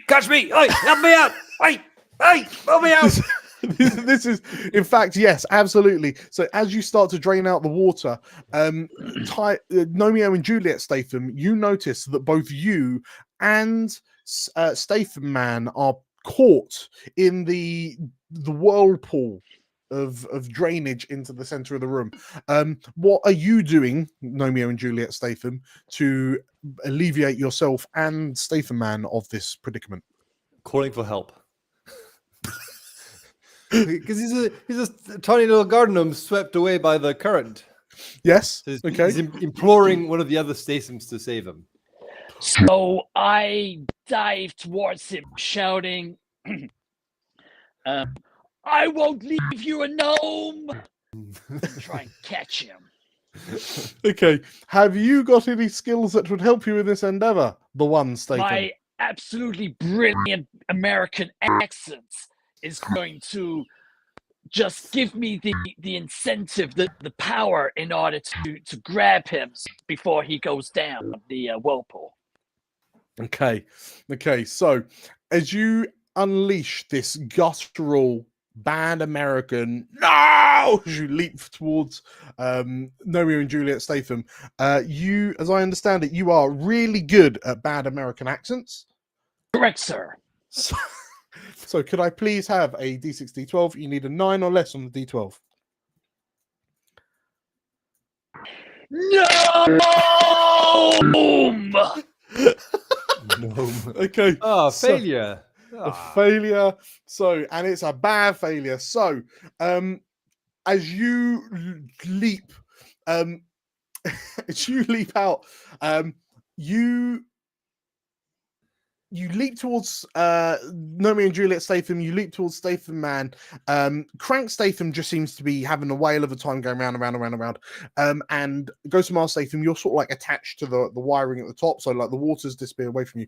But the one Statham, as you leap forward, you, Statham Man, and Romeo and Juliet Statham all kind of come together in the stream of the whirlpool immediately over the hole, and you all sort of like freeze and then start going as you slowly, bit by bit, disappear down into the wormhole. The whirlpool hole, and you all get sucked through the piping And it looks utterly grotesque and very CGI, like very 2001 CGI. As you're pulled through the system, and the three of you are fired out into a reservoir, in a a filtration reservoir in the Sea Life Center, and it looks like all the eels are able to swim out of sort of like little eel holes. It's an eel sanctuary, right? But that just leaves you, Statham Man, and Nomi and Juliet, Statham. And for some reason, like the walls of this filtration room, it filters water by closing the walls on each other and like squeezing out all the good water, and then like trapping all of the crumb. Right? That's how filtration systems work. But I would argue that Statham Man has bonked his head on the way here, so he's going to suffer one hurt on his way down. But yes, the three of you find yourself in the compacting wall room filtration room in the Sea Life Center. You know, that every Sea Life Center has. Is that one of the holiday destinations that Jason Prime wanted to go to? Is it? Not yet. Well. I should also point out that maybe Barbara wasn't a traitor, and maybe she is just bleeding out from that massive fist-sized hole in her shoulder.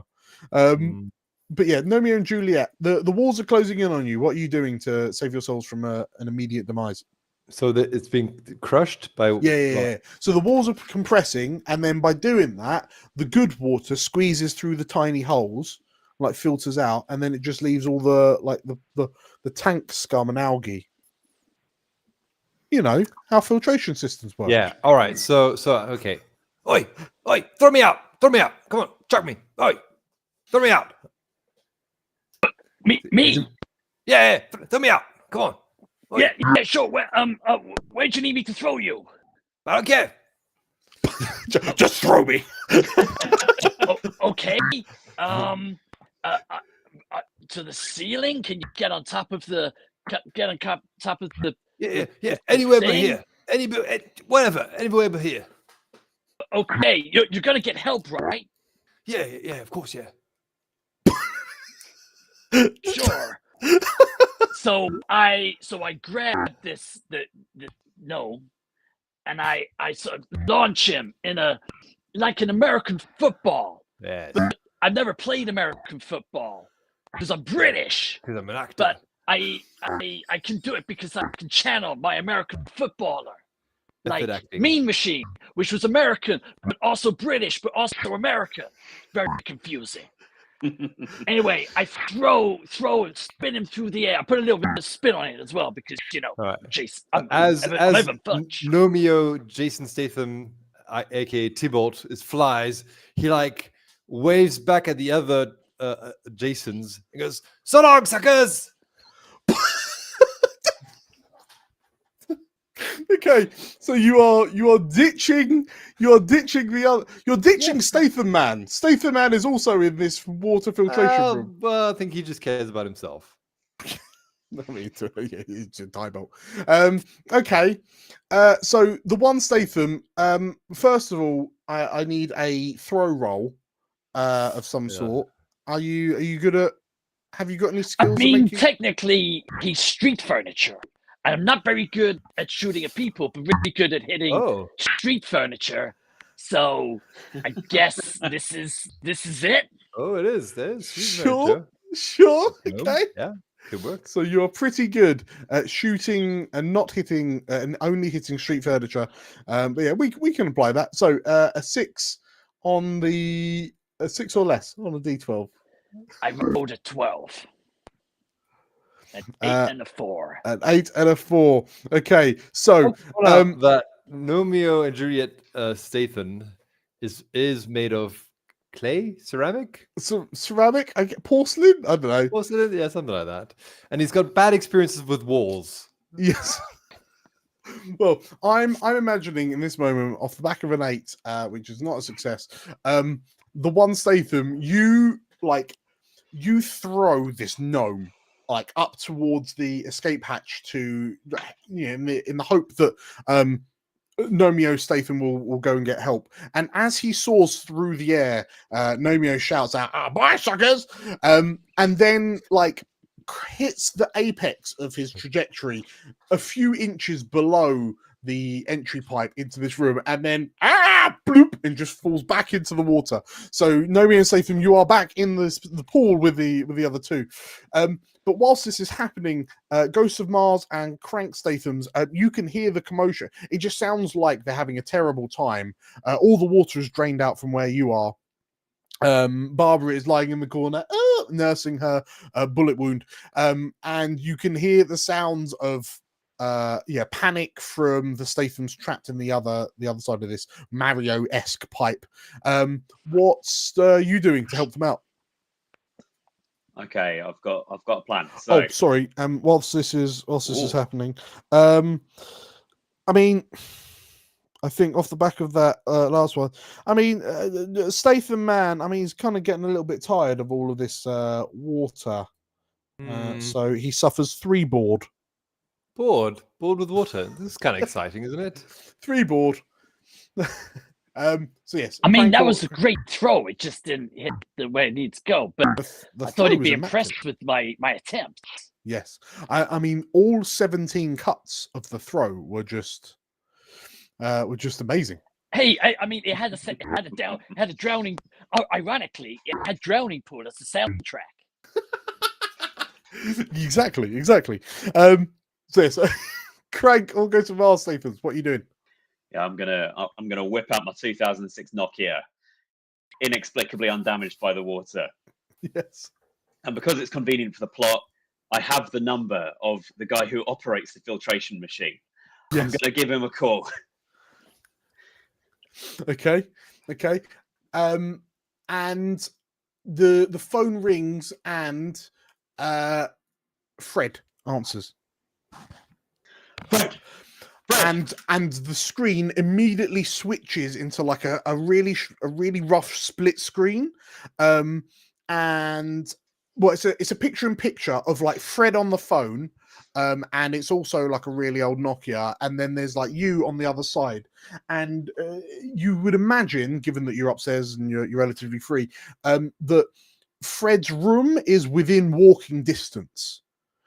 And like you could appear in Fred's picture-in-picture frame, like you can appear from behind him and surprise him while you're on the phone with each other. I suspect that is likely to happen. Okay. Right, Fred, for God's sake, I'm gonna die. Fred. Fred. Yo, Chevy, what's up? You gotta turn it off, Fred. Look. They've done it. It's the Bajan cocktail, Fred. You got to press the button. Come on. And Fred's on the phone. And he's like, I don't know, man. I mean, I'm not going to be back on shift for like another hour. If you can wait out an hour. Towards the camera throughout. If you can wait another hour, then I'll we grab can him sort by it the out. back of his head. Okay. Fred. Okay, you momentarily appear in both frames, and then it just flicks to one camera frame, and you're with Fred. And Fred has his feet up. He's got his sandwich. He's got his jam sandwich out. He's got his can of Monster, and he just looks at you and, "Oh, you look like shit, mate." I'm dying, Fred. And I'd like to roll on my threatening / baffling phone calls scale of 6. Okay, are you pretty good at those, or really good? I'm at those? pretty good. I'm pretty good. You're pretty good at those. Okay, we have. Yes. We have no. Oh no. Okay, so first things first. You have rolled a 3 and a 3, which is a success. However, a £5 donation from Julia has come through. Thank you, Julia.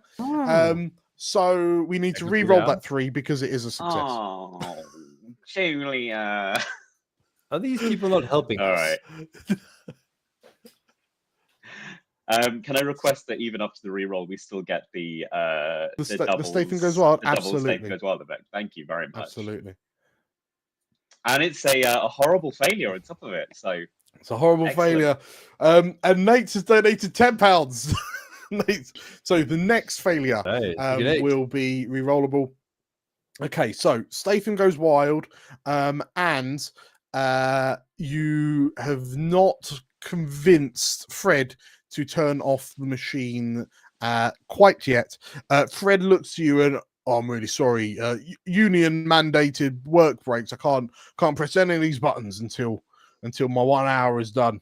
He looks at his watch. Oh, it's more like 58 minutes now. Ricky Barone is behind this. He looks to you and like a smile breaks out across Fred's face. And well, that's the thing, Chevy. Me and Verona, we're boys now, he says. And you expect him to mean we're boys as in like, oh, we're best of companions. But you watch in horror as Fred reaches up to his forehead and grabs a zipper and unzips all the way down his body, and a small child springs out of the life-size Fred suit. And this child looks to you and says, I'm not allowed to work in this environment, and then leaves the room. I'm just going to stare at one of my many bottles of drugs. You are currently, Fred cannot help you, and you are now face to face with all of these buttons and blinking lights and levers, and there's like a turning wheel of some sort. It looks a bit like Stay Calm and Nobody Explodes, like it's just like random puzzles on this scattered across this thing. Ghost of Mars Statham, how are you doing?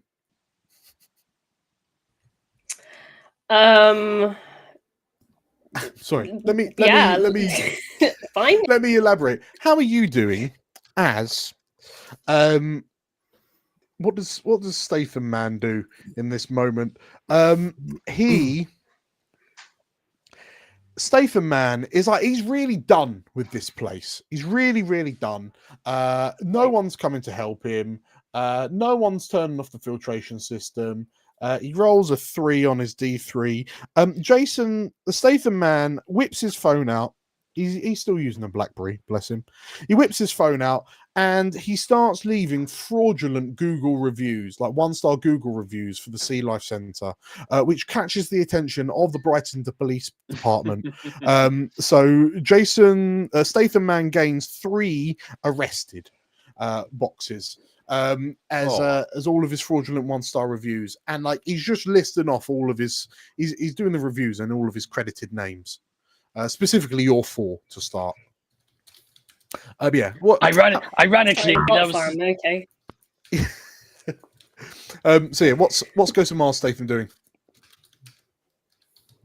So the filtration system is still going. At some point, eventually we'll Is that that's the peril that we're facing right now? Correct. Eventually, all of the water, including the water contained within 2 of the Stathams, Tybolt is not a water-based creature. True. Yes. Eventually, it will squeeze all of the water out of that room to be beautifully filtered back into the new eel tanks. I think as maybe Crank Statham. Stormed off on the phone. I think Ghost of Mars Statham was like in the back of the frame, kind of following along, and was particularly horrified when this child shed its like adult skin, and starts having like flashbacks of the time on Mars. Yes, that just happened. He's been pulled out immediately, and I think. Thinking that if somebody has all of their water squeezed out of them, they will just be like a bag of skin. He can't let that happen. And I think he kind of shoves Crank Statham out of the way. I mean, arguably, as you yourself learn in the massively, unnecessarily long exposition dump, the people on Mars had like all of the water drained out of them. And then they became ghosts, and then they came back to life when the storms happened. right? Yeah, when they reactivated the blind Right? mining, and it's like, yeah, it's like everything's the future, history, and the present are repeating themselves, and I can't let that happen. I think Precisely. pulling on a similar skill. Sorry, Because go for it. if they are deprived, if all the water is squeezed out of the Stathams, they will become Martians. That's just They will. logic. That's just how it works. It's just fact. Yeah, and then they'll go around possessing everybody in Brighton, Right. and then Brighton will become even worse. You know, it'll be terrible. Sure. The prices will go up for everything again. Gentrification. That's what ghosts do. Anyway, yeah, I think just gonna shove Crank Statham out of the way and go, leave this machine to me, I'll make her sing.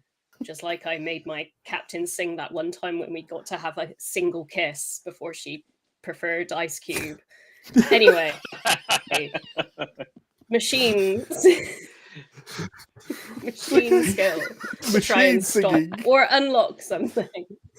Okay, this is what you're really good at. So a 9 or less, and we do have a reroll failure in the bank. Okay, so that's currently a fail, but you can re-roll that d12. Come on. Thank you, Nate. From Mars. Thank you, Nate. Okay, a 2, and we'll stick with the 3, the original 3. So very good. You managed to make this thing sing, and as you press the buttons, the walls in the filtration system. There is a very like Star Wars Episode 4-esque gag where you're like the Stathams in the filtration room are cheering, but to you it sounds like a slow and painful death. And the little boy comes back in and goes, "Oh, that sounds terrible," he says, and then scampers off. But soon the gag is revealed, and the other Stathams, you are able to emerge back. the lever is pulled, and all of the water is sucked back out of the filtration room and deposited back into where you originally were. About time. Yeah. And at this point, much like Crank Statham, this makes abundantly so much sense to you. Much in the same way that you took a bullet to the limb, and then literally in the next frame, you forgot that you had a bullet hole in your leg. It's not a big deal. Barbara is fine. She's just like, she's sort of like laughing and joking with you, gesturing wildly with the arm that used to have a bullet hole, but the prosthetics fell off at some point. Sometimes you squash your hand in a grill, and then you got to use your hand for stuff. And then you've got to use your hand. Absolutely, Scott. Exactly. So yeah, Barbara is absolutely fine now that you've rescued Nomeo Statham, the one Statham, and Statham Man. Who is, I mean, he's not having the greatest of vacations at the moment. He's kind of sad. He's halfway to arrest. He's halfway to boredom, and he's a little bit hurt, much like the grill. But Statham Man looks to you, and I don't know about you guys, but I think we can, we can really push on. We can really try something else. I reckon I've got a good feeling about whatever I decide on doing next. We've got nine options rattling around in this brain of mine. We're gonna. Okay. You know what? I think every time I go into a sea life center, the tanks inexplicably break and everyone starts splashing around the water. It's a bit of a nuisance, actually. Yeah. It makes all my clothes a bit too clingy, and there's one thing I don't appreciate is physical contact. So you know what? I reckon we need to go into the wild outdoors. I reckon we need to go to smash cut as Jason, the Statham Man, kicks open the gates to the Brighton National Park. Oh, the world famous Brighton National Park. I'm trying to think where the Brighton National Park is. It's either somewhere up in the Downs, or it's that small patch of beach where all the nudists go. What are we thinking? Based on Crank, I have to be near some topless women for no good plot reason at some point. Okay. So I reckon probably the nudist beach. Nudist beach? Are we all in favour of nudist beach? Looks like it. Okay. Bam! Kicks open the Consensual gate. nudist beach. Consensual nudist beach, yeah. The gates to the Brighton National Park, also known as the nudist beach, is booted open. And as the camera sort of like pans across the backs of your heads, which I imagine are almost like in stages of going bald. With like the ones that actually, so here's a little tidbit. The one, Ghost of Mars and Mean Machine, which are all Jason Statham films, all came out in 2001. He was a busy lad. He was a busy lad. How does he do such different roles in 1 year? Like the mind. Well, because he's a method actor, he can do all sorts of accents. That's how. So, yes, as it pans across the backs of your respective heads, the head in the middle is wearing this, black like bandana with a white S on it. As the camera pulls back, we notice that the four of you are dressed as you normally would be, but Statham Man is naked, bar the bandana. And in tastefully shot camera frame, so like there's always something in the. Actually, no, Crank Statham, you appreciate getting your bum out for camera every now and again. I'll put my hospital scrubs on. Okay. So you've got your hospital scrubs on. There's just a cheeky glimpse of bum cheek as Statham Man like strides out, and he's enjoying the sights. He's taking it all in. It's in this small patch of beach, and this is better. The smell of the sea air, the constant fight for survival against these bloody seagulls, and the sight of people just enjoying who they are without not confined to the prison that is clothing, the fashion industry. This is how Stathams were meant to live. He says. So we've had we've had bears, and we've had crucial NPC. Absolutely nothing could ruin this moment, he says. No, we've had crucial NPC shot. Okay. Absolutely nothing could ruin this moment, he says.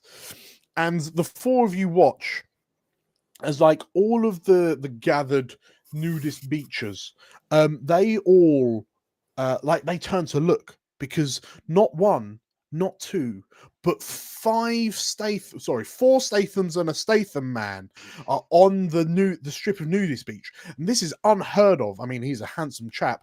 He is he's worth top dollar on the beaches of Brighton. And as Statham Man and the rest of you take this all in, you watch as all of the gathered nudists, from where they retrieve them, you're not sure, but they all retrieve handguns from behind them.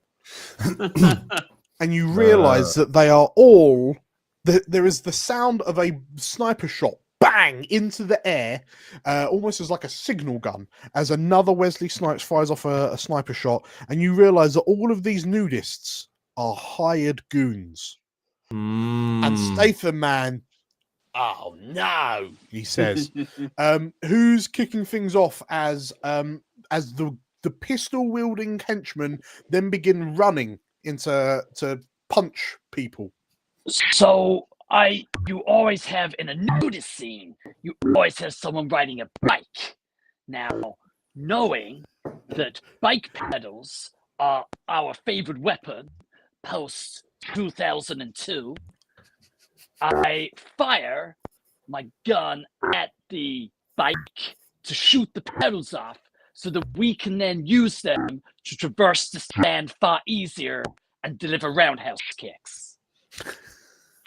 Marvelous. Okay. Is this leaning on your shooting at things and only hitting street furniture? Correct, sir. It's against procedure, sir, but also this. Okay. That is one of your pretty good abilities, right? Correct, sir. Okay. Please roll me a 6 or less on your D12. Permission to roll, sir. Permission granted. Funch. Damn. It's not gone well. It's not gone well. Perhaps, because normally you're good at missing things and hitting street furniture. So in this instance, as you pull out your, okay, it sounds like the one Statham. Spell this out for me. It sounds like a laser gun, but it leaves like bullet sparks. What is Correct, it? sir. It's correct, sir. It's got inner lights on the barrel that suggested they may be using some form of post effects, even a post bullet. However, though, that we spent all of the budget on the traversing of multiverses, with us coming apart and going together. So Sure. when we get to 2001, naturally it can only fire bullets, but it does look really cool. Okay. Well, in which case, as you pull out the really cool laser pistol that does still shoot CGI bullets, like has bullet impacts, you aim, and as you fire, whereas you're normally good at shooting and hitting street furniture, you instead just like plug this hired goon right between the eyes, and like the hired goon stiffens and then teeters backwards. Can I ask what happened? What happens to that bike, sir? That's an important thing. I would argue the bike explodes. The bike explodes. And how do you feel for having actually done a murder? Well, it's because you're not used to. I'm hitting the conflicted. target. I know, sir, but it's against procedure, and that's what I do. So I'm conflicted because I'm supposed to be law enforcement, but also procedure, which I'm against. So yeah, I feel both things at the same time. Okay, it would seem that Statham Man is also in a similar moral quandary. He just doesn't know how he feels about watching the one Statham just plug a man between the eyes, plug a nude man on the beach. I mean, he's not that sad about it. He's only gaining one more sad. But okay. Statham, thank you, Julia, for a £20 donation. He's a little bit sad. He's a little bit sad. And you know what? What he's missing, what Statham Man is missing in this moment is some goddamn recognition. You know? And in a mind-blowing turn of events, Statham Man grabs the bandana upon his head and rips it off, revealing he is in fact Statham Prime.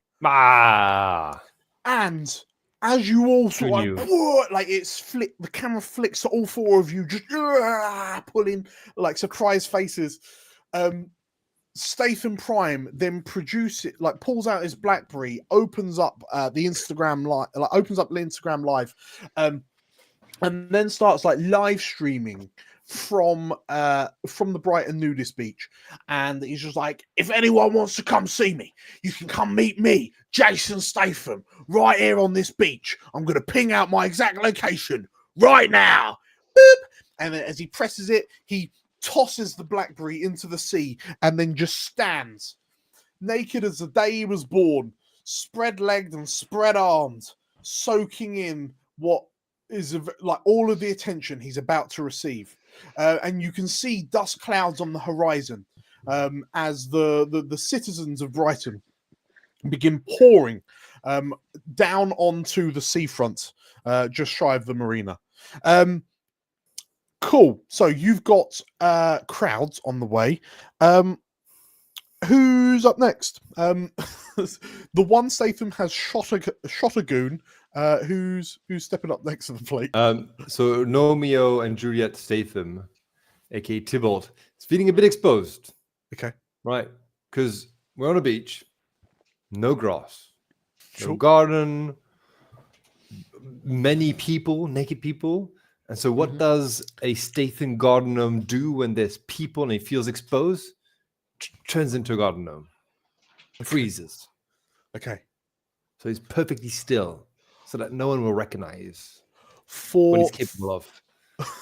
for the purposes of the fact there's only 10 minutes left, I will insist that you tell me what skill you're using during the camouflage of what skill are you using? It's the skill is turn into a garden gnome. Oh, I see. Are There you you go. really There's good no at need that? to roll for it, Dan. That it just happens. Are you really good at it, or pretty Yeah. good at it? Well, he's pretty good at it. He's pretty good at it. Okay. Please roll me a d12 and a d6. You need to roll a 6 or better as you. Abject failure. Okay. Discovered. People realize I'm wearing too many clothes because I can't Yes. remove the clothes. Yeah, and so you people are- realize. Hold on a minute. This You are garden gnome definitely is wearing clothes. your blue coat and your red hat. Yeah, everyone spots your clothing a mile off.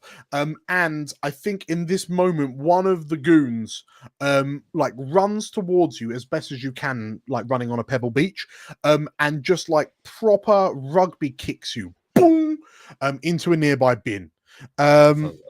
And like as you go, Statham Prime shouts out, "No!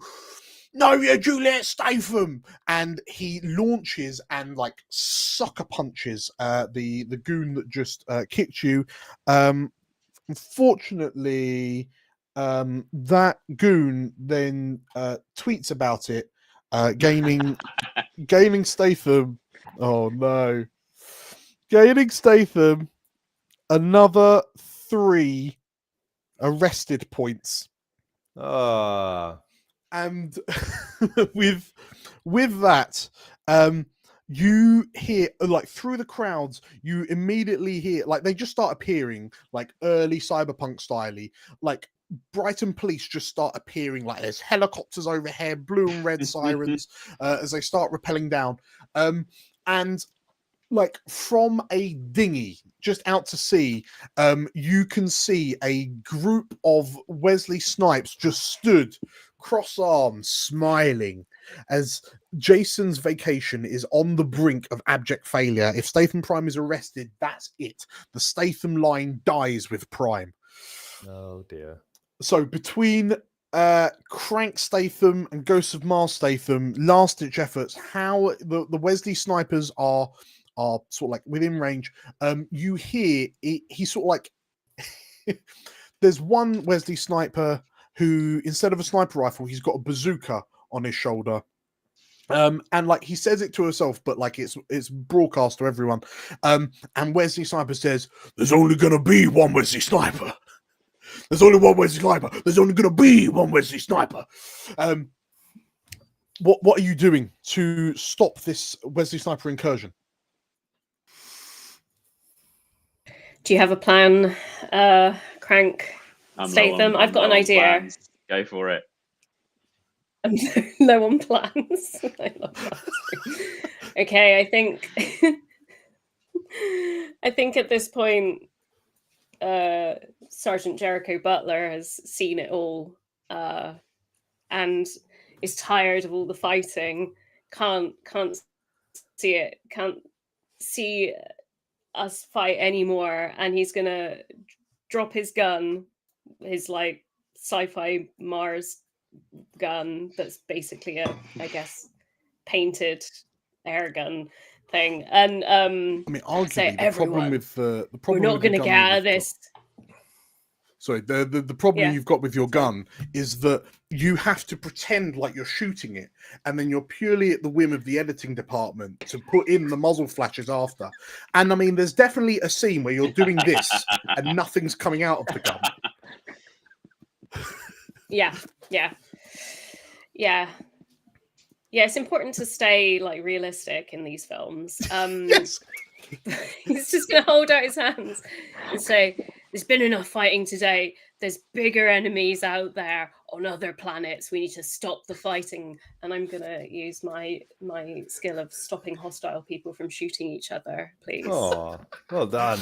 Amazing. If I may. Are you pretty good at it or really good at it? I'm pretty good at it. You're pretty good at it. Okay. Come on. I need you to roll a 6 or less. Unless you On a want... D6 and a D12. On D6 and D12. If anyone wanted to help Errol with, never mind. Well, tell you what, not good. 10 is not good, right? We're at the end of the game. If anyone wants to donate £10 for Errol to re-roll this last potentially this last roll of the game, who's feeling keen? We need £10 to save Statham Prime, or to have another chance of saving Statham Prime.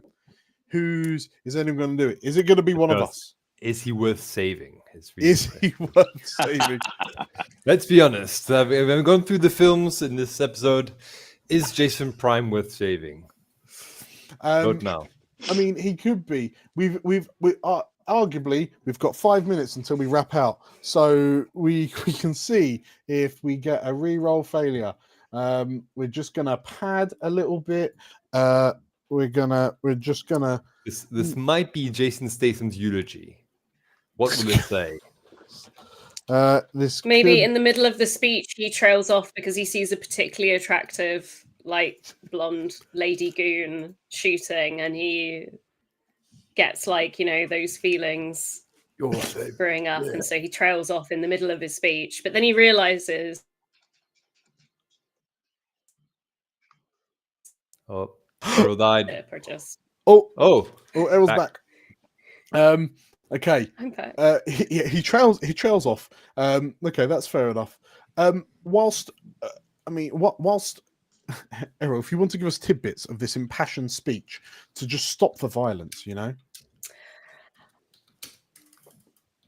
I've seen too many ex-miners in the sands of the Red Planet killing each other and ripping each other's skins off, putting bits of metal through their faces and filing their teeth down and going at each other, and then possessing each other, and the heads, they were on sticks, and that was also in the sand, like this beach. We don't want this beach to be red like the dust of Mars. We want to stop fighting. Is that enough time?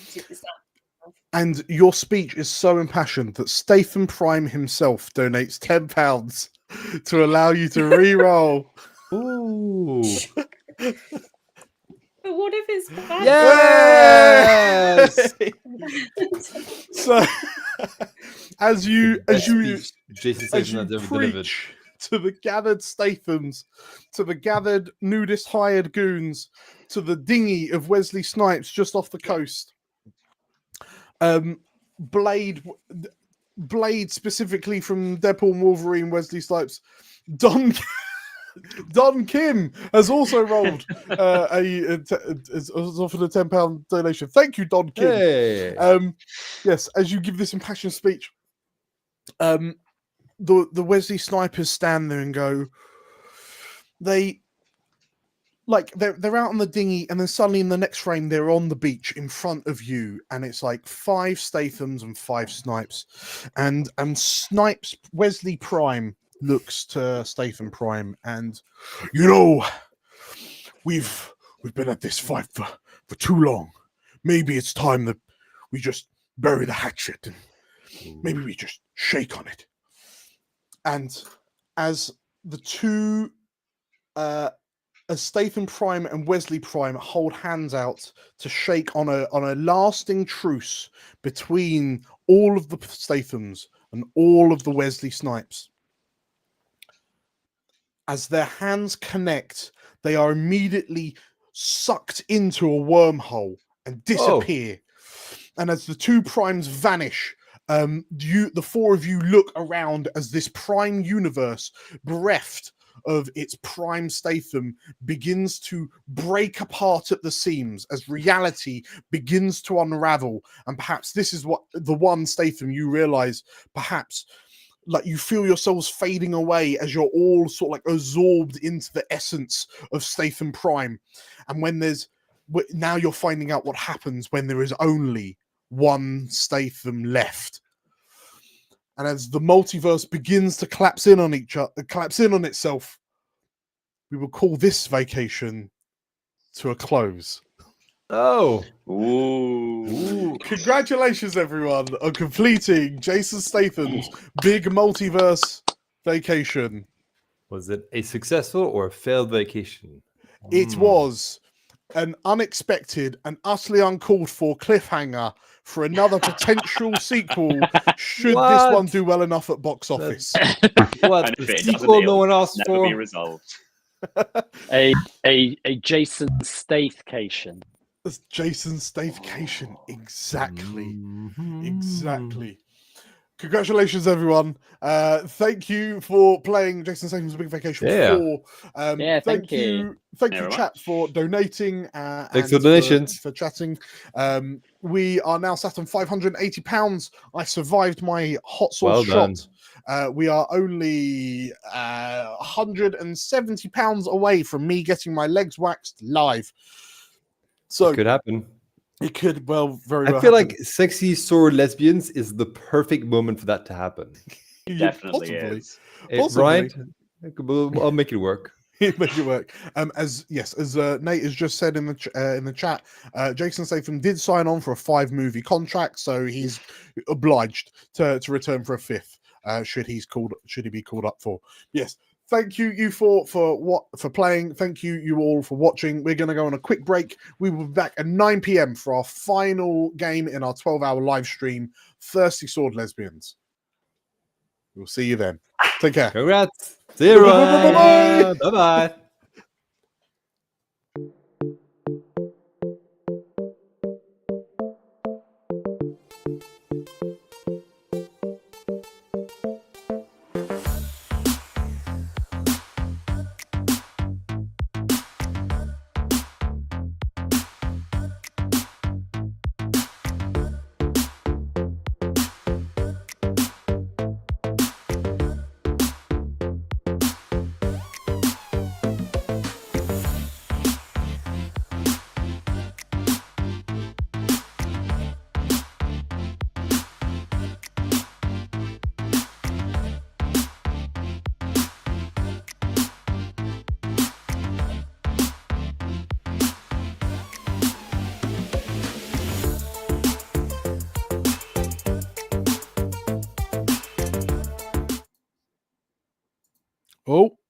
Oh.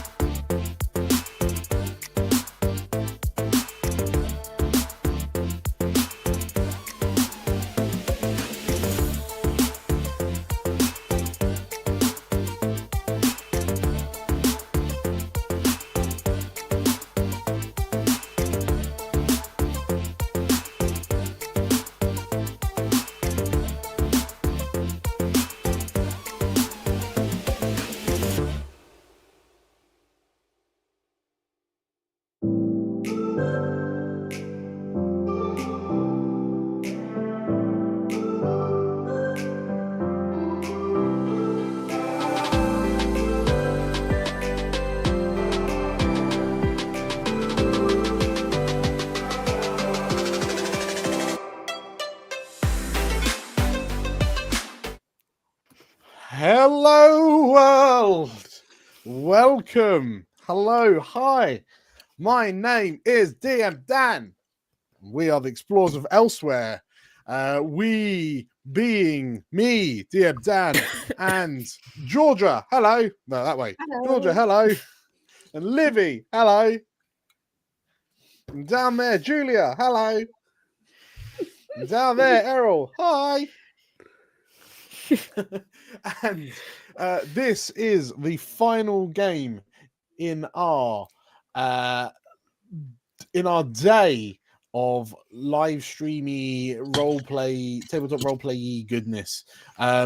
Thank you everyone who has been supporting us today, supporting us as we play, donating money to a frankly fantastic cause. We are here to play our final game of the day, the final game of our 12-hour stream. And this is going to be Thirsty Sword Lesbians. Scandalous. We are returning. So this group of gorgeous creatures once came together during the recent Pridecast stream, and we decided that we should just go for another take them out for another spin. If you haven't caught that video on the Pridecast stream or on this channel, on the Explorers of Elsewhere channel, you can find that in the videos. But yes, we meet up with our lesbians as they tear away from a rather eventful crashed wedding. We won't go into too many details, spoilers, but yes, we rejoin the four of you as you careen through the stars, hounded by the Imperial ships of the Imperial Patriarchy. Just to quickly explain how things are happening, if this is your first time seeing us, if you're just tuning in, hello, welcome. We have a donation goal. So right down below me, you can see we're on £580 as we presently speak. So over 3/4 of our goal. If we manage to achieve our £750 goal during this final stream, I would be delighted.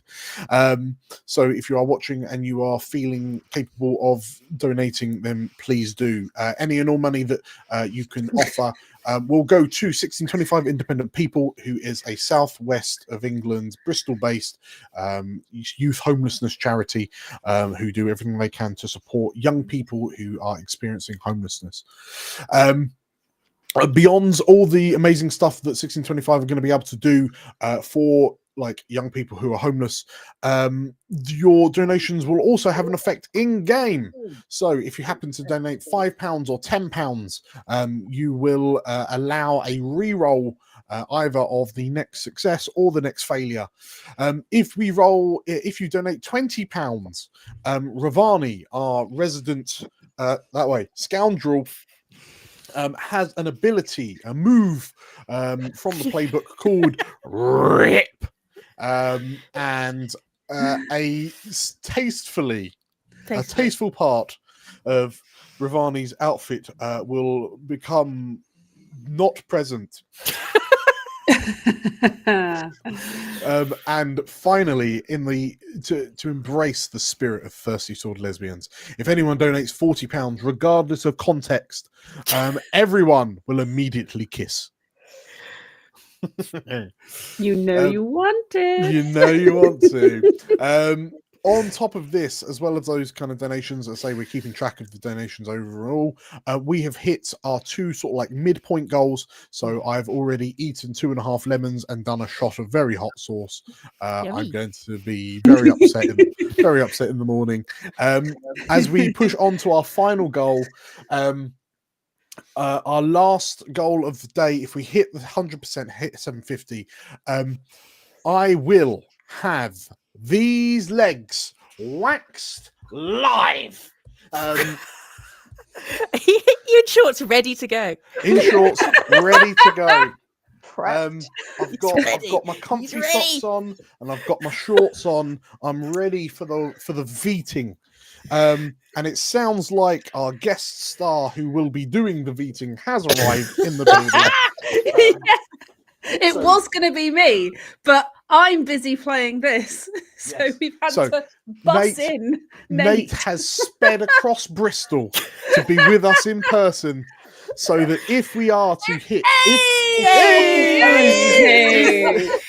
if we secure a final £170 over the next hour and a half, Nate will be applying Veet wax strips to these pins of mine and mercilessly tearing the hair out at the follicle while we're playing.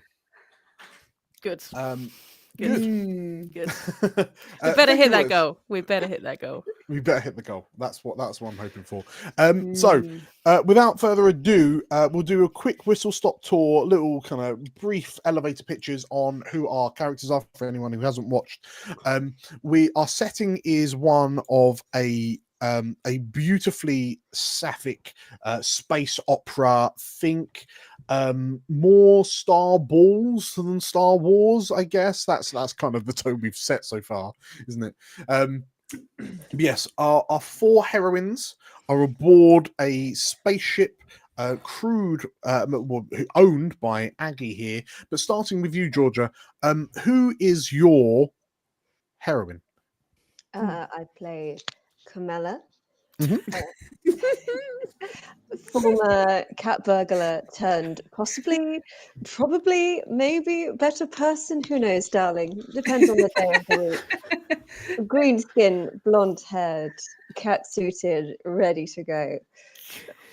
Amazing. And next up, Livy, who is your heroine? I'm playing Mitzi. She is big, brawly. She's got a motorbike. She's got a gun. The gun's got a knife on it. She also is a werewolf. Need I say more? Amazing. So yeah, Mitzi strutting her stuff in her bright neon like biker jacket. Amazing. Julia, who is your heroine? I am playing Aggie, the spooky witch, owner of the ship that we are currently flying in. She's a friend to the friendless. She's kind, she's optimistic, she's wise, she's a bit vulnerable, she's a bit clueless, probably demisexual, I've decided. She's one of my favorite characters I've ever made. And long may you play her. Yeah, more excuses for us to get our lesbian on. And last but not least, Errol. Hello, who's your heroine? Hello, I am playing Ravani, who famously had a three-way with one of the crew members and the former bride, and that's how she knew the bride, is now actively likely engaging in some three-way situation with a robot and the aunt of the bride, which I believe are still on board the ship. Yes. Ravani is a scoundrel. She is always clad in some form of evening wear, which includes at least 3-inch high heels. Her sword is also an instrument. She breaks hearts, and she loves to do so. Okay. Breaks hearts and rips clothes. Yes. Her own, generally. Only her own. And sometimes not necessarily in that order. Amazing. Okay, so these are our four player characters. We rejoin the four of you as like we immediately kind of flash in, like scroll of text has disappeared off into the distance, and as the orchestra kind of reaches the crescendo and then peters out, we find a small little I imagine, Maggie, that your spaceship is like the Nissan Micra of the spaceship world. Like it's a proper. I mean, you're not far off. Yeah. Quite cozy, quite low maintenance. Okay, Mhm. so we find your space Nissan just like hurtling through like an asteroid field, dodging a constant fusillade of like blaster fire, like red blaster fire from the pursuing Imperial Patriarchy ships who are hot on your tail after your daring heist of the wedding that you crashed. You've recently, like some of the Imperial Patriarchy ships have peeled off to follow the escape pod that had the bride of the wedding, who was also an ex of all four of you. Yeah. Coincidence. What a coincidence. Yes, what a coincidence. For you, Aggie, only very recently an ex, as you discovered. I mean, from my end, certainly a very recent Yes. ex. Mhm. Hence Yes. the clueless thing I Yes. mentioned. Yes. And hence the airlock. So yes, a number of the ships peeled off to track this the life pod containing the bride that you all collectively jettisoned from the ship when you realised that your ex was really just a piece of work. Problematic. She was just the worst. And yeah, as you like with her hurtling back to the planet that she that you kind of kidnapped her from, you're tailed by these last Imperial Patriarchy ships. Aggie, you're doing everything you can to sort of like avoid your jinking, you're swerving, you're sort of like swinging around. I'm the doing every asteroids. evasive maneuver I know. And like like people are shouting evasive maneuvers as you do your evasive maneuvers. Like one of the Imperial Patriarchy ships smashes into an asteroid that just like lists gently across screen as you sort of duck under it. And as you clear the asteroid field and you realize that you're kind of you're entering into this wide open expanse of space in front of you, and like there's very few places to like avoid the blaster fire. Mitzi, you're slightly sort of like canine enhanced vision that lets you see slightly further into the ultraviolet infrared spectrum. You notice a spot in the like a swirl in the distance directly in front of you that's like darker than black, and like you watch as this moat suddenly explodes open into this swirling maelstrom, like a whirlpool in space. And Aggie, you're so preoccupied looking in the rearview mirror of your ship to see where the Imperial Patron. The what now? The rearview mirror of your ship, micro. of Your little micro. Spaceness and micro.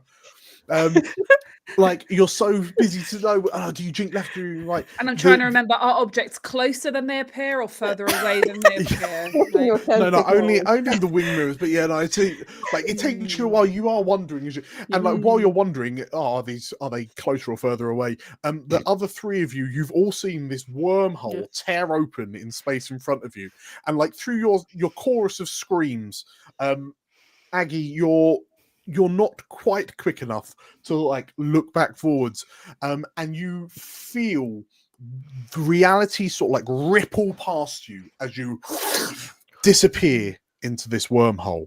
And as the Imperial Patriarchy ships like swarm in after you, the wormhole closes, space and location kind of recorrects itself, and then somehow these Imperial Patriarchy ships all just suddenly like they're converging on the wormhole from different directions, and they all just smash into each other and reducing themselves to space debris. Oh boy! And you're well done, everybody. That was a great session. well done. Yes, congratulations. We're all wrapped up. Smashed the patriarchy. We literally smashed it. So, Aggie, as you're hurtling through this wormhole, you are acutely aware that you are in no way, shape, or form in control of your ship as it tumbles and spins wildly out of control. And there is absolutely no way of knowing which way is up, down, forward, left, right, until you feel another ripple of space wash over you, and your spaceness and micro is unceremoniously jettisoned out into an unknown expanse of space. Oof. And the turmoil and the toil of going through the wormhole. You has done a number on your ship, and Aggie, you see the engine management light appear, turn on your dashboard. Just ignore that. Service required. The service light is on. Yeah. Oil check pops up. And the three of you, the four of you, kind of acknowledging that you've successfully traversed the wormhole in one piece. You feel the spaceship begin to shudder as its engines begin to shut down. And as you turn on the full beams to see better into space, you spy a relatively large. It's if you're in a Nissan Micra, this is the equivalent. This is a bit of a cruiser ship. It's quite a big ship, but you note that it's not. It does not bear the iconography of the Imperial Patriarchy, and it looks like a kind of a merchant vessel, like a trader vessel, just kind of adrift in space in front of you. And Aggie, because this spaceship's broken down so many times in the past, you've probably got enough juice to get to that ship, and then you'll be able to get help from there. What sort of state does the cruiser look like it's in from here? Does it look fine? Does it look? So as you do your initial scans, the ship is operational. But it's in what, for all intents and purposes, like a low power mode, like an energy saving mode. But yeah, it looks like it's drifting. It's not going with purpose. Aggie, we really need to upgrade you to a Subaru Spaceback rather than this Nissan Micra. The Micra is perfectly functional and reliable. Thank you very much. And I'm a bit more interested in that out there. And she sort of waves at the big cruiser. Well, between the four of you, given that you've just escaped the clutches of the Imperial Patriarchy, how are your emotional well-beings? Have any of you got anything to raise with one another? If Errol, if you could remind me of the name of the fembot and the aunts, that would be great. I think weren't they the aunt and the robot? I think it was the aunt and the robot. We could find out now. I'm I pretty don't think sure the Ravani robot- asks names. Right. It's No. not really her I'm pretty style. I'm pretty sure the robot was called Subbot, and you named it Subbot. And Yeah. I think you'll find. I'm pretty sure. Okay, yeah. That was And also all I a really- pre-watershed episode. It was.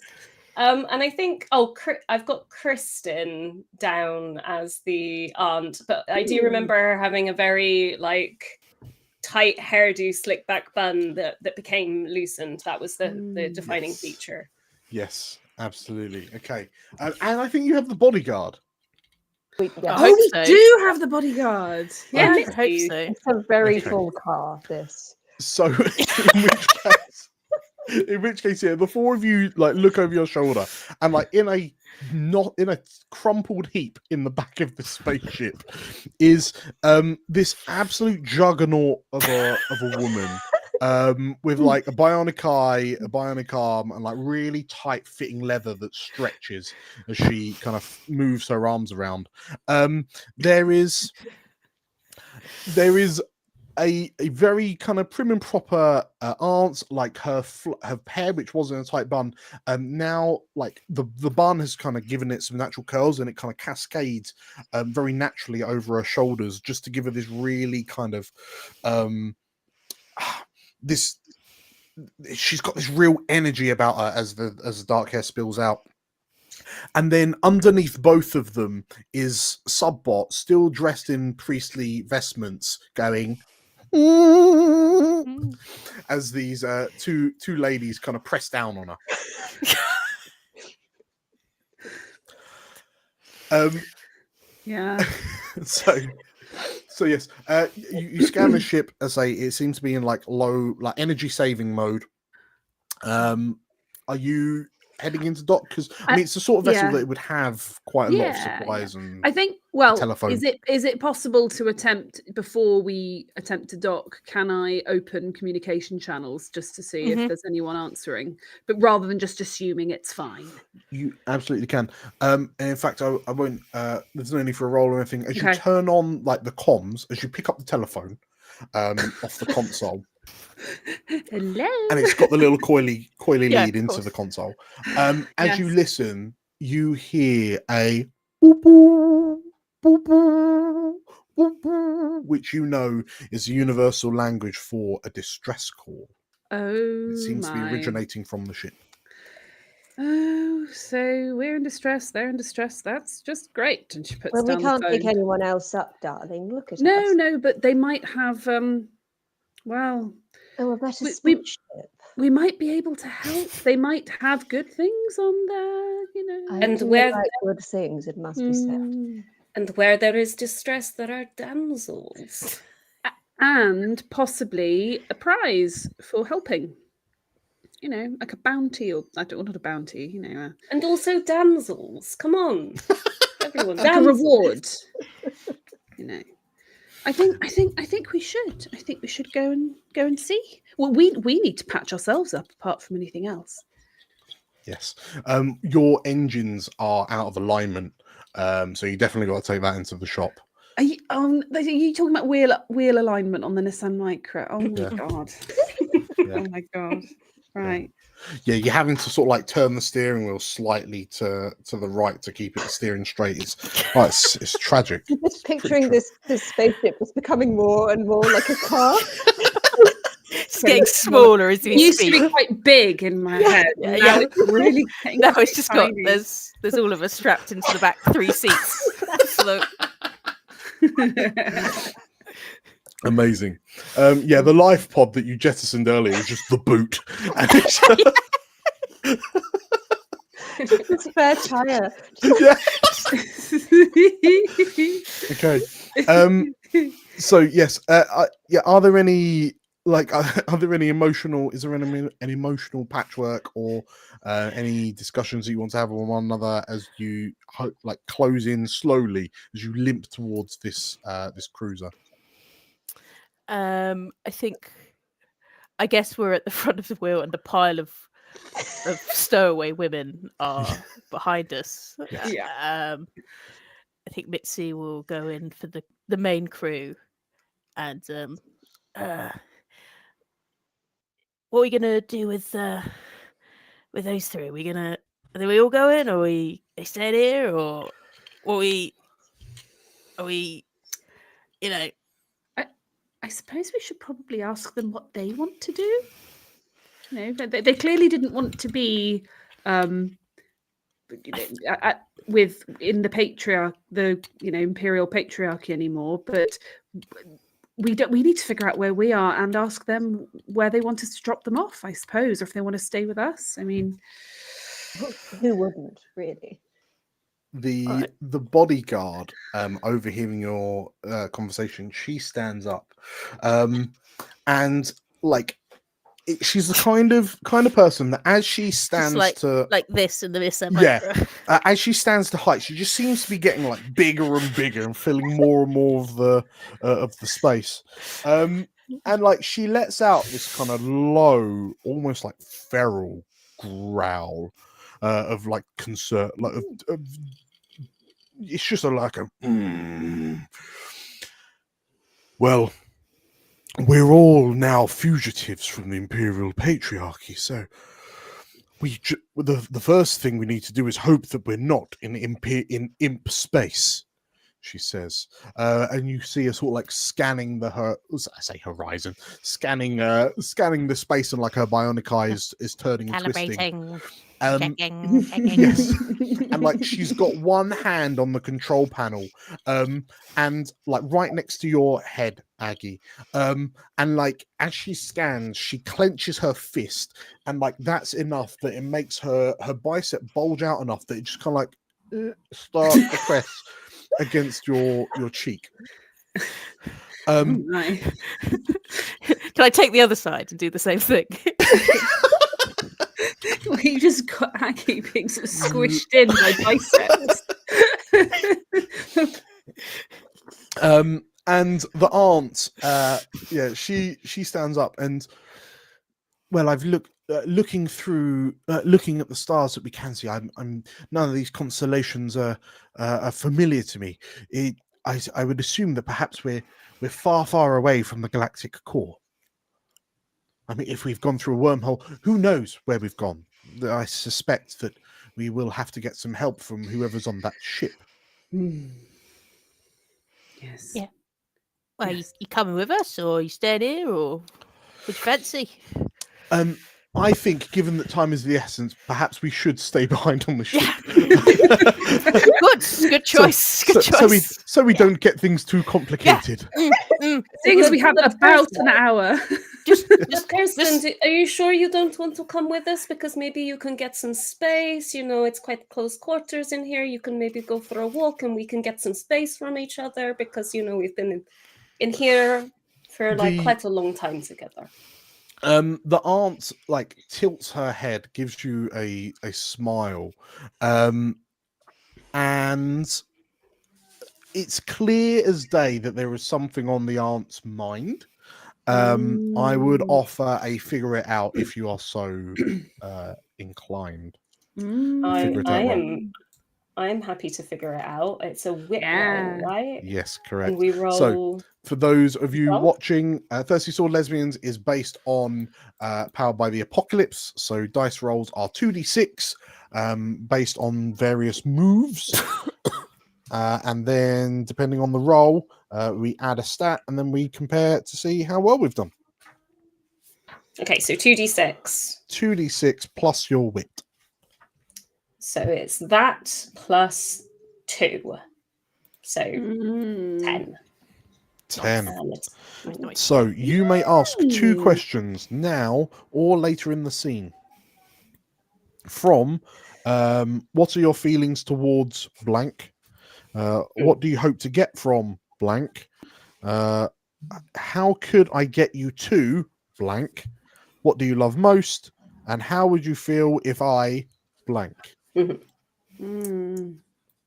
It seems like, Kirsten, it seems like you have something on your mind. How could I get you to tell me what it is that is troubling you specifically? Is it about the ship? The aunt... Well, it was such a spur-of-the-moment decision to leave the... to jump in with the 4 of you, the 7 of you, 7 of us all together. If you can secure me some degree of safety and stability, then perhaps I'll be more willing to talk, she says. God, I think those that know Ravani a little bit better see the slight twitch of the eye at the word stability. These are trigger words for Ravani. You have one other question you can ask now or later. I have one other question. Oh my gosh, sorry. Give me a second to go off a bit. Sure. I would almost want to try and figure out what does that mean to her, like safety and stability. What does she need from us? But that's not. I know that's not technically one of the questions. But what can we do to? Maybe that's not one of the questions. Maybe that's not one of your questions, but that's for us to think about. And then you could always ask the second question later once we've figured out. Yeah. It could be how would you feel if the next available location that is well populated and safe away from the patriarchy, imperialism, you make a nice little life for yourself there, and maybe we forget that you're there, and I visit every so often for some fun. The aunt ponders this for a moment and, well, there's absolutely no way that I'm heading back to Imperial space anytime soon. So that would sound marvelous. I'm I'm feeling quite stressed and I need something to help me relax, she says. And like her gaze goes from you to the robot and back. I understand. Okay, well, you stay here for a little while. Here are the keys to my room. You can lock it from the inside, and we'll be back in a few hours. And it's the top drawer on the right-hand side.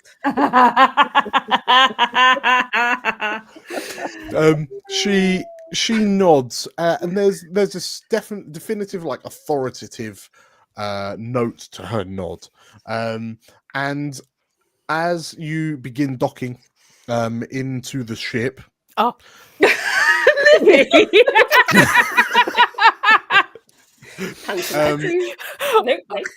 Yeah, like the hangar bay doors of this cruiser kind of open up, and your battered little Space Nissan Micra begins its sort of like final landing procedures, and like the pipes come out and lock up and blah, blah, blah. And yeah, as the four of you leave the ship, Ravani, the last thing you see is like the aunt heading to your bedroom, opening the door, having a, like, you can see that there's this inquisitive investigation. Like, she's looking around the room to see sort of like what Ravani has behind closed doors. And then the last thing you see is her turning to the robot who was the priest at the wedding, and then you just see like a point and a click and a finger like immediately in front of her, and this robot and like scampers across, like hands clutched at chest. And yeah, there is a clunk as the lock on the door. Now this Space Nissan Micra has multiple rooms. The door locks. Okay, so you find yourself on the ship. The vast majority of the lights are out. Every so often there are like flickering, long light bars that flicker every so often. And in a way, the ship looks mostly derelict. As you look around, like the sounds of your footsteps echoing out, like your breath condensing as you breathe. What are your emotional states as you step into this seemingly empty ship? Curious. I don't think it's scary for Aggie. She's used to spooky things. How's Camilla feeling? Well, I don't think much of their interior decoration skills. I'll give them that. How's Mitzi feeling? Hoping that the canteen is still running. Okay. And how's Ravani feeling? Looking furiously around for signs of damsels. Damsels. Okay. Well, curious, disdainful, high heel, anything hungry and horny. Okay. The hierarchy of needs.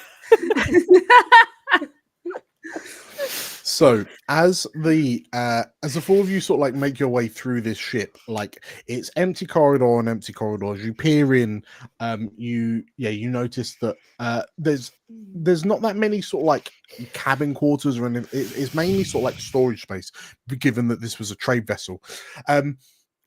And yeah, you kind of get the impression of like, where is everyone?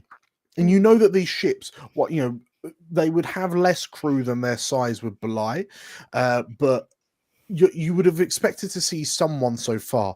And Mitzi, your attention is captured by like a light emitting from a window on a door a little bit further down. And as you press your nose up against the little porthole, you can see what appears to be a functioning, like a cantina with the lights on. There's like a little round table. Anton has donated £40. And as you see the cantina, your excitement bubbles up so much. Livy, who do you kiss? I grab Aggie by front of her scarf. Just, the canteen's open. Okay. Great.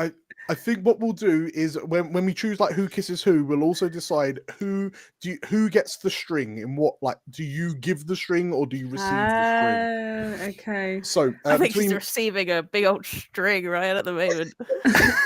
okay. So Aggie, do you have the string on Mitzi? Are you a bit like, oh?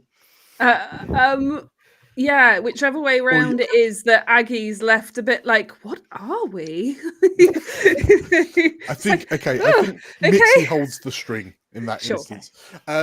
Who's Ravani kissing? I mean, I imagine Mitzi and Aggie just entering in front of, and then just like, blah, just like full kiss, and then it's like, Camilla. I mean, I wouldn't want me or you to feel left out. No, exactly, darling.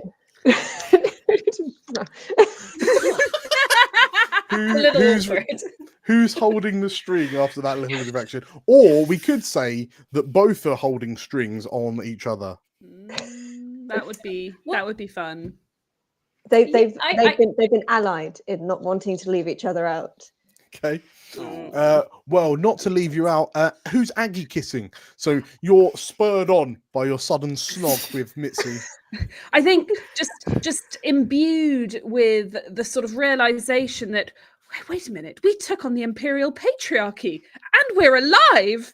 And I just sort of go, Ravani, we're alive. And assuming you're up for it, go in for a little smooch, a little celebration of life smooch. I think if you're going in for a smooch, if it's like, what kind of going in for a smooch is Aggie's going in for a smooch? You need to give me some more details, Julia. I feel like it's the Puss in Boots eyes. It's just the sort of whole. Oh, I think there's like has donated £20. Wow. So as you're describing this, as Camilla and Ravani part, there is a sudden rip. And Aggie, you're just like one of my like fake nails. Yeah. Oh my gosh. One of the straps is gone and it's just hanging now, and I think, oh dear. Well, Aggie, of course, we are. We are alive, and that is a thing to celebrate. And we shall find more damsels. And I think she gives you a very affectionate kind of.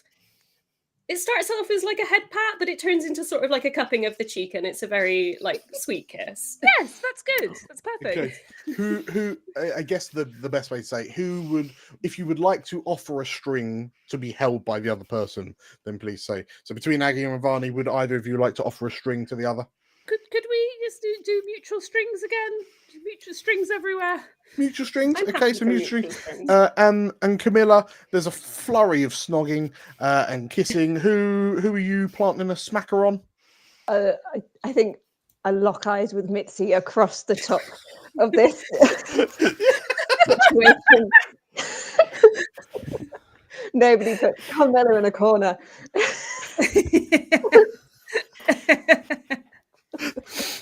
And she just sort of reaches out a hand and sort of like grabs Mitzi by the front of the leather jacket. Again, Okay. over the top of this very sweet kiss. Okay. Love it. So for Errol's purposes, you may declare that your clothes are damaged and are now practically indecent. For the remainder of the scene, when you roll a 10+ on any move against an NPC, you may declare that they have a crush on you. As you Perfect. You bear all to the world. Okay, so as the There's a four little of bit you, of lacy bra on display, like some straps and situation going on. as the four of you start making out, spurred on by Mitzi's discovery of the canteen, and it takes a little while, like you can't rush a smooch. Suddenly, like, you don't know if it's very kind of atmospheric mood lighting, but suddenly the area of corridor you're in goes a deep red, like a red light begins flashing, and there's a moment, like the moment of kind of mental dissonance before you kind of catch up and you go, oh wait, no, that's an alarm. And then two bulkhead doors close either side of you, effectively locking you in front of this locked door to the cantina, effectively trapping you in. And you're caught off guard with your spontaneous kissing, that the bulk doors come down around you, and then They cut off the canteen. so the door that you were pressed up against is locked, and now you've got closed bulkhead doors either side of you, so you're trapped in this like little kind of square off corridor. And then a tannoy speaker above the canteen door crackles to life. Excuse me, you there? What are you doing on our ship? You hear a garbled voice. What does it look like we're doing? We're all kissing. We came to rescue you, and now we're all kissing. I don't know what's so complicated. Are you a damsel?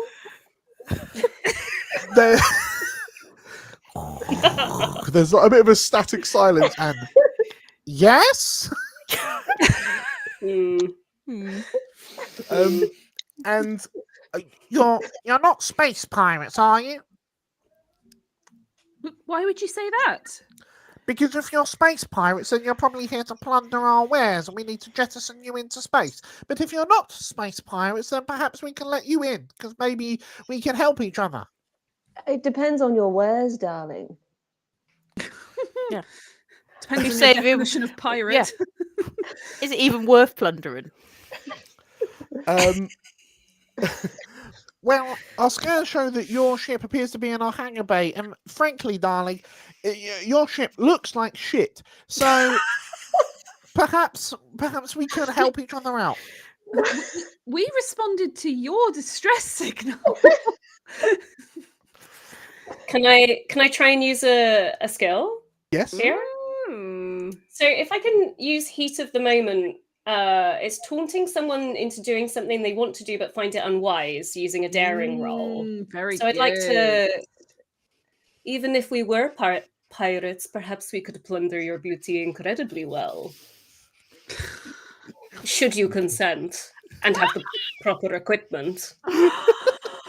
So what type of move was that? Sorry.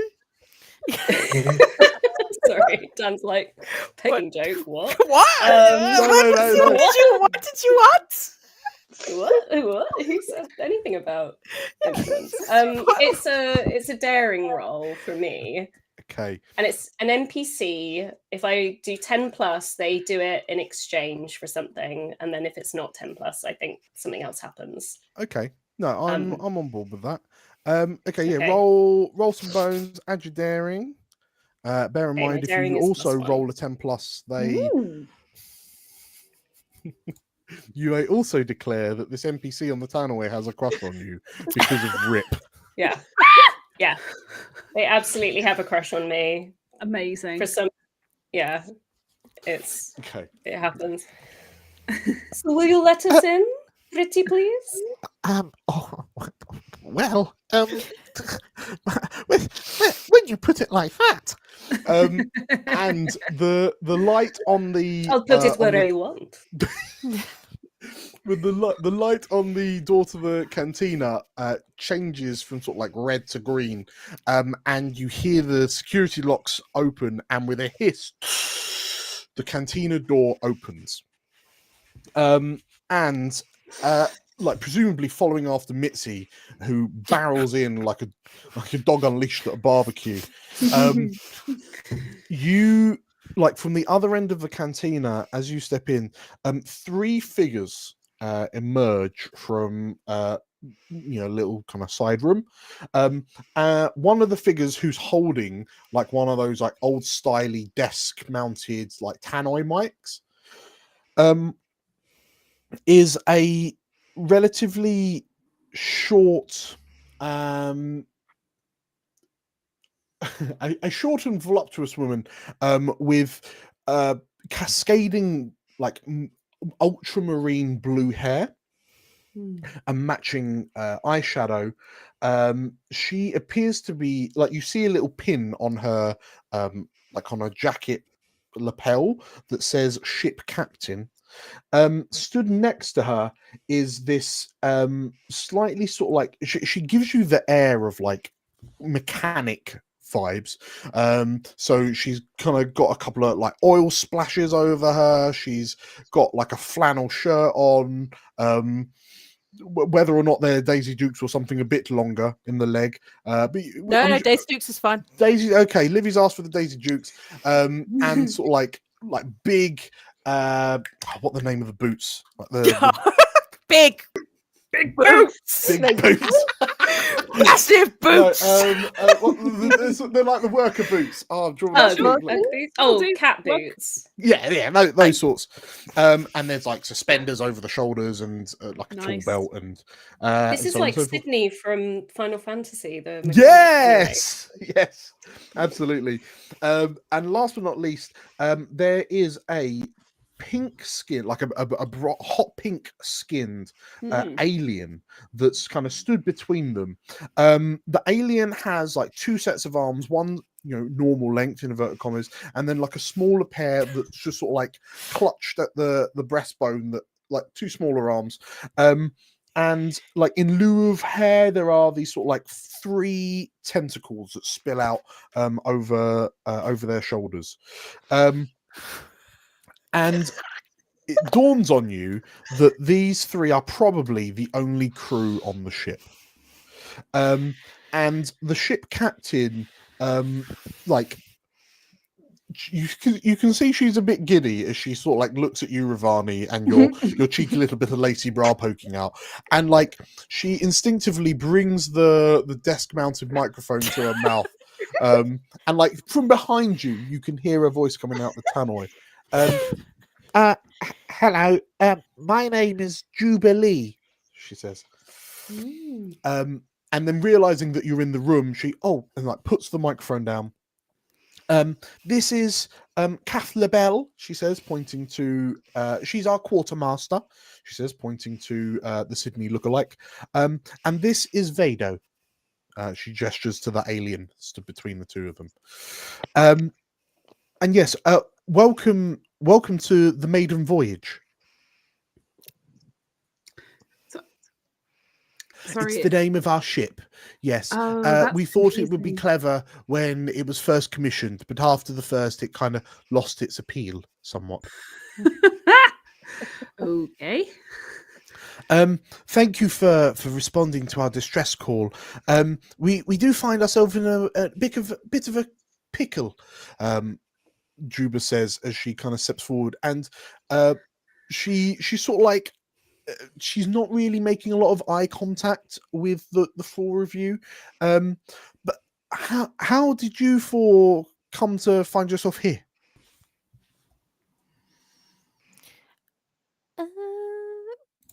Kind of, we just finished.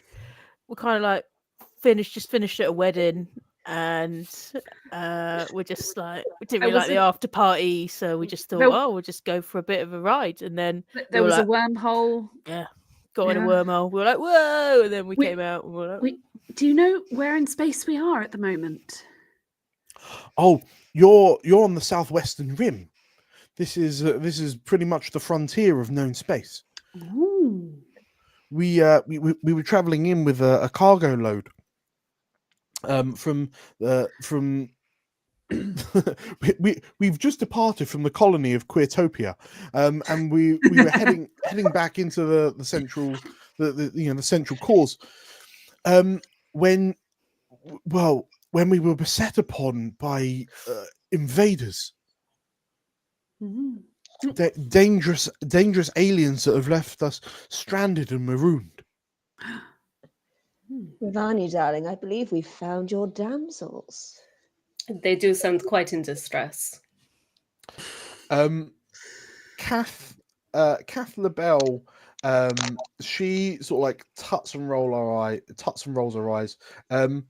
What my what my captain here is trying to say is that we've actually been stranded for weeks. I mean, we're quickly running out of supply. I mean, there's only 3 of us, but I mean, Vado eats like a truck, and yeah, we're running low on supplies, and like we've tried to get out and sort our pickle out ourselves, but we just those aliens, she says, and she like shakes a fist.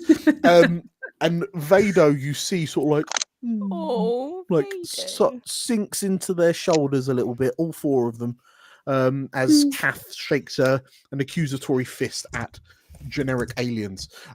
Perhaps there's a ever so slight glance at Camilla, but yeah, Kath sort of like Kath is silenced by Juba because, frankly, you know, language like that is just not acceptable in this day and age. And Juba carries on. So, if you're here, perhaps you could help us. If you can help us get our engine started again, then we can help you make repairs to that banger of yours in the hangar, and we can be on our way. You can be on our way. Well, if we can't even fix our own shit ship. Like, what do you think? How do you think we're going to fix yours? Kath LaBelle like looks at the pulls a screen from like a nearby wall on an arm, and she looks at it and goes, "Yeah, Nissan Space Micro. They're a doddle to fix up. Yeah, we've got the parts to sort that out for you, darling." I think the wheel alignment's all off. Can you do that? Oh yeah, no, engine alignment. I mean, she sucks her teeth. Well, it's going to cost you a fair bit, but I reckon we can get that sorted. But then, how can we help you? Yeah, because Vado kind of slithers forward a little bit, and you realize that Vado is like pink skinned, but like you've not really seen the bottom half. But as Vado comes out, you notice that Vado doesn't have legs as such. It's just like a cute little squid, like a slime, just like slithers across the ground. And as Vado looks to the 4 of you, you hear this kind of voice in your head say, "How can you help us?" The aliens that are on board our ship, they are energy vampires. They've drained the power from our core, and if you are able to remove them, then we can restart the engines and leave. But energy vampires are dangerous creatures. If we try anything we're simply not equipped to try anything ourselves. Well, you should have led with that, because we're great at fighting. I thought you wanted us to do the engine. I'm shit at the engine, but I could fight. It's out a massive gun sword. You're shit at what? Did you say, Mitzi? The edging? Yeah, I am, because I just want to. I just want to get it. You know, I'm just straight in there, and I can't. We'll talk about it later, Mitzi. Don't worry. We'll talk. Insatiable. I can't do it. It's all in the wrist, darling. Oh, well. You know, jobs to get done. You know, I just in there, bish bash. Anyway, what are we talking about? What were you actually talking about? Engines. We can't fix an engine, but we can fix an alien problem. Great. No, we can do that with a gun. Fine. And yeah, Aggie looks a little bit perturbed, but says, "Yes, I'm sure we can help." The Juba sort of like smiles and thank you.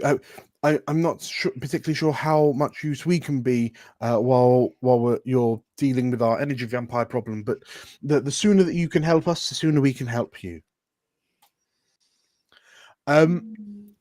Who's like you're given directions to like the engines where the energy cores are that presumably these vampires are siphoning energy from. Just like a Capri-Sun. Yeah.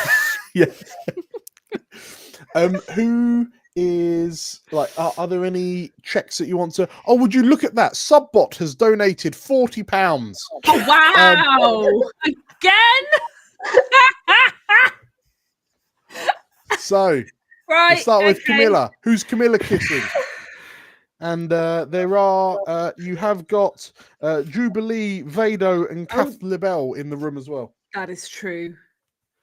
I think Camilla seeing a fellow hot alien in the room with her before they depart, she's going to come forward and obviously also several hands.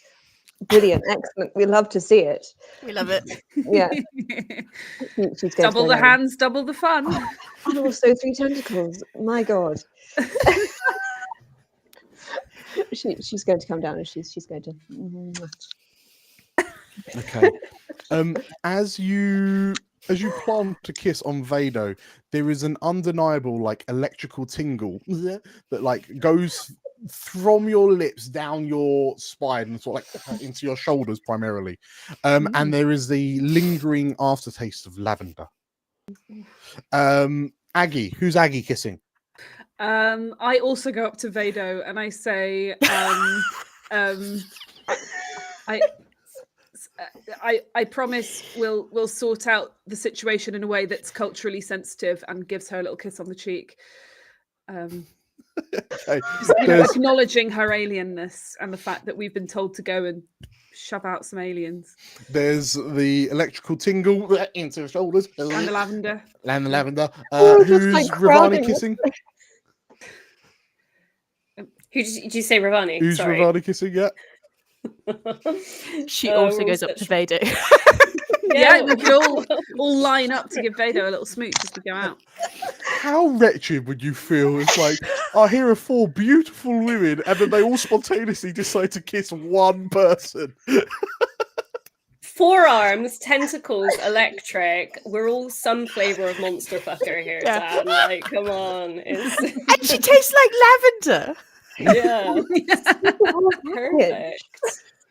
I think Ravani is going to go up to Jubilee, the captain, and kind of take a knee and extend a hand for their hand and say, "We will relieve your distress, you wonderful damsels. We will do our to remove this fearful presence from your ship," and gives her a delicate little kiss. As she leaves. But as she leaves, she does whisper towards Vado, "It's very good to have a good appetite when you're eating. It makes for very good stamina for some things." And then leaves. Okay. Like Jubilee blushes furiously as you give her a kiss. We'll swing back to Jubilee real quick in a bit. But Mitzi, who are you kissing? No, I will. Mitzi will go to. Is it Kath? Kath? Kathleen, Kath. Or Kathleen. And just kind of give her a try and give her a peck on the cheek, but she can't help but do a little bit of teeth because it's just what she's like. Just. Well, as you go in for the peck and there's the teeth, the other the 3 of you plus the other 2 crewmates, you watch as Kath like gives a large harumph and then like grabs you round the back of the head, Mitzi, and like swings you over her knee and gives you a proper smooch, like a proper dishwasher of a kiss. Yeah. Wow. Tastes like petrol and it tastes like diesel. Yes. Yeah, Space diesel. I love it. Leather on leather. Oh. Just leather. Just It's the leather coats rubbed together. Amazing. Cool. In which case, yes. And then like Kath pulls you back up and she does a proper like whoa. She wipes her mouth. With the back Mitzi of her does hand. the same. And then sort of like wipes the oil smear up the side of a flannel shirt. And cool. Nice, says Kath. Nice. Let's talk more about wheel aligning later, love. Okay. And yeah, Jubilee, she's blushing furiously, and she under her breath, so just only you hear it, Ravani. You hear her say, "Well, I'm glad I took the wrong turn into unexplored territory now," she says. Oh, we'll explore your territories, love. Don't worry about it. Wow. Anyway, time is of the This is my essence, dears. favorite game. Time is of the essence. We have an energy vampire problem that we need you to sort out for us. Before you go, does anyone want to roll any like emotional moves on anyone? You can entice, figure out, influence. You can become smitten. Julia has donated £10. Oh, whoops! Did I? Oh, We really well okay. failures. We are only £60 from Waxed Legs. Yes, you can choose to become smitten. Yeah, do any of you want to entice, figure out, or influence any of these three before you head out? Oh, my goodness. Nah. I think they seem totally on the level. It's fine. Yeah. Okay. No problems here. Amazing. So, yeah, you're given directions to the energy core, to the engine rooms. As you are all four of you going, or any of you staying behind to offer support? I thought, well, Aggie's definitely going. Okay, Aggie's going. I was gonna say yeah, I definitely want to fight some vampires. Yeah. Camilla?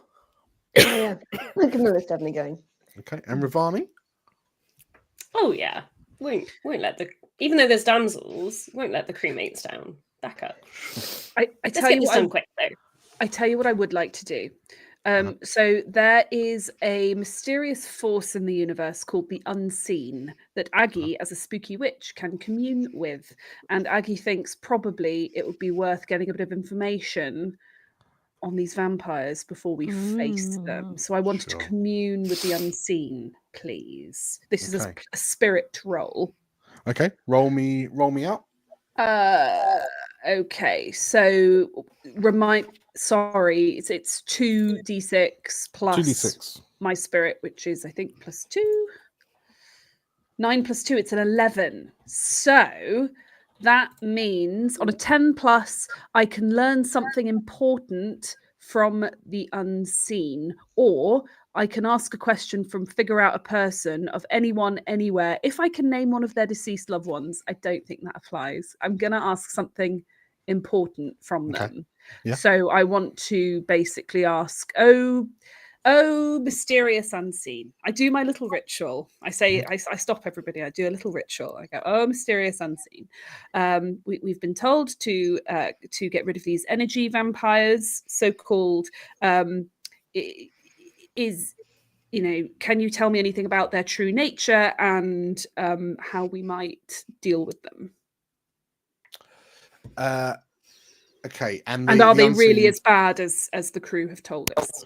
Sure, and the Unseen answers relatively straightforwardly. I believe so. It doesn't really say. I know if I had rolled lower, it could have gone awry. So I could have been haunted by an Unseen. They could have judged me and inflicted a condition on me. But no, I think it's fairly. I think it's up to you really whether it's mysterious or straightforward. So learning something important from the Unseen. It's not. I imagine it's not like a conversation. Instead, you're sort of like almost thinking the question. You're asking it out into the ether, and then you're flashed with a number of images. It takes you a little while to do this. So you are the four of you are fundamentally at the door to the engine room when these visions come through to you, Aggie. And you are shown in like quick succession a quaint, lonely little planet. You see a relatively bustling civilization of these like amorphous creatures, just like happily coexisting on the planet. You then see some sort of great natural disaster that racks the planet, and then a number of sort of like organic looking vessels departing out into space, and you get the sense of like you can feel that these huddled scared individuals on their ships as they hurtle out into space away from their home world. And over time, these sort of like scared, like you realize that their sustenance is energy. So it is a sustenance. So where you have food and water, these lot like need energy. So you realize as you're about to like breach that the energy vampires are like nomming on this energy core to survive, and they've been driven off their planet, so they're kind of their planet has been destroyed. They're kind of refugees trying to survive. Yeah, see, this is what I was afraid of. Yeah. I relay these impressions I've just received from the unseen to the group. So so I totally get why the crew doesn't want them here, taking all their ship's energy, but also I don't feel terribly comfortable with simply killing them or driving them out. I feel as if I don't know. There is you have to give the unseen a dangerous string on you as well. Yes, I do. So what's your dangerous string? Well, presumably there is a particular unseen who's answered my question and might come for me at some point. Sure. I assume. Okay. So there's an unseen that is biding its time. You can choose one more from your move. Can I? Yeah, Oh, blimey. So hide something in the unseen world, learn something important, temporarily alter the unseen nature of a place, ask a question of anyone, anywhere. If you can name one of those who's loved. Is there any chance one of the crew mentioned a relative who died recently? on my deceased grandmother Lilith. You can learn the recent history of an object you hold, and if you have your hand on the ship, I will let you learn the recent history of the ship. I'd like to learn the recent history of the ship, please. Okay. As you are flashed with more images, and a little bit of Ravani side boob from the earlier rip, you see the three crewmates aboard this ship, and Kathleen and Juba appear to be having an argument, and Juba, against Kathleen and Vado's insistence, decides to take a shortcut through, like, around the dark side of this moon rather than the other side, and that's when they collide, like came into contact with these energy vampires, which have then caused them to become stranded and marooned. But as you're shown the history of the ship, you also see like Kathleen is indignant with rage, and you see into sort of like Kathleen's room. Yara and Yanis have donated £40. Amazing! Thank you very much. Thank you so much, Yara. Okay, we'll do the smooch in a second. You see that hidden from the others, Kathleen has been secretly packing her belongings. It looks like she's planning on absconding from the ship in one way or the other. And Vado, you get the impression like Vado's telepathic like imprint is embedded all across the unseen, the memory of this place, and Vado is just absolutely trying to be the best person they can be. And currently between Juba and Kath LaBelle, they're not really sure what they can or can't do to make things better. And then you all kiss. So Ravani, who are you kissing? Oh God. So we exited from where these three from where these these three crewmates were. So it's us. We're outside the engine room door, didn't you say? Yes. You're about to breach. Then Aggie did a overcome. little ritual and told you what she learned about the ship and the vampires, and then we all have a little smooch.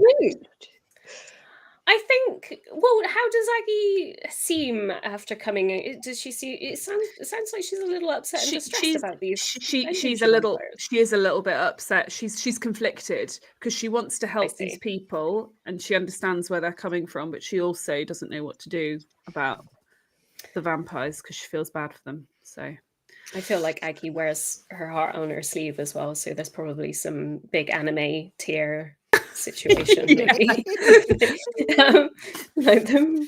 think Ravani just kind of goes up to Aggie and says, "It's okay. We will do what is right," and gives her a little kiss on the forehead. Oh, thank you. That's so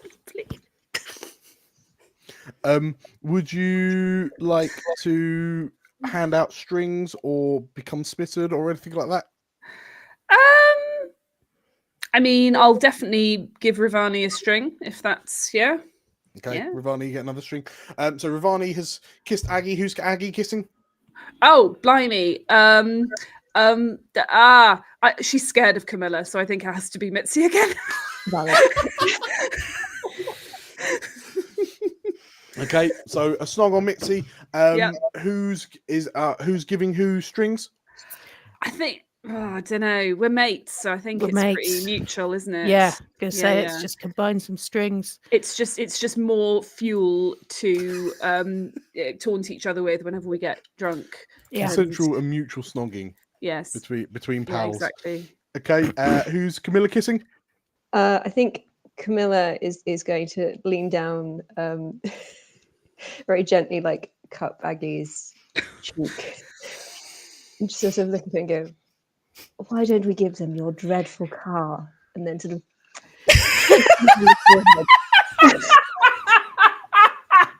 okay, the string is definitely going to Camilla on that one. As you place I this kiss, does mean the vampires. Just give the vampires the dreadful car. We'll keep the ship. As you place this kiss upon Aggie, and Aggie goes a bit gooey-eyed, I would like to introduce Nate to the room because we have just received our final £20 donation to get us through to 750. Nate is armed with some Veet strips. Incredible. Well done, everybody. Thank you so much. I think this counts as our rip as well. It does. Amazing. Yes, I'm more than happy to say that. And I'm sure Waxham, who donated that final £20, would agree with that as well. Okay, real the quick. Names of the donors have been on point today. I am acutely aware that we've got officially 17 minutes left of the stream. Yeah. So now waxing will take a while. Yeah. So hear me out, and I appreciate that this might feel a bit peer pressury, but do it, Nate. Of the five of us, do it while he's talking. Who wants to carry on past 10:30? Maybe till 11. So we've got all the time in the world. 12.5-hour stream. Depends how long. That'll give Nate some more time to wax my legs. Nice. We need to get some good waxing done here. The people have voted with their wallets. Yes. It's what the people want to see. Exactly. We've been promising it all day. Are you going to sit down and me put my leg on your lap? How's this working? Hook is only do above the knee. Okay. You are going to go above the knee. Or... Yeah, because are we doing? Are we just start with the bikini area? Work down. We'll do the calf. Okay. I'm going to leave my sock on for your benefit. My feet aren't that hairy. Have we got a wax cam? Oh, that would be good. No, I think it'd be arguably funnier if Nate's slightly off camera, and then every so often I just.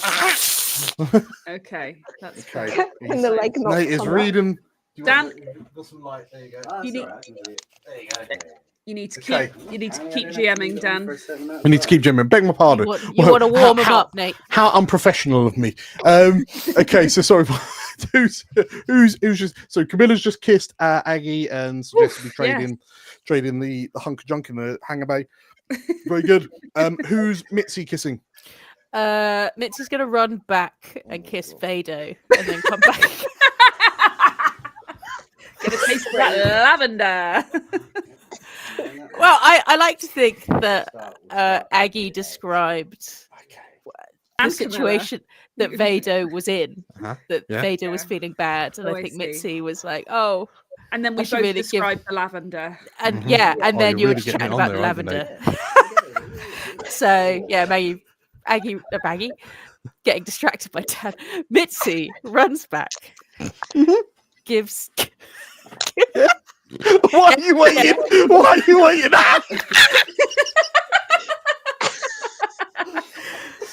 Nice. Use the same strip. Yeah, you can. Tell Nate that he can use the same Yeah, strip use it multiple again. times. Okay, good. Runs back, We're here kisses till 11. Vado, gets that little lavendery ting, goes back, and is ready to go. Okay. Beautiful. Amazing. Okay, so the smoocher's out of the way. Wait, are you giving or receiving a string from Vado? I'll give Vado a string. Give Vado a She string. can have a Very, string on me. very good. Okay, so you return just in time for the breach to begin. Who is? Oh my goodness! Who is breaching first? Oh, Who's through the door first? You're Mitzi okay. first. Without stopping, you just shoulder barging the door open. Yeah. I'm just with my head. So, Mitzi, you go barreling through this door. Bam! Like the light's gone green because it's clear that those in the control room are gonna open the door for you, but you're not waiting. You just nut your way through. Oh, you're doing two? Right. Okay, and as you smash into the main like engine room, there's this like large cylindrical core in the middle of the room. It's like it's got this bright blue glow emanating up and through it. It's got black. And like you notice that there are these like these shapes attached to the glass core between the two sort of like caps on the floor and the ceiling.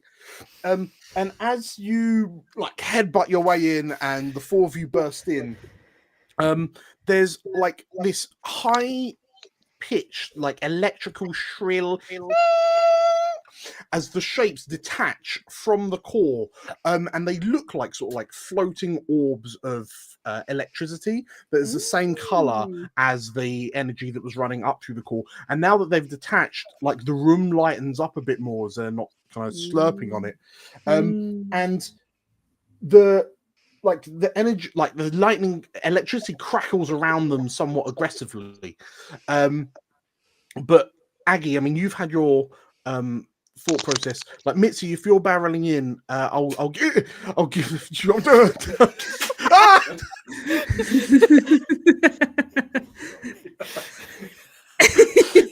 Mitzi, you're first through the door. What do you do?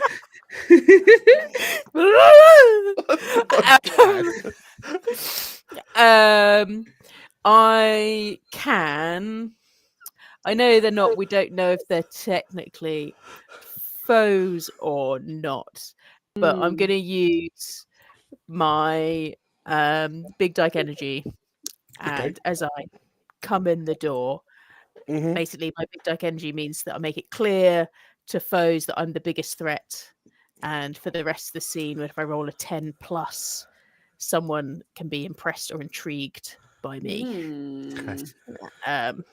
So yeah, just gonna come in, just hey, you can't be just doing all this. You gotta clear out, guys. Didn't you? Just kind of looks at Aggie like we're not we're not fighting them, but they can't be here. So I'm just gonna say that can't park here, can't stay here, can you? Come on, Dan. What are you gonna say back? What are they going to talk about? What do they say back? Yeah, what do they say back then? That's what they say back. So the so these three kind of lightning orbs, as you like, there's a lot of sort of like aggressive energy about them, and as you kind of stop and then start saying, like, oh, you can't be here. The energy orbs, like the lightning kind of reduces slightly, and you watch as they form into humanoid shapes. And the kind of coruscating energy about them gives them this very sort of like curvy silhouette. And the three in like chorus say, but why must we leave? Energy should be free for all. What? Yeah, but like, if you're taking the energy, then these guys can't drive their ships. You can't. It's not really sharing it if you're just taking it all. It's not like equal, is it? The three, like, there's this kind of wave of sort of like alien incomprehension that they're not overly kind of sure. Like your logic just doesn't seem to make that much sense to them.